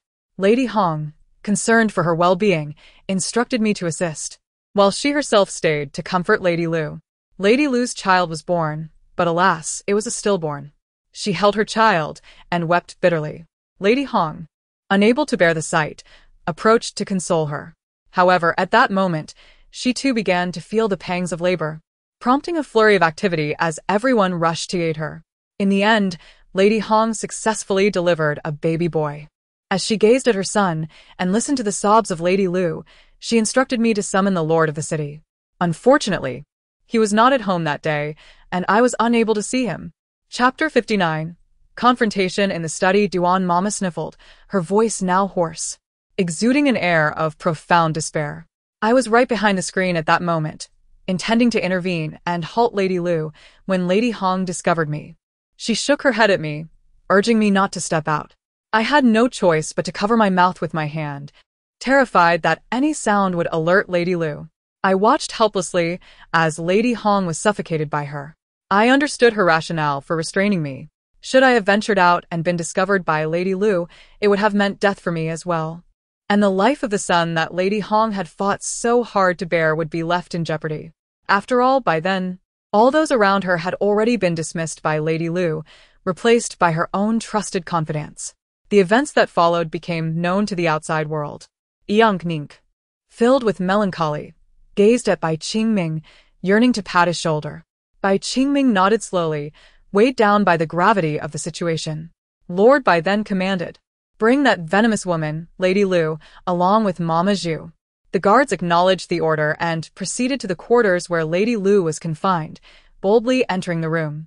"You have quite the audacity to invade the chamber of the city lord's wife," scolded the maid, Lan Ji, as she approached. The guards replied coldly, "Lord Bai has summoned Lady Lu to his study. Do not obstruct us in our duties." With that, one guard pushed Lan Ji aside and strode inside. Upon hearing the footsteps, Lady Lu glanced at the approaching guards with a nonchalant expression and inquired, "What is the purpose of summoning me to the city lord's study?" A slight arch of her brow accompanied her exit from the room, and the unsettling feeling within her intensified, an unease she could no longer dismiss. At this moment, at the entrance of the lord's study, Madame Zhu, who had been brought along, observed the glimmer of joy in Lady Lu's eyes. "Madam, has the lord released you?" she inquired. However, before Lady Lu could respond, she impatiently nudged Madame Zhu, urging her to hurry inside. Unbeknownst to Madame Zhu, the gravity of the situation had escaped her notice. Having been confined in the woodshed for several days, she had been given only one meal a day, leaving her weak and disoriented. Resentful of her plight, she was eager to inform Lady Lu of the situation, hoping that she would reprimand the eldest son on her behalf to alleviate her grievances. The guards ushered in the individuals, bowing respectfully as they announced, "We report to the lord. Everyone has been brought." August. "Is it here to seek vengeance?" Lady Lu furrowed her brow, displeased. "Madame Zhu, open your eyes and see clearly. This is a person, not a ghost appearing in broad daylight." She was incensed, thinking, what a foolish individual, more adept at causing trouble than achieving anything. "Greetings to the lord and his wife," they said in unison. Lord Bai let out a cold snort, sarcastically remarking, "So you still recognize Madame Chang. You truly have a remarkable memory." Jiang Ning could not help but scoff. 3 pieces of paper to make a donkey's head. Such a large face. After taking a life, she still dares to call her sister. Truly, the saying holds, a person without shame is invincible in the world. Poisonous woman. Madame Hong kindly invited you into her residence, yet you murdered her and abducted the eldest son. And now you still have the audacity to call her sister. Madame Duan could no longer contain her fury, glaring at Lady Lu with such intensity that she longed to tear apart her hypocritical visage. Madame Hong should never have allowed you to reside under her roof, nor should she have shown compassion to someone as ungrateful as you. She then turned her gaze towards Bai Qingming, who stood with his head bowed, exuding an aura of profound sorrow, silent and withdrawn. "Qingming, do you truly believe you are not my own flesh and blood?" Father Lu, with a soft chuckle tinged with unshed tears, directed his gaze at his spouse, questioning, "My lord, do you truly believe that a bond forged over more than a decade can be eclipsed by mere words from a servant? You always behave this way. Why is it that you extend unwavering trust to Sister Hong, while harboring suspicion towards your own wife? When Madame Hong was alive, she could not contend with her. Even in death, she remains a formidable presence. At least Madame Hong did not possess such malice as you do." Lord Bai replied coldly. Upon hearing this, Yang appeared as if struck by an unseen force, raising her hand to point at herself, a mocking smile dancing on her lips as she stared blankly at Lord Bai. In that moment, her previous composure vanished, her voice sharpened with indignation. "Am I truly that malicious? Was Madame Hong genuinely virtuous?" Old Mama Duan attempted to interject, but Lord Bai's voice thundered with authority. "Impudence! Even now, you dare to malign Madame Hong?" Chapter 60. Madame Hong's Final Letter. Madame Hong was his first and rightful wife, the original lady of the Lord, known for her gentle and virtuous nature, treating others with grace and kindness. Under her care, the Lord's residence thrived in harmony, a stark contrast to the current atmosphere of intrigue and rivalry that plagued him. Jiang Ning felt enveloped by the Lord's intense fury, a sensation that left her profoundly uneasy. The tyrant lord had just hurled a teacup at the venomous woman, and in his moment of agitation, it seemed he might cast me aside as well. He appeared to have forgotten that he was still holding me. Lord Bai. The little one's silence nearly made him forget. Perhaps I should hand her over to Steward Chen. No, that won't do. Lord Chao went to wash the chamber pot last night, and now carries an unpleasant odor. It would be better to give her to the eldest son. He seems to possess a delightful fragrance. Bai Qingming, now aware of her lineage, surely felt a tumult of emotions. One is always indebted to those who offer valuable gifts, and so she resolved to comfort him in her own way. Lord Bai glanced at his son seated below and nodded, signaling him to come forward. Bai Qingming approached to take Jiang Ning into her arms. "Wow, the eldest son truly does smell delightful. I understand your heart must be heavy right now, especially after finally discovering the identity of your biological mother, only to find that she is no longer with you." Bai Qingming lowered her gaze to the little one in her embrace. The child smiled at her in return, his eyes resembling dark grapes, filled with worries that were beyond his years. Noticing Bai Qingming's unwavering stare, Jiang Ning felt a pang of concern. Could it be that my smile was too foolish and frightened him? Or perhaps, given the current atmosphere, I shouldn't be smiling at all? Bai Qingming gently ruffled his hair, a warm current flowing through her heart. Throughout his upbringing, his mother, Lady Lu, had never shown concern for his feelings. His father, on the other hand, did care, but as a lord, he would never engage in heartfelt discussions like an ordinary father. Lady Lu was deeply pained by the tender scene of father and son, and continued to voice her scorn. "How could I dare to bite the hand of Sister Hong? Does the lord of the city truly believe that Sister Hong's apparent kindness towards me is devoid of ulterior motives? Her intentions merely aim to solidify her own position." Even Lord Bai remains oblivious to the fact that the two of them were once intimate friends, often indulging in the pleasures of flower viewing and tea-drinking prior to her marriage. After Lady Hong ascended to the esteemed status of the lord's wife, she was left to endure her mother's incessant lamentations about her perceived inadequacies. Despite being sisters, Lady Hong forgot her dear companion the moment she gained her lofty title. Initially, Lu merely listened without taking it to heart, but as time passed, she realized that Lady Hong had never once remembered her old friend, fully aware of Lu's own yearning for a worthy husband.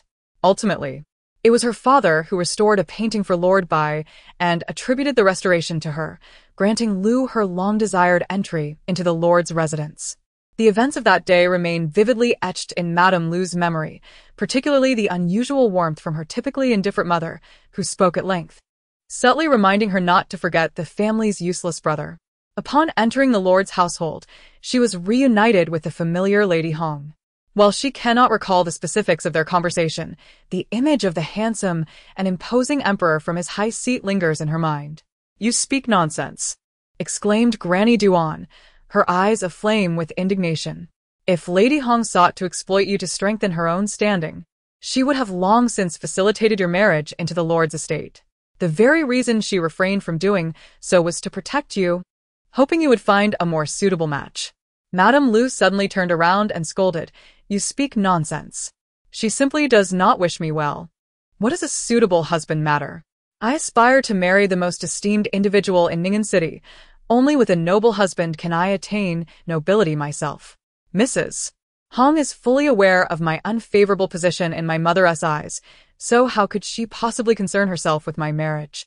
Even if that brother is nothing but a wastrel, his mother's heart and mind are solely fixated on him. As for me, I am deemed a worthless daughter. Thus, I must strive to ascend in status, compelling those who look down upon me to ultimately grovel at my feet and making my mother regret her actions." Old Madame Duan interjected, "If Mrs. Hong truly wished you ill, she would not have diligently sought a suitable husband for you. She had already selected one and intended to petition the city lord for your betrothal. However, before she could make her request, you arrived." Madame Lu huffed disdainfully. "Cease your pretentiousness. You are merely a pawn of the Hong family, naturally inclined to view her in a favorable light.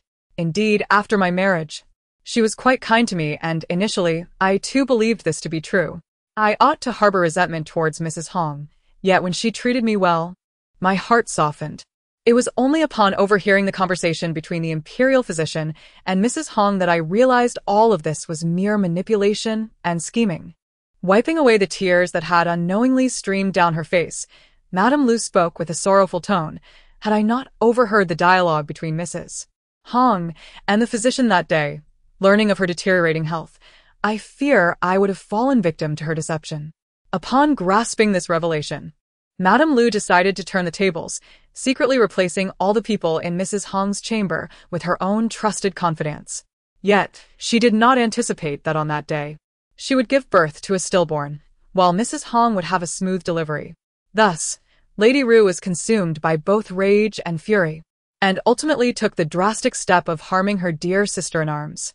Granny Duan gazed at Lady Ru in astonishment, her voice trembling as she inquired, "How could you so maliciously conspire against Lady Hong?" With a cold, mocking smile, Lady Ru retorted, "Malicious? I have played alongside Hong since our childhood. How could I not understand her?" Granny Duan shook her head and replied, "In truth, Lady Hong's condition is dire. She confided in me, insisting that I keep it from you, fearing it would cause you distress." The sharpness of Lady Ru's laughter intensified as she responded, "Fear for my feelings? She is clearly afraid I would uncover the truth. Hong is plotting against me." Granny Duan said, "Whether she plotted against you is beyond my knowledge. Yet Lady Hong did entrust me with a letter to deliver to you after her passing. I kept it hidden beneath my bedding. Having witnessed you take Lady Hong's life, I realized you might silence me as well, so I departed with the letter. I am illiterate and have steadfastly adhered to my mistress's command not to open it. The letter remains intact.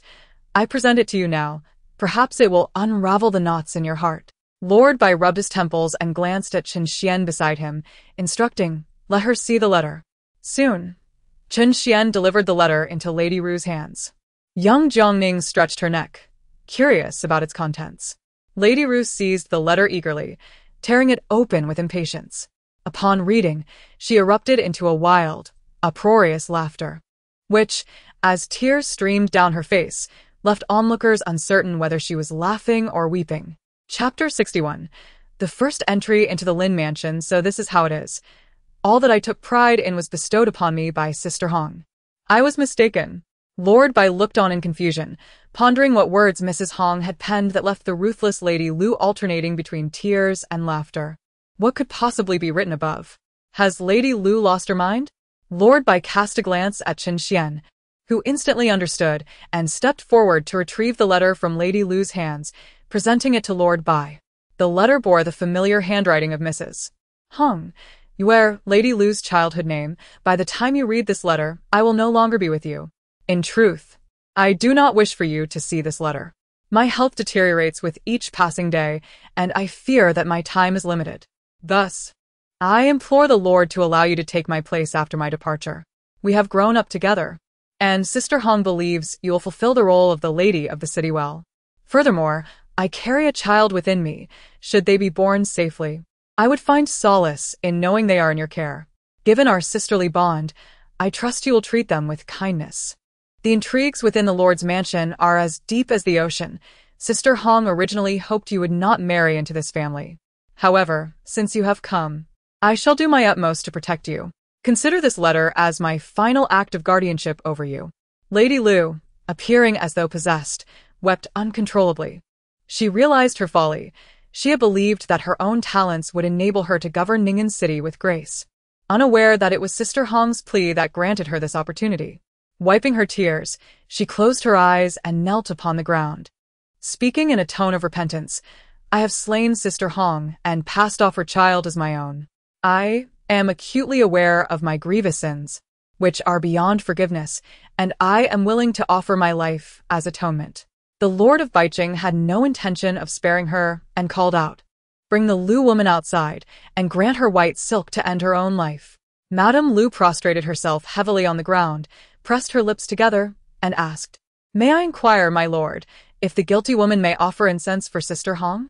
After a long moment of contemplation, the Lord of Baiqing ultimately nodded in assent. Madame Lu proceeded to the grave of Madame Hong to light a stick of incense before being escorted to the dungeon, where she was imprisoned. Meanwhile, Granny Zhu, kneeling on the ground, had already collapsed. With her master condemned to death, what fate awaited her? Would she still live? The Lord of Baiqing cast a fierce glance in her direction and declared, "Granny Zhu, you have aided the tyrant. Drag her out and execute her with a beating. A thorough investigation will be conducted on the remaining servants of Madame Lu. Anyone involved in this matter shall also be executed, without mercy." Weak and feeble, Granny Zhu attempted to cry out, but before she could utter a word, her mouth was silenced, and she was dragged away like a slaughtered pig. Ah! The foolish lord has become increasingly adept at speech and action, all thanks to my critiques. Fear not, I shall strive to do even better in the future. The Lord of Baiqing's beard twitched once more. Granny Duan raised her gaze to Bai Qingming and said, "This old servant is willing. I shall go and clarify matters with the Yi family." Bai Qingming reluctantly returned Jiang Ning to Chen Xian and took his leave. Chen Xian inquired, "My lord, shall we now issue an edict throughout the city to annul Madame Lu?" The Lord of Baiqing nodded. Madame Lu was dealt with in secrecy, prior to her execution. The Lord of Baiqing allowed Mr. Lu to see his daughter one last time, which could be considered a gesture of grace. However, the outside world remained largely unaware of the situation at hand. Thus, when the decree to dispose of Lady Ru was issued, the citizens of the city were left in disbelief. Those officials who had contemplated defending Lady Ru quickly abandoned the notion upon learning the truth, for they lacked the courage to provoke the local lord, akin to a tyrant. Many who had previously aligned themselves with Lady Ru were equally terrified, trembling in fear and reluctant to show their faces. The implications of Lady Ru's case were extensive, and even after several days, anxiety permeated the lord's residence. Both maids and guards feared that even the slightest association with Lady Ru might implicate them. Those close to her within her estate had been dealt with harshly, the purging far more severe than that experienced by Lady Peng. Fortunately, the impending engagement of the eldest son, Bai Qingming, to Lin Fengyao alleviated some of the oppressive atmosphere. He spoke of Lord Ru, to which Lord Bai coldly replied, "What is there to discuss? Ru's brother has committed countless atrocities, beyond redemption. According to the law, he deserves to be executed publicly." Chen Xian bowed and responded, "Indeed, I shall instruct County Magistrate where to handle this matter." In the Lord's view, this was a trivial affair. His mind was occupied with two pressing matters, Bai Qingming's wedding and the plague case. In comparison, the wedding loomed ever closer. Lin Fengyao stood before the gates of the Lin residence, gazing at the plaque inscribed with conventional elegance. A sardonic laughter echoed in her heart. The illustrious wealth of Ning'an City had led to actions as despicable as sacrificing a wife for a concubine's favor, abandoning children in a mountain village. Lin Fengyao truly wondered what expression her father would wear when he next faced them. The doorman opened the door and, upon seeing Lin Fengyao, momentarily froze before abruptly slamming it shut. Lin Fengyao, feeling slighted and at a loss, waited at the entrance for quite some time until the door finally swung open once more. The impeccably dressed butler he approached, flanked by two servants, wearing a smile that was both rigid and awkward. Just as he was about to speak, Lin Fengyao interjected, remarking on how difficult it was to gain entry to the Lin family estate. As the protagonist of the original narrative, Lin Fengyao had always maintained a tranquil, non-contentious demeanor. However, upon hearing Jiang Ning's heartfelt thoughts, she came to realize the treacherous nature of life within the grand residence, rife with scheming, deception, and cold indifference. Chapter 62. Do not provoke this Black Lotus. As expected, even before she could step inside, she was met with a closed door. Fortunately, that little rascal had warned her. Otherwise, she might have met an untimely demise without even realizing it. With just a few words, he had managed to extricate himself entirely from the situation. Lin Fengyao scoffed inwardly, but chose not to dwell on the butler's shortcomings. Now that she had entered the Lin household, she was eager to uncover the true nature of the peculiar family awaiting her. The Lin residence was indeed vast. There were nearly 80 servants bustling about. Lin Fengyao was taken aback. The matter of the eldest daughter's marriage? She pondered for a moment before a jolt of realization struck her. It was indeed identical to Jiang Ning's sentiments. It seemed Lin Fengjin had sent someone to ambush her, likely linked to the engagement of the Lin family's legitimate daughter. Should she perish, it was certain that the Lin Fengjin would be the one to ascend to the White family's favor. After navigating through a sea of peonies, she finally reached the main hall of the Lin estate. Dressed in respectable attire, the maids stood by the gauzy curtain, awaiting the arrival, though the smiles on their faces appeared rather forced. Lin Fengyao maintained an expressionless demeanor, selectively concealing the emotions swirling within her heart. Upon entering the main hall, her gaze fell upon a stately elderly woman seated at the head of the table. Despite being under 60, with not all her hair turned gray, she deliberately adopted the airs of an elder to assert her status. Her face was adorned with makeup that exuded wealth and composure, and she leaned upon an ornate rosewood cane, topped with a sizable piece of gold and jade, which only served to accentuate her aged appearance. Seated across from her was a stern-looking man in his 40s, clad in a brown robe embroidered with auspicious cloud patterns in silver thread at the collar, cuffs, and waist. A pendant denoting his noble rank dangled from his waist, showcasing his affluence. Lin Fengyao recognized him as her father, Master Lin. Beside him sat his wife, elegantly attired but intentionally positioned a notch below the elderly matriarch, indicating that Lady Lin was a woman of considerable discretion. Finally, her gaze settled upon the eldest daughter of the Lin family, the current legitimate daughter, Lin Fengjin. With delicate hands and brows like emerald feathers, she possessed a refined beauty, her charming smile tinged with sorrow and sympathy. Had Lin Fengyao not overheard Jiang Ning's heartfelt thoughts beforehand, she would never have believed that the very person who would attempt to hire an assassin to ambush her could be someone of such grace and demeanor. Later, he overheard the servants remarking that everyone in the Lin family, from top to bottom, regarded the eldest young lady as a celestial being, treating the servants with utmost respect, never uttering a word of reproach against her. However, Lin Fengjin shook her head lightly, her wrist adorned with a jade bracelet that accentuated her fair and luminous skin. I have not seen my sister for many years. Father has permitted me to stay here for a while. Lord Lin ceased to speak further. Lin Fengyao knelt down, paying her respects to her grandmother and father. Lady Lin emitted a reluctant soft huff. After a considerable silence, the elderly matriarch finally acknowledged with a faint sound, yet she remained silent thereafter. Lin Fengyao, feeling a strange sensation, lifted her gaze to glance at the matriarch. Was this all there was to it? Indeed. Lin Fengyao replied, maintaining a composed expression and with a hint of sarcasm, remarked, "It is well known that my father is a man of deep affection and loyalty. Had he not considered the considerable expenses incurred by my aunt's family for his examination, he would not have ceded the position of head of the household to her." This clearly illustrated that her father was not an ungrateful man, possessing a noble character. When Lord Lin encountered misfortune on his journey to the capital for the imperial examination, it was the financial assistance from Madame Shen's family that enabled him to gather enough funds for his journey. Subsequently, when Lord Lin achieved success, he caught the eye of the then Minister Yao, who wished to marry his daughter to him. Although he had promised Madame Shen's family that he would wed her, Lord Lin promptly declared that he had no engagement and joyfully married Madame Yao, who was Lin Fengyao's mother. However, after being replaced by a different heiress and with Madame Yao's passing, this incident faded into obscurity. Lin Fengyao's words were evidently a reproach directed towards Lord Lin and the Shin family. Madame Shin could no longer contain her fury, her anger surging forth. That despicable wild girl. Lady Lin hastened a few steps, poised to strike Lin Fengyao across the face. "Stop!" Lady Lin shouted in anger.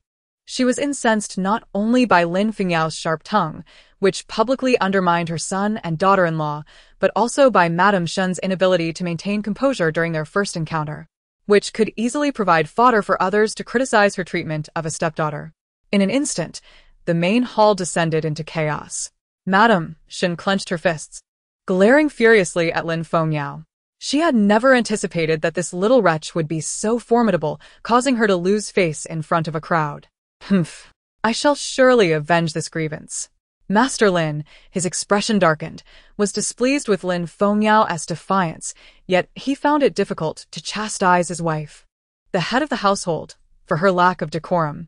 Observing Lady Lin's retreating figure, Lin Fengyao smiled slyly, thinking, based on today's display, the Lin family should now recognize my true character.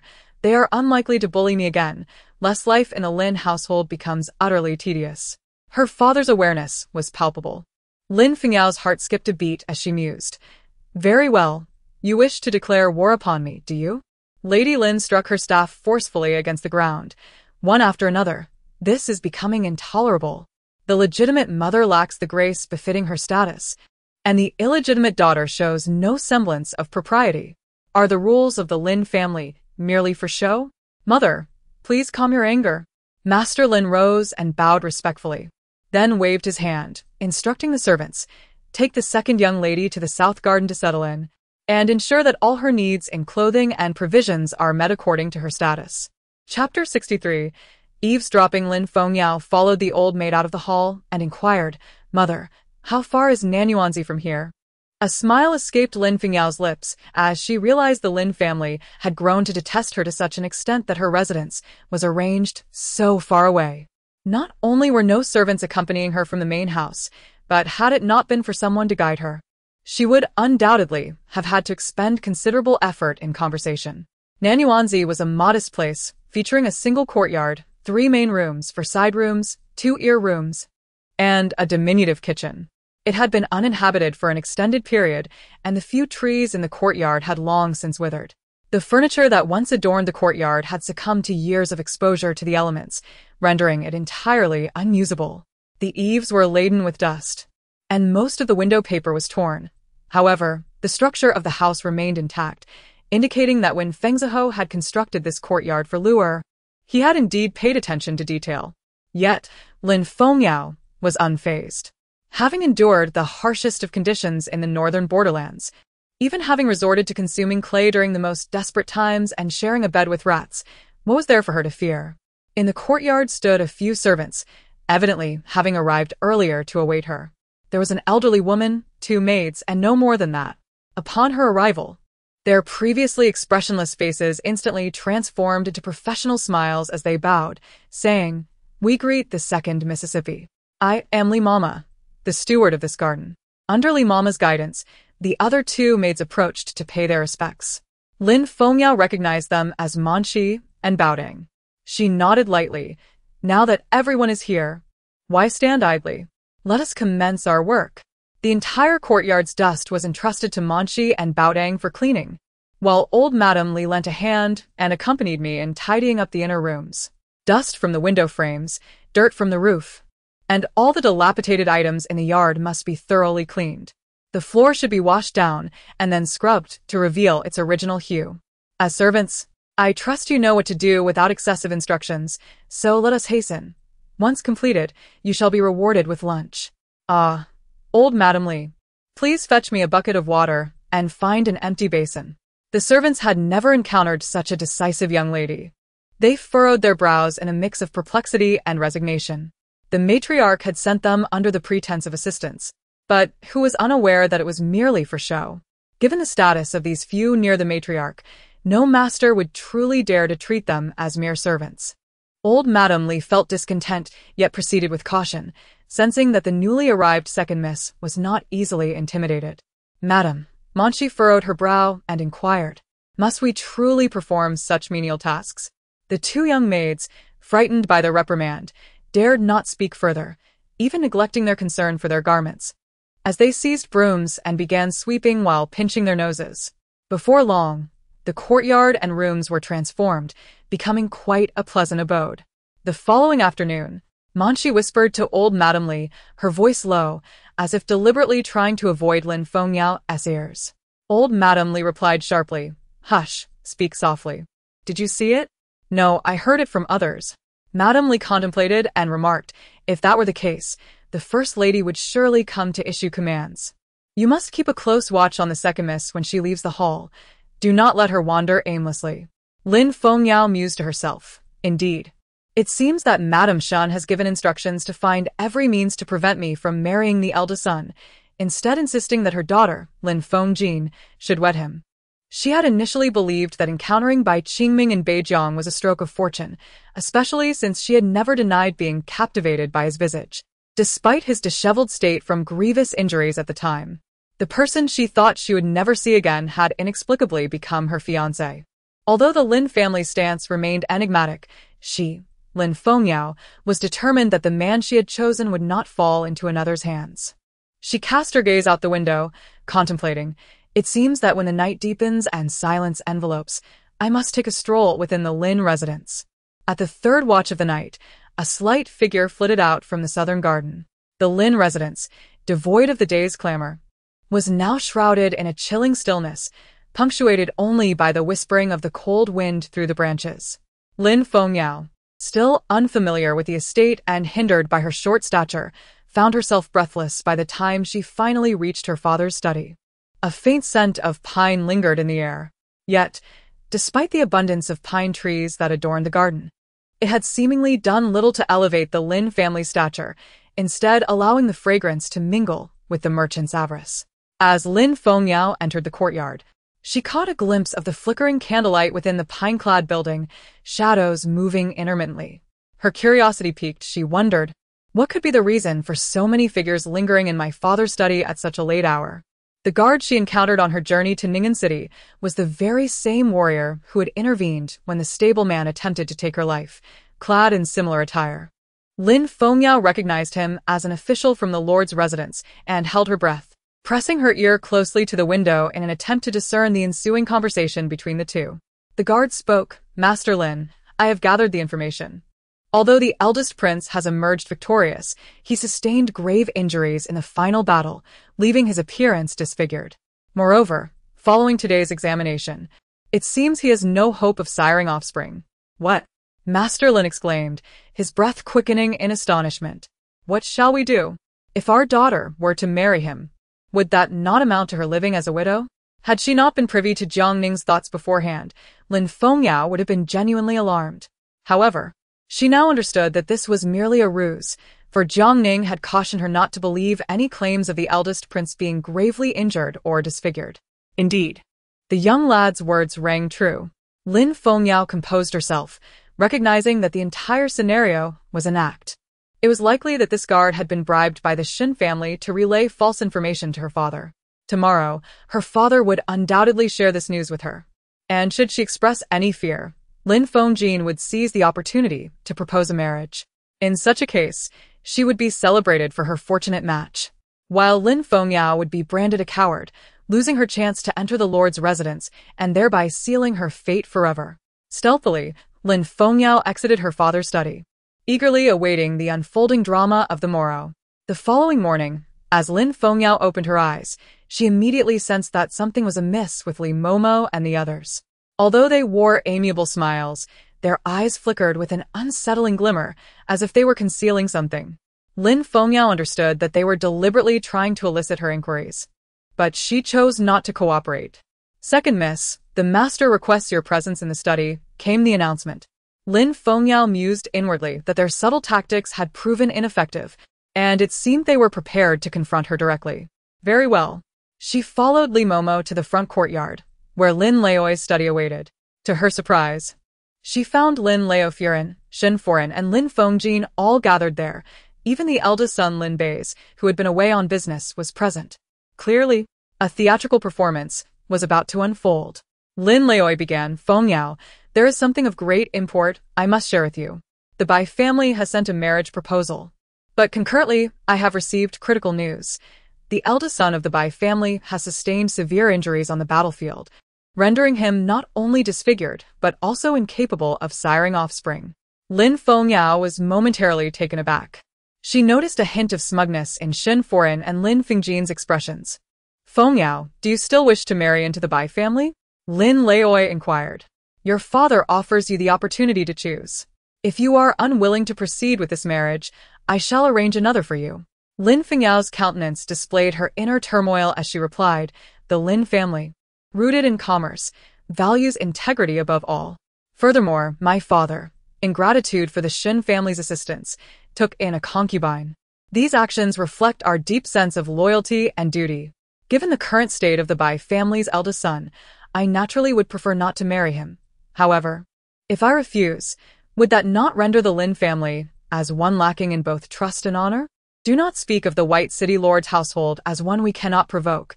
Even if we could, it would not silence the whispers of the masses. Thus, my daughter has chosen to marry. She declared her final statement with resolute conviction. The members of the Lin family fell silent upon hearing her words, while the Shun mother and daughter stared in disbelief. Is she truly willing to wed under such circumstances? Lin Bei's, perplexed, chuckled. I never imagined my second sister would be so indifferent to matters of loyalty and affection. Lady Lin shot her son a glare and coldly inquired of Lin Fengyao. Have you truly considered this? The eldest son of the Bai family has been disfigured. Who says I am disfigured? At that moment, a figure strode confidently into the main hall. It was Bai Qingming. The Lin family was taken aback. What could the eldest son of the Bai family achieve by barging in uninvited? Lord Lin gestured for him to sit, bowing respectfully as he said, Bai Qingming, what brings you to my humble abode? The betrothal can be managed by the servants. Bai Qingming, with a frosty demeanor, retorted. I am here to show you whether or not I am disfigured. Humph. If it weren't for hearing Jiang Ning's heartfelt sentiments, I would have remained oblivious to the treachery surrounding this union with the Lin family. Do you see any disfigurement on me? No. We have merely heard rumors. They responded. Bai Qingming pressed, then who is responsible for disseminating this slander? Lin Fengyao glanced at Shen and said, Aunt, your earlier words truly frighten me. Bai Qingming cast a sidelong glance at Lady Lin, causing Shen to tremble in fear. Should the eldest son pursue the matter, she would be cursed for speaking ill of him. In truth, Madame Lin hails from a scholarly lineage. Yet her fervent desire for her daughter to marry into a prestigious family led her to resort to such desperate measures, a choice she now deeply regrets. Old Master Lin promptly interjected, Your Highness, it is but hearsay. Let the wise put an end to rumors. Pay no heed to the idle chatter of the common folk. It is mere drivel from the servants. He paused momentarily, then continued earnestly, Since your Highness has graced us with your presence, I shall speak candidly. My second daughter, though my own flesh and blood, was switched at a tender age due to the malice of our household. It is only now that we have found her. For many years, she has lived as the daughter of a peasant in the northern frontier, lacking refinement and education. I trust this will not displease you? Bai Qingming replied with clarity, Why should I be displeased? She is precisely the one I seek. Do you know why I triumphed in the battle of the northern frontier? Old Master Lin shook his head in confusion. I do not. At that time, I was gravely injured. Had I not been sheltered by a humble farming family in the north, I would have perished long ago, and it is unlikely I would be standing here today. Bai Qingming declared. A notion stirred in old Master Lin's mind. Could it be that the one who saved His Highness was your daughter? Bai Qingming affirmed boldly. At that moment, I had resolved that I would take no other as my bride. Alas, when I returned to the northern frontier, she had already departed. I felt a profound melancholy, unsure of when I might see her again. The words of Bai Qingming echoed the sentiments harbored in Lin Fengyao's heart. It seemed that the connection between lovers was indeed genuine. Though Lin Fengyao remained silent, her heart brimmed with sweetness. Meanwhile, Madame Lin discreetly pinched her son, admonishing, Do not speak so recklessly, child. Madame Lin began to speak. This cannot be considered mere idle talk. It is our ignorance. As we believed that a peasant girl marrying into the Lin family would bring disgrace. Her persistent concern was precisely this, which is why she initially opposed the union and contemplated having Lin Fengjin take her place, yet she feared that the matter of substitution might be discovered by Lord Bai, leading to difficult explanations. Bai Qingming chuckled. "Madam, do not underestimate your granddaughter. A seer has foretold that Fengyao will one day possess wealth rivaling nations, and our Ning'an city will prosper due to her." Madame Lin widened her eyes. "A seer? Is this truly the case?" Upon seeing Bai Qingming's earnest expression, she naturally believed him. "A seer?" Lin Fengyao furrowed her delicate brows. Could it possibly be that little rascal again? Losing the support of Madame Lin, Shen understood that she ultimately could not alter her daughter's fate, and thus she took her hand and departed. Bai Mingqing removed the jade pendant he carried and placed it in Lin Fengyao's palm as a token of affection before turning to leave. Chapter 65. The Black Meat Case. Qingming, it seems your marriage with the Lin family's illegitimate daughter is fated. Indeed, father, I share this belief. It is thanks to Jiang Ning's heartfelt words that I have come to understand all of this. This child is truly a harbinger of fortune. Lord Bai chuckled lightly, yet furrowed his brow again. Now that Bai Qingming's wedding can be assured, the remaining concern is to eradicate the distribution of black meat within the city. Should this continue, the trade of black meat will flourish, causing Lord Bai considerable distress. The disadvantages of black meat are twofold. Firstly, it is not subject to taxation. More alarmingly, this current plague is a livestock epidemic.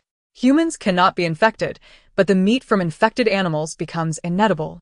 In Ning'an City, there used to be stringent inspection procedures to ensure that the meat sold was safe, but black meat is different. It is sold clandestinely, without any safety guarantees. Consequently, the Lord of Bai has deployed a considerable military force to manage and prevent the proliferation of black meat, even mobilizing the valiant cavalry led by Bai Qingling, who has been occupied and sleepless for several nights. He entrusted the regular army of Ning'an City to his elder brother Bai Qingming, a revered general returning from the capital, whose prowess Bai Qingling respects wholeheartedly. He is uncertain of his father's current sentiments towards him, yet he remains silent and dutifully fulfills the tasks assigned to him. Ning'an City is home to only 2 butcher shops, in addition to the one owned by the butcher, who in the west of the city. There is also Songji Butcher Shop in the north. The latter is larger than whose establishment, sourcing their supplies from the family of the wealthy Mr. Diao in Yongxi town, who is known for spending 1,000 taels of silver to offer sacrifices to the heavens. This epidemic has inflicted severe losses on him. However, in comparison to Mr. Diao's substantial financial losses, the butcher, who has fared well. After all, one can simply raise prices when supply diminishes. In this current climate, if one wishes to consume meat, they must be prepared to pay several times the usual price. Upon careful calculation, who discovered that not only had his earnings not diminished, but they had actually increased significantly. "My dear daughter, after your meal, please make a trip to the residence of County Magistrate Gua and deliver these 50 taels of silver." Butcher who, with a sense of satisfaction, meticulously arranged the feast and instructed his daughter, Hu Yueying, to carefully wrap the silver coins. After all, artificially inflating meat prices would incite public outrage. The common folk, unable to afford meat, would not only curse him as a rogue merchant, but would also direct their ire towards the Lord of Baiqing. It was evident that if the Lord were to discover this, he would not spare Hu any leniency. Fortunately, with the assistance of County Magistrate Gua in suppressing public sentiment, he had managed to evade trouble. What was a mere 50 taels of gratitude compared to that? Sitting at the table, Hu Yueying inquired, "Father, what about Madame Gua? Her gift must not be overlooked." Butcher who nodded in agreement. "Of course, my dear. I am aware. I have prepared a pair of jade bracelets for you to present to Madame Gua personally. Do not forget to inquire if the Lord of Baiqing has investigated me." "Understood," Hu Yueying replied. Butcher who continued, "As for your marriage, my daughter, I believe it is best to seek another suitor. Jiang Zheng is oblivious to the times. How could he refuse to divorce? He has even quarreled with his own family. I think it best to forget about him."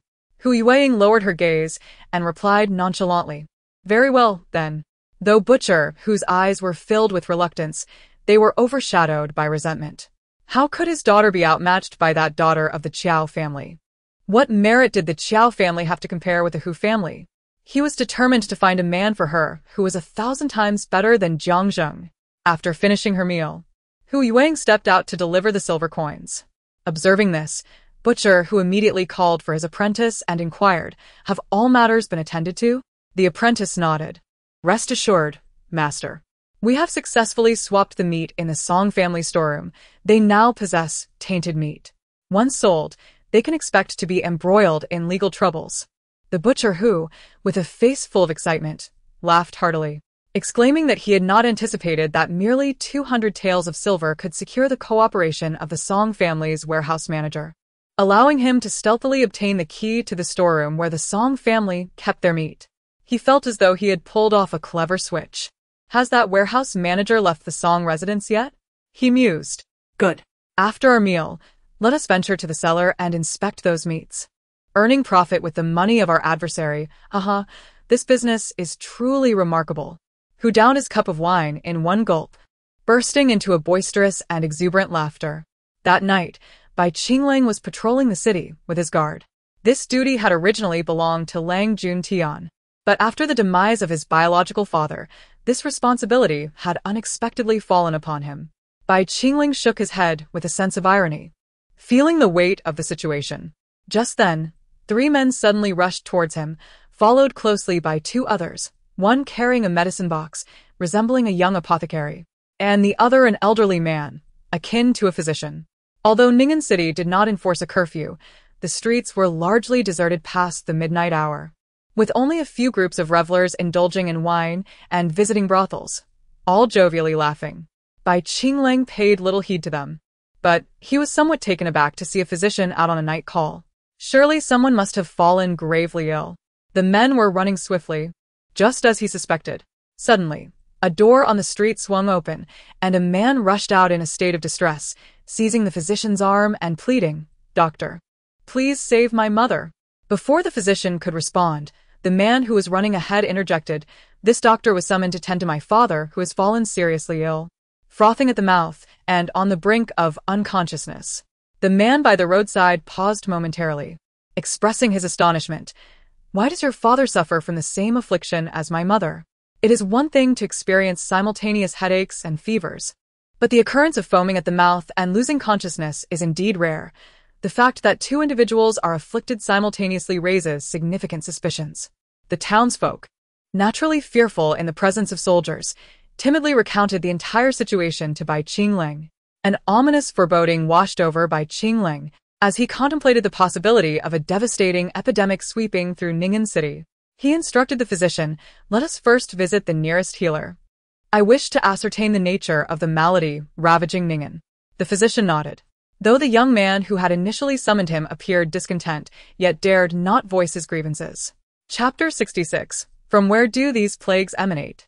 Bai Qingling accompanied the physician into the dwelling, where they encountered an elderly woman lying unconscious upon the bed. The physician approached, took her pulse, and frowned, shaking his head in dismay.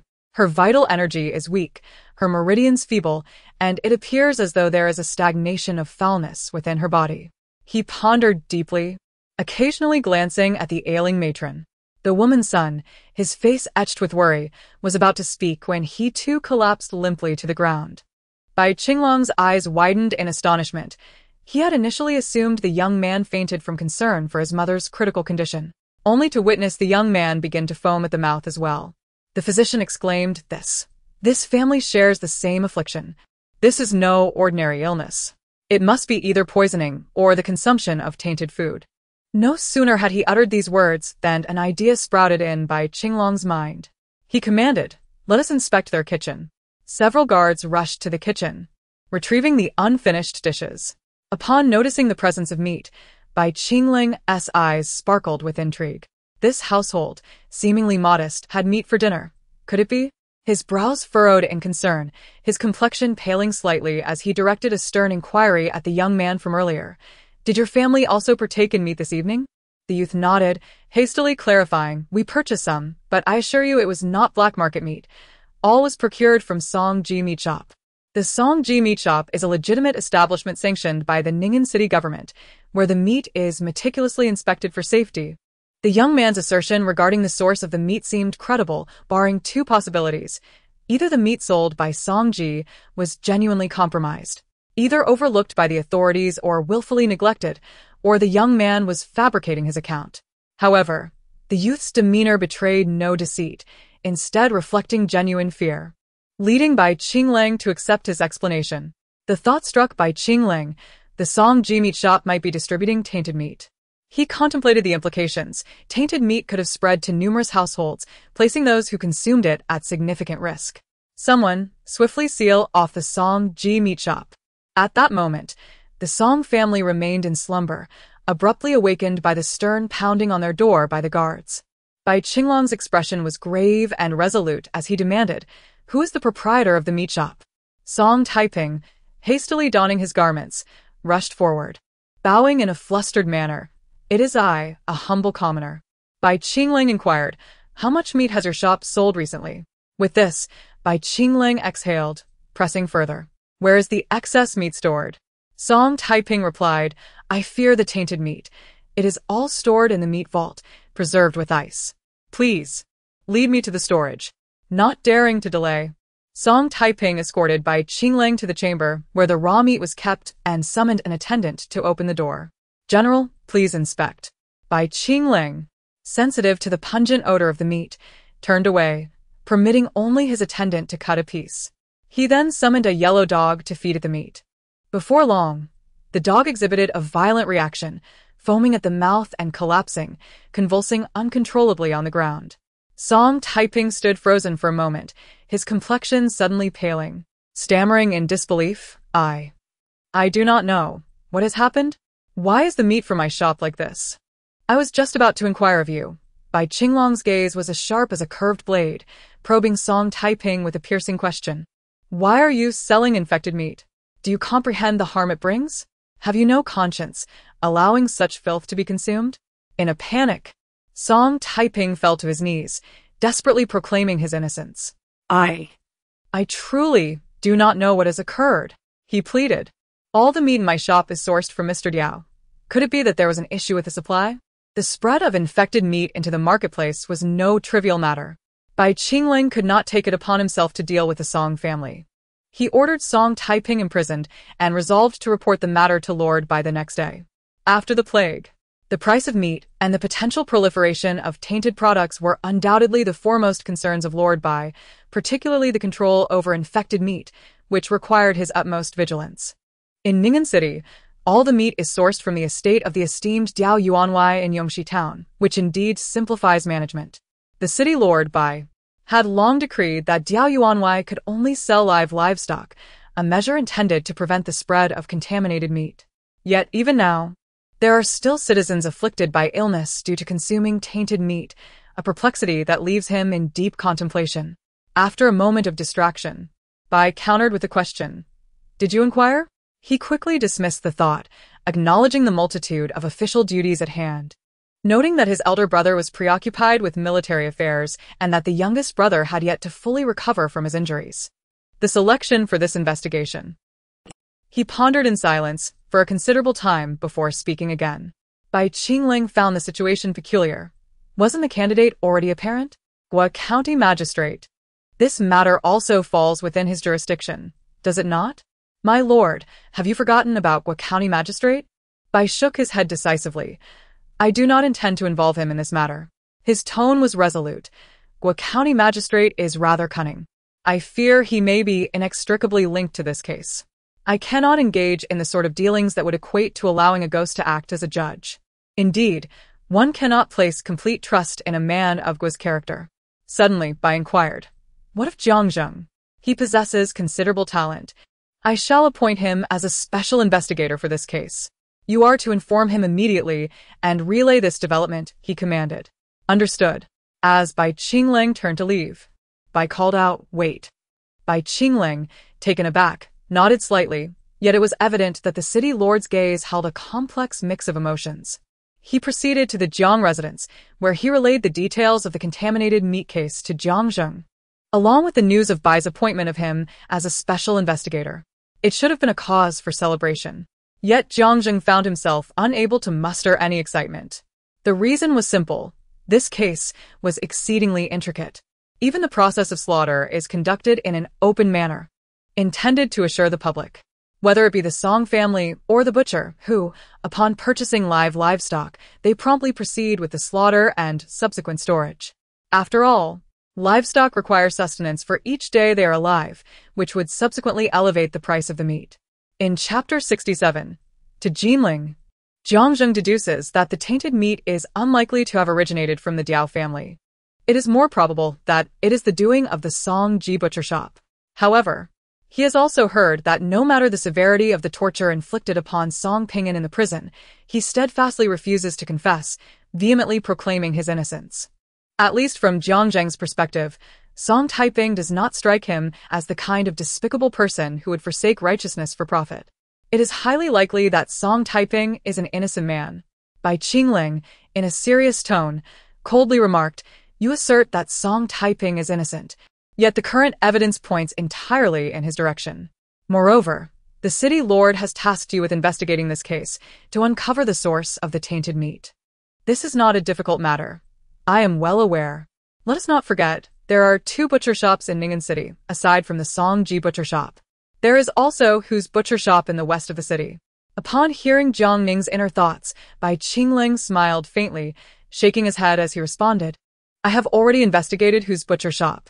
Their meat is safe. I implore you, second young master, consider this.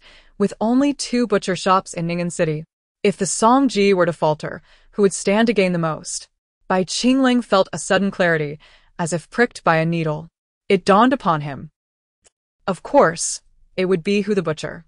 If the Song Ji butcher shop were to close its doors, would not Hu the butcher dominate the market? Could it be that Jiang Ning's inner thoughts imply that this matter is somehow connected to Hu the butcher? Jiang Ning's demeanor shifted, becoming more cautious and grave. The butcher, who is a figure I am all too familiar with. During my time in Xinghua village, the Feng family frequently instilled in me tales of Hu's immense wealth.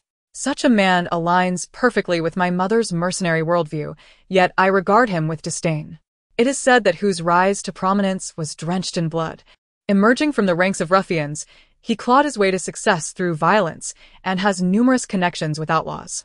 Individuals like him are truly destabilizing elements in society, and I intend to keep my distance.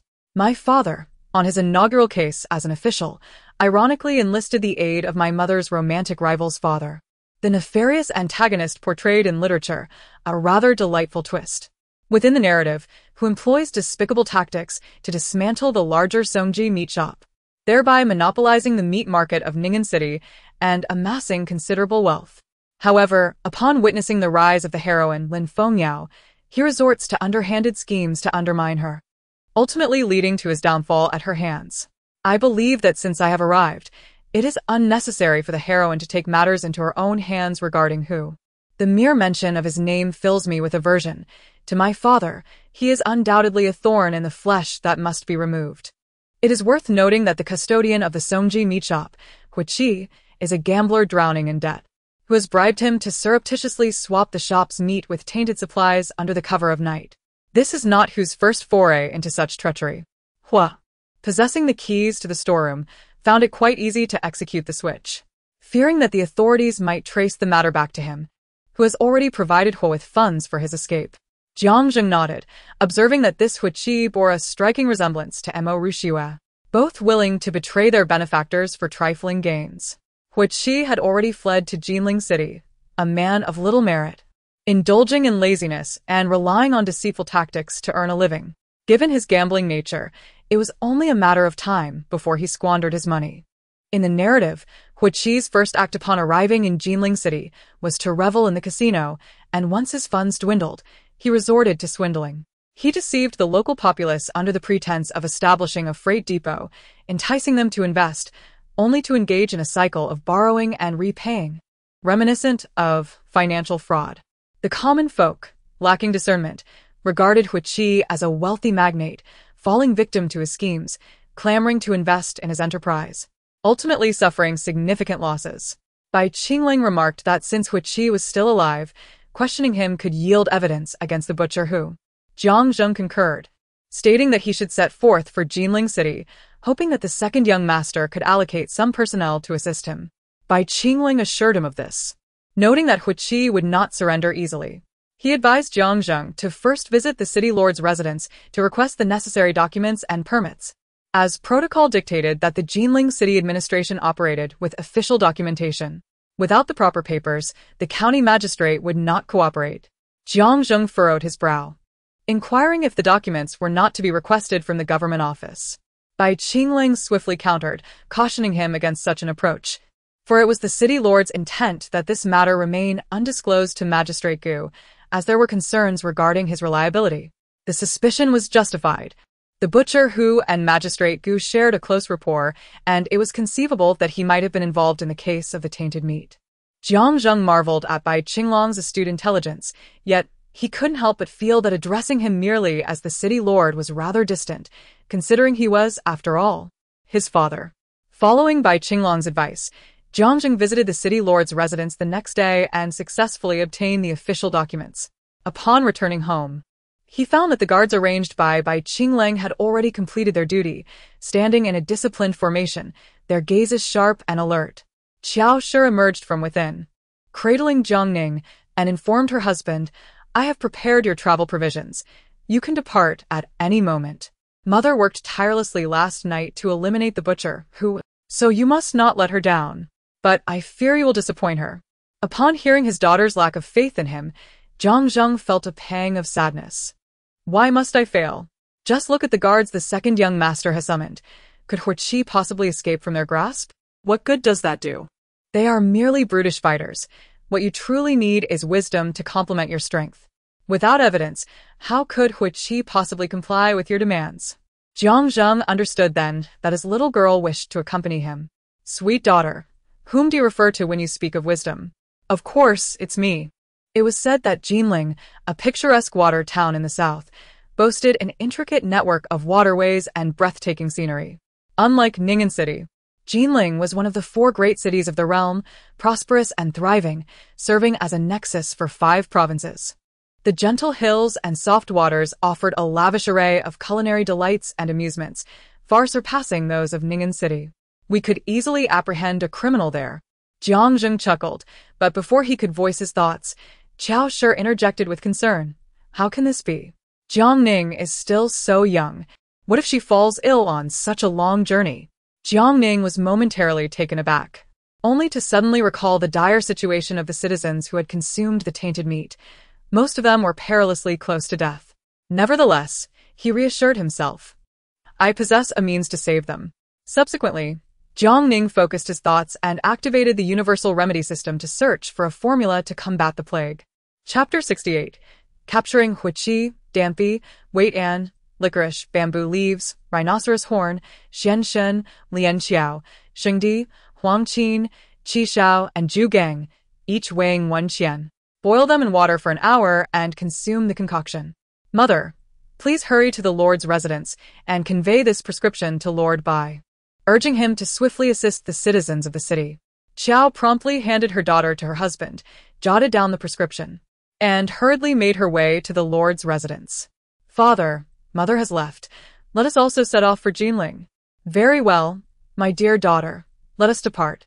The elite guards dispatched by Qingling observed Jiang Zheng, who was conversing with himself, wearing expressions of confusion and curiosity.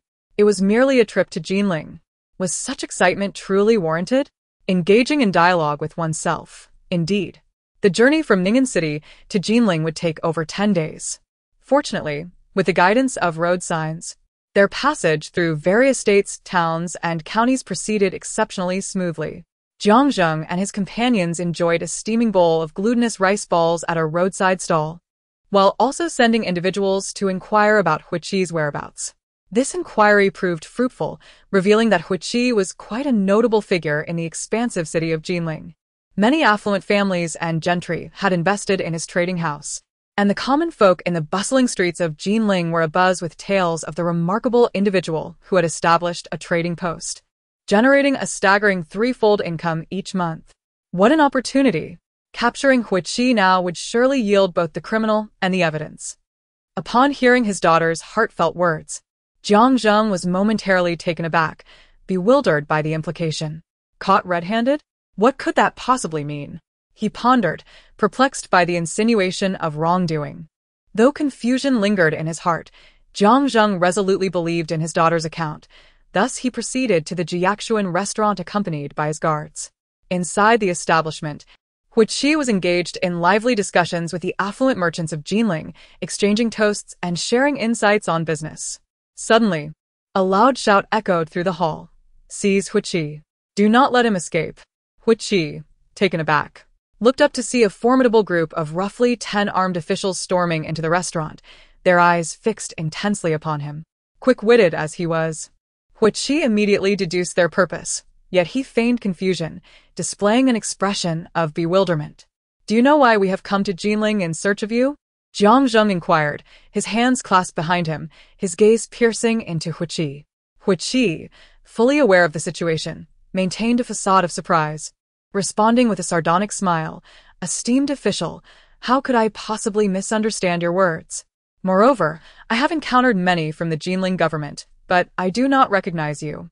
The guests present also exhibited expressions of astonishment, with one gentleman inquiring of Jiang Zheng, "Indeed, I have not seen you at the Jiangling government office.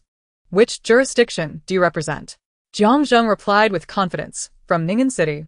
"Huiqi, your case from Ning'an has escalated. How is it that officials from Ning'an have come to Jiangling to apprehend someone without notifying the Jiangling magistrate?" Huiqi felt a surge of anxiety. Yet he deliberately relaxed his demeanor, responding leisurely, "That seems rather irregular, does it not?" Jiang Zheng coldly remarked, "I am the official investigator appointed by the Lord of Ning'an City, specifically tasked with probing into the matter of the tainted meat from Song's butchery. As for the authorities in Jiangling, I shall inform them in due course." Huiqi inquired icily, "Tainted meat from Song's butchery? When did this occur?" 15 days ago. Jiang Zheng replied. "The citizens of Ning'an City purchased meat from the Song family, and after consuming it, they fell ill with the plague. As the warehouse manager of Song's butchery, you conveniently went missing during that time. Can you claim this incident bears no relation to you?" Huiqi remained unperturbed. "Are you suggesting that I mixed the tainted meat into Song's butchery stock? Have you considered why I would do such a thing? Moreover, from where would I acquire such a quantity of tainted meat?" Jiang Zheng asserted, "It was provided to you by the butcher, who..." Huiqi, anticipating this accusation, shook his head resolutely. "What evidence do you possess to substantiate this claim?" "I must inform you that this is a baseless accusation. I have connections with the magistrate of Jiangling County, and he has lent me considerable funds for my warehouse business. It appears you have misidentified your target for defamation." Upon hearing this, the merchants of Jiangling began to chime in, reproaching Jiang Zheng, for in their eyes, Huiqi was a veritable god of wealth. This unexpected turn of events caught Jiang Zheng off guard, although he had brought men with him. He understood that he could not resort to force so easily in this unfamiliar territory. Huiqi, sensing his advantage, grew increasingly brazen. At that moment, a voice echoed in Jiang Zheng's mind, "These wealthy merchants of Jiangling are truly foolish if they were to discover that Huiqi is but a grand deceiver, and that the so-called warehouse is merely a facade, with its contents consisting of nothing but stones and sand. If only that group of affluent merchants could glimpse the contents of those bags, their expressions would undoubtedly be utterly fascinating." Upon hearing these words, Jiang Zheng felt a sense of assurance. He swiftly approached Huiqi, gripping his wrist firmly, his gaze imbued with a hint of malevolence, and said, "May I have a word with you? Let us discuss the matters concerning the goods in your warehouse." Huiqi's eyes flickered. What do you wish to discuss?" "Quite simply, if you refuse to accompany me, I shall proceed to your warehouse and tear open those bags to unveil their true contents." Huiqi's eyelids twitched violently, and cold sweat began to bead on his forehead. Following Jiang Zheng to a secluded spot, he asked tremulously, "What exactly do you intend to convey?" Jiang Zheng's expression grew even more frigid as he gritted his teeth and declared, "Do not presume that I am unaware of the nature of your warehouse. You squandered the money that old who provided you just days before arriving here, did you not? The warehouse is merely a facade. If my deductions are correct, those bags are filled with nothing but stones and sand, are they not? If I were to disclose this matter to the affluent families of Jiangling, can you fathom their reaction? I believe it would take no effort on my part. They could very well bring about your demise right here in this tavern. Father Taikula, I did not anticipate your prowess and intimidation. You truly are a prized disciple of Confucius. Qi, paralyzed by fear, had turned ashen, his gaze vacant. Jiang Zheng continued. You are merely a pawn in someone else's game. Your crimes are not grave enough to warrant death, at most, a brief imprisonment of 3 to 5 years. After a prolonged moment of contemplation, Qi finally nodded in acquiescence. Chapter 69. Madame Su, he promptly commanded the release of Song Ping'an while apprehending the butcher who. The butcher, believing that Qi had evaded capture and that the city lord could do nothing against him, initially maintained a facade of bravado. However, upon witnessing Qi's appearance, he was rendered speechless, collapsing to his knees in despair.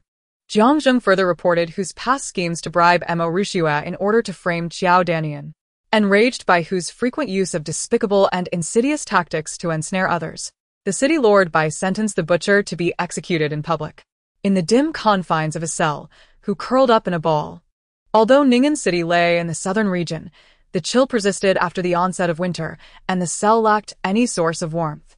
Thus, Hu had no choice but to huddle for warmth, though fortunately, he would not endure this discomfort for many more days. Outside the prison door, Hu Yueying hurriedly approached, but was halted by the guard. What brings you here? I wish to see my father. That is not permissible. This is a secure area, and no unauthorized persons are allowed. Understanding the adage that even the king of hell is easier to deal with than a troublesome ghost, Hu Yueying produced a silver ingot and handed it to the guard with a gentle smile, saying, I shall only take a brief moment. Upon seeing the gleaming silver, the guard's eyes lit up, and with a prompt, make it quick, he departed. Seeing his daughter arrive, Hu hastily rose and rushed to the prison door, asking urgently, What news? Did you meet County Magistrate Gua? Hu Yueying nodded. I did. What did the magistrate say? To this point, the magistrate remains completely unaware of your situation. If I had not sought him out, he would have remained oblivious. Hu Yueying's tone was fraught with anxiety. Butcher, who was momentarily taken aback, and Hu Yueying followed up, saying, The county magistrate has asked you to remain calm. He will find a way to save you. Butcher, who scoffed inwardly at the notion of maintaining calm. In just a few days, he would face execution. That old rogue was clearly dissatisfied with the money he had received and sought to take advantage of the situation. Hu Yueying, too, was reluctant to part with a substantial sum of 1,000 taels, yet without money to spare her father, he would lose his head. Butcher, who had often dealt with such matters in the past, always managing to resolve them with silver, and Hu Yueying naively believed that this time would be no different, merely requiring a bit more expenditure. In truth, the father and daughter of the Hu family had misjudged County Magistrate Gua. He was not attempting to exploit the situation but was equally in the dark.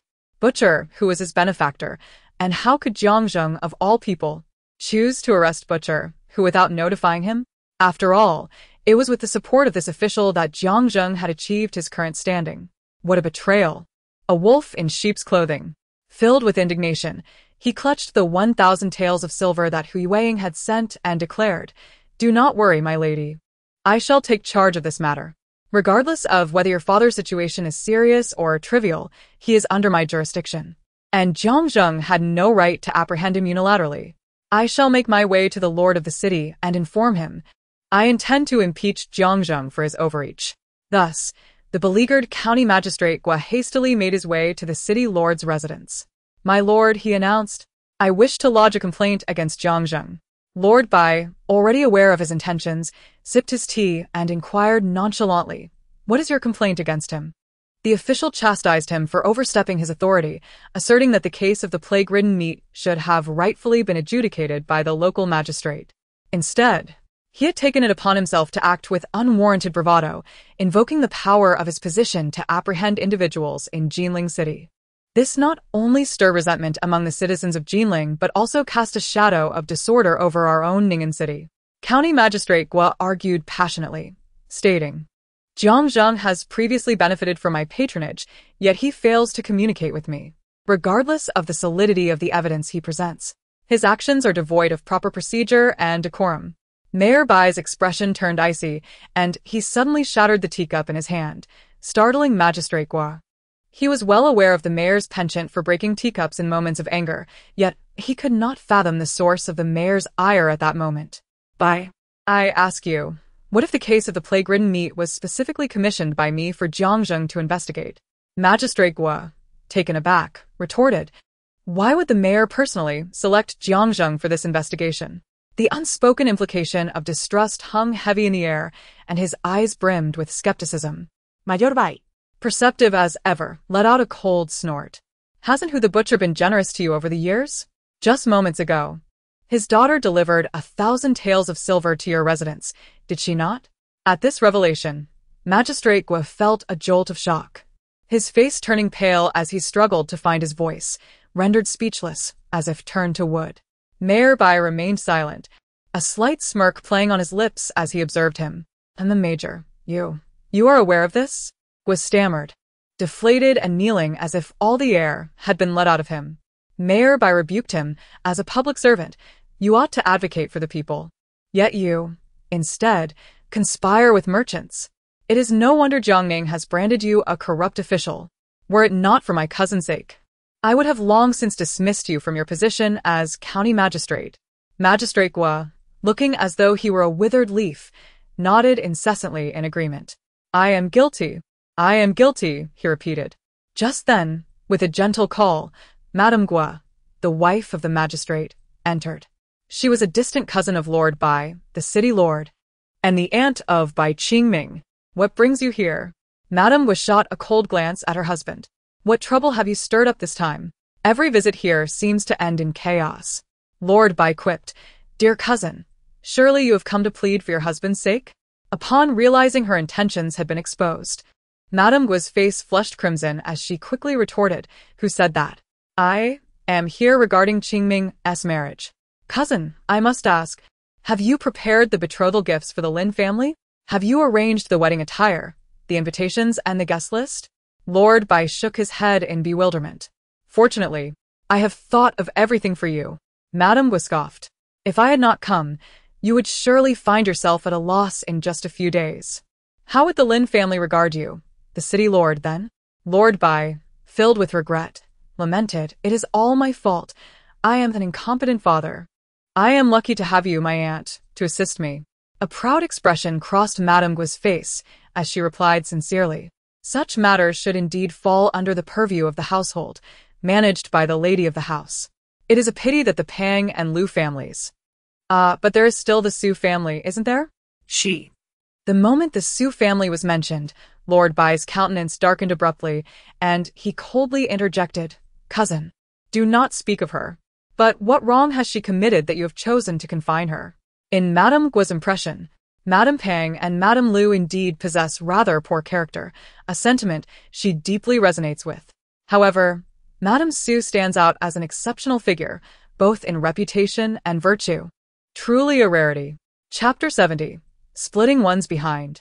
Moreover, being the daughter of Lord Su of the capital, her marriage to the Lord of Bai City cannot be regarded as an act of climbing the social ladder. Madame Gua is perplexed as to why her cousin has confined her. Seeing the Lord of Bai City wearing an unpleasant expression, County Magistrate Gua swiftly pulls Madame Gua aside and whispers, Madam, it is best not to mention it. Madame Su has committed no wrongdoing. The Lord has confined her out of concern that her family's impending downfall might implicate Ning'an City. The Lord acts for the greater good of Ning'an City. Curiously, Madame Gua inquires, has Lord Su committed a crime? Not exactly, the magistrate replies. But analysis from the official reports indicates that Lord Su's family is currently under a cloud of mistrust from His Majesty.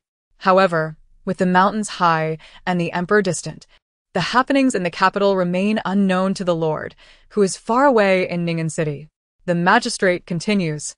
He can only choose to distance himself from Madame Su for the time being. If the rumors circulating are indeed true, he may have no choice but to sacrifice her to preserve the Lord of Bai City's standing in the eyes of His Majesty. Are you suggesting that if the Su family is found guilty, Lady Qinghan will be sentenced to death? Madame Gua asks, her voice tinged with despair.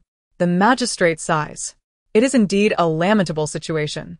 It is rumored that the Su family's transgressions are of such magnitude that they could lead to a collective punishment of 9 clans, which includes your Bai family. Thus, the Lord seeks to act preemptively.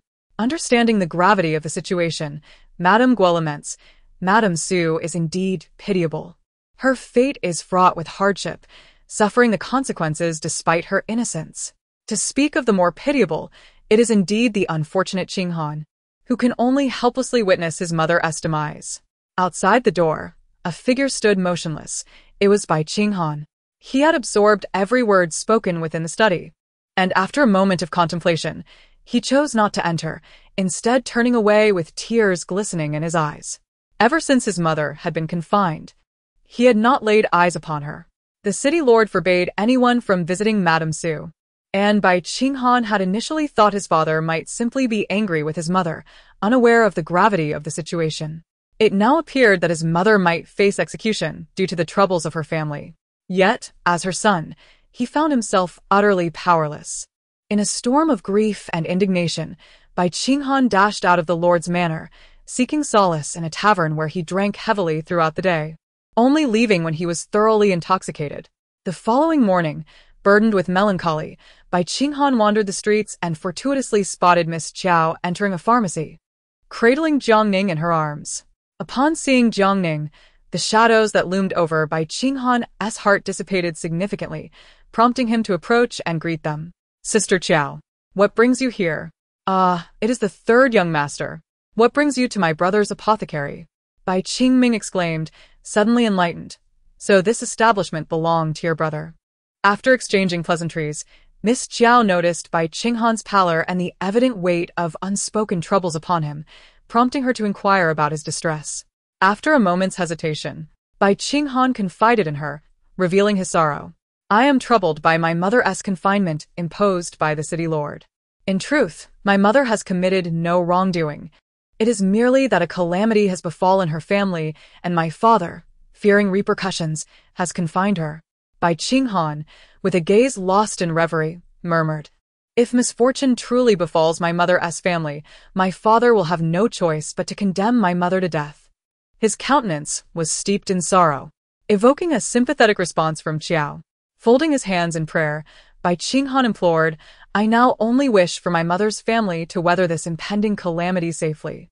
Suddenly, a voice echoed in his mind, your prayers are futile. The Su family will ultimately meet a tragic end. Your grandfather will perish in the emperor's study. Your maternal uncle will bear the brunt of the royal witchcraft scandal, ultimately facing execution in public. In the torrential rains of Luoyang, your second uncle, tasked with disaster relief, will fall victim to treachery, leading to the breach of the Luo River and widespread devastation. He will be torn apart by the very people he sought to save. Your third uncle will be falsely accused of treason and meet his demise in a foreign land. Bai Qing Han felt as though he had been struck by lightning. He understood the accuracy of this voice. He had never disclosed to her that his mother's family bore the surname Su, nor that they were marquises. The details she articulated were as if she had lived through them herself. Staring wide-eyed into the void, he pondered aloud, what shall we do? Just then, the streets erupted with commotion, filled with the sounds of gongs and drums, as the populace hurriedly rushed forth. Hurry to the execution ground. The criminal is to be executed. It is said that the butcher who sold tainted meat and wrought havoc is to be beheaded. The despicable, shameless who is finally meeting his end. What a relief it is. It is precisely because of my arrival that this villain meets his swift demise. Mother, quickly take me to witness the execution. I wish to see this antagonist meet his fate with my own eyes. The butcher, who is to be executed, and the siblings Qiao Shi and Qiao Danian are filled with uncontainable joy, neglecting their apothecary duties as they hasten towards the execution ground. Bai Qing Han also accompanies them to the site, where a throng has gathered, all craning their necks to catch a glimpse. As the executioner's blade falls, the head of the butcher, who rolls to the ground, the supervising official, Bai Qingling, upon spotting his younger brother, approaches him. He had previously been instigated by Lady Peng to push Bai Qing Han off a cliff, and feeling remorseful, he had been deliberately avoiding his brother. However, after much contemplation, he believes it is only right to offer a sincere apology to Bai Qing Han. Third brother, how is your leg? Bai Qingling inquires. Bai Qing Han chuckles softly, shaking his head. My leg is perfectly fine now. Please refrain from mentioning it again, second brother. The generosity of his younger brother fills Bai Qingling with shame. How wonderful it is that we have endured through trials together, brothers united, sharing a smile that erases past grievances. Once the third prince's mother lifts her confinement, we shall deliver a grand reunion for the Bai family. Bai Qinghan, taken aback, responds, "Did you not say that my mother's family perished tragically? If that were the case, father would certainly condemn mother to death." "Oh, my foolish brother. Now that you are aware of the horrific events that will befall the Su family, how could such calamities possibly repeat themselves?" Enlightened, Bai Qinghan exclaims, "Are you suggesting I go to the capital to aid my grandfather in resolving the Su family's plight?" "But you must take me along. My foolish brother cannot manage without me." The capital lies a vast distance from Ning'an City, fraught with bandits, mountain thieves, and all manner of malevolent creatures. Is he courting death? Alas, I am merely aiding the third son, not indulging in the splendor and allure of the capital, with its myriad delights and distractions. Mother, why must you strike my little behind with such fervor? You've nearly split it in two. Chapter 71. Off to the capital, Bai Qinghan respectfully bowed deeply to Lady Qiao and implored, "I hope Sister Qiao can grant me permission to take Jiang Ning to the capital." Bai Qingling chimed in, "Rest assured about the journey. His guards are insufficient. I can provide him with some of mine to ensure Jiang Ning's safety." "Mother, you are unaware of the Bai family's standing in the great Jing dynasty. Lord Bai is a renowned provincial official of great repute. The emperor would never allow harm to befall his family members, so both on the road and in the capital, my daughter faces little peril. Take good care of father at home, and keep an eye on the butcher's daughter. If I perish, Hu Yueying will still be around." "Oh my, who would have thought my daughter would be so prudent?" Lady Qiao smiled and nodded. Upon hearing this sentiment from Jiang Ning, Lord Bai felt a sense of vigilance arise within him. "Very well, you shall set off for the capital promptly after your elder brother's engagement. As for the Su family's affairs, I am unaware of the details from Ning'an, so you must adapt to the circumstances as they arise." A few days later, Bai Qingming and Lin Fengyao celebrated their grand wedding at the lord's estate, becoming the talk of the town. A month later, outside the capital city, the opulence of the great Zheng imperial city radiated magnificence, suffused with regal aura. On a clear night, with the moon bright and stars twinkling, Bai Qinghan and his retinue arrived near the capital. I suppose the city gates are now closed? Where shall we stay tonight?" Bai Qinghan held Jiang Ning in his arms as she yawned, pondering to herself, "Little one, why worry about such matters? Do you believe the imperial city resembles the small town of Ning'an? Here, the city gates remain open, bustling with merchants, scholars on their way to examinations, and a myriad of individuals constantly passing through. It is utterly impossible for the gates to close. Rest assured, tonight you shall surely find lodging in the Marquis's residence." "What do we need to go to the Marquis for? If we are to go anywhere, it should be to the Viscount's to see your second aunt. The loyal and valiant Marquis Su's family is home to two renowned beauties, known as the Su sisters. The elder sister, Su Wenyin, is Bai Qinghan's mother, while the younger sister, Su Wenlan, is married to the Duke of Lu." Jiang Ning's reference to her second aunt pertains to Su Wenlan. Bai Qinghan found it peculiar. "Why must we visit my second aunt first?"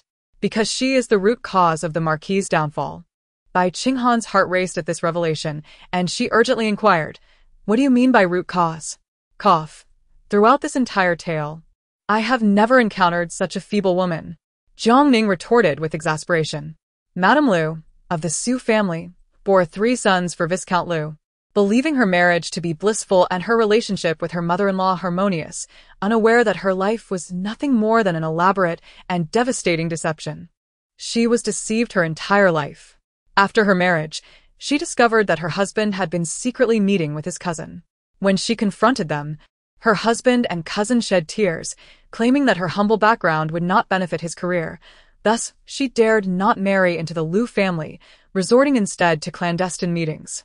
Su Wenlan, surprisingly moved by this tale, insisted that her husband take the cousin into their home as a concubine. After Lu Ziju's manipulative tactics towards his wife, he leveraged the influence of the Su family to ascend the social ladder while severing Su Wenlan's ties with her maternal family. Once Su Wenlan was deemed no longer of use, he reported her alleged involvement in her family's conspiracy, resulting in the execution of over 100 members of the Su clan. Meanwhile, The Liu family, having benefited from his denunciation, remained unscathed. Ultimately, he married his cousin, and the offspring from his concubines were recorded in the family lineage, becoming legitimate heirs. Bai Qinghan, upon overhearing these revelations, felt her heart race with trepidation. The true instigator of all this turmoil was none other than her uncle, Liu Ziju. She promptly instructed her companions that upon entering the city, they would first visit the Duke's residence to see her second aunt instead of heading to the residence of the loyal and brave Marquis. As they made their way into the capital, the bustling streets were alive with activity, even in the dead of night. Bai Qinghan, guiding her horse, suddenly turned to Jiang Ning and inquired, "Sister Jiang Ning, how shall I address you when we visit my aunt in the capital? I am but a minor character, so any title will suffice, be it a name derived from deception, discovery, or even a token given in exchange for phone credits." Jiang Ning replied nonchalantly, "If you desire a gift upon our meeting, then let us refer to you as my sister. I shall claim you as my mother's newly born daughter. Though my maternal grandfather's family has been honored as the loyal and brave Marquis, they are not only officials but also engaged in trade, amassing considerable wealth. Should I present you as my sister, you are sure to receive many splendid gifts." "Really? Are they the kind of gifts that sparkle and shine?" Jiang Ning asked, her curiosity piqued. "In any case, they are of considerable value," Bai Qinghan assured her. "Then, in light of the promised gifts, let us allow the charming elder brother to indulge a bit," Jiang Ning responded, her chubby little hands playfully mimicking the act of grasping at treasures. "A gift. Dear Madame Su, your inexpensive niece has arrived. The residence of the Viscount is situated outside the royal city, to the north, for indeed, land within the city is exceedingly precious, and a mere Viscount's estate hardly merits construction within its confines."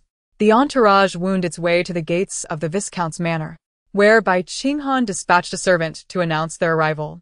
In less than a quarter of an hour, the steward of the estate ushered Bai Qinghan into the inner hall to meet Su Wenlan. Upon their introduction, Su Wenlan promptly assisted him to his feet, her gaze descending to the child nestled in his arms, curiosity kindling within her. She had borne 3 children, yet none possessed the delicate beauty of the one before her. The child's large, luminous eyes sparkled with vitality, and upon noticing Su Wenlan's gaze, she grinned widely, revealing her toothless gums, her smile illuminating her cherubic face. "Who is this child?" Su Wenlan rubbed her hands together in excitement, exclaiming, "I have longed for a daughter. My sister has gifted me one. It seems the heavens have smiled upon me. Though I am not fated to have a daughter of my own, I shall gladly embrace my niece." "Come." "Let your aunt hold you." "Dear aunt, I am not greedy. Any gift you bestow will suffice. Gold, silver, jade, or agate. All shall be welcomed." Su Wenlan was taken aback. Did she truly hear a voice? It was not a mere figment of her imagination, but the sound of a child speaking, though the words came forth in a stuttering, unclear manner, at times discernible and at others obscured. "My dear aunt, your humble niece is not demanding. Whatever gifts you may offer are most welcome." Su Wenlan shivered once more. Was it truly this child who spoke of gifts? She turned to Bai Qinghan, expressing her curiosity. "Perhaps my aunt is getting older, and her ears have become peculiar, for she actually heard your younger sister speaking." Bai Qinghan's expression remained serene as he quietly replied, "You heard correctly. My sister possesses a remarkable ability that allows others to hear their innermost thoughts. Moreover, her prophecies are remarkably accurate. Our family has relied on her to turn misfortune into fortune. Is that truly the case?" Su Wenlan questioned, her skepticism evident as she carefully observed the expressions of the nearby maidservants, noticing that it seemed only she could hear the little one's thoughts. "The maidservant Su," she remarked. "The master dotes on the mistress most dearly. It is likely he has been hindered by state affairs." Chapter 72. Has my husband actually conspired to poison me? Su Wenlan smiled and nodded slightly. "You are indeed correct. The master may well have been delayed by pressing matters." One by one, several maidservants brought in tea, and Su Wenlan instructed them to boil water for Bai Qinghan's cleansing bath. After washing away the grime and donning fresh attire, Bai Qinghan felt utterly at ease. The servants of the Liu family were well aware that he was the nephew of the loyal and brave Marquis, and they treated him with utmost courtesy. In this capital city, who does not envy the loyal and brave Marquis's residence? The old Marquis had perished in battle long ago, leaving behind ample merit for his descendants to enjoy. The old matron raised several children single-handedly, and her offspring proved themselves worthy, achieving great accomplishments and inheriting titles. The only unexpected event was the marriage with the Viscount of Lu, which had become a topic of conversation over tea and meals. The Su family was of noble birth, and after marrying the Viscount, with the support of her family, the Lu residence quickly rose to prominence. The Viscount and Su Wenlan were also renowned in the capital as a loving couple, harmonizing beautifully in their affections. However, Su Wenlan, due to the Viscount's disfavor, had gradually become estranged from her family. In our household, the young lady enjoys a life of comfort at the Lu residence. The Duke and Duchess have shared an unwavering affection for many years, nurturing her with nourishing concoctions daily. The harmony between mother-in-law and daughter-in-law is commendable, and even the proud Miss Lu treats the Duchess with genuine respect. She remarked, "My lady is perhaps the most envied in all of the capital." At this moment, Jiang Ning had finished her bath, her tiny hands flailing as she expressed her indignation. "The Lu family are great deceivers. They are conspiring against my aunt. How pitiful my aunt is." Su Wenlan's expression faltered. "The Duke is daily adding a slow-acting poison to my aunt's nourishment, gradually taking her life. Once she is gone, he will elevate his cousin to the status of the main wife." Suddenly confronted with such revelations, Sue's heart was in turmoil, and she felt a profound confusion. Her niece's words nearly dismantled all her previous understandings. Su Wenlan felt panic rise within her. After over a decade of marriage, she had never once quarreled with her in-laws or had a falling out. She believed she had wed the finest man in the world. But now, to learn that her husband was poisoning her, her immediate reaction was one of rejection. The husband who cherished her so dearly was conspiring to end her life? "Madam, the nourishing soup is ready. Do enjoy it," a maid approached, presenting a steaming bowl of chicken broth. Su Wenlan was momentarily taken aback, unsure whether to accept the offering. She smiled and replied, "My niece has come to visit today, so I shall postpone for now. Please reheat it later." Su Wenlan added, "You may leave now, Su Shi. You two may go." "Yes, yes," they replied. Su Wenlan dismissed all the servants, her expression growing tense as she turned to Bai Qinghan and inquired, "Qinghan, did you just hear your sister's heart's voice? It seems she is saying that the Duke intends to harm me." Bai Qinghan replied solemnly, "It is not merely a semblance. She indeed uttered those words." Jiang Ning stifled a yawn. Bai Qinghan cast a glance at the chicken soup on the table and added, "Aunt, please wait a moment." After speaking, he stepped outside to summon Shangfang, instructing him, "Shangfang, having traversed the martial world for many years, do you possess a method for testing poison?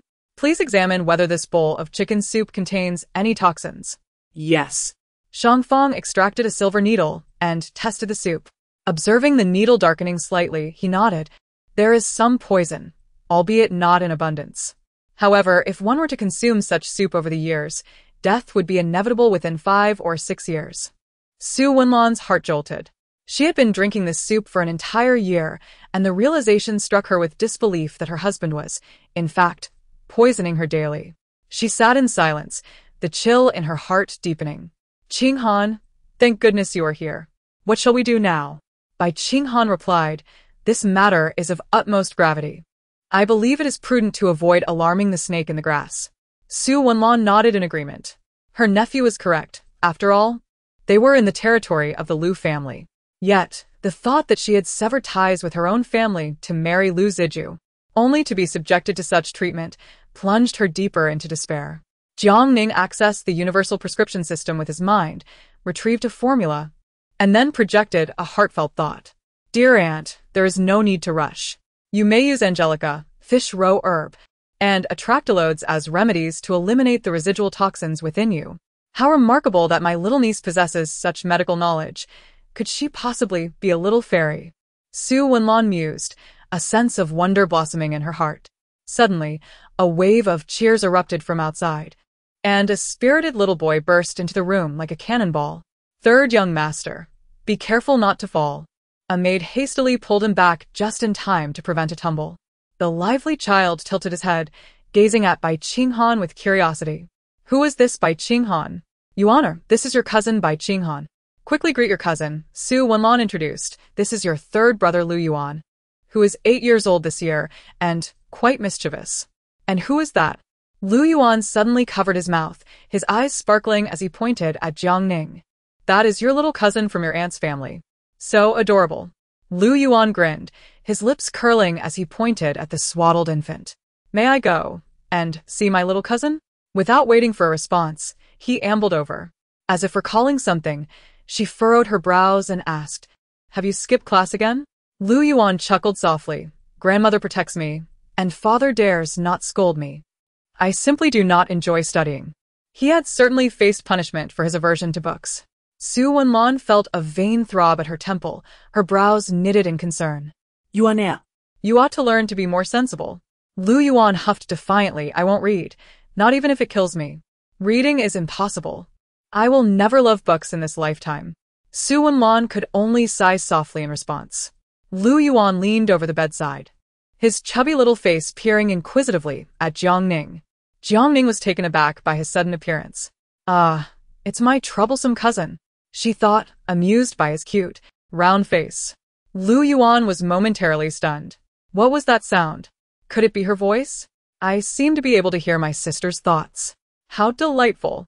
Lu Yuan mused, filled with joy. Oh, my poor cousin. How tragic his fate is. From a young age, he was maliciously misled and deliberately spoiled, growing to despise learning. He is a fool who brings shame to his father and the entire Viscount's household. She continued to reflect, despite being the son of a noble. He is illiterate, causing him to be the laughingstock of the capital. Alas, he appears rather dim-witted now. No wonder his end was so dreadful. Chapter 73. The Art of Witchcraft. Lu Yuan's fingers trembled in fear. Did I perish in such a manner? My cousin had his tongue ripped out, ear severed, limbs hacked off, and was imprisoned in a jar to become a human monstrosity. How horrendous. She lamented. Those 3 children of my aunt suffered fates even more tragic. Suddenly, Lu Yuan sprang up, exclaiming what happened. Her chubby fists clenched in determination. She exclaimed, Whoa, it's too tragic. He truly suffered immensely. With a loud wail, Lu Yuan ran off in tears. Bai Qinghan chuckled, Aunt, it seems my cousin has finally come to understand the importance of education.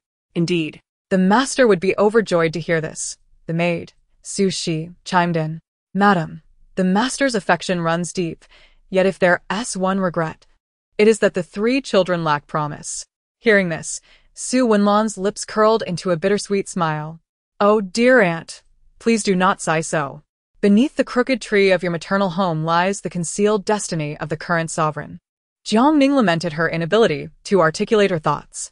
The Su family later faced a thorough investigation, during which treasonous artifacts were unearthed from beneath the crooked tree. Ultimately, her maternal uncle bore the sole burden of guilt, facing execution as a public spectacle. This marked the unfortunate decline of the Su family. Upon hearing that her family harbored the emperor's birth information, Su Wenlan felt the wave of dread wash over her. Was her family not courting disaster? Years ago, when Lu Ziju sought her hand in marriage, her family vehemently opposed the union, but she insisted on the match, ultimately leading to their marriage. Over the years, due to Lu Ziju's disdain for the Su family, she had intentionally distanced herself from them, fearing her husband's displeasure. Yet, she never wished for her family to face calamity. Su Wenlan straightened her posture, eager to listen further. But after a prolonged silence, the little one remained quiet. The Dezheng dynasty was notorious for 2 significant cases: the rebellion of the 3 kings and the witchcraft scandal. The previous crown prince lost his position due to the use of witchcraft, something that the Dezheng emperor detested above all else. If the Su family were to be discovered harboring the emperor's birth date, the implications for the emperor were all too clear. Fortunately, her family still had the loyal Kai Mama by her side. She beckoned Su Shi to approach and retrieved a Buddhist scripture from the highest shelf. It was a scripture she had transcribed herself, originally intended as a birthday gift for her mother-in-law. In that moment, Su Wenlan, without a second thought, bit her finger and, enduring the pain, began to inscribe something upon it. With a grave expression, she issued her commands, not daring to be negligent, and hastily departed. That night, Su Wenlan found herself restless, unable to sleep. It was not until the following morning that Lu Ziju entered, offering his apologies, a situation all too familiar to her.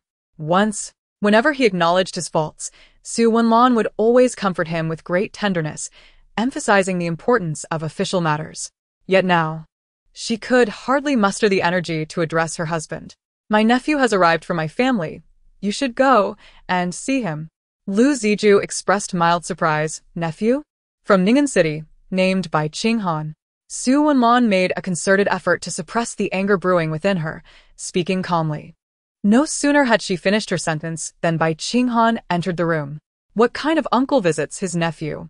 He wore a smile, oblivious to any underlying emotions.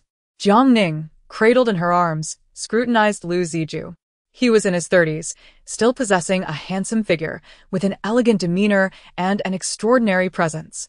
At that moment, the guilt and expression in Lu Ziju's eyes seemed poised to engulf her. This scoundrel certainly looks the part. No wonder he has managed to keep someone waiting for him for over a decade. Jiang Ning couldn't help but scoff. After exchanging a few pleasantries, Lu Ziju excused himself to change clothes, and upon returning, he merely sat briefly before taking his leave. Su Wenlan's eyes drooped. Her complexion had turned pale, now tinged with a hint of fear, her hand trembling as she reached for the door. "Madam."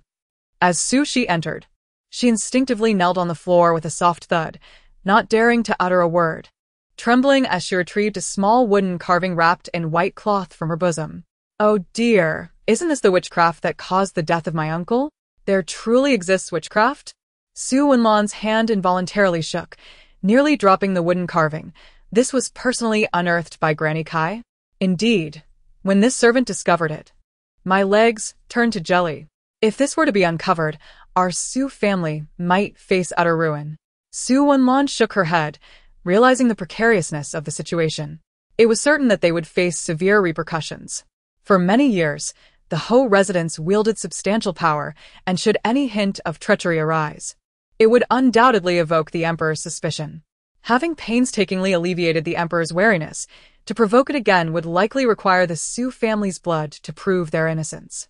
Her elder brother had now attained the rank of a third-grade official, and owing to the legacy of their forebears, many in the court held the Su family in high esteem. This was also the reason why Lord Lu sought to marry her. As Su Wenlan scrutinized the wooden carving, she discerned that it appeared to be stained with blood, exuding a chilling aura. Furthermore, the carving bore deep gouges, rendering it even more alarming. Upon flipping the carving over, she indeed found the Emperor's birth date inscribed on the reverse. The handwriting. Su Wenlan pressed her lips tightly together, gritting her teeth until a trickle of blood escaped from the corner of her mouth. This was the handwriting of her elder brother. Shuangfei, having grown up in the Su household, naturally recognized the script of Su Wenlan's brother. Tears welled in Su Wenlan's eyes as she shook her head, exclaiming, "No, this is my own writing." At that moment, she was beset by a multitude of goosebumps, filled with both dread and a profound sense of relief. From a young age, Su Wenlan had cherished the practice of calligraphy and greatly admired her brother's script, pleading with him to teach her. After marrying into the Lu family, Lord Lu often praised her exquisite handwriting and frequently requested her to instruct him in the art of writing. He even lauded her brother's script, asking to learn from her. At that time, Su Wenlan harbored no suspicions and imparted all that she had learned without reservation. "My lady, many can imitate handwriting. Perhaps this is merely a misunderstanding." Su Shi hastily clarified, her voice strained. Indeed, Su Wenlan possessed no evidence regarding the matter. Her suspicions merely stemmed from the heartfelt confessions of her young niece. Chapter 74. I wished to return to my parental home. Could it truly be Lu Ziju? Was he, the one she had once entrusted her everything to, now plotting against her family? Su Wenlan's heart raced like thunder, her eyes reddened with fury. With swollen eyelids, her voice rasped as she commanded, "Bring me a fire basin. But do not alert anyone." Had he ever genuinely cared for her? In that moment, she had felt warmth. Now, an icy chill enveloped her being. Su Wenlan felt ensnared in a delicate web, pressing upon her chest, rendering her breathless, as if she were trapped in a realm of deceit. where a single misstep could lead to her utter demise. "Auntie, do not fear. I shall assist you, love you, and protect you," came the tender words of her niece. As Su Wenlan lifted her gaze, she beheld Bai Qinghan entering with a child cradled in his arms. Jiang Ning, with her sparkling eyes, pouted adorably, as if to plant a kiss on Su Wenlan, a sight that could melt anyone's heart. "I shall raise the banner for Auntie. Let anyone dare to oppose her." Wiping away her tears, Su Wenlan poured lamp oil over a wooden carving and set it ablaze, placing it in the fire basin. She watched as the carving consumed itself, reduced to mere ash, before finally exhaling a sigh of relief. "My lady, you should freshen up first. You've been crying all day and are drenched in cold sweat." She felt a pang of sympathy for Su Wenlan, as these past few days had nearly overturned her entire world. Su Wenlan felt utterly exhausted, her body akin to a disassembled structure, acutely aware of her physical limits. "Have someone check on the inkstone. Ensure no one bullies it." The eldest son, Liu Yenshu, was born with remarkable intelligence, but alas, at the tender age of 9, he fell into water and became a simpleton. Now confined within the estate, he is unable to tend to even his most basic needs, becoming a taboo and a source of resentment within the household. Su Wenlan visits her eldest son daily, but only ceased her visits after he fell ill and could not rise from his bed. The maidservants are diligent in keeping an eye on the servants, so there is no need for concern. Su Wenlan sighed, her brow perpetually furrowed with worry. This was a matter she had never contemplated throughout the years. In retrospect, it seemed she had been foolish, having been deceived by Lu Ziju for so long in the name of love. Lu Ziju gazed at his wife with surprise. He harbored disdain for the Su family, whom he had relied on for so many years. Now that he had gained strength, he no longer needed them. It would be splendid if the Su family were to fall. Without her family as support, Su Wenlan could freely seek a divorce, allowing him to elevate his cousin. He had already devised a scheme to secretly bury witchcraft items beneath the crooked tree in the Marquis' estate and imitate Su Wenlan's elder brother's handwriting to inscribe the emperor's birth date. Lu Ziju inquired in a low voice, a flicker of loathing in his eyes. Suddenly, a commotion was heard outside the door. She stepped out to reprimand. "Madam, there has been an incident." A young maid stumbled into the courtyard to report. "What has happened? Speak clearly," the lady urged, her anxiety palpable. The maid, her face pale with fear, replied, "Madam, there has been trouble at your maternal home, the Su family. Just now, the commander of the Imperial Guards arrived with men and surrounded the Marquis' estate, claiming that the Su family harbors ill intentions and that there are treasonous items hidden within. The entire estate is now under strict surveillance, and no one is permitted to enter or leave." At these words, the room fell into stunned silence.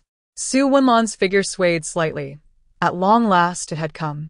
The affair of witchcraft had manifested into reality. A sense of desolation and trepidation enveloped her as she cast a sidelong glance at her husband.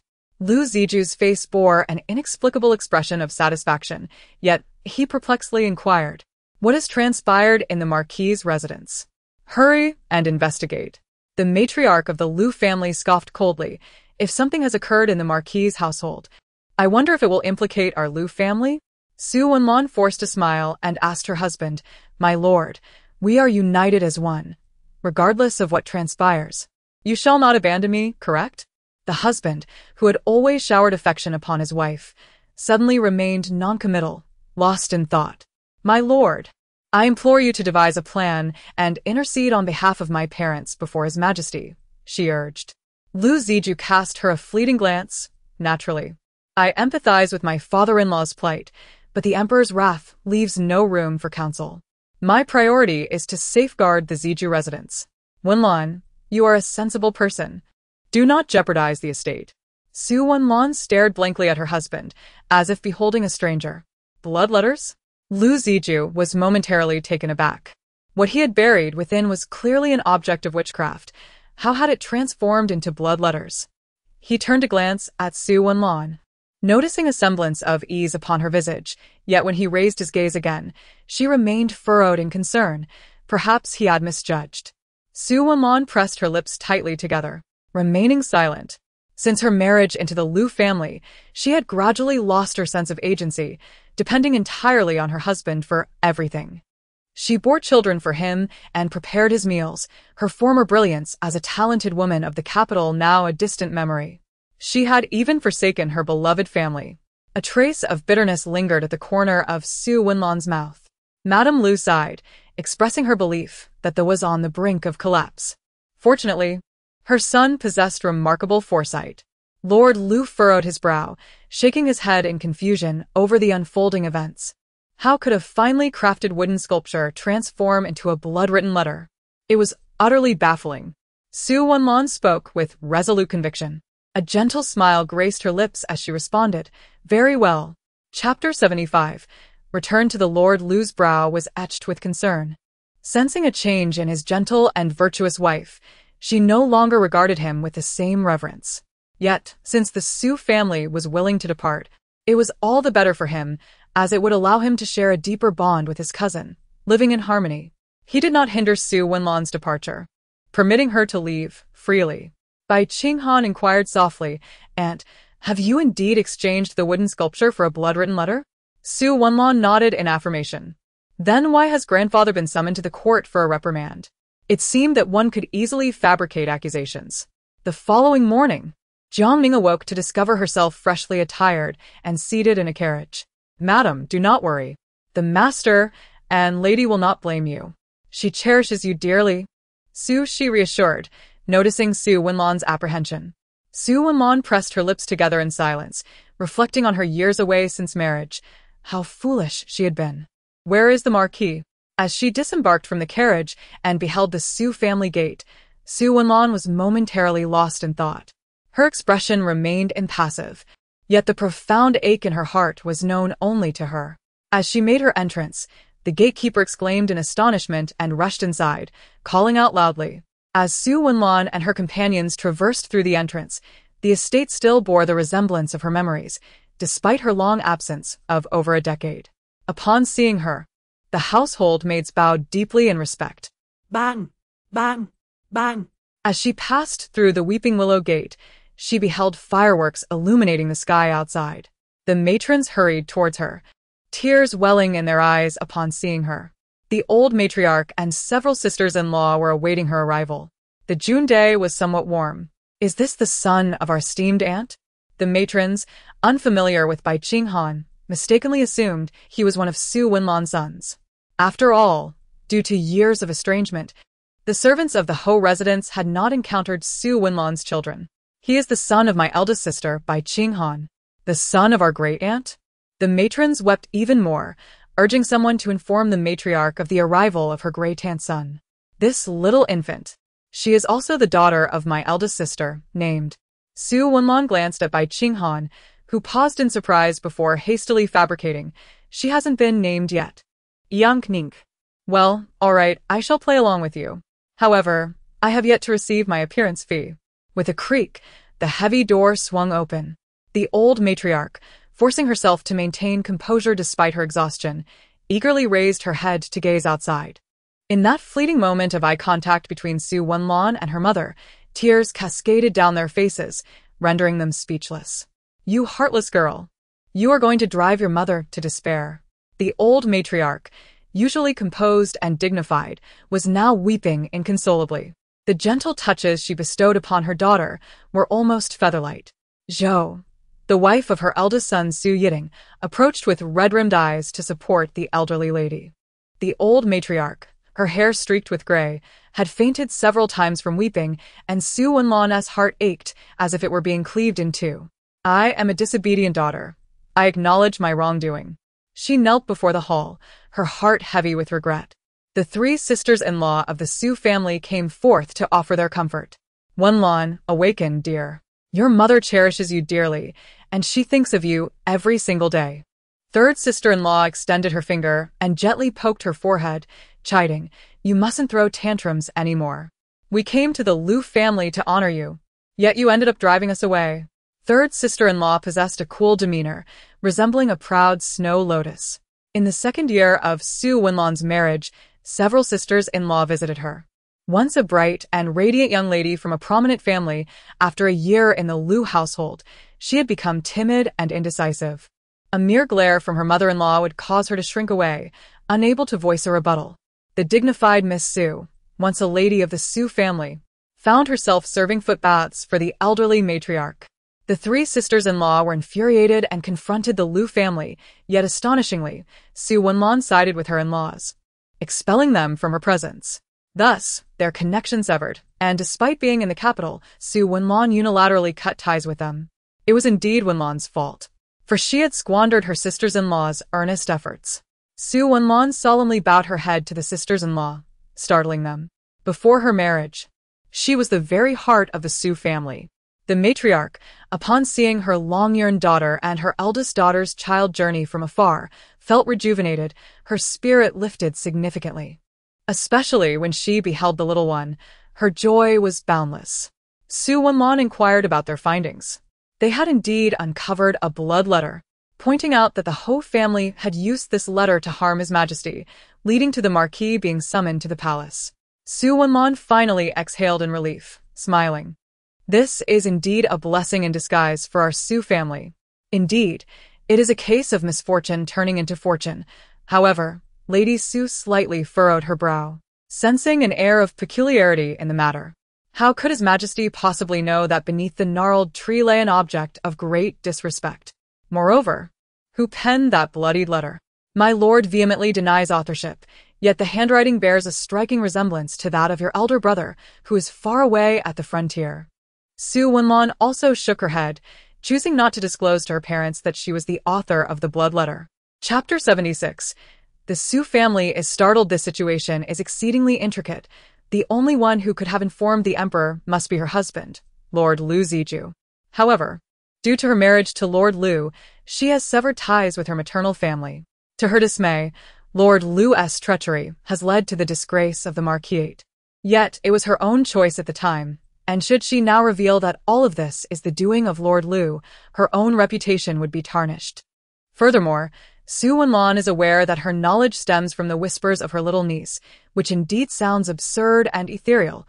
She cannot even convince herself of its validity. Where is father now? As soon as she spoke, Lord Su ambled over, his steps slow and deliberate.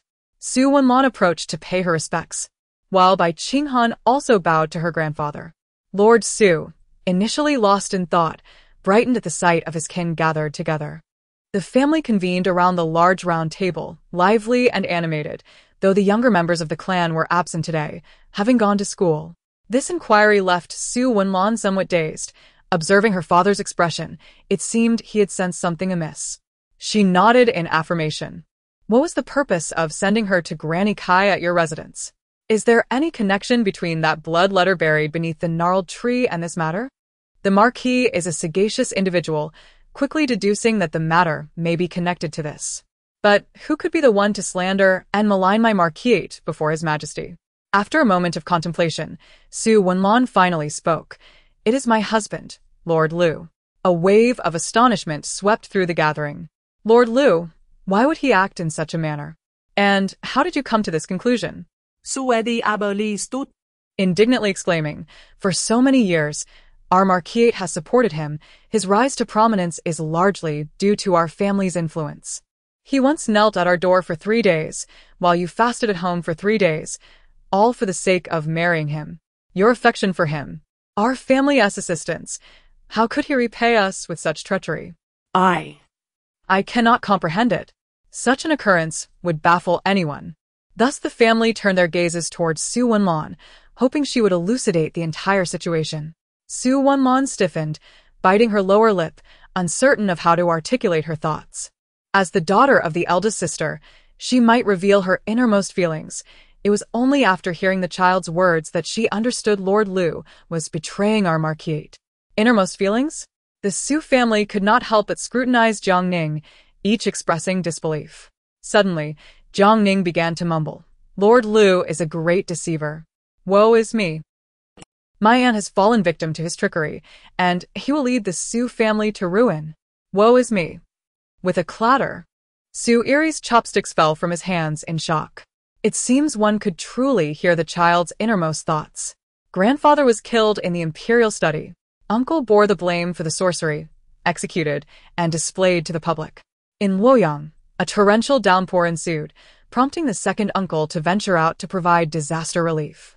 Unfortunately, he was ensnared in a conspiracy, leading to the breach of the Luo River embankment, resulting in widespread devastation and loss of life. The third uncle, wrongfully accused of treason and betrayal, met his demise in a foreign land. Master Su suddenly erupted in a fit of coughing, his hands trembling as he clutched his chopsticks. Beside him sat his wife, a woman of striking yet aloof beauty. In her youth, Mrs. Tsin was headstrong and willful. Upon falling for Master Su, she insisted on marrying him. After years of marriage, he remained indifferent towards her, and she resigned herself to this fate, unaware that everything was about to change from this day forth. Casting a glance at her husband, Mrs. Tsin inquired with a hint of detachment, "What troubles you?" Having endured his coldness for over a decade, Master Su now harbored nothing but disdain for her. Taking a deep breath to quell the turmoil within, he spoke with a quivering voice, unconsciously softening his tone. "It's nothing, just choked a little." Upon hearing this, Mrs. Tsin paused momentarily, silently refilling his glass of water before choosing to remain silent. At that moment, the two uncles turned their gazes towards Jiang Ning, their minds racing with the dreadful thought, would the Su family face total annihilation? Recognizing the shock reflected in each other's eyes, they remained mute but clenched their fists tightly. After dinner, without a moment's pause, the brothers made their way to their father's study. "Father, have you heard the silent pleas of your granddaughter?" Both Master Su and Master Su echoed in unison. The old Marquis felt a bead of cold sweat trickle down his brow, exhaling a heavy sigh. "I fear only we have perceived it. One can only wonder if it is true," Master Su murmured softly. The visage of his wife flickered in his mind, and an inexplicable ache filled his heart. How could it possibly be false? Elder Su remarked. Did not second sister say? She discerned the true nature of that Lu Ziju, a wolf in sheep's clothing, by listening to the child's heart. Elder Su continued, "I suspect this is a fortuitous opportunity bestowed upon the Su family by heaven. It must not be divulged. Indeed, the daughter of the eldest sister appears to be extraordinary." Lord Su stroked his beard thoughtfully and nodded.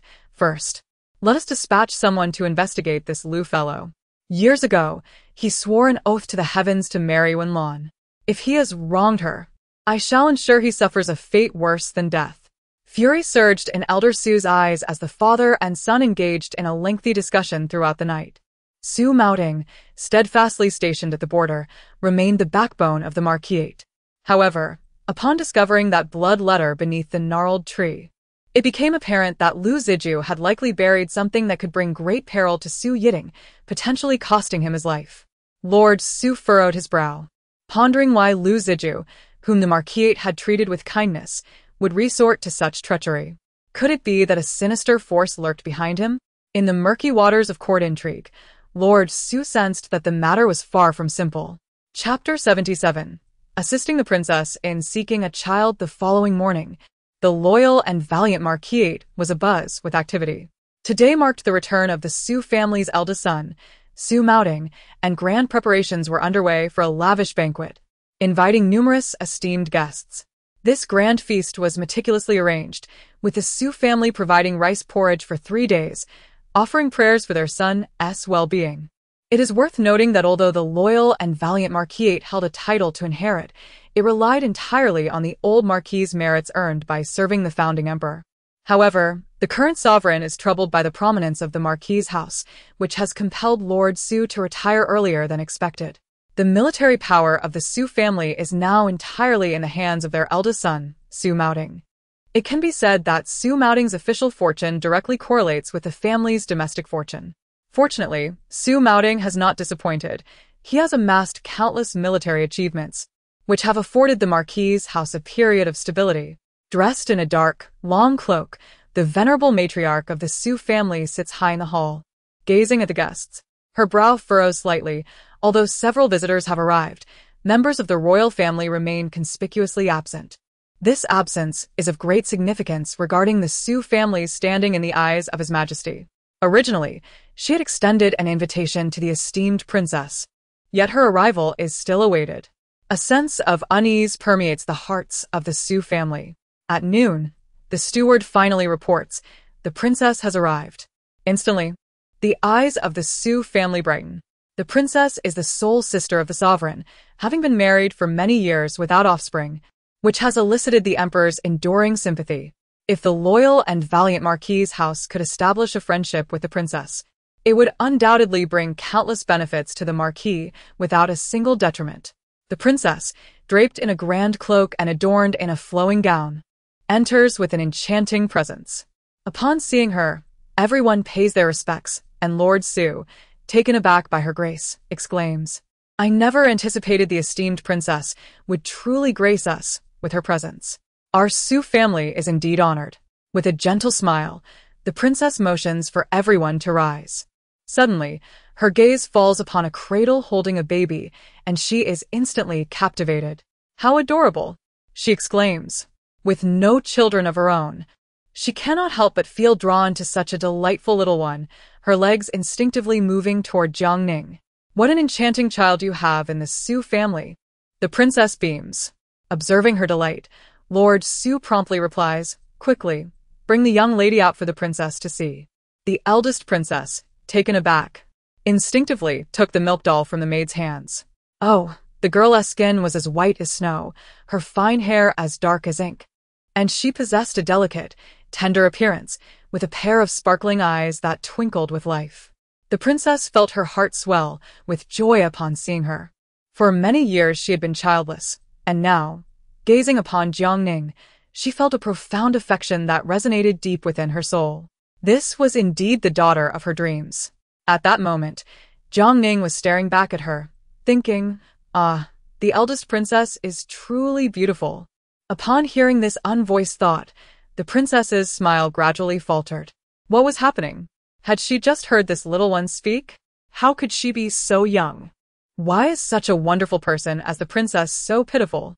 She has been married to the prince for over a decade, yet remains without children. She even allowed the prince to take a concubine or a secondary wife to bear children, so she could have heirs nearby. Even as a princess of noble birth, the absence of children weighed heavily on her heart. The princess could not dismiss this heartfelt sentiment as mere fantasy, especially since every word struck a chord deep within her. A fortune-teller had once claimed that her fate was one of barrenness, devoid of offspring. Lost in thought, the princess murmured this sentiment aloud. The Su family members remained silent, each aware of the princess's fervent longing for a child. Yet, this was a matter beyond their control. "Your Highness, do not heed those charlatans.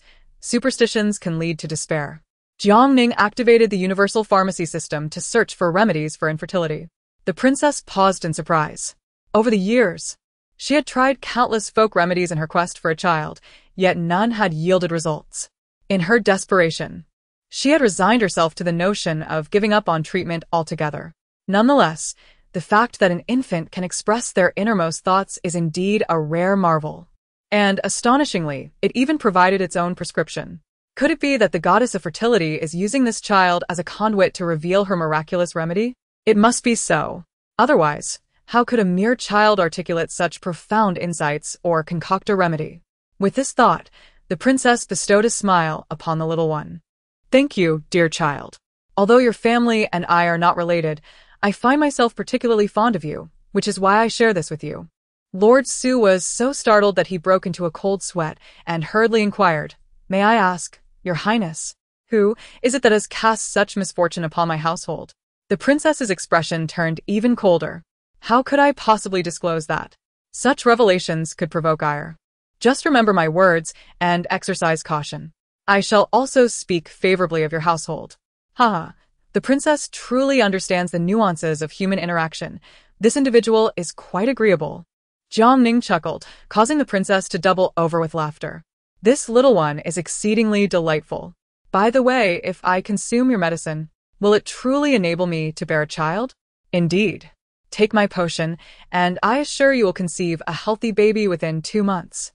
Jiang Ning bolted, her tongue flickering animatedly, saliva escaping her lips. The princess, taken aback, cautiously asked, "Are you truly serious?" She had lost her senses. Actually inquiring about a child due in 2 months. An even more astonishing scene unfolded as the little one ceased drooling and broke into a wide grin, clapping its chubby hands vigorously, causing a delightful sound. You shall conceive, whether it be 8 or 10. The little one waved its plump hand in exuberance. Unbeknownst to her, the Grand Princess inexplicably found herself entrusting the small infant, a mere 2 months old. The couple, Lord and Lady Su, beamed with delight, prompting the matriarch to command, "Prepare a banquet." In no time, the fragrance filled the air. Little Jiang Ning, upon catching a whiff of the delectable aroma, had her dark, glistening eyes brighten with eagerness. "Oh, how I long for meat. Just a taste, please." Even a lick from the plate would suffice. She opened her mouth, her tender voice repeatedly calling out, "Bring me close to your side."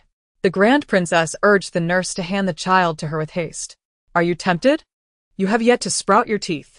Wait until your 100 days to savor a morsel of meat."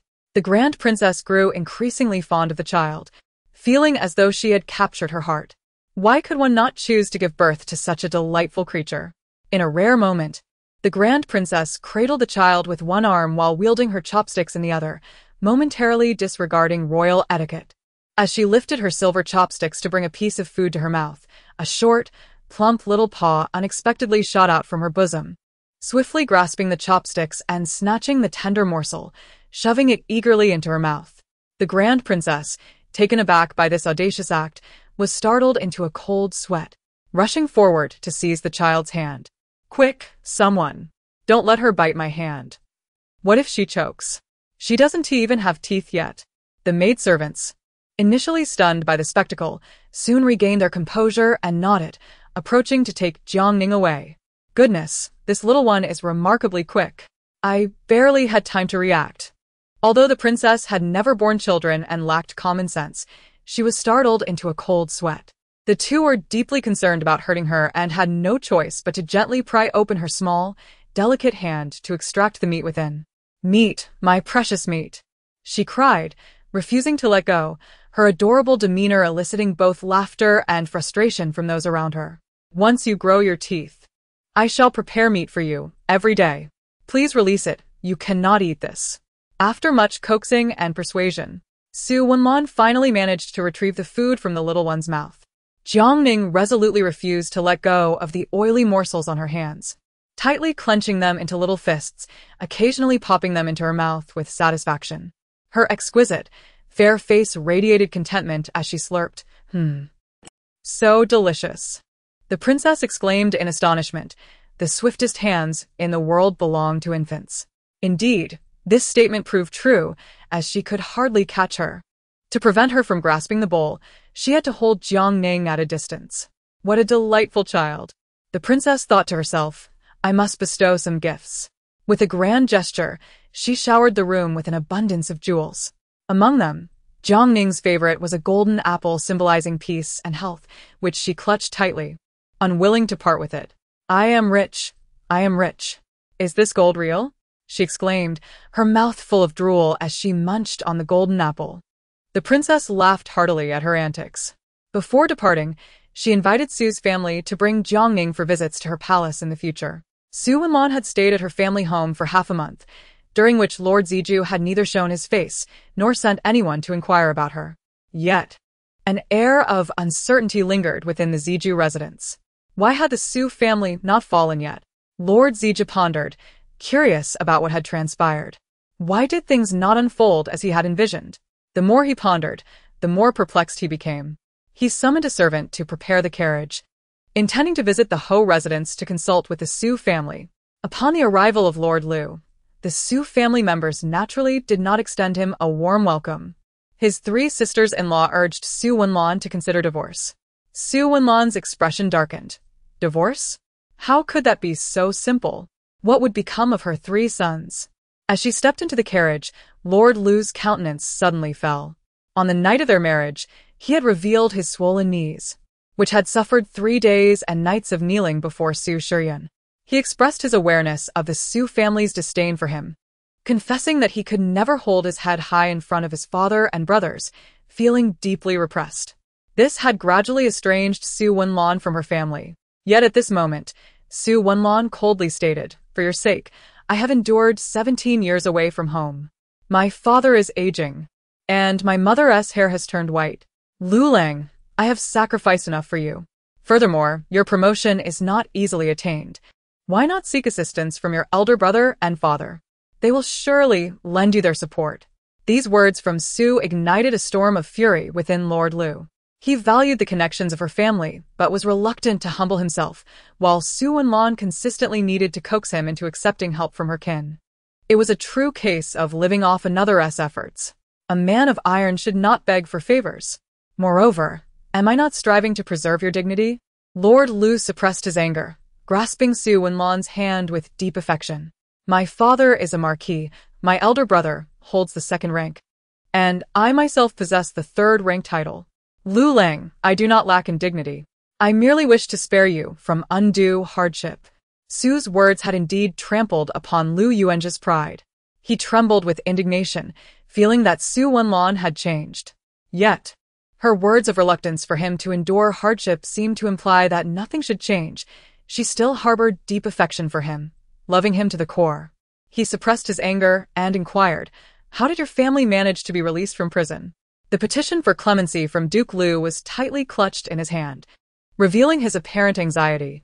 Su Wenlan furrowed her brows slightly, her expression tinged with weariness. "Oh, it appears the emperor misunderstood the Su family and promoted my elder brother." She spoke nonchalantly, a smile dancing in her eyes. When she observed closely, she indeed detected a flicker of disdain in Duke Lu's gaze. It was unclear who had reported them, claiming that beneath the crooked-necked willow tree of the Su family lay witchcraft. What witchcraft could there be? Only the Su family's patriotic spirit remained buried beneath. Duke Lu's heart raced. "What is buried there?" he asked, his tone growing somewhat frigid. Su Wenlan continued to smile brightly. "What lies buried is the Su family's unwavering loyalty, willing to sacrifice everything for the court. We ought to express our gratitude to the informant. Otherwise, how would our marquisate possess such fortune? My brother's promotion to a second-rank official surpasses even my father's rise. Our Su family is poised for resurgence." The Duke of Loyalty and Valor's face turned pale in an instant. His fists clenched tightly as he struggled to contain the sudden shock, taking a moment to steady his breath before uttering, "Truly, what remarkable fortune. As my husband moves through the court, I cannot afford to lag behind," he added. Su Wenlan silently reveled in her mirth. The scoundrel who thrived on others' goodwill deserved every bit of it. Duke Lu was a man of immense pride. Back when he sought to marry the legitimate daughter of the Su marquisate, he had been secretly ridiculed. It was no surprise, given that the Su family held the highest rank, with several brothers being exceptional talents, doting on their only daughter with profound affection. In contrast to Su Wenlan, who is a genuine daughter of a prestigious family, the viscountcy is but an empty shell, devoid of substance and power. Following the demise of the old viscount, it has become increasingly precarious, and the desire to wed a daughter from the Su family is indeed a delusion. Even at this moment, Su Wenlan holds the esteemed title of a third-rank lady, placing her a tier above Viscount Lu. As the carriage halted before the Viscountess' residence, Su Wenlan descended unaided by her husband. After tidying the house briefly, she sighed and remarked, I now comprehend the true nature of Viscount Lu. He harbors malicious intentions. Yet compelling me to part ways with him is no simple task, especially with my 3 sons here." She lamented the inadequacy of her sons, who are unable to secure her position within the Lu household. Bai Qinghan was aware of his 3 cousins, yet thus far, only the youngest, Lu Yuan, had made an appearance. It was said that the other 2 had reached adulthood, yet their absence remained a mystery. "Your 3 cousins. Lu Yuan is still young. Ziqian suffers from ill health and is currently being cared for at the temple. As for Ziwei." Bai Qinghan noticed that his aunt's brow furrowed at the mention of Lu Ziwei, revealing her deep concern. He was uncertain of the circumstances surrounding his troublesome cousin, but it was evident that he must be a source of anxiety. He is completely uneducated, indulging in every vice imaginable, leaving me in a quandary. Su glanced around and inquired of Su Shi, "Where is the second young master?" "Today is a holiday. He must be studying at Tinglan Garden." "Humph, studying?" "He is clearly gathering his unscrupulous friends to engage in gambling." Upon hearing Jiang Ning's heartfelt thoughts, Su Wenlan shuddered. This mischievous boy is gambling again. She uttered a reprimand. Su Shi, accompany me to Ting Lan Yuan. Jiang Ning's inner voice persisted. Aunt, you only know how to be angry with your son, unaware that he has been led astray by others.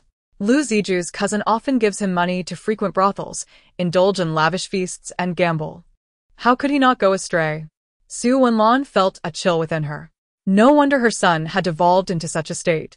She also bore the blame for her lax discipline, allowing that wretched Qin to take advantage of the situation. Ever since Qin married into the Viscount's residence, she had maintained an amicable facade, leading Su Wenlan to believe her to be a virtuous woman. Little did she know of Qin's malevolence, secretly instigating her son to indulge in debauchery. The thought sent a shiver down Su Wenlan's spine. Thankfully, Bai Qinghan and his siblings had arrived. Otherwise, not only would she be unable to remain in the Lu family, but the 3 sons she had painstakingly raised would also meet a dire fate. She led the group towards Ting Lan Yuan, arriving at the drooping flower gate, where a young servant stood. Upon noticing the approaching entourage, the servant hurriedly darted inside. The servant is going to report. My dear cousin is engaged in something good. Little Jiang Ning waved his little claws, his face brimming with excitement. Su Wenlan quickened her pace, commanding, Stop that servant. No sooner had she spoken than Bai Qinghan rushed forward, toppling the servant to the ground, pinning him down.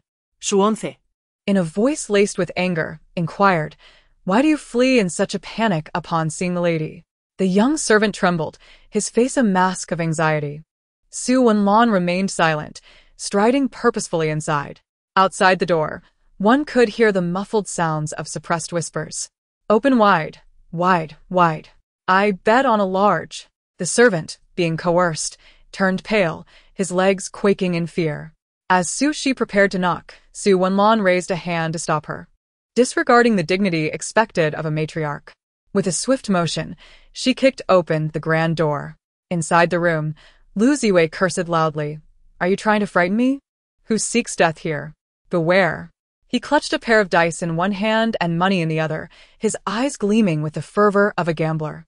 However, upon lifting his gaze, he was met with the icy stare of Su Wenlan, her countenance dark with disapproval. With a clatter, the dice fell to the floor, and the young servants knelt in disarray behind him. Su Wenlan gasped for breath, feeling as though the very air had been siphoned from her lungs, as if someone had tightened a grip around her throat. You, unfilial son. A wave of dizziness washed over her. How much longer would she have been kept in the dark, if not for the whispers of her heart? Young master, you are confused, Su Shi exclaimed, taken aback. How long have you been gambling? Su Wenlan's voice trembled, and Su Shi hurried to support her, allowing her to sit with great difficulty. Lu Ziwei had never witnessed his mother in such a state. The disappointment and shock in her eyes rendered him utterly exposed. With a quavering voice, he confessed, Mother, I have erred. I have only studied for 3 days. Lu Ziwei, merely 15 years of age, was once a rosy-cheeked youth. However, his countenance had darkened due to his incessant indulgence in gambling, leaving his eyes sunken and his lips chapped. Even his typically vibrant hair now bore a dull, ashen hue. You, who revel in play and mischief, have been indulged by your mother, who, mindful of your tender years, has never held your antics against you. Yet how could you, at such a tender age, become entangled in the vice of gambling? This insidious vice, how dare you even approach it? Su Wenlan felt a surge of anger, her heart racing as she seethed, demanding to know, who taught you this? In a corner, a bound young scribe whimpered, muffled by a cloth stuffed in his mouth. Su Shi promptly stepped forward to release him from his restraints. The disheveled young scribe immediately fell to his knees, exclaiming, Madam, it was Qing Yu and Qing Yan. Su Shi whispered to Su Wenlan, Qing Yu and Qing Yan were brought by the second madam. Su Wenlan recalled that these 2 young attendants, both eloquent and literate, had been lauded by the Qin family when they were introduced to her son, praised for their potential to guide him in his studies. Trusting their capabilities, she had allowed them to manage his daily affairs and attend to him closely. Bring forth those treacherous wretches and administer the rod to them, as a warning to others. Let all the servants of the household witness the punishment before they are permitted to leave. Su Wenlan, normally magnanimous, had never been this furious. Qingyu and Qingyan, their mouths gagged, were dragged away, casting desperate glances at Lu Ziwei. Yet he dared not intervene. Humph. These two attendants were far from innocent. They had come to his cousin with a mission, all aimed at rendering him a wastrel. He led him into gambling, encouraged him to skip school, and instigated him to insult the master, ultimately pushing Sango into the limelight. And he would deal with them harshly. I stand with you.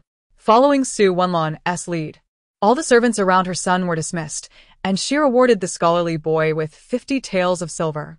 Lu Ziwei was in a daze, and Su Wenlan did not spare him a glance. Instead, her gaze turned cold as she commanded that all the servants gather outside Shantung to witness the punishment. As the servants assembled outside, the old matriarch of the Lu family was dining within.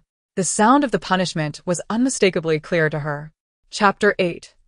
In this family, I am the mistress. The old matriarch furrowed her brows tighter, exclaiming, "What nonsense! Is it necessary to create such a commotion for the punishment of a servant? Besides, Who among the outside world does not know that our Lu family is cultured, compassionate, and never resorts to beating or scolding our servants? If this gets out, how will it reflect on the master?" Just as she was about to say, "Help me up," Qin Shi arrived in haste, saying, "Old madam, Sister Su intends to strike my personal attendants, Qingyu and Qingyan. Although they once served me, they originated from your Shantung." The old matriarch's expression darkened even further. Qin Shi continued, "I have heard that the entire Su family has fallen into misfortune. Perhaps this has influenced Sister Su's mood, causing her temperament to shift, leading her to strike the servants." Upon realizing that the family members involved had come from her own quarters, the old matriarch shook her head repeatedly, saying, "Isn't this a disgrace to Shantung? Hurry, take me to see." With Lin Momo assisting her, she rose and headed straight for the door. The servants outside had all gathered, their faces betraying a palpable sense of alarm as they cast anxious glances towards the two scholars bound at the center. What is the meaning of this chaos? What transgressions have they committed to warrant such punishment? Is this how the noble families disregard human life? The matriarch, Lady Lu, appeared, leaning on her cane, her visage brimming with indignation as she reproached Su Wenlan. What does it mean to publicly punish the servants she sent? This is bad. The Qin family has arrived. Aunt, please hold strong. Jiang Ning, awaiting the unfolding drama, sensed the gravity of the situation. Su Wenlan bowed respectfully to the matriarch, saying, "Esteemed mother, these two scoundrels have deceived us all, leading the second young master astray into gambling, and they emerged from my quarters." Su Wenlan's face was a mask of fury. "Since they came from Deshan Hall, they must not bring shame upon you. It seems they have intentionally concealed their actions from you. If we do not punish them as a warning, how can we expect others not to deceive you? Those unaware may mistakenly believe you have willfully led your grandson astray." Upon hearing the word gambling, Lady Lu's brows furrowed deeply as she fixed her gaze upon the two scholars. Fear and desperation flickered in their eyes as they pleaded, "Lady, save us. It is not our fault. We were led astray by Qin." At that moment, Qin signaled to the maids nearby, and the two attendants swiftly moved to silence Qingyu and Qingyan. Su Wenlan shot a glance at Qin, her fists slowly clenching. "Today, let everyone watch closely. Witness the fate of those who betray their masters." As she spoke, she raised her hand, and the yard was immediately filled with the ominous sound of thuds, the sound of sticks striking flesh. Qingyu and Qingyan were bound to the bench, their mouths firmly gagged, beads of cold sweat adorning their foreheads, their gaze fixated on the old matriarch. Muffled whimpers escaped from their obstructed mouths. With each strike of the rod, the blows grew increasingly severe. Within half an hour, blood splattered, staining the ground beneath them. Qingyu and Qingyan's faces turned a shade of deep purple, blood trickling from the corners of their mouths, their bodies slumping lifelessly upon the bench. Flesh and blood, a gruesome amalgamation. All the servants fell silent, some maidservants even succumbing to tears, while the old matriarch took a step back in terror. Qin Shi's face turned ashen, and Su Wenlan, known for her virtuous nature, was taken aback, for this was the first time she had resorted to such brutal punishment. Moreover, it was evident from her piercing glances that Su Wenlan's ire was directed at her. As the saying goes, a dog watches its master. Granny Lin sensed the old matriarch trembling and spoke softly. With her eyes closed, the old matriarch could vividly recall the two young scholars lying bloodied on the ground. A chilling sight of crimson. This act of punishment seemed to echo not only against the maidservants, but also struck at her very soul. Marvelous. Auntie is truly formidable. To deal with wickedness, one must employ ruthless methods. Annie is mighty. How impressive. Su Wenlan felt a weight in her heart as she glanced at Lu Ziwei. With tears brimming in his eyes, Lu Ziwei confessed, "Mother, I understand my mistake. Then you shall be confined for 3 days to reflect upon your actions." Whether out of fear or sudden realization, Lu Ziwei obediently nodded and turned to leave. Following this incident, he found himself devoid of any ill influences, and indeed, he became considerably more earnest. Su Wenlan, too, transformed into a figure of resolute authority. Madame Lu and Mrs. Qin both observed the situation with great anger, yet dared not voice their displeasure. After all, it had always been Su Wenlan who held the reins of the household. Following the unsettling incident, Madame Lu was stricken with fear and developed a high fever during the night. Lu Ziju, filled with indignation, came to demand accountability.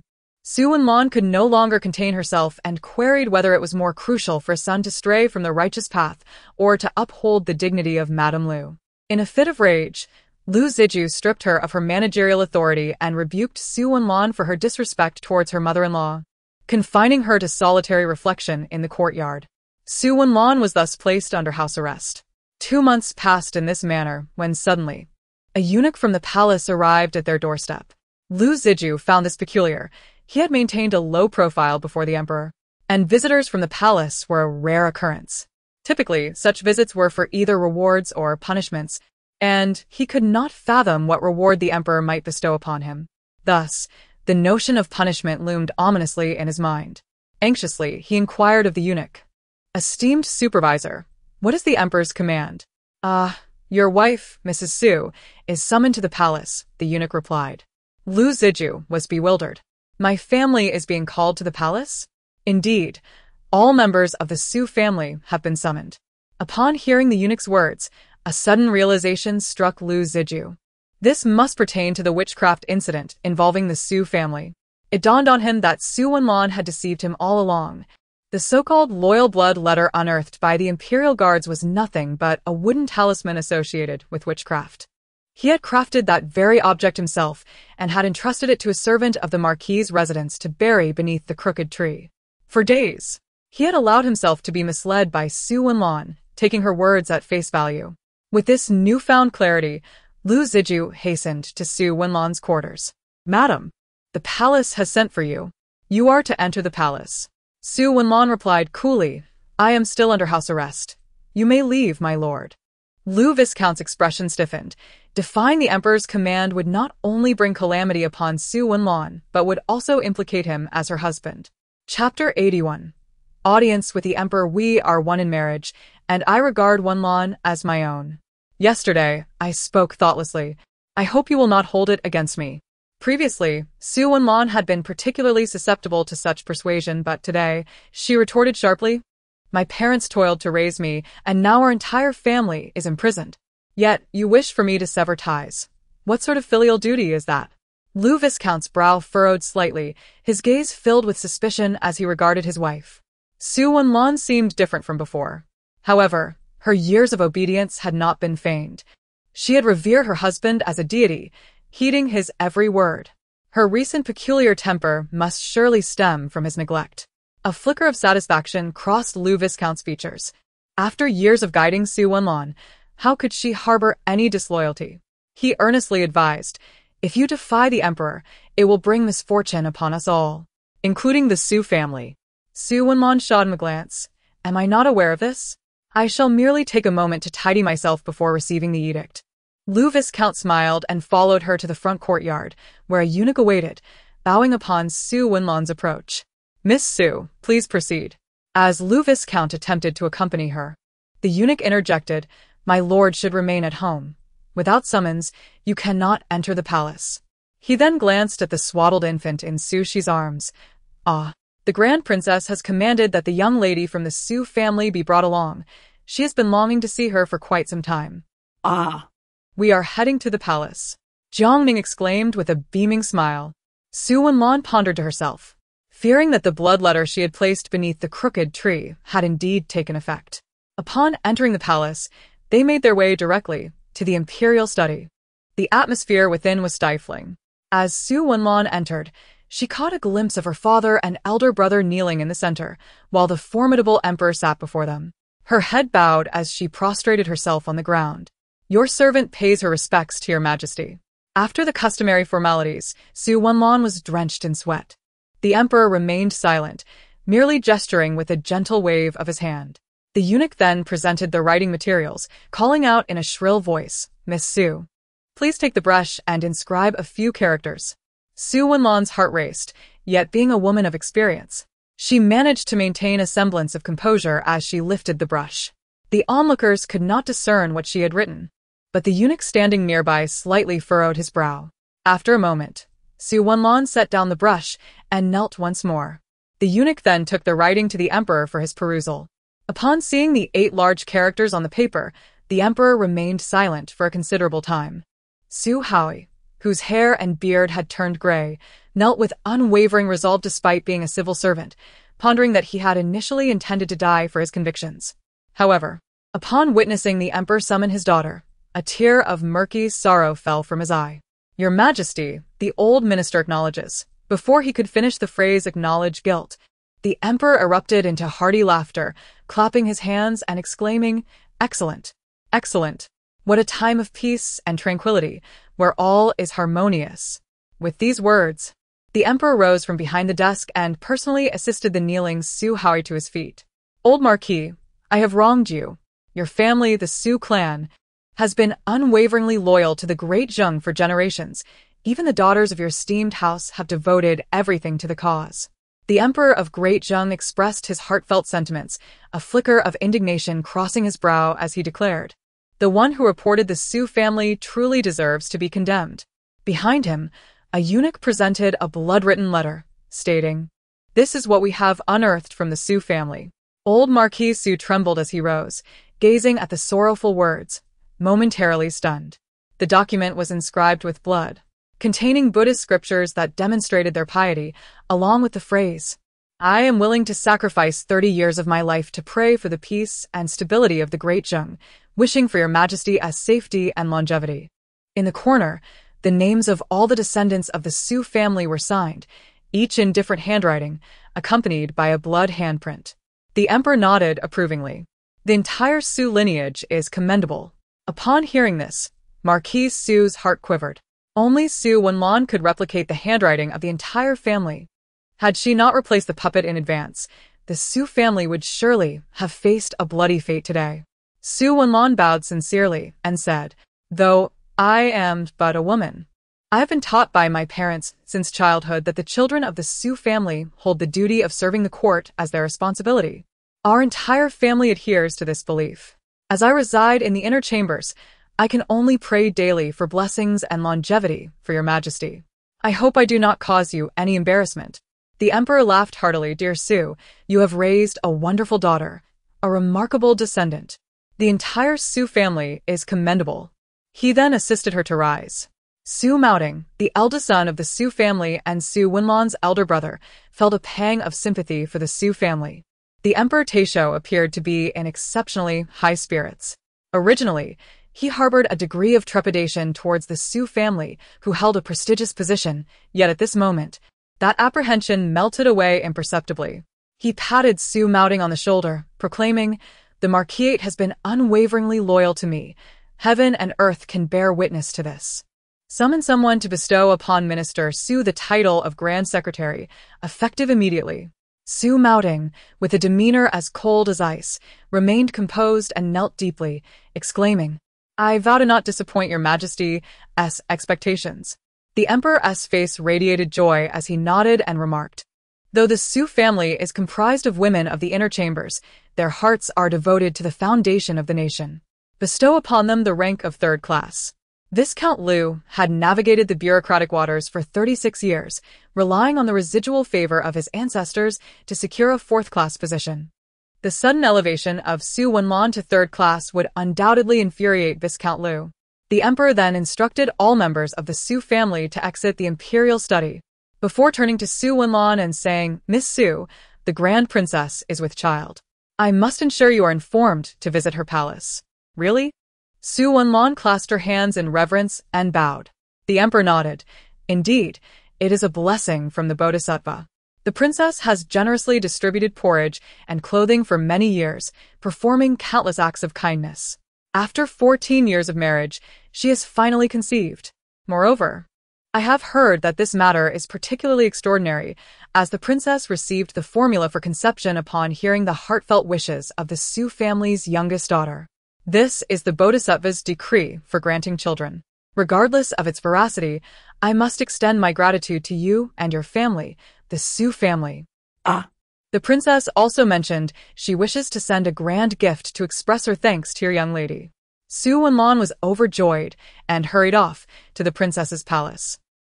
Meanwhile, in the Viscount's residence, upon awakening, Jiang Ning lifted her gaze towards the window, where the splendidly blooming remained as resplendent as ever. However, preparations for their departure from the capital had already commenced. Time had flown by, and it had nearly been 3 months since they arrived in the capital. It was indeed time to leave. Bai Qinghan wore a slight frown, having heard of the Su family summons to the palace by the emperor. Uncertain whether it portended good or ill, Jiang Ning discerned his thoughts and murmured her musings aloud. Chapter 82. A desperate act. With a creak, the door swung open, revealing a rotund figure peering in. It was Lu Yuan. "Cousin, I have come to see you." "Where's my cousin?" Upon spotting the swaddled Jiang Ning, his eyes lit up, and he dashed over with remarkable speed. "Cousin, third brother has come to see you." As Lu Yuan approached, he overheard Jiang Ning's restless murmuring. It's so stifling. I wish I could go out and play." Narrowing his eyes with a mischievous grin, Lu Yuan whispered, "Would you like to go outside? If you give third brother a kiss, I shall sneak you out. What do you say?" The 8-year-old cousin beamed with the cunning of a sly wolf. "Brother, dear brother, beloved third cousin, I implore you to take me out." Jiang Ning, nearly suffocating from confinement, was eager to witness the couples celebrating the Qixi festival. Their chubby hands intertwined, and Lu Yuan lifted Jiang Ning into his embrace. The weight of the little one was substantial. "Goodness, this little darling is quite heavy. But finally, my cousin's robust physique finds a purpose." Lu Yuan felt as though he cradled a fragrant, soft treasure, delightfully plump in his arms. With a playful kiss, Jiang Ning left a trail of drool on Lu Yuan's cheek, causing him to smile at the delightful softness of his cousin. Seizing the moment when Bai Qinghan was distracted, Lu Yuan stealthily hoisted Jiang Ning onto his back, quietly opening the window and leaping out into the world beyond. "Ah, the scent of freedom. But be cautious. We must not be discovered," he whispered. Jiang Ning, brimming with excitement, her bright eyes sparkling with anticipation, reassured him, "Do not worry, cousin. I am well acquainted with these paths. Brother Qinghan will not catch us." Indeed, Lu Yuan was familiar with the positions of the servants on patrol, expertly guiding Jiang Ning through the estate. Just as they approached the outer gate, Jiang Ning suddenly sat up straight, startling Lu Yuan, who feared she might tumble off. However, she merely sniffed the air and pointed toward the garden on the right. "I wish to play there." Lu Yuan paused, momentarily taken aback. The location was indeed secluded, with few patrols, making it one of the most remote courtyards of the loyal duke's residence. Yet, he instinctively lowered his voice. "This is Mingda Courtyard, brother's domain." His elder brother, whose health was frail, resided there in solitude, having dismissed all the maids and forbidding any upkeep, leaving the courtyard in a state of desolation. It was a forbidden area of the estate. Any intrusion would surely anger his brother. Their parents dared not disturb him, and their grandmother had strictly forbidden even the mention of him. Moreover, after sustaining his disability, his temper had grown exceedingly volatile. Whispers of his brother being both crippled and mad circulated through the household, instilling a sense of trepidation in Lu Yuan regarding Lu Ziqian. However, Jiang Ning's expression betrayed her urgency as she pointed directly at the entrance of Mingda Courtyard. "There is a scent of blood, a scent of blood. We must go check on brother." In the original text, the tragic fate of the Lu brothers is merely glossed over, yet when she finds herself amidst it, The despair becomes painfully evident. Lu Yuan felt a shiver of fear. He was aware of his sister's peculiar abilities. With his elder brother on his mind, and disregarding his trepidation, he resolutely approached the grand door to push it open. The courtyard gate was firmly shut, and his knocks echoed in vain, met with silence.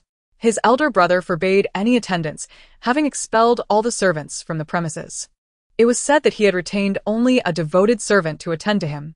The courtyard bore signs of servants who had stealthily entered during the night and departed at dawn. As Lu Yuan recounted this, Jiang Ning pondered that Lu Ziqian must be utterly despondent, thus isolating himself. At that moment, the increasingly pungent scent of blood filled the air. Stirring her urgency as she pointed toward the corner of the wall, Lu Yuan's eyes widened in shock. "You want my cousin to crawl through a dog hole? Absolutely not. A scholar may be killed, but never humiliated. How could a learned person crawl through a dog hole?" However, moments later, he found himself crouched within the dog hole, muttering as he wriggled through. How can it be called a dog hole if a scholar is crawling through? I shall rebrand it as a scholar's hole. The courtyard lay desolate, shrouded in an eerie stillness. With his hair tangled in weeds, Lu Yuan charged ahead, while Jiang Ning indicated left, and he sprinted without hesitation in that direction. Before long, the plump boy was drenched in sweat. As the scent of blood grew, increasingly potent, Lu Yuan's heart raced. How could his cousin detect the odor of blood from several courtyards away? This was utterly absurd. With a sudden crash, he flung open the grand door, only to be assaulted by an overwhelming wave of the metallic scent. His eyes widened in horror as the sight before him turned them a shade of crimson, and a chill swept through his body. Everywhere he looked was drenched in a sea of blood. A thick, crimson stream of blood spread from the man lying at the head of the bed down to the floor. The young boy trembled in fear, his hands that were supporting Jiang Ning shaking uncontrollably. The man in the blue robe lay with his eyes closed, his wrist dangling over the edge of the bed, blood dripping steadily down. A suicide by wrist cutting. Lu Yuan stumbled towards his elder brother. Brother. Oh, mother. Father and mother. Someone, please come." The young boy had never witnessed such a scene before, and as he rushed forward, he reached out to touch his brother, only to find Lu Ziqian's body icy cold, trembling uncontrollably. At that moment, Lu Ziqian tightly clutched a shard of porcelain, thick with blood. Even Jiang Ning was profoundly affected by this sight. The young man on the bed had features like a painting, resembling a fallen immortal, yet his face was devoid of vitality, filled with a sense of resignation. Though he still breathed, his spirit had long since perished. "Fool, quickly grab a handkerchief and cover the wrist." Lu Yuan hurriedly placed her on the bed, shaking and weeping. As he desperately wrapped the handkerchief around the wrist, binding it tightly. "Damn it, where is that servant?" Lu Yuan's eyes were bloodshot, cursing as he tied the makeshift bandage. Just then, the door swung open, and Bai Qinghan stood at the threshold. "Thank goodness, Brother Qinghan is here." Bai Qinghan was taken aback by the gruesome scene before him. He noticed Lu Yuan's binding was inadequate and immediately assisted him. Fortunately, they had acted swiftly, preventing Lu Ziqian from losing his life. After a series of emergency measures, Lu Ziqian was finally out of danger. That night, Lu Ziqian gently opened his eyes, his gaze calm and undisturbed, lying silently in bed, as if he had been paralyzed for the past 8 years. Brother? "Brother, you're not dead? That is wonderful. Dear brother," Lu Yuan exclaimed, tears streaming down his face. Trembling with fear, he lay beside his elder brother, yearning for his attention. He had heard tales of how, in years gone by, everyone hailed Lu Ziqian as a prodigious talent in the capital, a child who could compose poetry and paint at the tender age of 9, gifted beyond compare. Yet, there was a tragic incident when he accidentally fell into the water, and by the time he was rescued, he had lost all signs of life. It was only due to a skilled physician's miraculous intervention with golden needles that he was revived, yet he emerged unable to move, confined to his bed. He spent his days in paralysis, and even when a servant occasionally wheeled him outside, he resisted vehemently, his temperament turning erratic and fiercely volatile. Chapter 83. The 13 Needles of the Ghost Gate. From that moment on, he became both mad and crippled, instilling fear in all who dared approach him. After 8 years of recovery, he had regained only the ability to clench his hands. On that first occasion of gripping tightly, he inflicted a wound upon his own wrist. Merely contemplating these memories left Lu Yuan breathless. "Brother, are you feeling any better? Perhaps I should summon our parents to fetch a physician." "You could keep an eye on my cousin for me? She is so small and delicate, sweet and soft. You will surely adore her." He brought Jiang Ning close. Yet Lu Ziqian refused to look at her, his voice raspy and jarring as he uttered, "No." His tone lingered, as if he had not spoken in eternity. "No. Do not call for the physician. And do not inform mother." Having been silent for so long, his speech was now halting and painfully rough. Lu Yuan hesitated, "But brother, your injury." However, upon witnessing his brother's resistance and the simmering anger in his demeanor, he dared not provoke him further. Yet, Lu Yuan noticed a hint of color returning to his brother's complexion and took it upon himself to fill a basin with water, retrieve a cloth, and kneel on the floor to cleanse the bloodstains. No wonder the eldest brother of the Lu family is a tragic yet formidable villain. At the tender age of 9, he was hailed as a genius, only to plunge into the depths of despair while attempting to save another, resulting in his own paralysis when the other party refused to call for help. The cruelest fate of all is that in the future, he must bear witness to the demise of his entire family. Jiang Ning blinked, shaking her head with a sigh. Lu Ziqian's lifeless eyes suddenly quivered as he exerted all his strength to turn his head, discovering that his youngest brother was laboriously scrubbing the floor. Standing beside him was a strikingly handsome young man, anxiously observing him. "You." Bai Qinghan found himself at a loss for words, having overheard Jiang Ning's innermost thoughts, and likely gleaning the same from Lu Ziqian's expression. Lu Ziqian, taken aback, realized that the voice he had just heard did not belong to a man, but rather to a child with a tender, innocent tone. He glanced at the infant cradled in Bai Qinghan's arms, his face etched with confusion. Upon sensing Lu Ziqian's gaze, the infant broke into a toothless grin, revealing a row of gummy flesh. Lu Ziqian pondered. Had his paralysis affected his hearing as well? The tragic fate of his family? It was indeed true that he had fallen into the water while attempting to save someone, and that unspoken thought rang painfully true.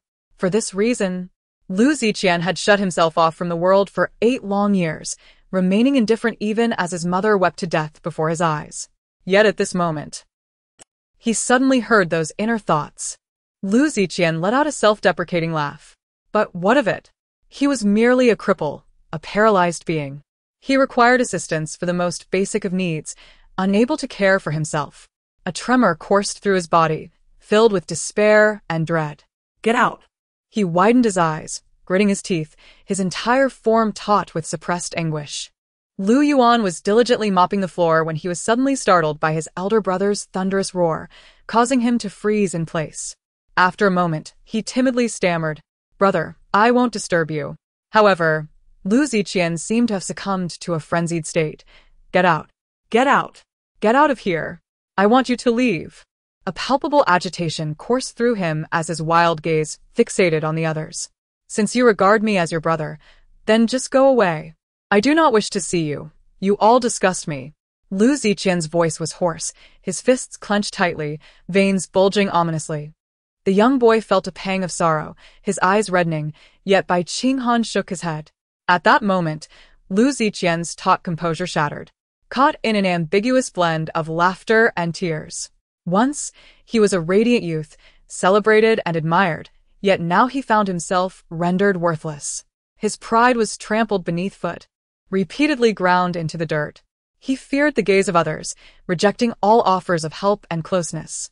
"Fortunately, I can heal my brother's leg," Jiang Ning said with delight. Lu Ziqian. Lu Yanshu suddenly erupted into a fit of violent coughs, turning sharply to glare at Jiang Ning. What had she just said? Did she comprehend the implications of her words? For a moment, Lu Ziqian questioned his own sanity. Could it be that he had misheard? That there was indeed hope for him? Yet, before he could fully awaken to reality, he sensed a flicker of awareness. Jiang Ning tilted her head, extending her plump little arm toward him. "Hug, hug." The soft, murmuring voice of the infant sent a jolt through Lu Ziqian, a sardonic smile flickering on his lips. He could barely lift his arm. After 8 years of recovery, he could manage only a clenched fist.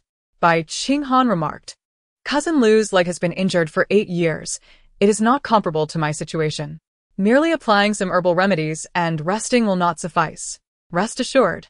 Jiang Ning's thoughts flickered as she activated the universal prescription system, retrieving a remedy. This requires acupuncture. Lu Ziqian frowned. "I have already experimented with acupuncture. It proved ineffective. But this is different. The technique I employ is known as the 13 ghost needles. There are 13 ghost acupoints within the human body. Ghost seal, ghost palace, ghost cave, ghost rampart, ghost path, ghost market, ghost hall, ghost pillow, ghost heart, ghost leg, ghost letter, ghost camp, and ghost conceal. These 13 acupoints govern the body's vital functions. And as long as the acupuncture follows the prescribed verses, it will be effective." Bai Qinghan furrowed her brow slightly. "Even so, it requires a highly skilled physician, preferably a royal doctor." As soon as she finished speaking, Lu Yuan interjected, "I shall seek out father," and dashed away. He hurried to the flower hall, where Lu Zizhu and Qin were anxiously discussing matters. Lu Zizhu pondered, fearing that the wooden carving inscribed with the emperor's birth date had been discovered. Indeed, the Su family was on the brink of ruin. "Cousin, your days of hardship are nearing an end." Qin displayed a hint of satisfaction. "Let us hope so. But if the Su family falls, will it not implicate our noble house?" Lu Zizhu shook his head. How could that be? "The emperor is unaware that I am the informant. If he were to discover it, he might even reward me." Just then, Lu Yuan rushed over and seized his father's sleeve, startling Lu Zizhu. He admonished, in a flurry and a fuss, devoid of any decorum. "How has your mother raised you?" "Father, my elder brother." Lu Zizhu interrupted him, his face darkening as he inquired, "Have you been to that cripple? Did I not inform you that your brother's abode is a forbidden place, not to be trespassed? Let that cripple fend for himself." Lu Yuan hastily shook his head, his expression earnest as he asserted, "No, father, my brother shall not remain a cripple. The 13 ghostly needles can save him. Please, summon the royal physician at once." "What are the 13 ghostly needles?" "Foolish superstition," Lu Zizhu scolded, furrowing his brow. "Summon the royal physician? Do you think our marquise is akin to a royal palace? Who possesses the capability to summon such a physician?" Lu Yuan spoke in a muffled tone, "But if we cannot summon the physician, my brother shall endure a lifetime of disability. He will grow increasingly despondent and demoralized." Lu Zizhu shot his son a disdainful glance and coldly remarked, "And what of it? Such a child, in my view, ought to be abandoned. It is your mother's obstinacy that insists on nurturing him, bringing disgrace upon our marquise." Chapter 84. Curing cousin S. leg ailment. Lu Yuan gazed at his father, incredulous that such callous words could emanate from his own progenitor. Beside him, Qin Shi embellished the situation with a torrent of words. Lu Zizhu cast a sidelong glance at Lu Yuan and coldly commanded, "Why do you not withdraw?" Pouting, Lu Yuan looked up to see his mother approaching, his eyes lighting up. "Mother, mother!" He dashed towards Su Wenlan. Lu Zizhu exhibited a look of astonishment, witnessing his wife radiating warmth and cheer, an expression far removed from that of someone burdened by guilt, leaving him utterly surprised. "No, my lady. Do you mean to say that His Majesty has not punished the Su family? Why would there be punishment? Then why did the emperor summon you to the palace? Is it that in your husband's eyes, the Su family is only capable of wrongdoing?" Su Wenlan retorted, then smiled derisively. "It seems my husband is unaware of the great benevolence of the emperor. My family has been honored and rewarded for our loyalty to the great Jiang, and His Majesty has specifically conferred upon me the title of a third-rank noble lady." Seeing the disbelief on Lord Lu's face, Su Wenlan produced the imperial edict granted by the emperor and handed it to him. Such an edict could not be forged. A third-rank noble lady could freely move about the palace. Lord Lu understood well that their family had served in official capacities for generations, yet none had ever attained the rank of third-rank official. Even if Su Wenlan were merely a noble lady, it was a status unattainable for the Lu family. Lu Yuan asked his mother, "Mother, now that you are a third-rank noble lady, can you summon a physician to attend to elder brother?" Su Wenlan's expression grew solemn as she sighed. "Your Honor, Your elder brother's ailment is beyond the healing capabilities of any physician. It is incurable, and the doctors are powerless. No. No. My cousin said that the physician can use the 13 ghostly needles to cure elder brother's leg affliction. Su Wenlan was suddenly moved. Could her little niece truly heal Ziqian's injuries? She recalled that it was she who had cured the long infertile princess. Regardless of whether the child was a celestial being incarnate or a divine emissary using her as a vessel for healing, her predictions had always been remarkably accurate. Yuan. Have you been to see elder brother? Lu Yuan shrank back. The courtyard of elder brother was a forbidden place in their home, and the adults seldom allowed him to go there. He nodded weakly and recounted the events of discovering Lu Ziqian's attempt to take his own life by slashing his wrist. Currently, both cousin Qinghan and cousin Mei are present. I wish to implore my father to summon the imperial physician, yet he refuses. Su Wenlan cast a glance at Lu Ziju, her eyes filled with fury. Your father lacks the capability to fetch the physician. Zhuangfei.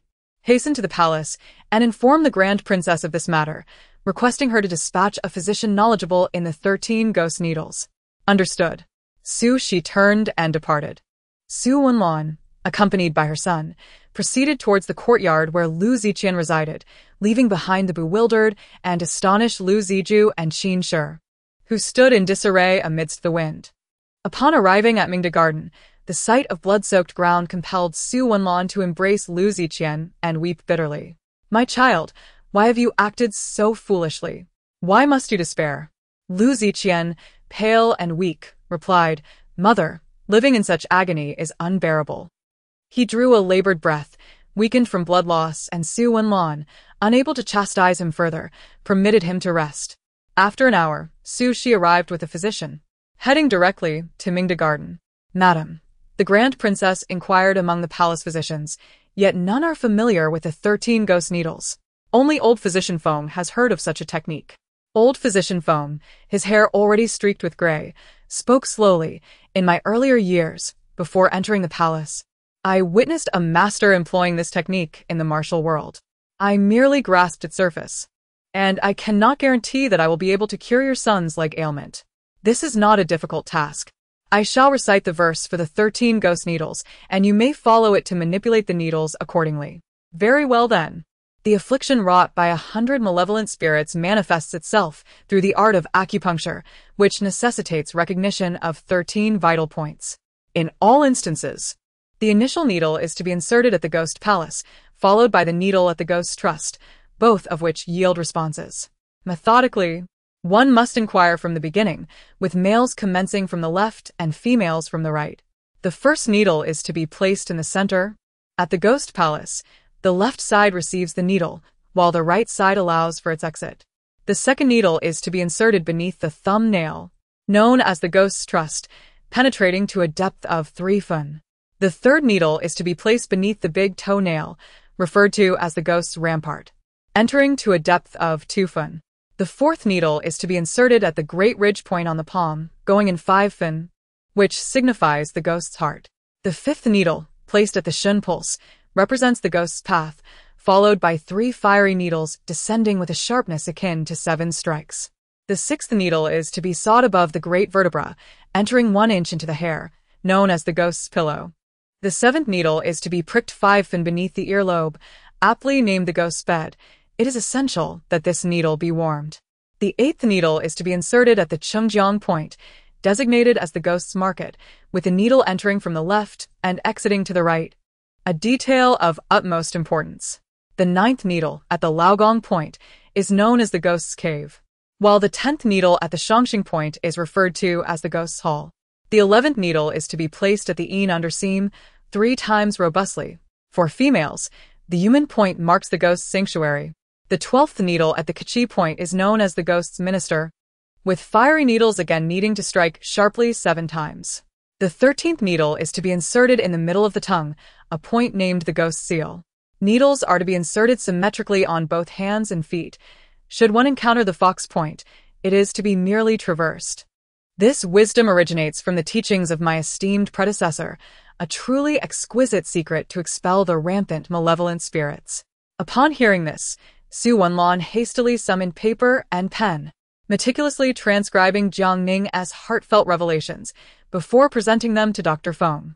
Though Dr. Feng could not hear Jiang Ning's inner voice, he received the paper and read it attentively.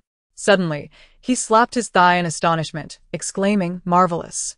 Who would have thought acupuncture could encompass such extraordinary techniques? I am truly enlightened. Madame Liu, from whence did you acquire this method?" He continued, "How marvelous indeed! Allow me to further study for a quarter of an hour, and I shall proceed to perform acupuncture on your son." Dr. Feng earnestly read the incantation of the 13 ghost needles, nodding thoughtfully before taking up the silver needles to begin his work.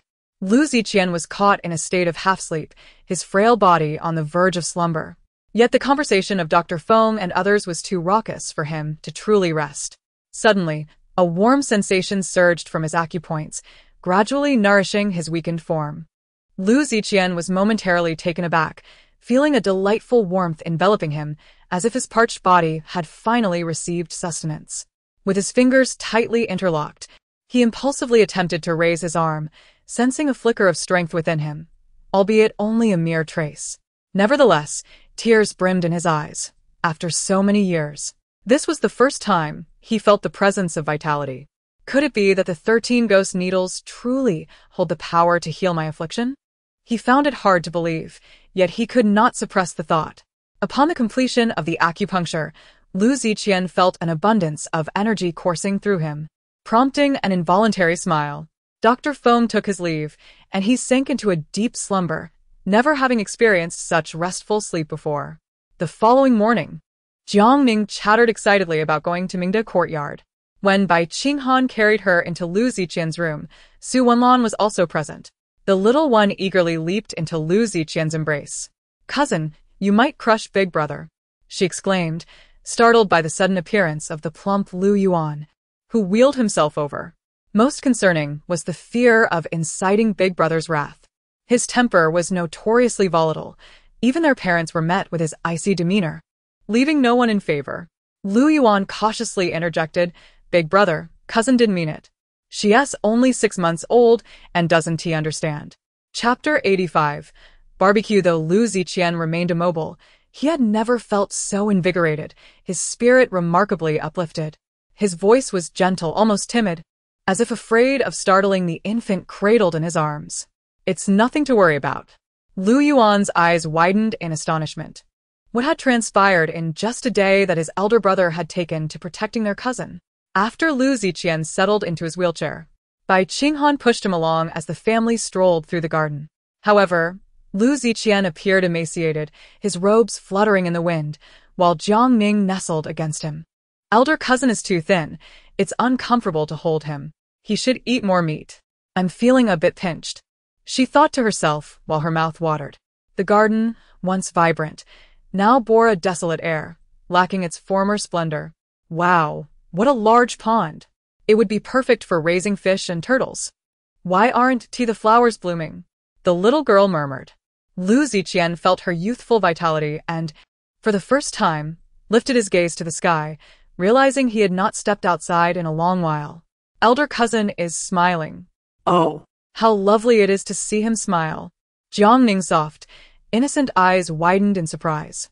Lu Yuan discreetly glanced at his brother, who indeed seemed to have a fondness for his sister. He had always believed that such an adorable cousin could charm anyone.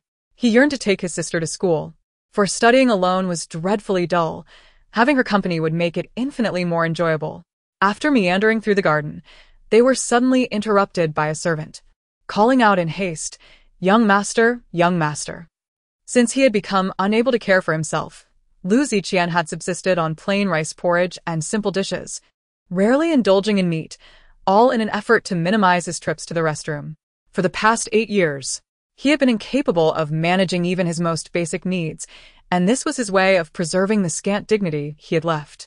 Although Lu Ziqian cannot move freely at present, he has improved significantly following the acupuncture treatment.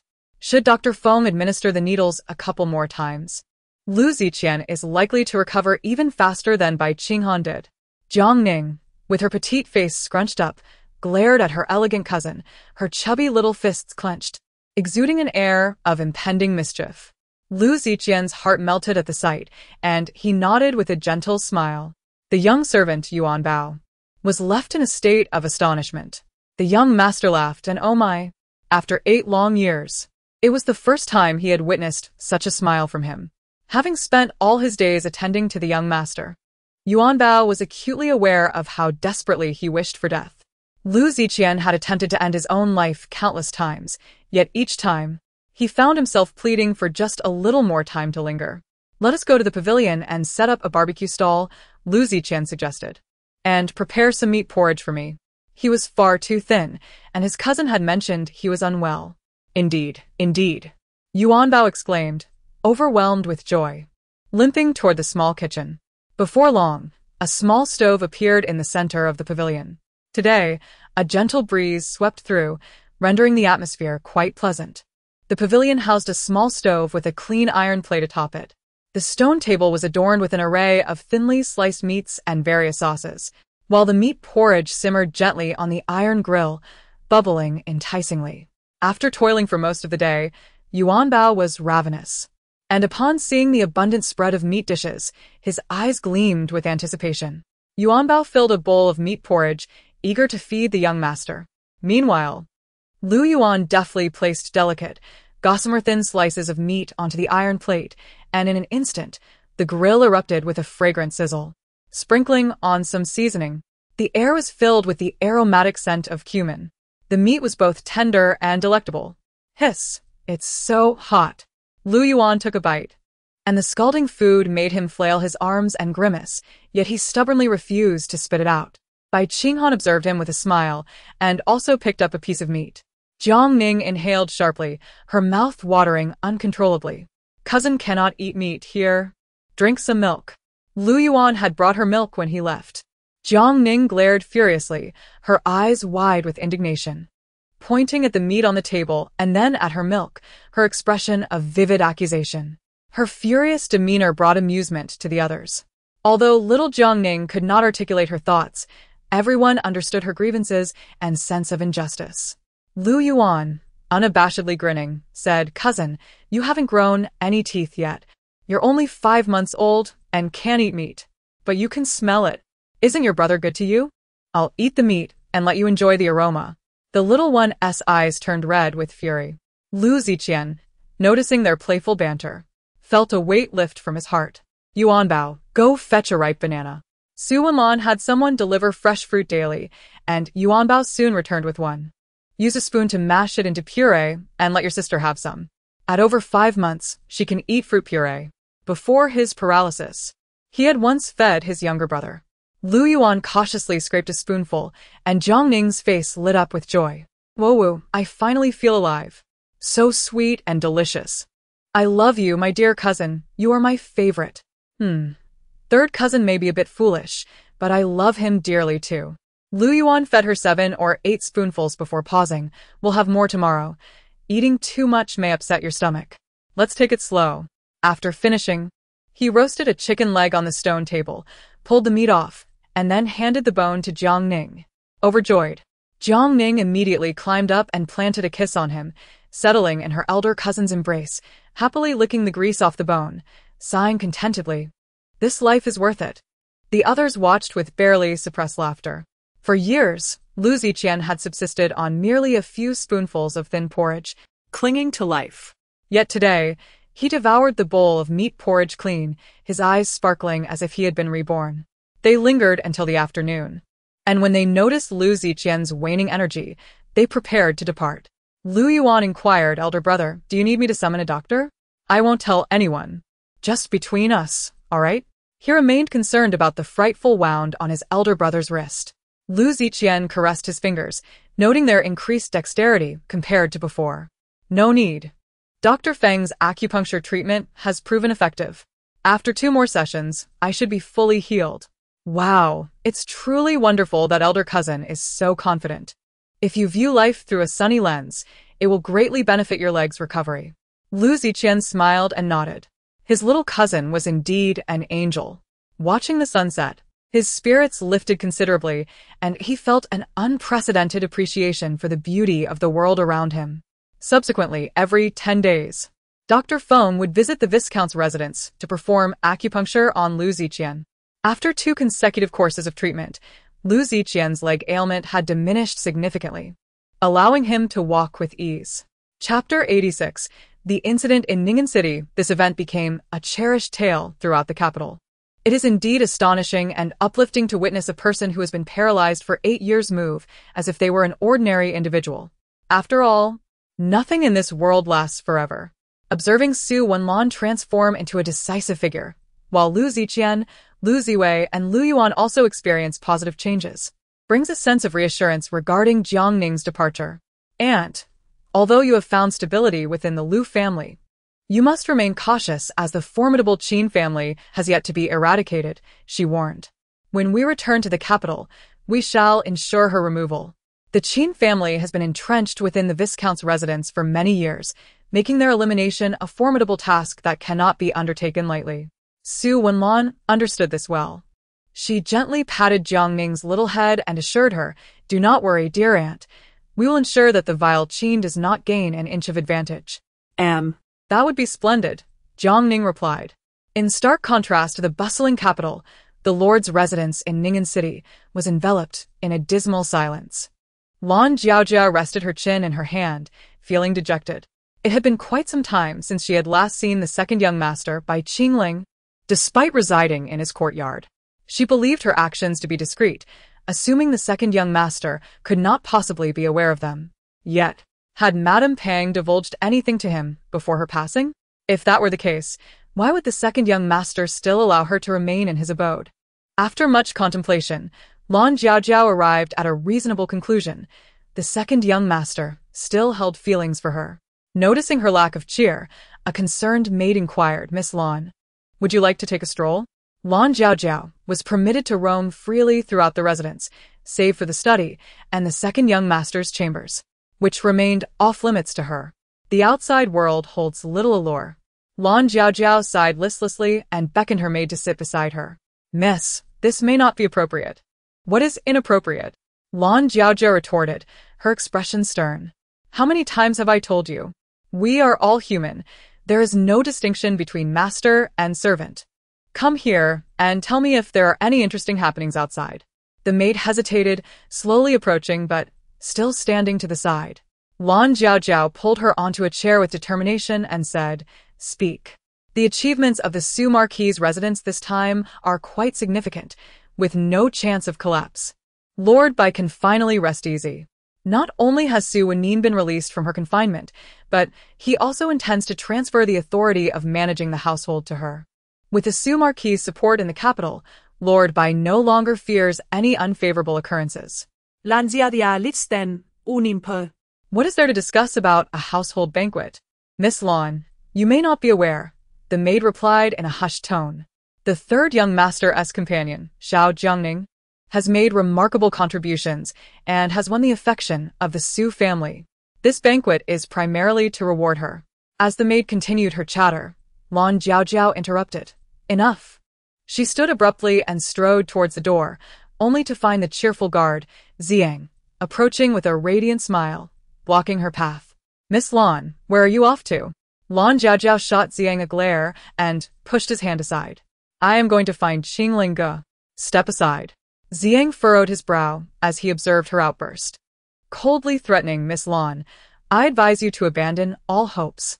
His Highness will not come to see you. If you continue to shout, I shall have no choice but to remove your tongue." The two guards promptly nodded in agreement. "Miss Lan." "It would be prudent for you to remain quietly in your chamber," the maid softly urged. "His Highness's actions may very well be for your own consideration. Otherwise, with your lack of decorum and unrestrained tongue, you would undoubtedly offend numerous noble guests at the banquet. For my own consideration?" Casting a disdainful glance at the downcast maid as she retorted, "Do you presume I am unaware of propriety?" "I would not dare," the maid replied, unable to meet her gaze, biting her lip as she spoke. Lan Jiaojiao sighed. "Very well, I do not hold it against you. I simply wonder, what has Qingling been occupied with these days?" She glanced at the two guards stationed outside, her eyes darting thoughtfully before addressing the maid. "I have heard he sent someone to Jiangzhou." At this revelation, Lan Jiaojiao gasped, her eyes widening in disbelief. What? Why did you not inform me sooner? Jiangzhou is my hometown. Could it be that Bai Qingling is investigating me? This is disastrous. What if that matter were to be exposed? Oh, please assist me with something. The maid blinked, her expression turning to one of alarm as she asked, Miss Lan, if you wish for me to help you escape, you would do well to abandon that notion at once. I cannot, nor would I dare, agree to such a request. Lan Jiaojiao was the mistress, and the young master would not punish her, but the maid was merely a servant and would surely face severe consequences. Rest assured, I regard you as a sister. We shall share both fortune and adversity, and I assure you, I would not betray your trust. The maid remained silent, recalling that previously, whenever Lan Jiaojiao caused trouble, it was she who faced the consequences. When not facing punishment, she would speak of sharing blessings and burdens, yet at the first sign of repercussions, Lan Jiaojiao would feign deafness. Noticing the maid's silence, Lan Jiaojiao took her arm affectionately and, in a soft and soothing tone, pleaded, I implore you. I cannot leave. If I could, I would never ask for your assistance. You need not worry. This time, I truly will not allow you to be punished. After much coaxing, the maid finally acquiesced. Delighted, Lan Jiaojiao whispered in the maid's ear, Just do as I instruct, and you shall not face any repercussions. Your Highness, I have already assigned someone to keep watch over Bai Lan. Bai Qinglan nodded gently, raising her gaze to him, and inquired, Did I not instruct you to send someone to Jiangzhou's Yang family to investigate young Xian? What have you discovered? Bai Qingling furrowed his brow slightly and remarked, It concerns Lan Jiaojiao. Chapter 87. The origins of Lan Jiaojiao. Jiang deftly redirected the conversation back to Lan Jiaojiao, stating, I have learned that Lan Jiaojiao has been betrothed since a young age, but she later took the initiative to dissolve the engagement, causing a rift with her parents over this matter. Bai Qingling further questioned, Is that jade pendant truly a belonging of the Lan family? Jiang paused briefly before responding. I have inquired through various channels, yet the Lan family does not acknowledge the pendant as theirs. So that is the case. Bai Qingling nodded softly and produced the jade pendant from his bosom. 3 years prior, he journeyed to Jiangzhou on official business and, in a twist of fate, fell into the water, only to be rescued by Lan Jiaojiao, with whom he experienced an instant infatuation. However, as 3 years have elapsed, Bai Qinglong's recollections of that event have grown increasingly dubious. Just a few days ago, Lan Jiaojiao inadvertently plunged into a pond. He had presumed that she was adept at swimming, yet to his astonishment, she floundered helplessly in the water, struggling to surface and nearly succumbing to drowning. Had it not been for the intervention of the guards, she might have perished. If Lan Jiaojiao was indeed unskilled in swimming, how could she have saved him? This unsettling realization led Bai Qingling to employ Ziyang to discreetly inquire in Jiangzhou, only to discover that the pendant he had clutched was not from the Lan family.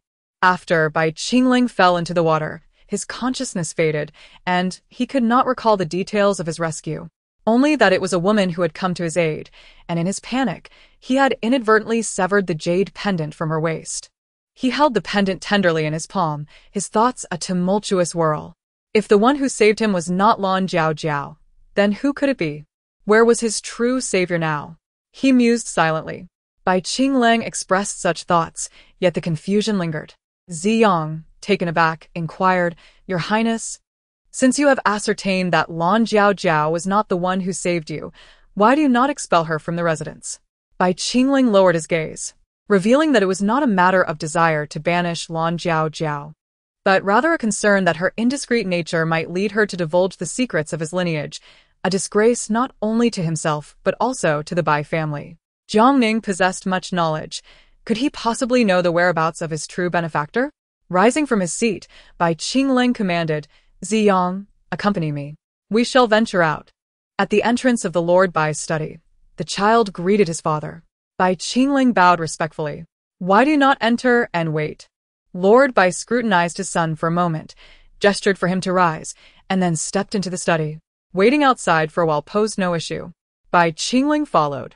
Feeling somewhat perplexed, why did his father, aware of his true identity, not expose it? His demeanor remained unchanged, and even the matter concerning his mother had not implicated him. Everything in the residence appeared as it had before. He lowered his gaze, contemplating whether his mother intended to disturb his peace of mind by deceiving him. After learning of this, he had indeed pondered extensively, vacillating between approaching his father to confess and remaining silent. Since Lord Bai seemed oblivious, he resolved to acknowledge his lineage, thus freeing himself from this burden. "Father, I have come today to inform you of something regarding my..." Before he could complete his sentence, Lord Bai interrupted him. "You are my son. The matters concerning the Peng family are in the past and shall remain so. Do not mention them again. I understand this has nothing to do with you. Is there anything else?" Lord Bai, wary that his son might delve further into his identity, wished to dismiss him swiftly. "I wish to meet Jiang Ning." Lord Bai furrowed his brow slightly. "Why do you wish to see Jiang Ning?" "There are certain matters I wish to inquire of her." Noticing his son's anxious expression, Lord Bai refrained from pressing further and called out, "Jiang Zheng." He summoned Jiang Zheng, who was already serving at the Lord's residence, and instructed, "The second young master suddenly wishes to see Jiang Ning. Perhaps you could take him to her home." "Understood." Upon entering the capital, an abundance of gifts amassed, a splendid array that the Qiao family generously shared with friends and relatives. Today, The esteemed city lord Bai specially presented a new garment for Jiang Ning, who was exuberantly admiring her new attire. Qiao unfolded the dress and inquired, "Jiang Ning, do you like it?" Jiang Ning twirled her large, glistening eyes and eagerly nodded, "I love it." "Tomorrow, mother, please don't wrap me up. Let everyone see my new dress." Qiao gently caressed her cheek and replied softly, "Since my daughter delights in it, I shall dress you warmly tomorrow so that all may admire your new attire. Shall we?" "Splendid. If others see how adorable I am, they might shower me with even more gifts." At that moment, a joyous laughter echoed from outside. "Daughter, the second young master has come to see you." It was Jiang Zheng's voice. The attendants respectfully bowed, and Bai Qingling gestured for them to rise. He approached Jiang Ning, scooped her up, and scrutinized her closely. "It seems you have gained some weight, and you are even cuter now." He chuckled. Hearing his thoughts, Bai Qingling smiled. "I hope that one day I can have such an adorable daughter." Fear not, fear not. Your little angel will soon appear to rescue you from your trials. Your destined heroine is on the verge of arriving." The second young master, upon hearing the word angel, fell into contemplation over its meaning. Though he did not fully grasp the concept, he instinctively felt that Jiang Ning's thoughts referred to his future bride. He does not peruse the storybooks, yet he has heard whispers of the protagonists within, a pair entwined, leading him to ponder if the female lead mentioned by Jiang Ning might indeed be his future wife. Suddenly, memories of the last encounter with Lan Jiaojiao flash in his mind, recalling her inquiry about whether he had noticed the women present at the selection banquet. Could it be that his future spouse was among them? "Qiao's sister, I wish to take Jiang Ning out for a while." Fearing rejection, he glanced outside the hall and added, "The weather is rather warm today. I shall ensure that Jiang Ning does not catch a chill." Indeed, the days have been bright and sunny, with the warm sun hanging high in the sky. Jiang Zheng and his wife did not refuse, as this was not their first such request. "Thank you," Bai Qingling said as he took Jiang Ning, whose large, round eyes were fixed upon him, and carried her out of the Jiang residence, stepping into the soft, golden sunlight towards a nearby pavilion. "Tomorrow, my father will host a welcome banquet for you and third brother. What gift would you desire? This prince shall procure it for you." Jiang Ning slowly lifted her gaze. The gentle sunlight cascading upon Bai Qinglong's smooth forehead, his long lashes casting shadows beneath his eyes, while his rosy lips bore a hint of a smile. In this light, the second young master appears even more handsome, truly a flawless visage from every angle. Ahem, enough of that. Let us speak of gifts. What would be delightful? The smile on Bai Qinglong's lips deepened. He was accustomed to compliments regarding his appearance, yet the praise from the sweet, innocent child brought him genuine joy. Chapter 88. The Second Young Master's Moonlight. What I desire matters not, as I cannot articulate it. If only I could speak. I hope you refrain from bringing the little green tea, Lan Jiaojiao, to the banquet. Jiang Ning musat silently. At this moment, the captivating voice of Bai Qingling resonated. I fell in love at first sight with Lan Jiaojiao because she saved my life. However, I now realize that she may not be the person who rescued me back then. After uttering these words, Bai Qingling paused, straining to listen to the thoughts of the little one. Jiang Ning rolled her eyes dramatically within her mind. Finally, you comprehend. Your reflexes are indeed rather slow. Of course, she is not the one who saved you, the owner of the jade pendant is. The third prince narrowed his eyes, a glimmer of realization sparking within them, and inquired, do you know who the owner of the jade pendant is? You will find out at the banquet. I will give you hints, so, dear best. Fighting. I pay my respects to His Highness the young master. The two guards at the entrance saluted with cupped hands. Bai Qingling asked, Miss Lan is still inside, correct? The two nodded. Yes, she is inside. We have been guarding the entrance. Hearing the voices outside, Lan Jiao hurriedly rose and opened the door. Her face lighting up as she beamed at Bai Qingling standing outside. Brother Qingling, did you come to see me? Noticing her presence, Bai Qingling said nothing and simply turned to leave. Frustrated, Lan Jiao stamped her foot and slammed the door shut to vent her displeasure. The following day, Bai Qingling donned a deep purple robe adorned with golden cloud patterns, selecting several precious treasures before making his way to the main hall of the city lord's residence. Estimating that Bai Qingling had departed, Lan Jiao whispered to her maid, My dear sister, whether I can attend this banquet relies entirely on you. After speaking, Lan Jiao raised her hand and knocked the teacup off the table, clutching her stomach and starting to wail, Oh, my stomach hurts so much. The two guards outside heard the commotion and exchanged glances. One of them said, It seems there's some noise inside. Let's check. Knocking on the door, they called out. Upon hearing the rapping, Lan Jiao exchanged a knowing look with her maid. My stomach pains terribly, esteemed sirs. I implore you to allow my maid to fetch a doctor. The maid was nearly in tears from anxiety. The two guards, rugged and unrefined, hesitated, remaining silent while casting a bemused glance at Lan Jiao.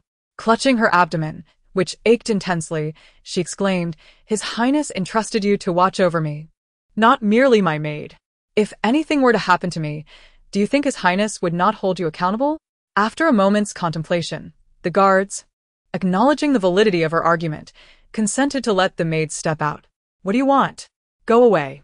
A stern officer at the entrance blocked her path. Kind sirs, I wish to see Guiyai. I beseech you to show some leniency. The two officers snorted derisively, sizing her up with disdain, and coldly remarked, Do you think the county magistrate's residence is a place where just anyone can enter? The maid, feeling anxious, saw that the two had no intention of allowing her in, and she attempted to force her way through, insisting, I am not a villain. I simply wish to see Guiyai. I have urgent matters to discuss with him. As Guiyai emerged from the residence, he raised an eyebrow at the commotion and inquired, What is all this noise about? Today, he was to attend a banquet at his uncle's residence, the Lord of Baiqing. Upon stepping outside, he was confronted with an unexpected situation that caused him to furrow his brows. Guiyai raised his dark eyes and gazed at the maid with her head bowed, instructing, Lift your head. The maid slowly complied, her gaze unable to meet Guiyai's eyes. Do you seek me for a matter? Guiyai confirmed he did not recognize this girl. Sir, it is my mistress who requires your assistance. I have never seen you before, Guiyai replied, shaking his head and preparing to step onto his carriage. Sir, my mistress is Lan Jiao, the maid suddenly exclaimed loudly. Upon hearing this, Guiyai's steps halted immediately, and he turned around, his voice tinged with urgency. Your mistress is Lan Jiao? What does she seek from me? Has she encountered some difficulty? Guiyai had met Lan Jiao at an inn, and he cherished her kindness and sincerity, which set her apart from other women, leading them to become friends. However, she had never disclosed her identity to him, nor had he inquired. Now, hearing the maid's words piqued his interest. So, she was at his cousin's residence. No wonder he could not find her whereabouts. Guiyai mused. Let us go to the second young master's residence, he declared as he entered the carriage. Since Lan Jiao was his friend, he naturally would not refuse to assist her. Moreover, bringing an additional person to the Lord's banquet was hardly a significant matter. After all, one more pair of chopsticks would not be a burden. Meanwhile, the Lord's residence was bustling with excitement. The guests attending the banquet were arriving one after another, and Jiang Ning, adorned in new garments crafted for the occasion, was held by her mother. Seated at the head of the table, gazing at the neatly stacked gift boxes beside her, Jiang Ning's eyes sparkled with delight. These were treasures indeed. Soon, her gaze shifted from the presents to the assembly of individuals seated below. Ah, I see the second young master as beloved. She is indeed a perfect match for him, befitting a noble lady of a prestigious family. Her demeanor exudes an enchanting grace, every movement a feast for the eyes. Bai Qingling, attuned to the whispers of the heart, followed Jiang Ning's gaze and immediately spotted the young maiden clad in a moonlit white gown, her elegance standing out distinctly among the other noblewomen. As if sensing the second young master as scrutiny, the lady in white slightly lifted her head, revealing a captivating visage, her brows arched like a crescent moon, skin as smooth as jade, and lips a luscious red against pearly whites. Oh, they exchanged glances. Second young master, it's over for you. You must have fallen head over heels. The second young master, Bai Qingling, felt his ears tingle from the impact of Jiang Ning's unspoken thoughts. Although he was perplexed by the term beloved, the notion of being smitten was unmistakable. Could it be that this was to be his future bride? Chapter 89, Reinforcement. Sister Mu, did you notice that the second young master was looking at you? Is he smitten? A nearby girl whispered to Mu Qingxue, her tone laced with a hint of envy. Best not to speak frivolously about unengaged matters, dear sister. Mu Qingxue blushed, recalling how she had indeed rescued Bai Qingling in the past. However, she had urgent matters that compelled her to depart hastily, and she hadn't even realized when Bai Qingling instinctively took her jade pendant. Yet, she remembered his appearance vividly and mused, given his expression. Could it be that the second young master has recalled the events of that day? However, much time had passed since the events in question, and he ought to have been unable to recall them during his stupor. Mu Qingxue felt a sense of bewilderment. As they observed the host, Lord Bai, delaying the banquet, none of the guests dared to touch their chopsticks. Why is the banquet not starting? Are we waiting for Lord Gua? Suddenly, Jiang Ning was struck by a startling realization. This banquet naturally included the family of Lord Bai's cousin, but coincidentally, County Magistrate Gua was away on official business, and Mrs. Gua had relapsed into an old ailment, hence sending her son, young Master Gua, to attend in her stead. Yet, as the banquet neared commencement, this young man was still nowhere to be seen. It's over. The second young master did not bring the little green tea with him. Could it be that young Master Gua, the sycophant, has gone to find Lan Jiao, neglecting my exquisite welcoming banquet to bring someone who would only cause me distress? Hearing these thoughts, Lord Bai's expression suddenly darkened, causing the guests, puzzled by the change, to tense up, fearing something amiss. In front of Bai Qinglong's courtyard, young Master Gua dismounted from his carriage and proceeded inside.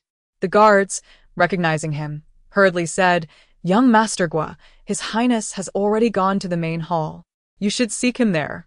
They assumed young Master Gua was looking for Bai Qingling and playfully blocked his entry. "I am not here to see my cousin. You had better let me in, or I shall not be polite," he retorted. Reluctantly, the guard stepped aside, and young Master Gua cast a glance at the two, assuring them, "Rest assured, should anything occur, I will take responsibility." It must be said that young Master Gua had a rather amiable temperament, and given the harmonious relationship between Lord Bai and his cousin, who treated young Master Gua as one of his own, the guards certainly dared not offend him. "Gentleman Gu, the young lady is confined just ahead." The maid, leading the way, arrived at the entrance of Lan Jiao's chamber and pointed inside, saying, "Our young lady is within." Hearing the commotion, Lan Jiao hastily opened the door and, upon seeing Gu Yanniai, her eyes glistened with tears of excitement. The plan had succeeded. "Gu Jianchen, I always knew you were a reliable friend." Typically carefree and unrestrained, she caught Gu Yanniai off guard with her sudden tears. He attempted to console her, saying, "Do not cry. If you had mentioned that you were residing with our cousin, I could have visited you more often." Lan Jiao pressed her lips together, wiping her tears with a delicate hand, and replied, "I feared you might perceive me as someone seeking to associate with the influential, so I refrained from revealing it." Gu Yanniai sighed. "Am I not well aware of the kind of person you are? How could our cousin not take you to the banquet, confining you instead?" Lan Jiao defended, "Do not blame Qingling. It was my fault for angering him. Observing her understanding nature and willingness to speak on behalf of Bai Qingling, Gu Yanniai felt a pang of admiration and chose not to press further. Come, I shall take you to the banquet.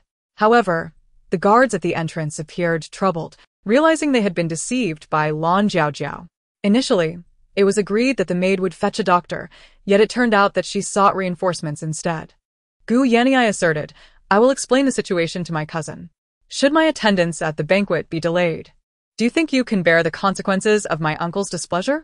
The guard pondered for a while but ultimately dared not to intervene. As the two stepped out of the courtyard, Gui Yanniai cast a glance at Lan Jiaojiao, who seemed to have taken great care in her appearance today, looking remarkably different from the usual. By the way, what is your relationship with my cousin? He inquired. Lan Jiaojiao blinked and confidently replied, I have feelings for Qingling. Goodness, it is quite bold for a young lady to express such sentiments. Gui Yanniai mused to himself, noting the uniqueness of her temperament compared to other girls.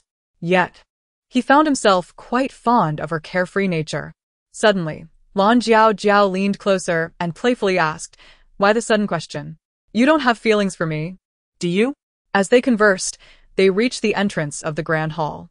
Gui Yanniai stepped forward first, raising his hand toward Lan Jiaojiao with a smile. Come on. It's all right. However, when Lan Jiaojiao approached, she was unexpectedly halted. She furrowed her brow and looked at Gui Yanniai. Why can't she enter? She's the one I brought, Gui Yanniai questioned.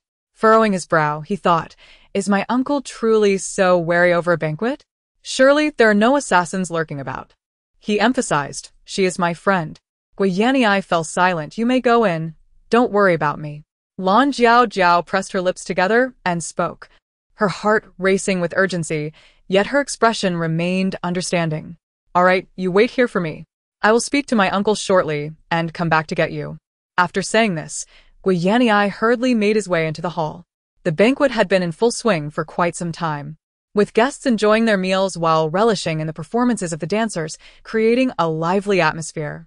Little Jiang Ning was thoroughly engrossed when her interest was suddenly disrupted by the appearance of the elegantly dressed Gui Yanniai in a dark brocade robe. Uncle, my apologies for my tardiness. I was delayed by some matters, he said with nonchalance, seemingly unconcerned that Lord Bai might take offense. Could it be that he has brought that little green tea with him? How pathetic to be so infatuated. Alas, she regards him merely as a friend, at most granting him a token of goodwill. He views her as his cherished moonlight, while she sees him as nothing more than a mere vessel, ending up with nothing. Not only losing love, but perhaps even his life. What is this token of goodwill? And why might I lose my life? Surely, it cannot be that Lan Jiaojiao intends to do me harm? Gui Yanniai was momentarily taken aback, thinking he had misheard, and instinctively furrowed his brow, dismissing the thought. Lord Bai gently reprimanded him. If you are aware of your lateness, why do you stand in the center of the hall, causing a distraction? Gui Yanniai replied, Uncle, I have a friend waiting outside. I wish to introduce her. Before he could finish, he noticed Lord Bai rising and striding toward him, unceremoniously delivering a kick. Chapter 90. The lady is very upset, and the consequences are severe on such a lively occasion.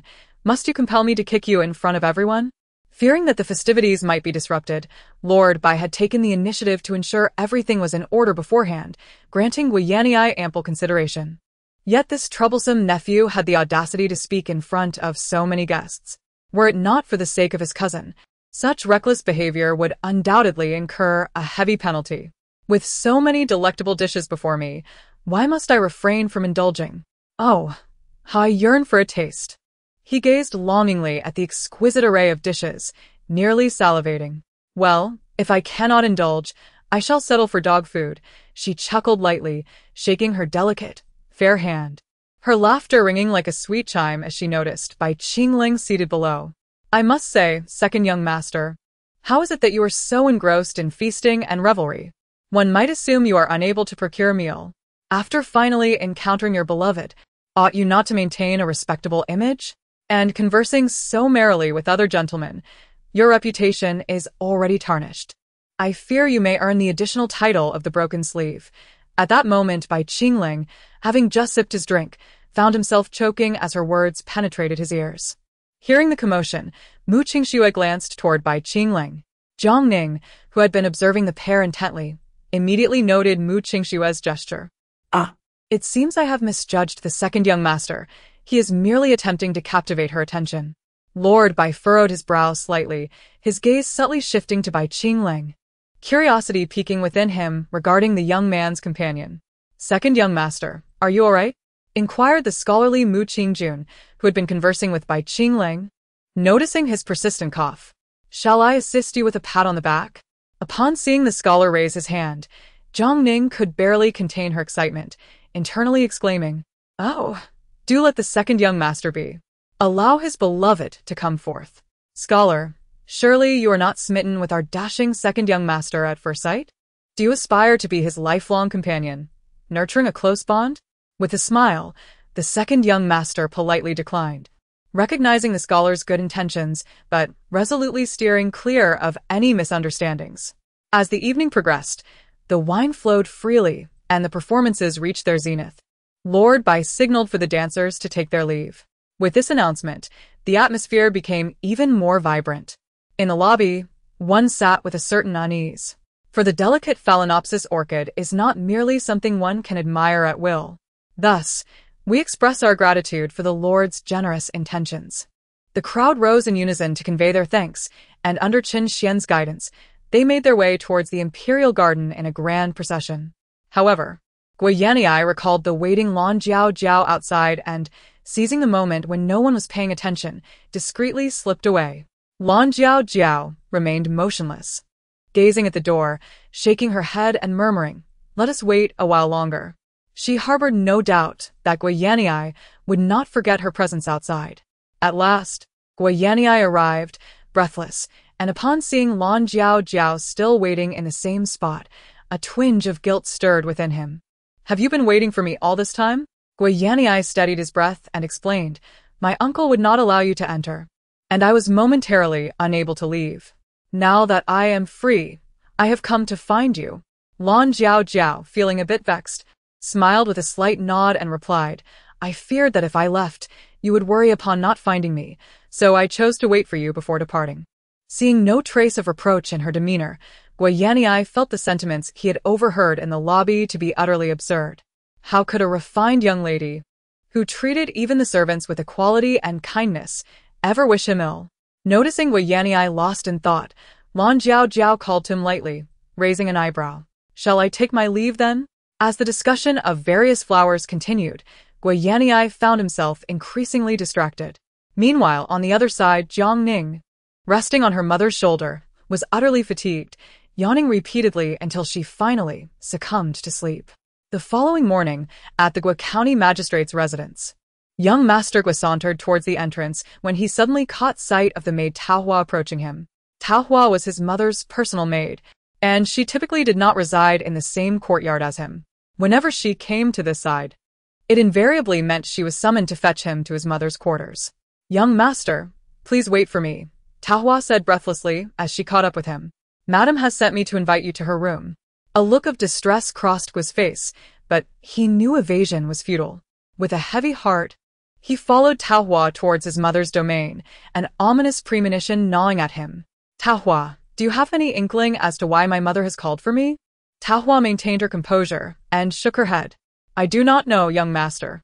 Gui's trepidation intensified, recalling his dismal performance at the banquet the previous evening. He harbored a deeper fear of his mother than of his uncle. The latter's reprimands were often mere formalities, while his mother's discipline was decidedly more severe, utilizing bamboo rods and leather whips with chilling precision. A sudden thought struck him. "As my mother's personal attendant, how could you possibly be unaware?" As they neared the courtyard, Gui abruptly halted. "I just remembered, I have some matters to attend to. I shall visit my mother another day." Taohua turned to look at him, her expression unwavering. "Madam said you are utterly useless, and this is merely an excuse." With a smirk, Taohua added, "Young master, your mother warned that if you attempt to flee, you shall bear the consequences, and your act is quite transparent." Gui straightened himself, realizing that he had deceived his mother far too often. She must have deciphered his ruse by now. It seemed he would have to exert more effort in this regard in the future. "Very well, let us proceed." My stomach has settled now. Upon reaching the doorway, Tahua entered unceremoniously. Inside the room, Madame Gua reclined in an armchair, holding a cup of tea. She had been feeling a heaviness in her heart these past few days, which was why she had abstained from attending the welcome banquet hosted by the city lord. However, she had certainly heard of her son's conduct at the banquet, which had left her rather displeased. Chapter 91. Worthless Guiyanii. Seeing Tahua enter, she inquired with a smile, "Has my son arrived?" Tahua nodded. "Indeed. He is waiting at the door. If you summon him, would he dare not come?" "Very well. Open all the doors." "Mother, what are you planning?" Guiyanii asked, eyeing her warily, his unease intensifying. "What could I be planning? Why not come inside?" Cautiously, Guiyanii took a step forward. "Mother, I am indeed your own flesh and blood, am I not?" Madame Gua set the teacup down and cast a sidelong glance at him, revealing a chilling smile. "Silly child. Of course, you are my own. Hurry in, do not linger there like a fool. Tahua has entered without incident. What is there for you to fear?"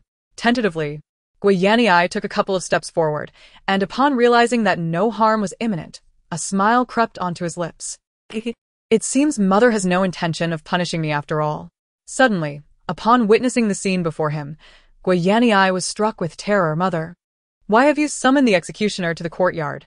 Madame Gua smiled sinisterly. "And what do you suppose that means?" In a state of panic, Guiyanii retreated a few steps, contemplating escape, only to find his path blocked. He had initially believed that with the doors wide open, he could flee at any moment, feeling a sense of secret triumph at that thought. The cunning matriarch had already orchestrated her scheme. Opening the door was undoubtedly a ploy to amplify her cries. "Mother, should you render me incapacitated, who shall provide for your twilight years?" Lady Gu rolled her eyes, rising with indignation. "Now you fear for your life? Were you not quite audacious yesterday?" Young Master Gu, donning a playful grin, retorted, "It was merely a friend. She wished to attend the banquet, and I thought, given my rapport with my uncle, it would be effortless. Is it so simple for outsiders to gain entry to the city lord's banquet?" Lady Gu admonished. "What if assassins were to be drawn here? What need is there for so many assassins?" Young Master Gu scoffed inwardly. "Lan Jiaojia is gentle and virtuous. How could she possibly be an assassin?" "This is for your own good," his mother continued. "I worry that your uncle might become incensed and impose punishment, which would, in turn, implicate me." Young Master Gu rubbed his nose, chuckling. "But that hasn't happened, has it?" Lady Gu cast a stern glance at her son and inquired. "I ask you, your elder cousin, second cousin, and third cousin have all presented gifts to Jiang Ning.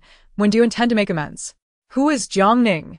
Young Master Gu questioned, bewildered, before realizing and scoffing lightly. "Isn't she merely the child of a servant? What significance does she hold? I truly fail to comprehend why your family values her so highly." Lady Gu commanded, "Strike him." Mother, what have I said that warrants such violence?"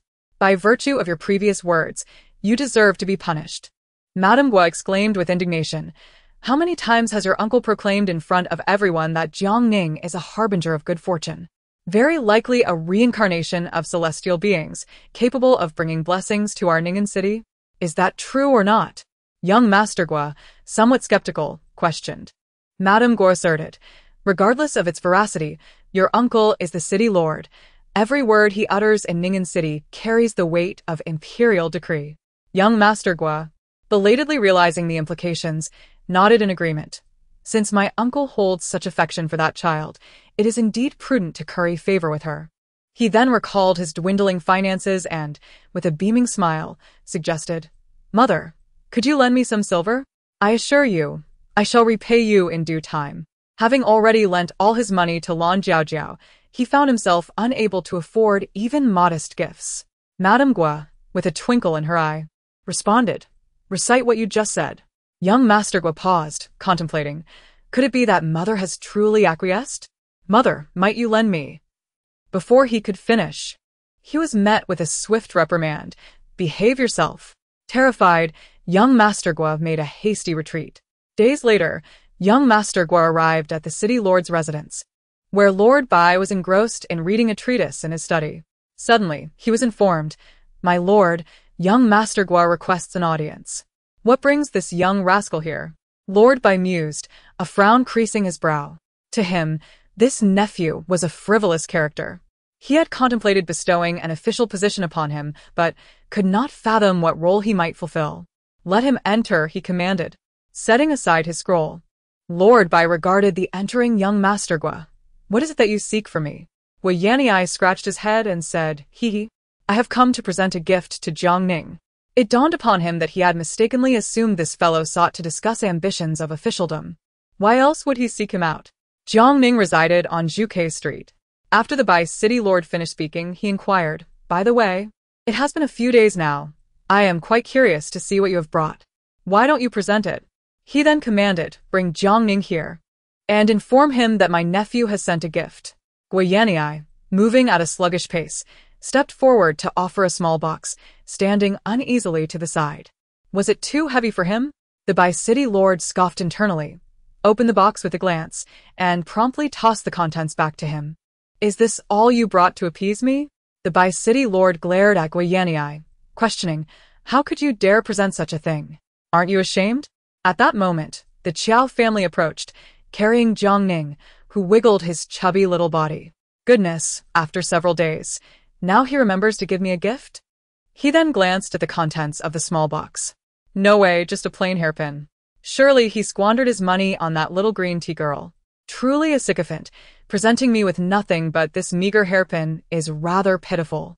Gua Yanniai, who had hoped to pass unnoticed, was taken aback. He had heard from his cousins that Jiang Ning could project his thoughts for others to hear. Indeed, it seemed to be the case. What he had heard that day at the banquet must have been Jiang Ning's inner voice. Yet he was perplexed. How did Jiang Ning know so well? Gua Yanniai forced a smile and said, Uncle, this hairpin may appear simple, yet it is not inexpensive. Furthermore, a gift's value cannot solely dictate the depth of my regard for Jiang Ning. The city lord, with a heavy hand, slammed the table and exclaimed, I may not comprehend the nuances of ornamental hairpins, but I am no fool. This shabby hairpin is likely found everywhere in the streets. How dare you attempt to deceive me? And what nonsense about a gift's value being insignificant? It is utterly shameless. Gua Yanniai pressed his lips together in silence, planning to wait until his uncle finished his tirade before making his exit. However, the city lord, after taking a sip of tea, glanced at the taciturn Gua Yanniai and inquired, Why do you remain silent? Have you found yourself at a loss for words to counter my remarks? Well, uncle, when I have the means, I promise to buy Jiang Ning something far more exquisite. TSK, look at this cake. It is large and round, yet you still indulge in fantasies. Mixed with Lan Jiao Jiao, your purse will likely remain cleaner than your face. The city lord snorted coldly, clearly unconvinced. Get lost. At these words, Gua Yanniai felt as though he had been granted a reprieve and quickly nodded. All right. Chapter 92. The truth revealed upon exiting the city lord's residence. Gua Yanniai's expression fell dramatically. He had promised to present Jiang Ning with a precious gift, yet he found himself devoid of funds, which troubled him greatly. The thought of meeting her only heightened his anxiety. Bai Qingling had kept her around. If it were not for affection, why would he do so? Yet, if he truly cared for her, why was he indifferent to her connection with Gua Yanniai? Lan Jiaojia wrestled with her thoughts for an extended period. Believing she understood the second young master better than anyone else, she now realized how mistaken she had been. Miss Lan, here is your letter, the maid announced as she entered, handing a letter to the pensive Lan Jiaojiao. Upon receiving the letter and glancing at its contents, her expression abruptly shifted. I must step out for a moment. You may continue with your duties. With that, she rose and exited the room, skillfully squeezing through her usual escape route. Once outside the estate, Lan Jiaojiao surveyed her surroundings, relieved to find no one trailing her. She crossed the street and made her way down a narrow alley. As the path grew increasingly constricted, she turned a few corners until she arrived at a courtyard, which she entered without hesitation. What is it that you seek? She inquired impatiently, fixing her gaze on Su Ying before her. Did I not instruct you to refrain from writing to me? If the second young master discovers our correspondence, do you truly believe you can remain by his side?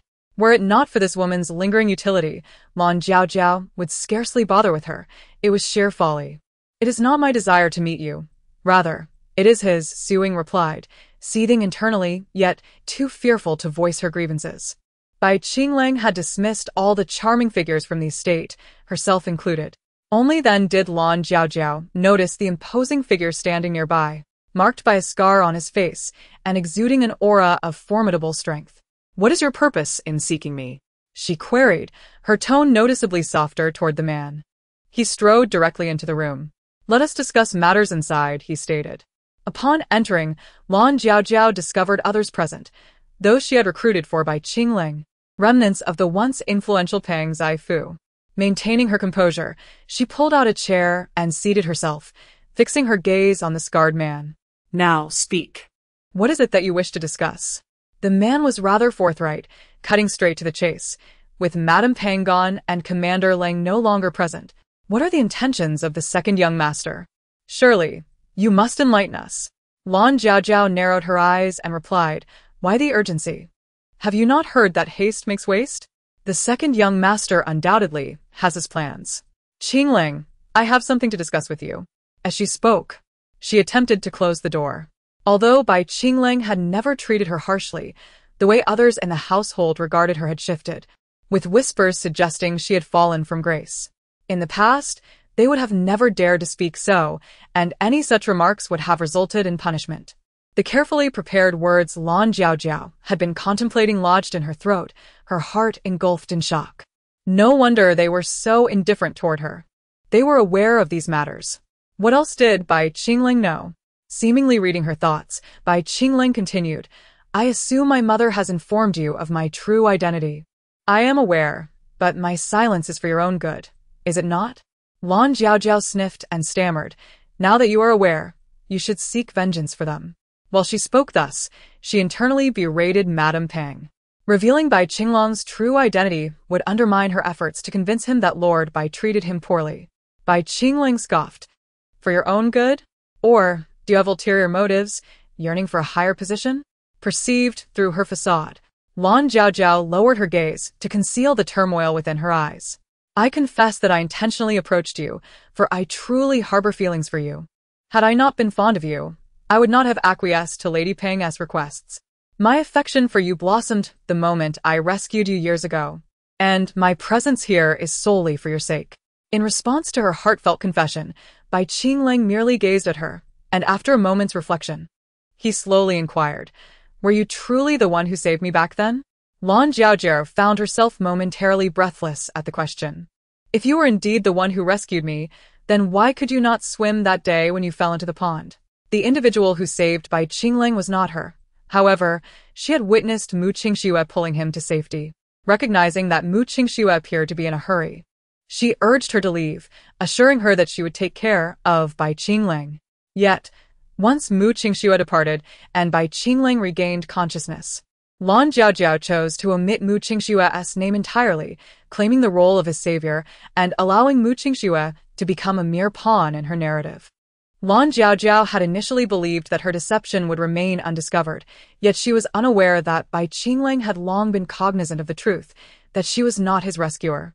With a firm press of her lips, she earnestly declared, "Qinglang, I shall prove to you that all my actions are for your benefit, regardless of whether you believe me."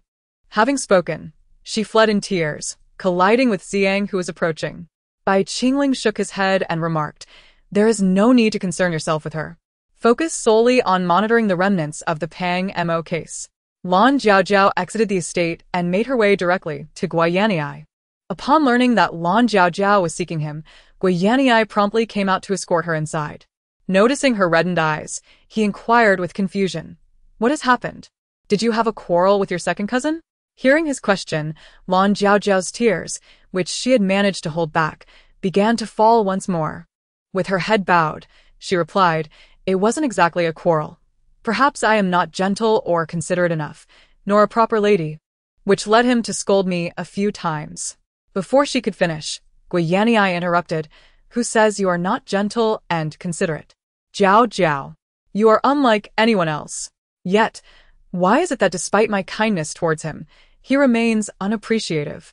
After receiving this consolation, Lan Jiaojiao felt considerably better. Guiyaniai pondered for a moment and suggested, "Perhaps your approach is flawed and has inadvertently touched upon his sore spot." You might want to consider what he values most. Starting from what matters to him would certainly yield positive results. Upon hearing this, Lan Jiaojiao suddenly experienced a moment of enlightenment. Chapter 93. The strange calamity. She excitedly embraced Gui Yanniai's arm, exclaiming, "Thank you, Jianchen." How had she not realized this earlier? Bai Qinglong's foremost concern was the stability of his household. What if she disrupted that stability? As she passed by the shadow wall of the residence, Lan Jiaojiao noticed a large group of people gathered, bustling about as if a significant event had occurred within the estate. She was unaware that the annual spring examination was about to commence. According to tradition, the examinations across the Great Jing dynasty were overseen by the local lords, and Lord Bai had already appointed an official to supervise the matter. The supervisor was none other than Jiang Zheng. Lord Jiang, the county examinations will begin in a couple of days, and this year, the number of candidates has significantly increased compared to previous years. We are bound to discover many talented individuals. Jiang Zheng nodded, responding, "Excellent, very excellent." Suddenly hearing his daughter's heartfelt sentiments, Jiang Zheng was taken aback and looked up to see his wife entering, cradling their daughter. "I have prepared some pastries to share with everyone." With a smile, Qiao addressed his colleagues, expressing gratitude towards Sister Jiang for her efforts. As the pastries were distributed among his peers, Jiang Zheng raised an eyebrow. To his knowledge, Lin Baizhe, the eldest son of the Lin family, had attempted the examination multiple times, yet remained merely a scholar. According to Luo'er, could it be that he would not fail this time? The Lin family, esteemed as the wealthiest in Ning'an City, was not traditionally a family of merchants. Rather, Mr. Lin harbored aspirations for his son to secure an official position in the capital. It was said that Mr. Lin once had a promising career ahead of him, but due to unfortunate associations, he was dismissed by the emperor. Nevertheless, his ambition to serve in the government remained undeterred, and he placed his hopes upon his son. At that moment, Jiang Zheng noticed Su Bu's Hengshi walking alongside the city defense commander, Ling Yue. Following the death of Lang Juntian, Ling Yue had assumed the role of the barracks commander in Ning'an City. Jiang Zheng bowed respectfully and inquired of Su Bu's Hengshi, "My lord, has your future son-in-law also participated in the imperial examination?" Su Bu's Hengshi appeared slightly surprised, confirming that Lin Baizhe had indeed taken part, remarking that should he fail this time, he would not attempt again. "Ah, so he has participated. May I ask what brings you both here?" Ling Yue replied, "Naturally. We have come regarding the royal hunting grounds." "Royal hunting grounds? Why would there be royal hunting grounds in Ning'an City?" Jiang Zheng asked in confusion. "The emperor is coming." "Haha, that is splendid news. It will greatly benefit the economic development of Ning'an City. Moreover, I wonder if the Su family will accompany him?" Jiang Zheng nodded in understanding. "I see. The city lord is in his study. You may see him now if you go." Ling Yue remarked, "I understand. It is the city lord who summoned me. Soon, I shall accompany his lordship to inspect the hunting grounds." Hunting? How delightful it sounds. I've been cooped up indoors for so long that I feel as though mushrooms might sprout from my head. "Father, I wish to join." Jiang Zheng furrowed his brow, pondering, "My dear girl, hunting and archery can be perilous pursuits. As a child, and especially as a young lady, why do you harbor such a fondness for violence?" Listening to the young one's innocent thoughts, he felt a tinge of displeasure. Before long, City Lord Bai, along with Su Bujing and Commander Ling, emerged with an air of confidence and vitality, likely en route to the hunting grounds. As they walked, the city lord inquired of Su Bujing, "This autumn, His Majesty will be visiting our Ning'an City. Have the funds for his reception been adequately prepared?" City Lord Bai came to a halt, his demeanor turning serious. "This reception must be executed with utmost diligence. Lord Su has exerted considerable effort to secure His Majesty's stopover in Ning'an City during his southern tour. Such an opportunity is rare beyond measure." "Ah, indeed, it was the Su family that brokered this arrangement. They are truly commendable. Our assistance was not in vain." City Lord Bai then instructed, "Regardless of our treasury's state, we shall collect additional taxes this year. If necessary, we can afford to reduce collections in the following years. It is only fitting that the common folk bear some burden for the honor of His Majesty's visit. To think he would consider taxing the common people. Truly, the foolish city lord. Is he intent on jeopardizing His Majesty's realm? If he dares to impose such taxes, he should brace himself for the people's wrath." City Lord Bai's expression darkened, and he twitched his lips in frustration. Excessive taxation inevitably tarnishes one's reputation. However, for the present, such concerns must be set aside, and the paramount task is to manage the reception efficiently. Is it not true that Qingshui County possesses considerable wealth? I have heard that the price of rice there is exorbitant. Perhaps the locals could be persuaded to contribute a bit more. Su Buzheng, shaking his head, replied, "That would be ill-advised. The county has recently suffered a disaster." A disaster? What sort of disaster? Su Buzheng appeared perplexed. The local farmers themselves could not articulate the issue clearly. They had previously asserted that Qingshui County boasted fertile soil, favorable weather, and an ample water supply. Thus crops should thrive. Yet, the rice that had already begun to head was in poor condition, small in quantity and frail, resembling a malnourished child. Consequently, reports indicated that the harvest for this year would likely be dismal. How could such an unusual calamity occur? Bai Cheng, the city lord, was genuinely baffled. Su Buzheng bowed slightly, replying, "I am equally at a loss. Qingshui County has never before experienced such bizarre misfortunes." Bai Cheng, his face darkened with anger, retorted, "Why must the disaster strike now, of all times? Is it a direct affront to me? If there is to be an affront, it is surely from the heavens against you, the tyrannical city lord. Even rice, like humans, can fall ill." Jiang Ning muttered to himself, opening the universal remedy system. In the original narrative, the peculiar calamity affecting Qingshui County was akin to the disease known in modern agriculture as sheath blight, caused by fungal infections affecting rice. This affliction, leading to the eventual whitening of leaves, could devastate extensive rice fields. The occurrence of such a disaster in Qingshui County stemmed from the villagers purchasing infected seeds, marking a man-made catastrophe. Uncertain if the universal remedy system could yield a cure for the ailments afflicting the rice, fortune smiled upon me as I indeed discovered a solution. Observing the impotent expression of the foolish city lord, I realized that it fell upon me, this charming individual, to take action. After all, the plight of Qingshui County extended beyond mere rice maladies. A far graver calamity loomed ahead. The locust plague, though I refrained from voicing it, fearing it might terrify the city lord. Chapter 94. The locusts are divine. They must not be offended. The city lord's eyes sparkled with hope. Could Jiang Ning truly remedy this peculiar disaster? Splendid. Jiang Zheng, I appoint you as a special envoy to investigate Qingshui County. You must alleviate the affliction there. As you wish, my lord. Disaster relief is always of utmost urgency. Thus the following day, Jiang Zheng set forth with his daughter in tow. Upon arriving in Qingshui County, he proceeded to the county office to explain the situation.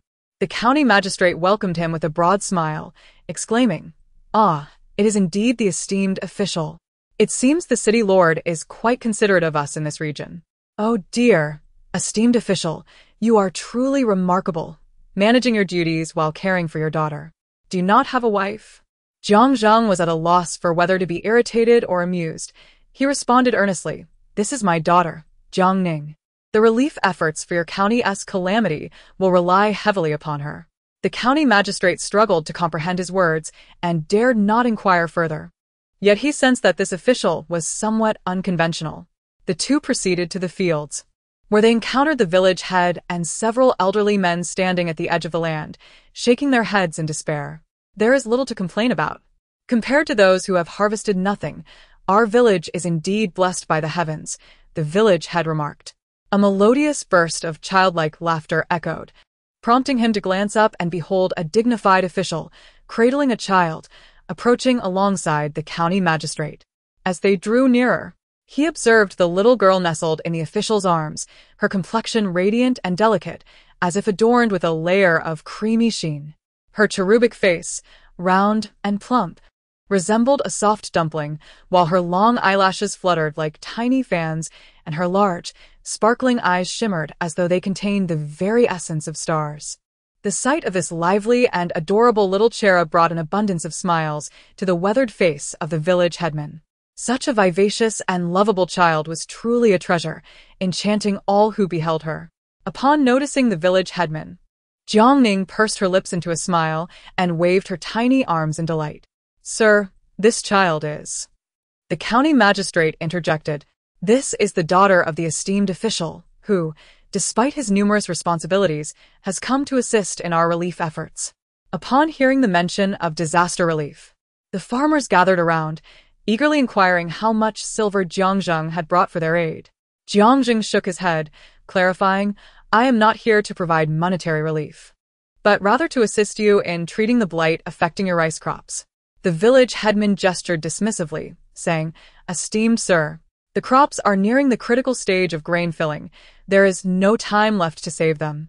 We can only brace ourselves for a reduced harvest or complete loss. It is a pity that such fertile land and pristine mountain spring water cannot yield quality rice. This year, we shall struggle to cook enough rice for our meals." "What difficulty is there in this?" the father interjected. "Tell them to blend musk, angelica, sapochnikovia, basil, and earth yellow together. Then extract the juice from honeysuckle, bay leaves, and astragalus, mix it well with water, and pour it at the base of the rice plants." Soon, they filled buckets with herbal concoctions and leisurely sprinkled the herbal water across the rice fields, diligently toiling throughout the day. During the heading stage, the millet required minimal water, and swiftly the rice absorbed the herbal infusion. After 2 days, the village chief arrived at the fields as usual, only to find a large gathering of people standing on the dike. "What are you all doing idly at the head of the field?" he inquired. "Come quickly and see. Something extraordinary has occurred in the paddy." As the crowd parted, the chief's eyes widened in astonishment. How could it be that the rice had sprouted so many ears overnight? It was 5 or 6 times more than before the disaster. Gazing across the field, he observed that the rice seedlings were robust and upright, while those in the neighboring field, which had not been treated with the herbal infusion, remained feeble and wilted.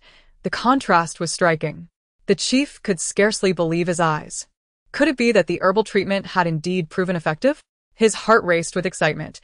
If they were to saturate the entire rice field with the herbal mixture, hope for alleviating the disaster might become a reality. He promptly reported to the county magistrate. Initially, the magistrate had harbored doubts about the efficacy of Jiang's herbs, but upon hearing that the rice had regained its vigor, he was both astonished and delighted. Truly, the high-ranking official from Ning'an City possessed remarkable methods. He praised Jiang profusely and instructed the villagers to apply the prescribed herbal treatment across all the rice fields. In Qingshui County, the rice grew rapidly. Within just over 10 days of using the herbs, the hollow rice grains began to fill with milky white sap at the slightest touch of a fingernail. If all proceeded smoothly, by the time autumn arrived, Qingshui County would undoubtedly be poised for a bountiful harvest. Unforeseen, the calamity seemed to pass swiftly, allowing laughter to escape the villagers' lips even in their sleep. The villagers, brimming with determination, dedicated their days to vigilance, their time occupied solely by meals and slumber, ever watchful at the horizon, fearful of even the slightest misstep. As the sun ascended higher in the sky, with not a whisper of wind to be felt, a sudden exclamation pierced the oppressive heat. "Oh no, look! Locusts! There are locusts!" "What? Locusts? Where?" the village head, in a flurry of anxiety, queried. "After all the effort to alleviate our suffering, we cannot allow locusts to descend upon us again." The villagers, stricken with alarm, scanned their surroundings, and indeed, the sky was filled with swarms of locusts dancing in the air. They could not strike at them. Instead, they had to gently coax them away. Yes, we must not offend the locust god. Offending him would bring dire consequences. The villagers removed their shirts, waving their arms gently to usher the locusts away, cautious not to harm them with excessive movements. As the most vibrant of the locusts fluttered its wings and departed, a collective sigh of relief swept over the villagers, who then knelt in prayer, beseeching the locust god for mercy, imploring, "Spare our Qingshui County. We shall surely burn incense in your honor. We beg you not to return." Upon hearing of the locusts' arrival, Jiang Ning's brows furrowed in concern. They have come, at last. The calamity foretold in the texts is indeed upon us. How arduous it is to be a farmer! A year's worth of toil could vanish in an instant, consumed by these pests. The irony is that these people, in their ignorance, worship the very locusts that devour their crops as deities. Father, compared to the disaster of grain loss, this locust plague is far more terrifying. We must eradicate them. The The call for extermination sent a shock through Jiang Ning's countenance. In the realm of scholars, there exists the concept of celestial resonance, where it is believed that a locust deity governs the skies. When a locust plague occurs, it is perceived as an admonition from this deity for humanity's transgressions. The act of exterminating locusts during such a calamity is thought to provoke the wrath of the locust god, resulting in even harsher retribution.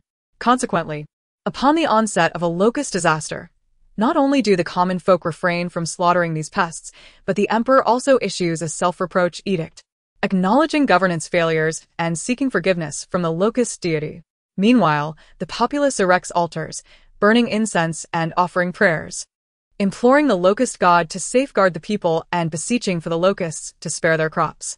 Now, to the astonishment of all, Jiang Ning has proposed the extermination of locusts, leaving Jiang Zheng in a state of trepidation. Father, we cannot afford to be indecisive. The ferocity of this locust plague may render our disaster relief efforts futile. Chapter 95. Sacrifice. Jiang Zheng, silent in contemplation, listened to his daughter's thoughts. While the magistrate of Qingshui County, oblivious to her inner voice, had already dispatched individuals to prepare the altar for incense burning and prayers. Father, do you not trust your daughter's words? This matter is indeed of great import. Throughout history, emperors have forbidden the killing of locusts, yet has it ever halted a plague? It is a natural disaster. Jiang Shengguan, you shall join me in offering incense and prayers. Let us hope to evade this locust disaster, the magistrate despaired. No. Jiang Zheng pondered before declaring, do not pray. He resolved to place his faith in his daughter. The magistrate, taken aback, exclaimed, if we do not pray to the locust deity, we shall surely suffer. Jiang Zheng replied, praying to the locust deity is futile, to avoid calamity. We must rely on our own actions. We shall exterminate the locusts. He clenched his fists with fervor, his declaration nearly causing the magistrate to collapse in shock. The extermination of locusts? He exclaimed in panic. Did I hear incorrectly? Locusts must never be exterminated. Such an act would invite divine retribution. Divine retribution? Ha! Chickens and ducks relish locusts, yet we have not witnessed the wrath of the locust deity upon them. Have you ever seen a chicken or a duck struck down by lightning while strolling along?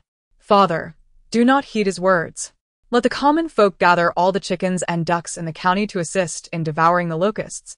I have heard that the meat of chickens and ducks that have feasted on locusts is exceptionally delectable. Jiang Ning swallowed hard.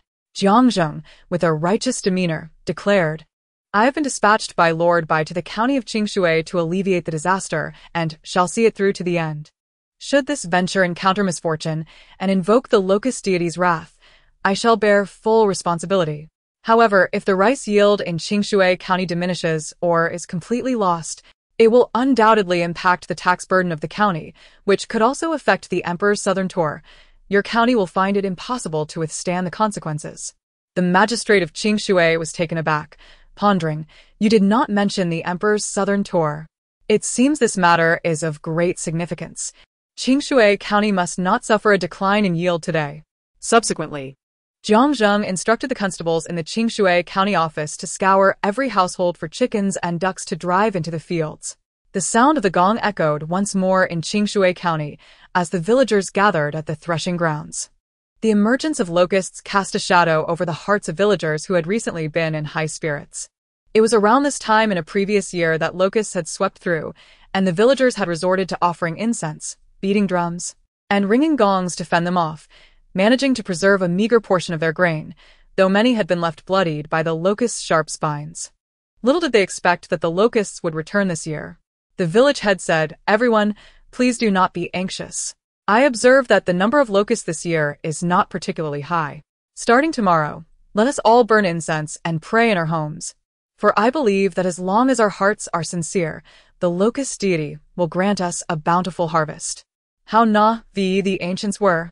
They worshipped locusts, a harbinger of disaster, as divine beings, demonstrating a severe tendency towards self-deprecation.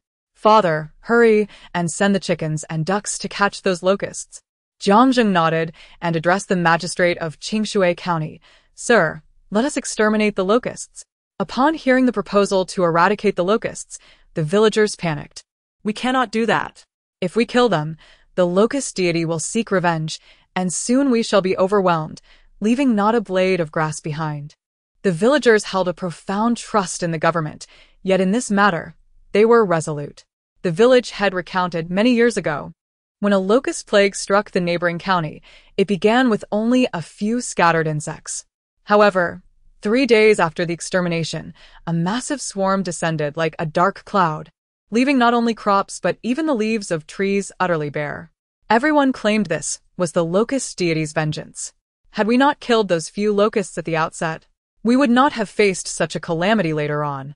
Since then, it has been widely understood that the locust deity responds to gentleness rather than force. We can only invite it to leave, lest we invite disaster upon ourselves.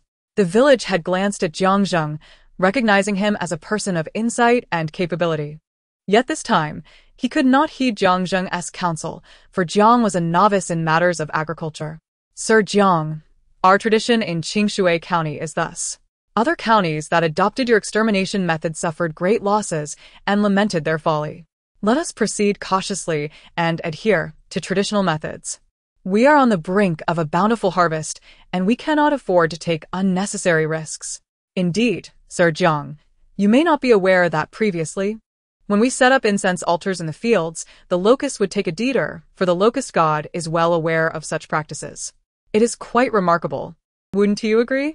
Jiang Ning sighed inwardly. It is evident that locusts are averse to smoke and fire. By setting up an incense altar, they would naturally avoid the area. Yet, these pests are regarded with reverence as divine beings, which is utterly absurd. Jiang Ning suddenly realized the validity of his daughter's words. He endeavored to explain this to the villagers, but the village head and the townsfolk remained skeptical.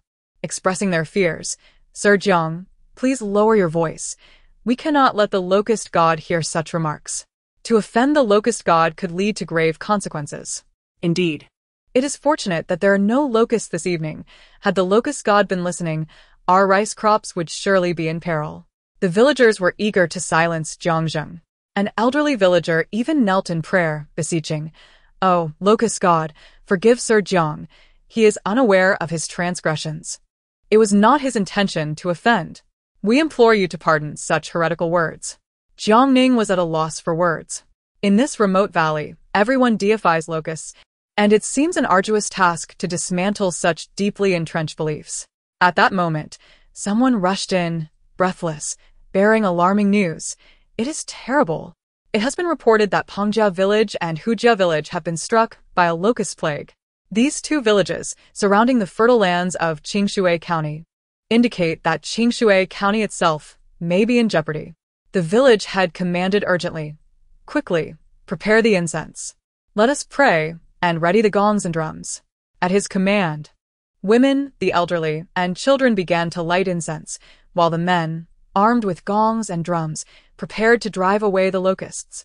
As the buzzing sound drew nearer, a dark cloud loomed in the distance, swiftly approaching Qingshui County.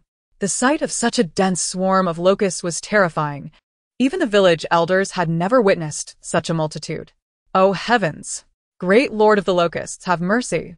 The villagers prostrated themselves, their heads striking the ground repeatedly, while the cacophony of gongs and drums echoed loudly, the mallets nearly smoking from the relentless strikes.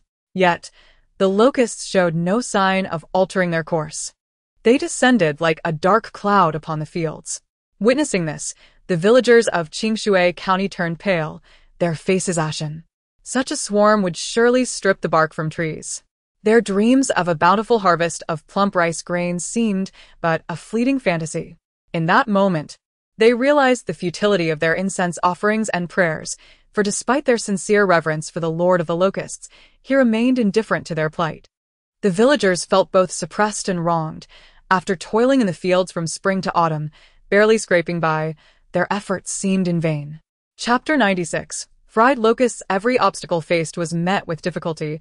Just as they had cured the blight of the grains, they were beset by a locust plague. Just as a bountiful harvest appeared on the horizon, they were struck a devastating blow.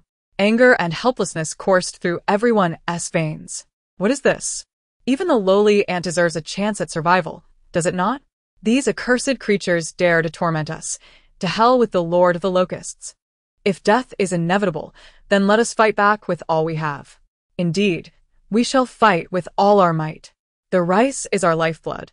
We must protect it even at the cost of our lives. Some have taken up arms in defiance. The village chief, upon witnessing this, kicked over the incense table, his brows furrowing in indignation as he declared, "Heed the words of Lord Jiang. He will take responsibility. We shall burn them and smoke them out. The locusts threaten our very existence. They shall not escape unscathed." The crowd echoed his sentiment fervently. Yet, in an instant, a dense swarm of locusts descended upon the fields. "My rice!" The villagers cried out in anguish.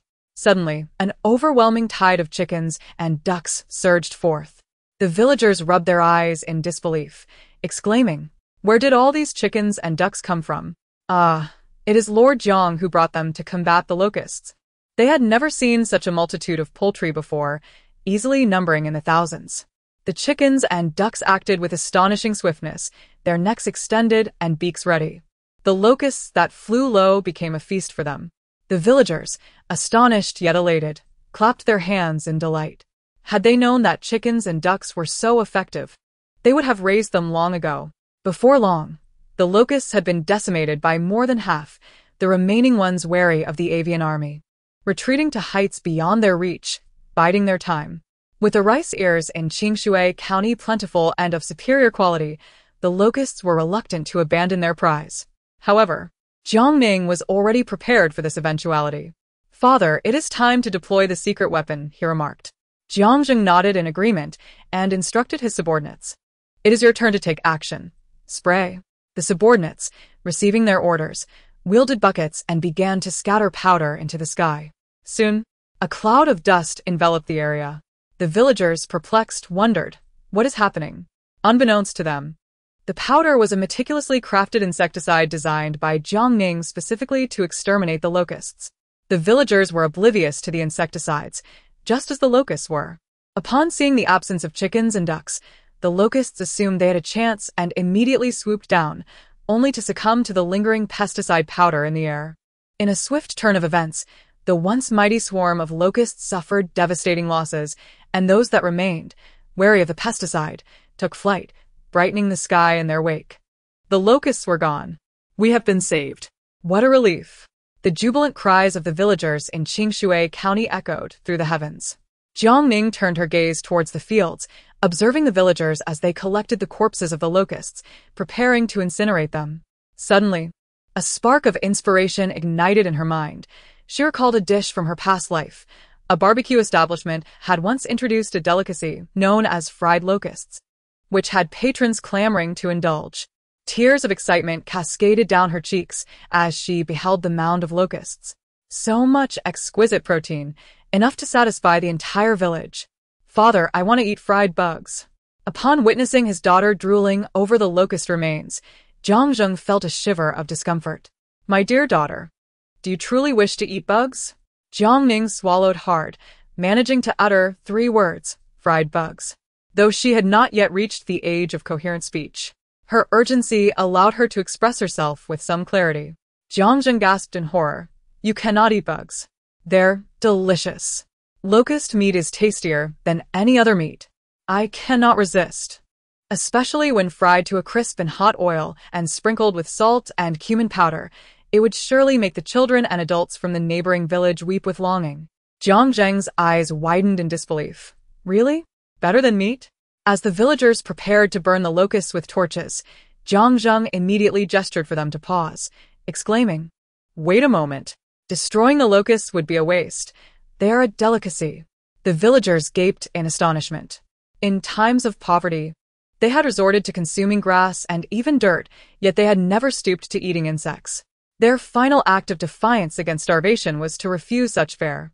However, this esteemed Jiang had proven himself formidable, capable of vanquishing even the plague of locusts, so if he declared them edible, they would acquiesce. Before long, a large iron pot was set up in the threshing yard. The pit was brimming with the bodies of locusts, enough to fill 2 substantial wooden basins. The village headman instructed someone to fetch the oil jug, but he was perplexed upon hearing that the locusts were to be deep fried.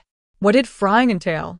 He was only familiar with steaming, boiling, and stir-frying, and had never encountered the concept of deep-frying. It was hardly surprising that he was unaware, for the common folk, oil was an exceedingly precious commodity, too valuable to use liberally in their everyday cooking, let alone for such a method. With a splash, 2 jugs of oil were poured into the large pot. Soon, the oil began to sizzle and bubble, stirring a mixture of unease and anticipation among the villagers.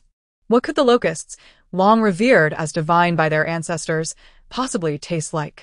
The cook stirred the contents with a large ladle, muttering to himself, "This is not frying locusts. It feels more like giving them a luxurious bath in oil." As the temperature of the oil gradually rose, wisps of steam began to rise, and the aroma of frying wafted through the air. The villagers inhaled the fragrant scent, which was so tantalizing that it could easily entice them to devour a bowl of plain rice. With a sizzle, the locusts were introduced into the hot oil, and before long, a mouth-watering aroma enveloped the scene as the locusts transformed into an alluring golden hue. The villagers could hardly contain their salivation, eagerly swallowing in anticipation. Simultaneously, a sense of curiosity arose within their hearts. How could such a terrifying insect emit such an enticing aroma? Before long, the locusts were scooped up and placed into a pristine basin. A crisp sound echoed as they crackled, indicating they were cooked to perfection. The crowd gathered, chattering excitedly. And indeed, the fragrance was irresistible. How could it not be? With such a generous amount of oil, even the most unpalatable dish would seem delectable. However, some furrowed their brows. What could these locusts possibly taste like? The sight alone was enough to evoke a sense of revulsion. Most, like him, had saliva flowing uncontrollably. Yet, faced with the daunting insects, they hesitated to take the plunge. A part of them yearned to taste, while another part recoiled in disgust. "Father, may I have a taste? Sprinkled with salt, I bet it would be delicious." Jiang was reluctant to let his precious daughter try such a thing. She was his only beloved child. What if something went awry? Who will go first? He wondered, as he sprinkled some salt on the locusts and extended them towards the villagers. They all stepped back in unison, jokingly urging the village head to take the first bite. "You go first, village head." The village head shot them an annoyed glance, fully aware of their intentions. "If we're eating, then let us eat." He gazed at the basin brimming with locusts, still wriggling defiantly despite being fried.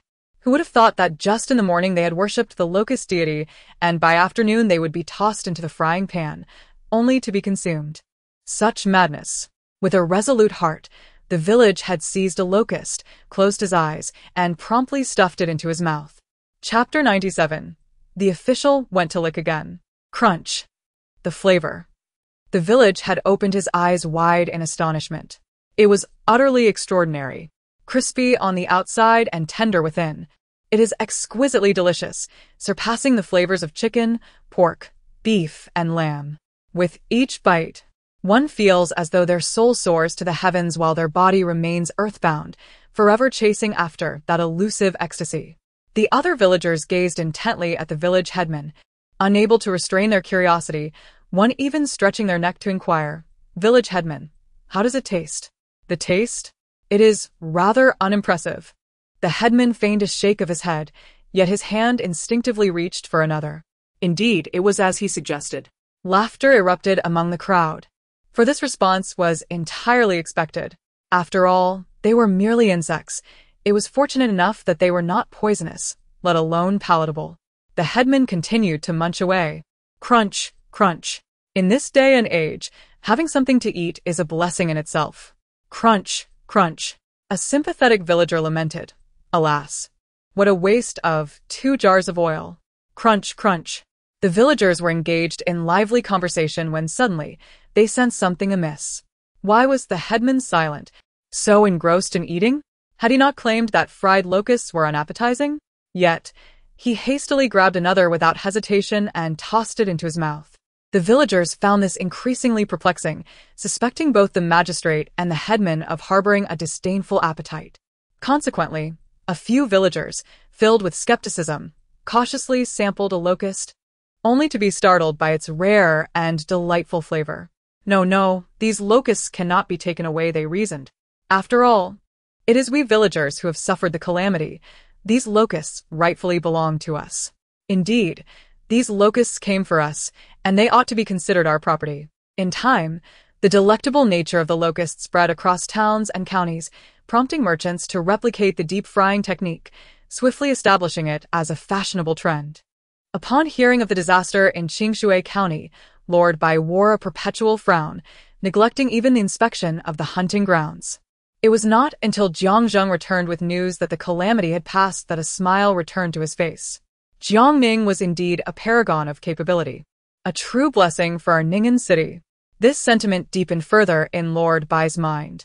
With the crisis averted, he commenced arrangements for the forthcoming tax matters and rekindled his interest in inspecting the hunting grounds. The prospect of Lord Bai hunting at the royal hunting grounds delighted none more than Lan Jiao. With the lord out of the city, she seized the opportunity to draw closer to him. At that moment, she awaited the arrival of Gui Yanniai at the tavern. Before long, Gui Yanniai arrived at their customary spot, smiling as he said, Jiao, I've been meaning to find you. Lan Jiao lifted her chin from her hand, her eyes sparkling with curiosity as she inquired, You were looking for me? Gui Yanniai nodded, lowering his voice conspiratorially. Ningen City is on the rise. This year, His Majesty will be making a southern tour and will stay here. My uncle has constructed a grand royal hunting ground for the occasion, and he is going to inspect it in the coming days. He has invited me to accompany him, and my cousin will likely join as well. Did he mention bringing you along? The thought ignited frustration in Lan Jiao. Bai Qingling had grown so indifferent that he hardly spoke to her, let alone consider taking her with him.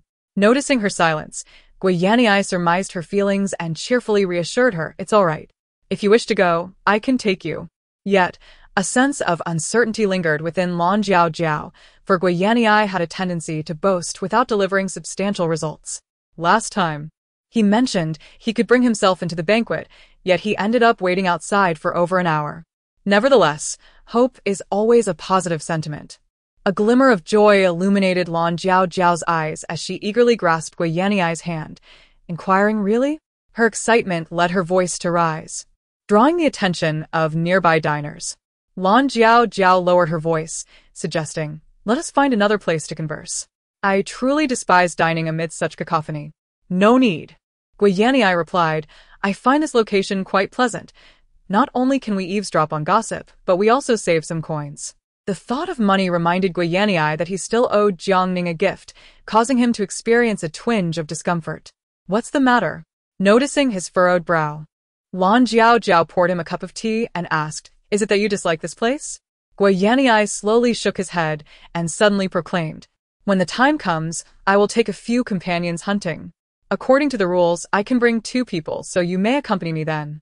Without having to voice her intentions, Lan Jiao felt a surge of joy within her heart. She playfully patted Gui Yanniai's shoulder, exclaiming, You truly are a good friend. Your loyalty is commendable. After finishing their meal at the tavern, naturally, it was Gui Yanniai who paid the bill. Upon exiting, he hesitated momentarily before voicing his